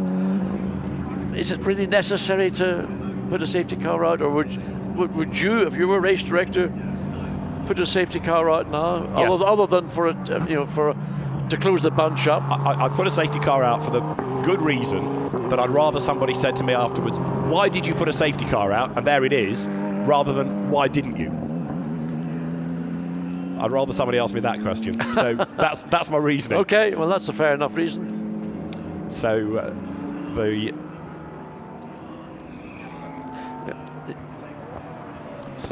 the cars come downhill once more, and on lap 293, Kelvin van der Linde and Maxime Martin remain the top 2. There is the safety car, so we're still under full course yellow conditions. We've not yet gone to safety car procedure, but it is out there ready on instruction from Joël Doval, the race director, to go to safety car conditions, and now that is exactly what happens, because it has picked up the race leader. Look at the rubbish up at the top of the circuit. Is that gravel on the side of the racetrack? It certainly looked very, very, very dirty part of the circuit. This is down. Yeah, now where Neveling, I think, went off just prior to the King. Yeah. But how he got there, I'd love to see a replay of that one. I wonder if they had any help. Well, that's about the only reason I think he could have. Yeah, possibly. Well, 23 minutes and counting. So here we are. The top 2 will be closer to one another. The gap actually under that full course yellow had grown to bigger than ever, of 37.5 seconds, as 86, the cause of this, rejoins the fray. So there is Arnold Neveling back into the race. So as we keep making the point about this car, it just wants to get to the end, and it had its fair dramas. It's been roughed up by an Audi. It's been in the gravel, possibly with help. There's the safety car that comes over the line. So 86. So are we going to have to wait for that car to get all the way around? It's going to be another 5 minutes before we get all the cars in line. If not all the way around, certainly a little bit of the way around, just to give the cars at the front enough space when we go green, because otherwise if they're released and that's still under yellow flags, then it's going to be caught quite quickly. So it's going to have a little bit of leeway. I suppose, as you might say, there's going to be a punter's finish this race, because one car could spoil BMW's evening. Yeah. And now look, Niederhauser is 11 tenths back. So safety car in this lap. Maxime Martin, when he came into the pits, was 37 seconds behind. Now he is 1.2 seconds behind, and 2.4 seconds cover the top 3. Patrick Niederhauser has got to dig deep like he's never dug deep before. That was the point. Yeah. And Alex Arca is a lap back, so it's a 3-way fight. Place your bets. Can a BMW win be snatched away by an inspired Patrick Niederhauser? Well, first of all, before he thinks about van der Linde, he's got to get past Maxime Martin, so it's a double problem, isn't it, in a way, for Niederhauser? Not just getting the lead, if possible, but he's got to get past 2 cars. The key that Niederhauser needs to find is to ensure that he is right on the tail of Maxime Martin as they exit out of turn 16, so that Maxime Martin gains no benefit. And that might be one way that Niederhauser might have an opportunity to get alongside or whatever Maxime Martin down into turn 2. Look, Maxime Martin, and it ain't any fool. Look at the gravel up at the top of the side. I didn't realize there was so much there. Anyway, that is going to be Niederhauser's objective. He's got to stick to the back of the number 33 BMW like his life depended upon it. Well, Maxime Martin is doing that with Sheldon van der Linde. And where is Niederhauser? Well, there he comes into view. So this is all going to kick off. Well, it has been said that safety cars breed safety cars, so you never know. They dive down to turn one with Patrick Niederhauser needing to be on his toes when we go racing at the end of this lap. Let's see what happens. We're going to have less than 20 minutes to go after 9 hours. He's gone. Yes, he has gone. So Sheldon van der Linde's taken the opportunity. There, the third car. That's the one that's going to make the difference to the outcome of this race. Right, so Niederhauser goes for it now. Blasts over the line, and there you see the drivers jinking left and right to try and get the tyres back up to temperature. Niederhauser goes down towards the first kink and then in towards Crowthorne. The BMs we know are on new tyres. Niederhauser is on old rubber, so he's already at a disadvantage. So BMW should be able to protect this to the end, but Niederhauser is doing his level best to stay with them. But I reckon the BMs have just crept away by another length or so. Yeah, I think in the first two corners there was enough advantage to Sheldon van der Linde and Maxime Martin to neutralise any threat coming from Patrick Niederhauser. There you can see the gap between second and third, almost by the corner now, is extending in favour of BMW. And he's under threat actually from his own teammate Alex Aka, albeit Alex Aka is a lap down. So if he overtakes Niederhauser, it will not be for track, it'll not be for position, it'll just be overtaking his teammate. 999 Mercedes, he's back in the pit lane, but that's hardly relevant anymore. Now, what about BMW? Because we saw earlier on the call came for 33 to move over for 32 in that opening stint. But just suppose Maxime Martin is quicker now and he's crawling all over the back of van der Linde. Would they reverse roles, or would they make them fight to the finish? Let them fight to the finish. That's what we want to see. Well, the only reason they might do that is if the Audi was right on the tail of Maxime Martin. But that isn't the case. So I think any prospect of having an open battle between the two BMWs is probably unlikely. And I think WRT will want to see these two cars come across the line, one following the other. And they will have gained sufficiently over Patrick Niederhauser not to have to introduce a pit lane order, let the quicker of the two cars take the victory, which in which case could be either right now the 32 or the 33. So over the line they go. In Pro-Am, of course, Lukas Stolz a little bit closer to El Bamba, but there was another car between them, so that's not yet a battle, but it might well develop before the end, depending on who took on tyres. You've also got fuel loads to factor into all of this as well. So we saw the BMWs take on fuel, but whether it was a full tank, I rather doubt, for 17 minutes or 20 minutes. So there's the 86 in strife once again, runs very wide up at barbecue, just deciding I'm going to get out of the way of everybody. I don't want the pressure and stress of this sprint, 17 and a bit minutes till the checkered flag comes out. The gap between second and third just increasing again as they go on to lap 296. 296. Yeah. So that has slightly gotten in the way of our 308 lap target to set a new GT3 record around here. But you never know, we might get fairly close to it as 17 minutes remain. Clock ticks on down then here in South Africa, and Sheldon van der Linde, South African driver, leads the way from Maxime Martin. The two BMWs was split by 0.7 of a second last time around, with Patrick Niederhauser third, the Swiss driver falling away a little bit on his old rubber in the Audi in third spot, but the BMWs drop downhill. Now what's going on in Pro-Am? Lukas Stolz still chasing after El Bamba there as the cars head towards us. Van der Linde keeping Maxime Martin at bay, but Max is having a really good go here. He's certainly applying pressure. 100%. Maxime Martin sniffs his chance of victory, and he has not given up. He's not going to concede to his teammate, and Sheldon van der Linde, who thought maybe I'm a shoe-in for victory here in my home race, now has got to deal with a very, very spicy and on his toes Maxime Martin. So that car 32 has led at the end of every hour of the race. Well, they've got 16 minutes of the last hour still to go. Gap as they came across the line, 0.4 of a second. They are still just about nose to tail as the pressure is being applied by Maxime Martin, but I don't think he's necessarily going to be able to get there. Let's see.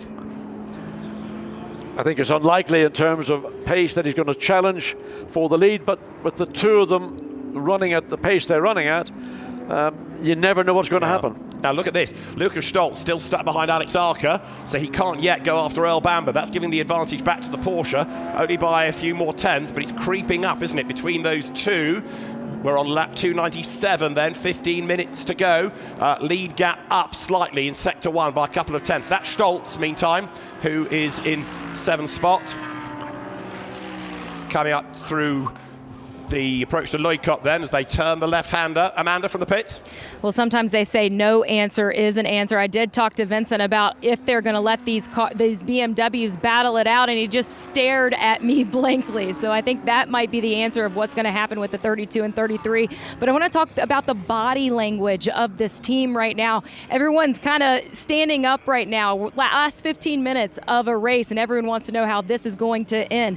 Obviously, it matters to the drivers, but to these crew guys who have also battled for 9 hours straight, you can see the emotion starting to build within this team. Out of turn 16 they come, but over the timing line it was 0.443 of a second last time between them. Van der Linde looking stronger this time. Yes, it is going up 7/10 as Vincent Voss stares at all of the data. 32 has been the slightly quicker car all day long, and it's just proving the point again. Despite Maxime Martin being on his toes on the restart, it is still advantage 32, isn't it? It's only by a tenth or so, but it all adds up, John. Yeah, it does, and it's a very tense moment for everybody because that was came out of the blue. Now we had a full course yellow, then a safety car intervention. The two BMWs dominating as they've done. But look, Patrick Niederhauser was just a 1.5 seconds behind Maxime Martin. Okay, he's not in a position to threaten a challenge for second place, but you can't relax. And you know, if the two BMW drivers are free to race one another, well, we've still got 13.5 minutes of this race remaining. Now, is a Tempto kicking itself for not putting that car onto new tyres? Would it have made any difference? Discuss. There is Sheldon van der Linde then, still clearing the race lead. 7/10 of a second last time around. 13.5 minutes to go.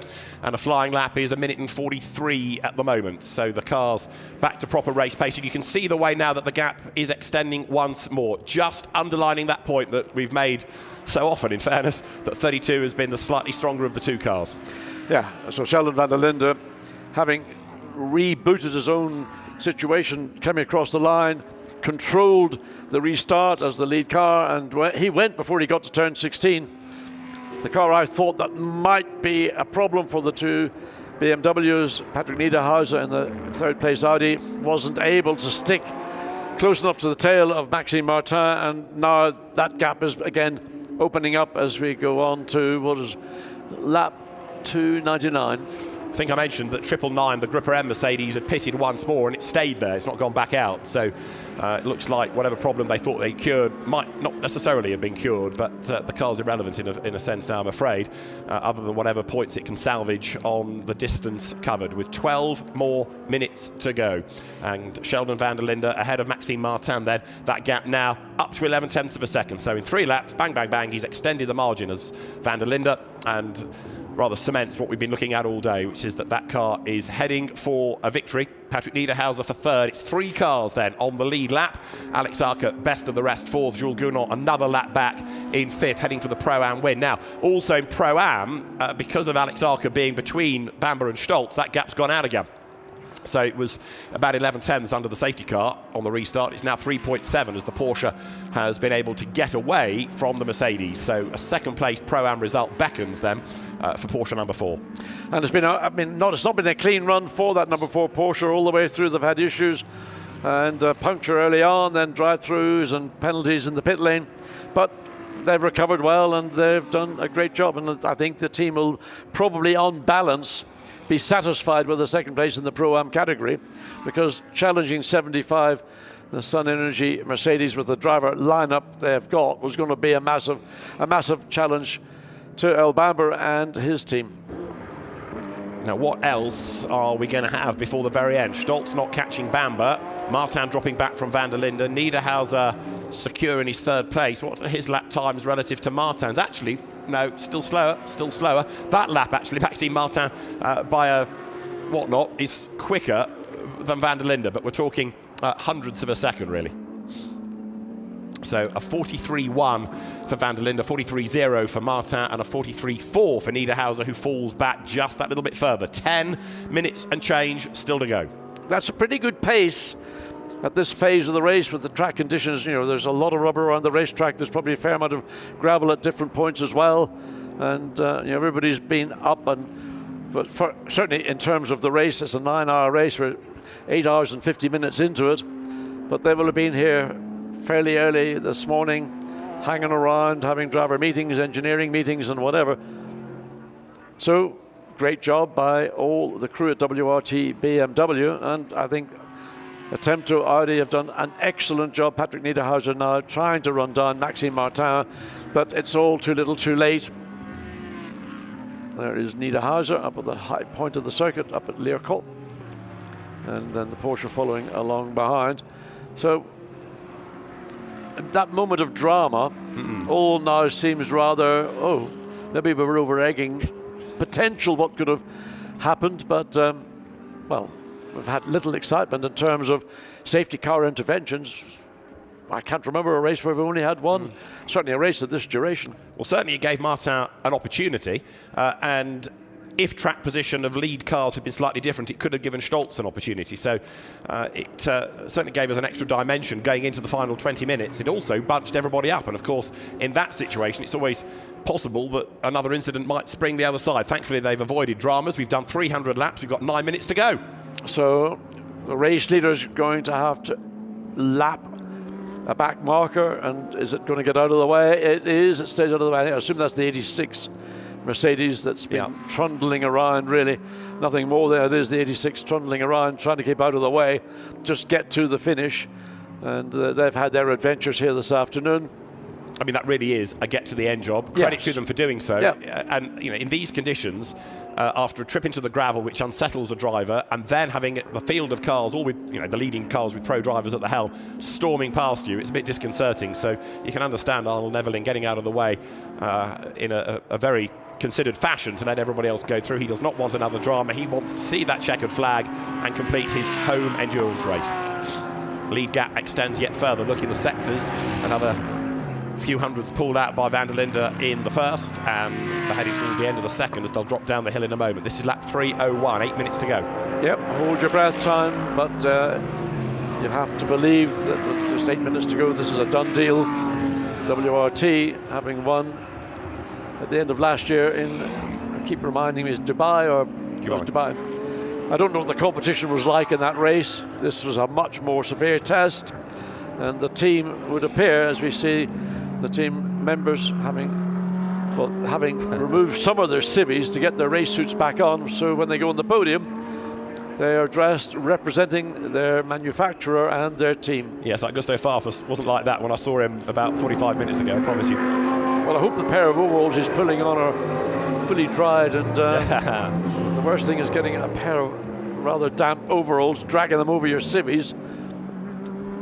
Well, he is set to celebrate second place, as with 7 minutes on the clock, Jules Gounon goes through heading Pro-Am. That car was always the fancied car in the Pro-Am category, and it's been easy to see why. Jules Gounon, Yannick Mettler, who's been one of the standout drivers of the race, hasn't he? Yeah, and Kenny absolutely. Hubble, they've all done a good job. Yeah, I mean, Yannick Mettler was for sure, his opening stint was pretty much in the pace of the lead cars, let alone the Pro-Am category, which that car has entered in. And Kenny Hubble did what he was there to do, and he's the owner driver, and he accepts he's not at the level of the two other drivers, but he is still sufficiently good to hold his end up and contribute to this car's victory in the Pro-Am category. So the cars work lap 302, and there through the darkness a pair of tail lights reveals itself. Our camera crew doing a sterling job identifying cars. Where are we? They can. Where are the cars? Because they've got a bit strung out. There they are. They are down through mineshaft. But our camera team, our production team, it's been a long day, long race for everybody. And with 6 minutes to go, still identifying the right cars at the right time out on track. It's not an easy task. That's Jules Gounon's Mercedes, then in 5th spot overall. And a Pro-Am victory beckons to add to the outright victory from Bathurst, and of course scoring IGTC points. That's going to maintain a good position within the championship for Jules Gounon and Kenny Hubble heading to Spa, round 3 of the Intercontinental GT Challenge. So here we go yet again up through Barbecue, the lead 2 cars. Well, that's further on the field. So there is our leader, Sheldon van der Linde. Got a back marker up the road. Yeah, no, that's what I was thinking about. Is the back marker stepped aside. Charles Weerts A smile, Dries van Thor, a bigger smile, and the entire WRT team. Yves Wirtz in the white shirt, Charles' father, and the big investor of the WRT squad.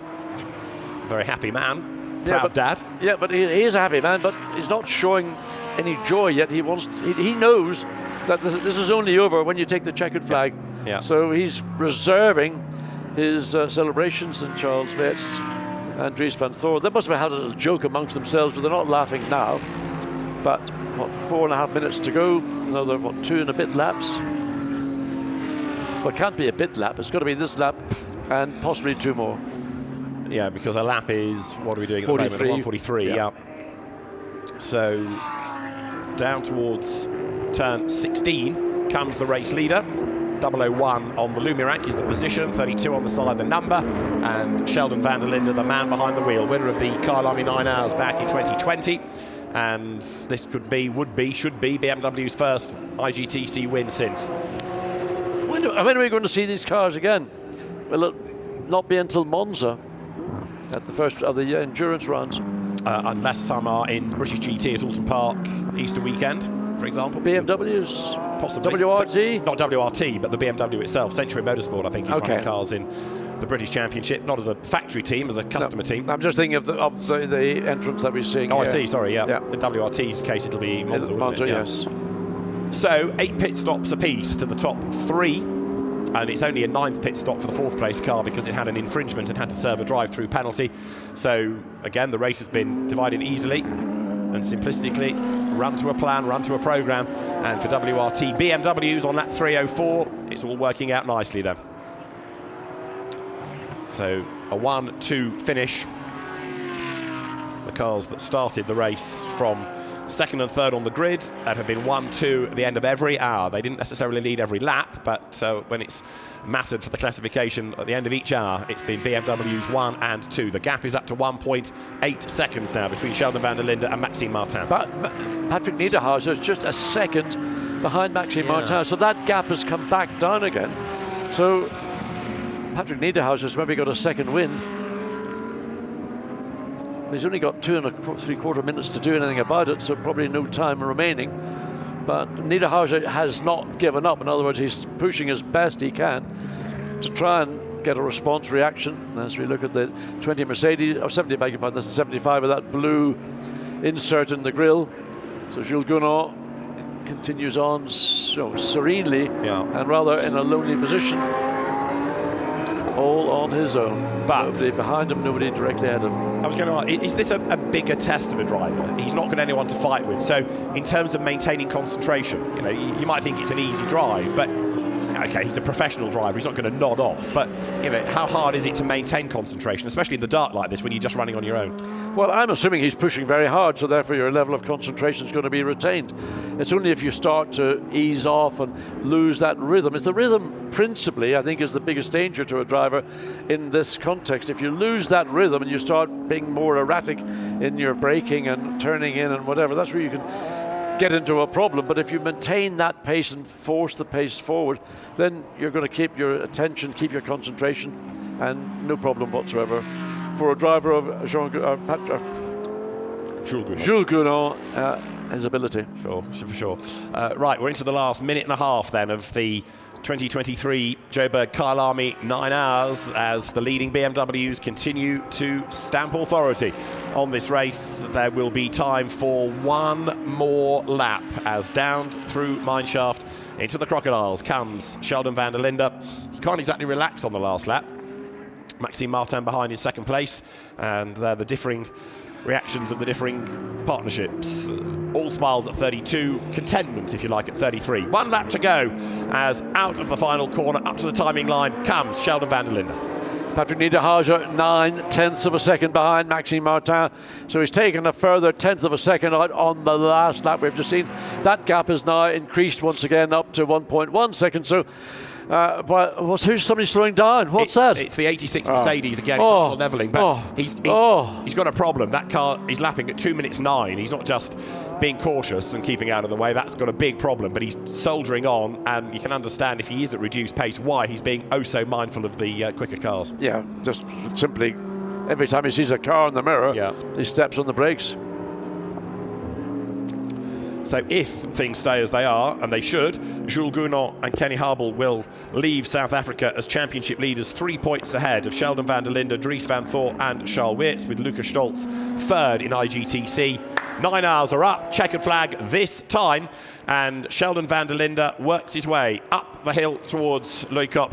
WRT drivers, engineers, BMW PR representatives, the team's PR team, all head to the pit wall, ready to cheer home a 1-2 finish. Brilliant performance by everybody involved.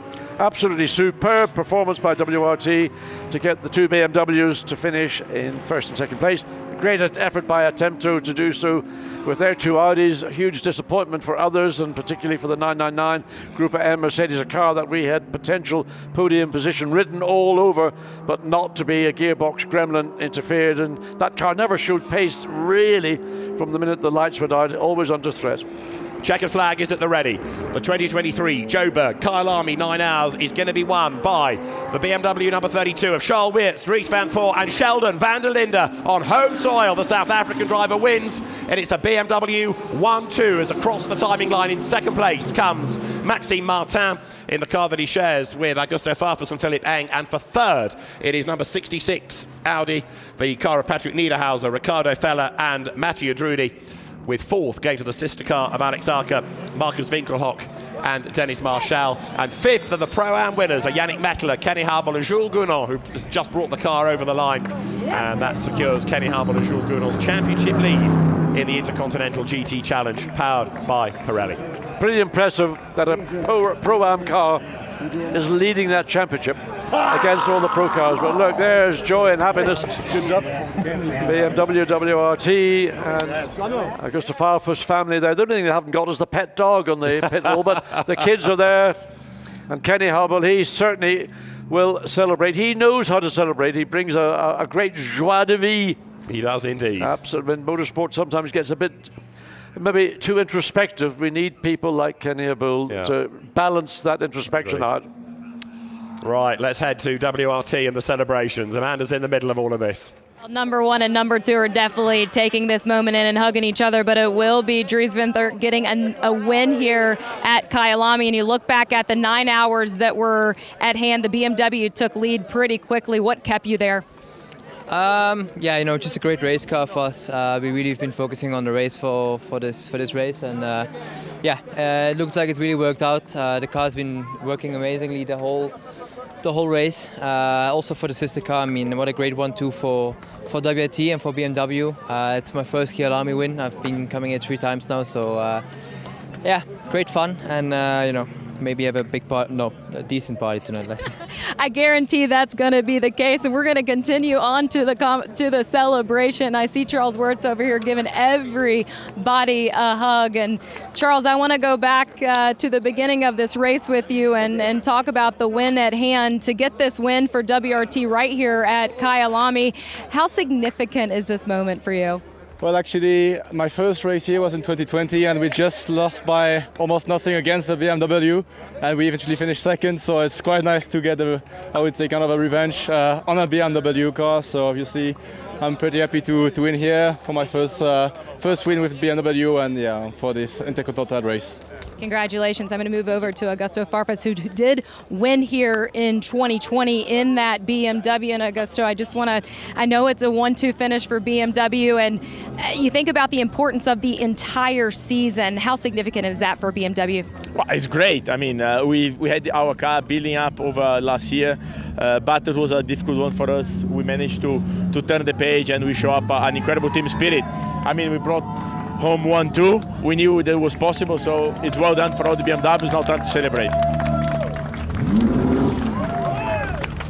So into Parc Fermé, the winner's circle comes the winning BMW, the top 3 all there. They go to Parc Fermé conditions, so the scrutineers can check that all is well. The drivers will go to the podium in due course. There'll be one for the overall top 3, one for the top 3 in IGTC, because that's different, and we'll have a Pro-Am podium too.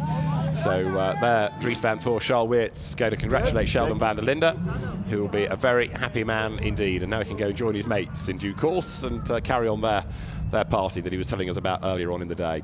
P1, he says to the team. Very, very happy indeed. And a big round of applause from the WRT and BMW personnel. A happy van der Linde family. His uncle, Etienne van der Linde, you might remember racing in Formula Renault in the UK in the 1990s. And brother Kelvin van der Linde, another star of GT and DTM and Formula E racing of late. Vincent Vos in his now trademark flat cap, as befits somebody that once raced in Northwest Formula Ford in the Champion of Alton Series for Andy Welch. There he is. Goes to congratulate Sheldon van der Linde. And it's not taken them long, has it, to move from a brand they've been associated with for a decade plus to a completely different manufacturer and start winning. Nothing stands still, No, that's true. even in the world of motorsport.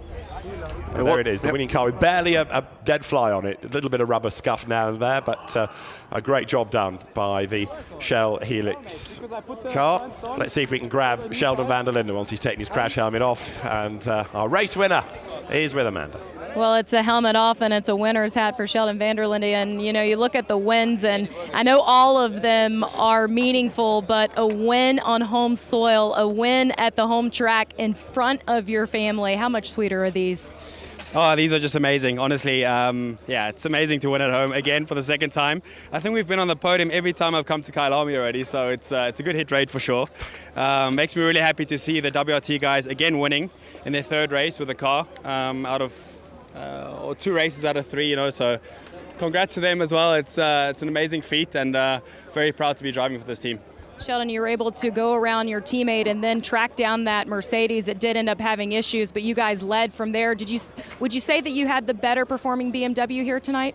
Yeah, definitely. I mean, we had the edge the whole weekend. I feel we were comfortable the whole weekend, to be honest. So, yeah, very happy to obviously bring this one home finally. But now we party. Congratulations. But if his mates can have a party, he wants to go and join in. There's the winning car. And number 32, BMW, victorious by 1.7 seconds.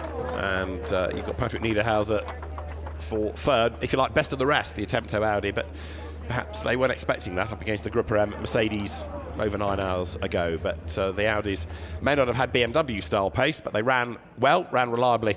And Patrick Niederhauser, along with Mathieu Drudy, and the third driver of that car, Ricardo Feller, taking third spot. Let's go back to the other BMW, though, first of all, because our 33 crew, Maxime Martin, brought it home. I think we've heard from Augusto Farfus. Philippe Eng we've not yet heard from. Amanda is doing her best to round up as many as she possibly can down there. So, Amanda, they're all yours, whoever they are.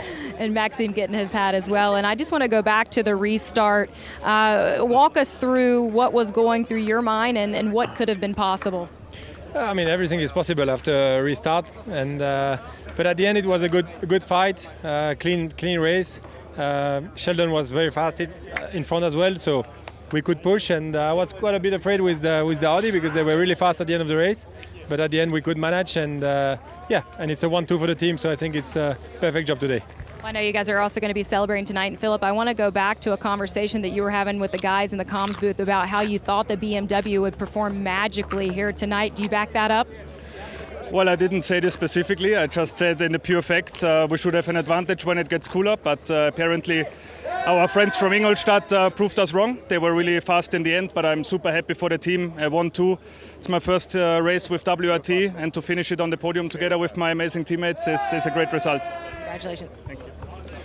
Philippe Eng, another single-seater convert from a few years ago, and he raced Formula 2. But it was really in Carrera Cup Germany that he made his name as the man about, 6 seasons ago before he moved to the DTM and then sports car racing for BMW, and now GT3 racing particularly, a spell in WEC, for example. But Philippe Eng doing a really good job, and as he says, first time with WRT. And here's another element of being a professional manufacturer driver these days. You get put with different drivers on occasions. John, you get put in a different team as well. Yeah, and you've got to learn. Yeah, exactly. The team is not just simply a matter of jumping into the car and sending it. The culture of the team is quite different to any other team that not Maxime Martin, but Philippe Eng would have driven for. Now, we've already heard from Kenny Hubble in Pro-Am, but what about Jules Goulon? What about Yannick Mettler? Because they've also done an outstanding job, and Amanda should be with them. Joe, I was chatting with you probably 2 hours left in the race, and I said, I think you're going to be leading the driver's points at the end of this race. You're like, no, there's 2 hours left to go. Well, it is official now. At this point in the season, where's left to go as we go forward to Spa? Yeah, as I said, thanks to Kenny, I was not supposed to be here, so my points are due to him twice, and I think he's also in the lead in Pro with me. So actually, you want to drive Spa with me or what? So no, it's amazing. Yannick and Kenny did a fantastic job. Kenny was clearly the quickest Sam today, and the car was good. So thanks to Marcus, Daniel, all SPS and Mercedes, and fantastic race. Yannick, I want to talk about your performance today too, because you had a heck of a stint out there as well, and you hear Jules compliment your work here today. Talk about the energy within this team and being the third man on Sun Energy One. Yeah, I'm the new guy, right, and the one who had to prove himself. So I'm really happy it went so well. I mean, everybody of us, whether in quali or in the race or in the practices, they were always really on it. And I had a steep learning curve, of course, in the beginning, but managed to get it all together until quali. And in the race, it went even better. So super happy about that. Very thankful to Kenny and the whole Sun Energy One SPS team. Well, a Kenny Habul winter interview never disappoints. What happens for the next 12 hours? I know what you're going to ask me, what I'm going to do around the track tonight, but I get in trouble for saying stuff, so I'm just going to say we're going to party quietly and celebrate quietly. Congratulations, guys. Top job by the SPS Automotive team, the Sun Energy One squad for Mercedes number 75 drivers there being rounded up, as it were, ready for the podiums, plural. And the top 3 crews there, you've got the Groves, father and son, Stephen studying his phone, and Earl Bamber guiding that car to second in class as well in Pro-Am, with the Luca Stoltz, Reese Barr, and Miguel Ramos Mercedes taking third spot. Right, we haven't heard from our Audi drivers yet, but Amanda is, again, rounding them up so we can hear from Mattia Drudi and Patrick Niederhauser and Ricardo Feller. Let's go back down to her then, because all those Audi drivers are where they need to be. Going back to the restart, was there anything you could have done differently there at the end? Well, I tried everything, right? Yeah, the issue was that I actually collected a lot of pickup on the full course yellow, which made it quite difficult the first lap. So yeah, the BMWs clearly had an advantage there, and yeah, afterwards gave it my all, pushed like crazy everything I had, but it was not enough to catch them. Well, Mattia, the 9 hours set in, you guys continue to reflect on this race here today. Is there anything you can identify that maybe could have changed the results of this race? Actually, I think we did quite a flawless race. We always kept our pace, avoiding mistakes, penalties, contacts. I mean, I think this was our pace today. We did the maximum. BMW was really fast today. They never did any mistake as well. So I think we take the podium. I think it's always nice to be on the podium on IGTC races, and we try to be better for next ones. And as Mattia just said, it will be a podium finish for you guys, Ricardo. And what will be the leading memory for you as you head out of Kyalami? Probably the crime spots outside the track. No, very nice place. I love the track. It was quite hot actually, so probably this will be the main memory. But I really enjoyed it, sharing the car with these two guys. They did an outstanding job. Mechanics, all pit stops were perfect. Strategy, we gave it all, but it was still not enough. So yeah, like Matthias said, we'll come back stronger. It was a job well done by Ricardo Feller. He left nothing on the table in his stints, did he? We saw how much energy he was putting into that car. He was up the curb, he was over the curb. He really, really gave that car a workout. I mean, visually spectacular. And I mean, both the Temptor drivers, they just drove as the maximum they could produce from the equipment. They're just, unfortunately for them, the BMWs had more pace. Let's look at the results then. Provisional, but I don't think there's anything in the system brewing that might change this. 306 laps done, one fewer than last year. For Dries van Thor, Charles Weerts and Sheldon van der Linde to win for BMW, from Philippe Engel, Gusto Farfus and Maxime Martin. Patrick Niederhauser third with Mattia Drudi and Ricardo Feller, and their sister car of Marcus Winkelhock, Dennis Marchal and Alex Arca fourth. Fifth, Pro-Am winners, Kenny Hubble, Yannick Mettler and Jules Gounon, ahead of in Pro-Am Earl Bamber and Brenton and Stephen Grove, with third Pro-Am crew, seventh overall Luca Stoltz, Reese Barr and Miguel Ramos, and 8th overall. Another Pro-Am entry, Clint Weston, Charles Arangis and Arnold Neveling, with problems towards the end. Problems for about half the race, really. Raffaele Marciello, Mikael Grenier, Maroc Engel didn't get to the checkered flag, but 9th on distance. 10th, the number 80 Audi of Marius Jackson, of the local drivers Kwanda Makina and Momia, despite a couple of spins. And then the other cars, of course, those that only did the 1 hour Super Cup race, which was won by the Mercedes of Michael Pitamba. So as the fans head away from the circuit, the drivers will be making their way to the podium. And as I say, we've got the classes as well as overall. And the fans have had a really busy day of action here, that is for sure. And we can have a look at some of the best bits of the 9 hours of Kyalami. In the sunshine, it was Mercedes, BMW and Audi that went toe-to-toe over the first few laps of the race, with Maroc Engel leading as a curb bouncing Augusto Farfus let Sheldon van der Linde through, and they both then got ahead of the Mercedes. The gap stretched as van der Linde pulled away, and there was some energetic Audi motoring further back, as well as number 66 tried desperately to get past the Grupper M999 at Mercedes that was struggling after a gearbox problem was starting to manifest itself. There were some good fights going on, and particularly Marcus Winkelhock able to relieve Mikael Grenier of position, although they had to rub against one another on the way down towards the right of Sunset. Grenier had the radio go down, so he was responding to pit instructions by using the indicators, but it was on that next pit stop when they didn't just sort out the radio, but also it became apparent that the car had a gearbox drama, that it became clear that that car was in strife. Alex Arca wasn't so much in strife, but certainly in the gravel, but he came out the other side and actually gained a position out of all of that as well. The Grupper M Mercedes continued to drop back, and as the light faded, number 32 into the last 4 hours of the race had secured a commanding advantage ahead of BMW number 33. It looked as though those two cars were set for a 1-2 finish. The gap was getting bigger all the while between the two, but as ever in an endurance race, there was something lurking late on, and that would be a full course yellow into a safety car after we lost the 86 Mercedes into the gravel. It meant everybody bunched up, but prior to all of that, Maxime Martin out of the pit lane had a bit of a wobble on cold tyres and lost track position to the battling Mercedes number 20 and Porsche 4 that were fighting for second within Pro-Am. 2 laps down on the class-leading Jules Gounon, Yannick Mettler, Kenny Habel, Mercedes.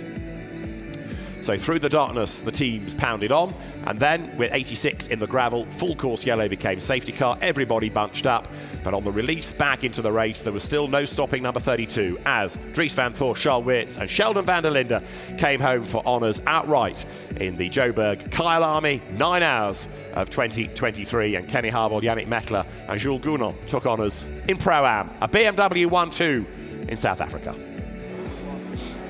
Okay, we're going to start here, okay? So to the podium very shortly, drivers getting ready. And as the Kyalami building lights up the pit straight, race control calms down after a busy 9 hours, and the teams in the pit lane starting to prepare themselves for pack-up, which might well be done tomorrow rather than tonight. It's been a long enough day already.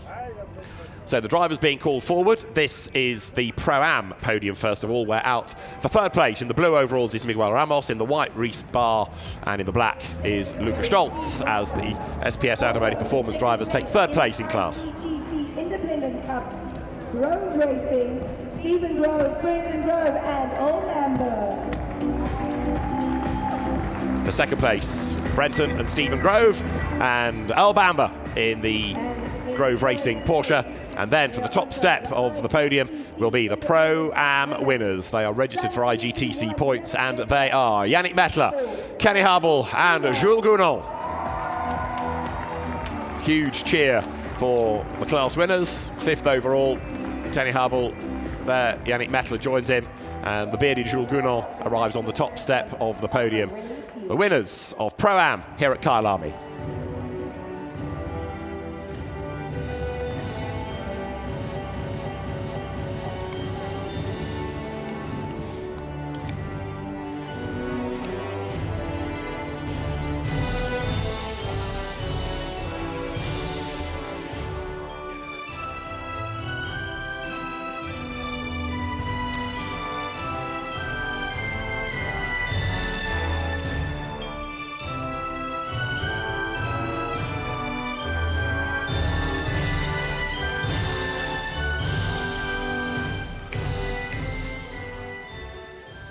Well done to Kenny Hubble, to Jules Gounon, and to Yannick Mettler as our Pro-Am winners. Please welcome onto stage MEC of Sports, And Art, Culture and now Recreation onto the podium of the Gauteng province, to Marokane Masuper. the trophies to be presented by Tasneem Motara, the MEC for Economic Development of the Gauteng region. And there in the white overalls, fist bump to Reese Barr. There, Lucas Stoltz in the middle, Miguel Ramos, and the inveterate trophy winner in GT racing all around the world. And a very happy man he will be. But the third place crew then in Pro-Am. Then we have the trophies for the second placed crew. Grove, father and son, And the please Australians, welcome and Kiwi, on stage Earl Bamber. Tasneem Motara, MEC of Economic Development for the Gauteng province. So there, again, the trophies presented. And please And welcome onto stage the Abby IGTC Hayes, winners' series medals manager of as the well, being presented by Abby Hay, the Challenge, series manager of powered the by Intercontinental GT Challenge, powered by Pirelli. Everybody bends forward, so you don't get you get event trophies, but IGTC medals, which is a nice touch. And then the winners' trophies to be presented. There you can see Yannick Mettler. In the middle is Kenny Hubble, who will lead with Jules Gounon as the outright championship leader. I like the way that Jules was goading him into driving in pro at Spa. We'll see what Mercedes say about that. But Kenny, I think, is mindful that a good co-driver is absolutely essential. Winners' medals presented to Yannick, to Kenny, and now to Jules. Ladies and gentlemen, please. So put your there, hands together the top for three in Pro-Am in the Kyalami 9 hours. Pro-Am winners in South Africa, Jules Gounon, Kenny Hubble, and Yannick Mettler. Time for some champagne showers. The champagne in front of them, and this has been a pretty decent start to the season, hasn't it, for Kenny and for Jules? 2 out of 2 in terms of class wins at least, and 1 outright victory, of course, coming from Pro at Bathurst in round 1. Round 3 will take the teams to Belgium, the CrowdStrike 24 Hours of Spa, last weekend of June, first weekend of July. And if you've never been to the Spa 24 Hours, well, question 1 is, why not? Question 2 is, what are your plans? Because you need to be there. Give it up for our Pro-Am. So the Pro-Am drivers will leave the soggy podium in a moment, trophies and all, make their way to the teams to start their celebrations and to reflect on 9 hours in differing temperatures and differing light here at Kyalami.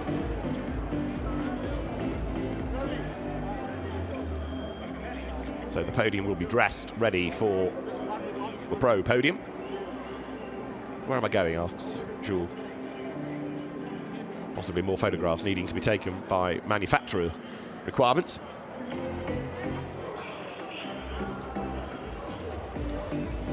So looking down that pit lane that's been the hive of activity all afternoon, and right now it's the scene for 1 or 2 rather weary teams catching their breath. Some, of course, have worked harder than others. They've had more dramas to sort out over the course of 9 hours. You know, credit and a hat tip to the Stradale Motorsport team with that Mercedes. They've kept it going, a bit like Rasputin. It wouldn't give up, would it? It kept going, and they got it to the end. Yeah, I think the other good news story is that there wasn't any need for a full course yellow or a safety car intervention from the commentary booth. That's true, that's true. Let's go back to the podium, because then the Pro podium is being prepared. And number 66 crew being welcomed forward. Patrick Niederhauser, Mathieu Drudi and Ricardo Feller. There they are in the Audi overalls for Arkin Arca's team. The second place for WRT, it is Philippe Eng, Maxime Martin and Augusto Farfus who will step forward onto step number 2. There is Maxime Martin, Augusto Farfus and the bearded Philippe Eng. The Brazilian, Belgian, Austrian combination of drivers. It is truly an intercontinental championship, this.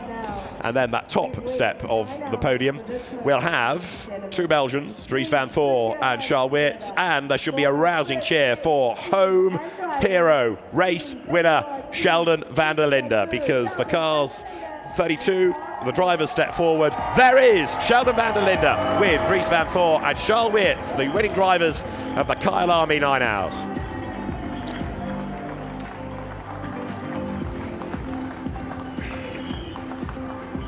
To the top step, they leap, all in BMW overalls, and for the Belgian WRT squad, the national anthem.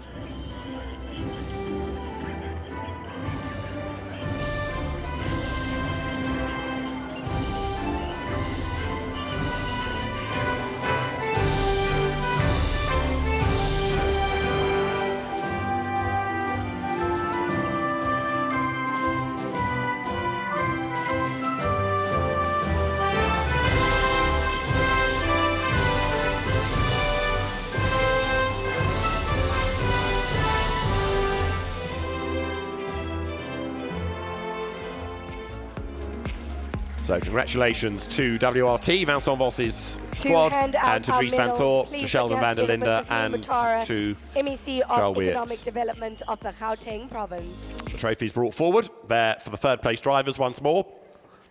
We have Patrick Niederhauser, who gave it his all in that last stint, Mathieu Drudy and Ricardo Feller, again doing a really good job in the number 66 Audi.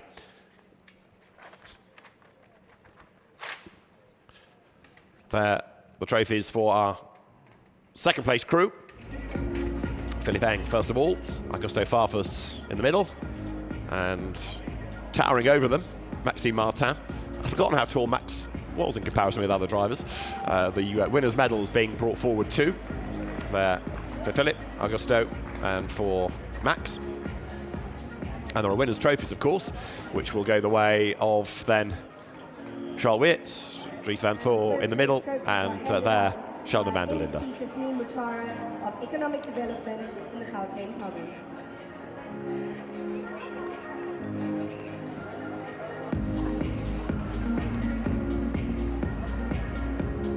I think these brake disc style trophies are a really nice innovation, and with the Kyalami 9 Hours logo, very happy drivers, Charles Weerts, Dries van Thor, continuing their great partnership that's evolved over the years with WRT and Audi, now to BMW, and Sheldon van der Linde having another victory here in the Kyalami 9 Hours. Ioanni 2020, he wins again this year.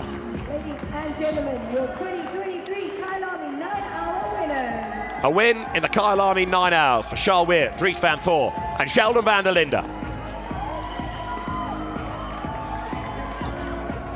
The champagne sprayed, and three very happy drivers indeed. It's been a fascinating race, and we congratulate BMW. Thanks for your company here in South Africa.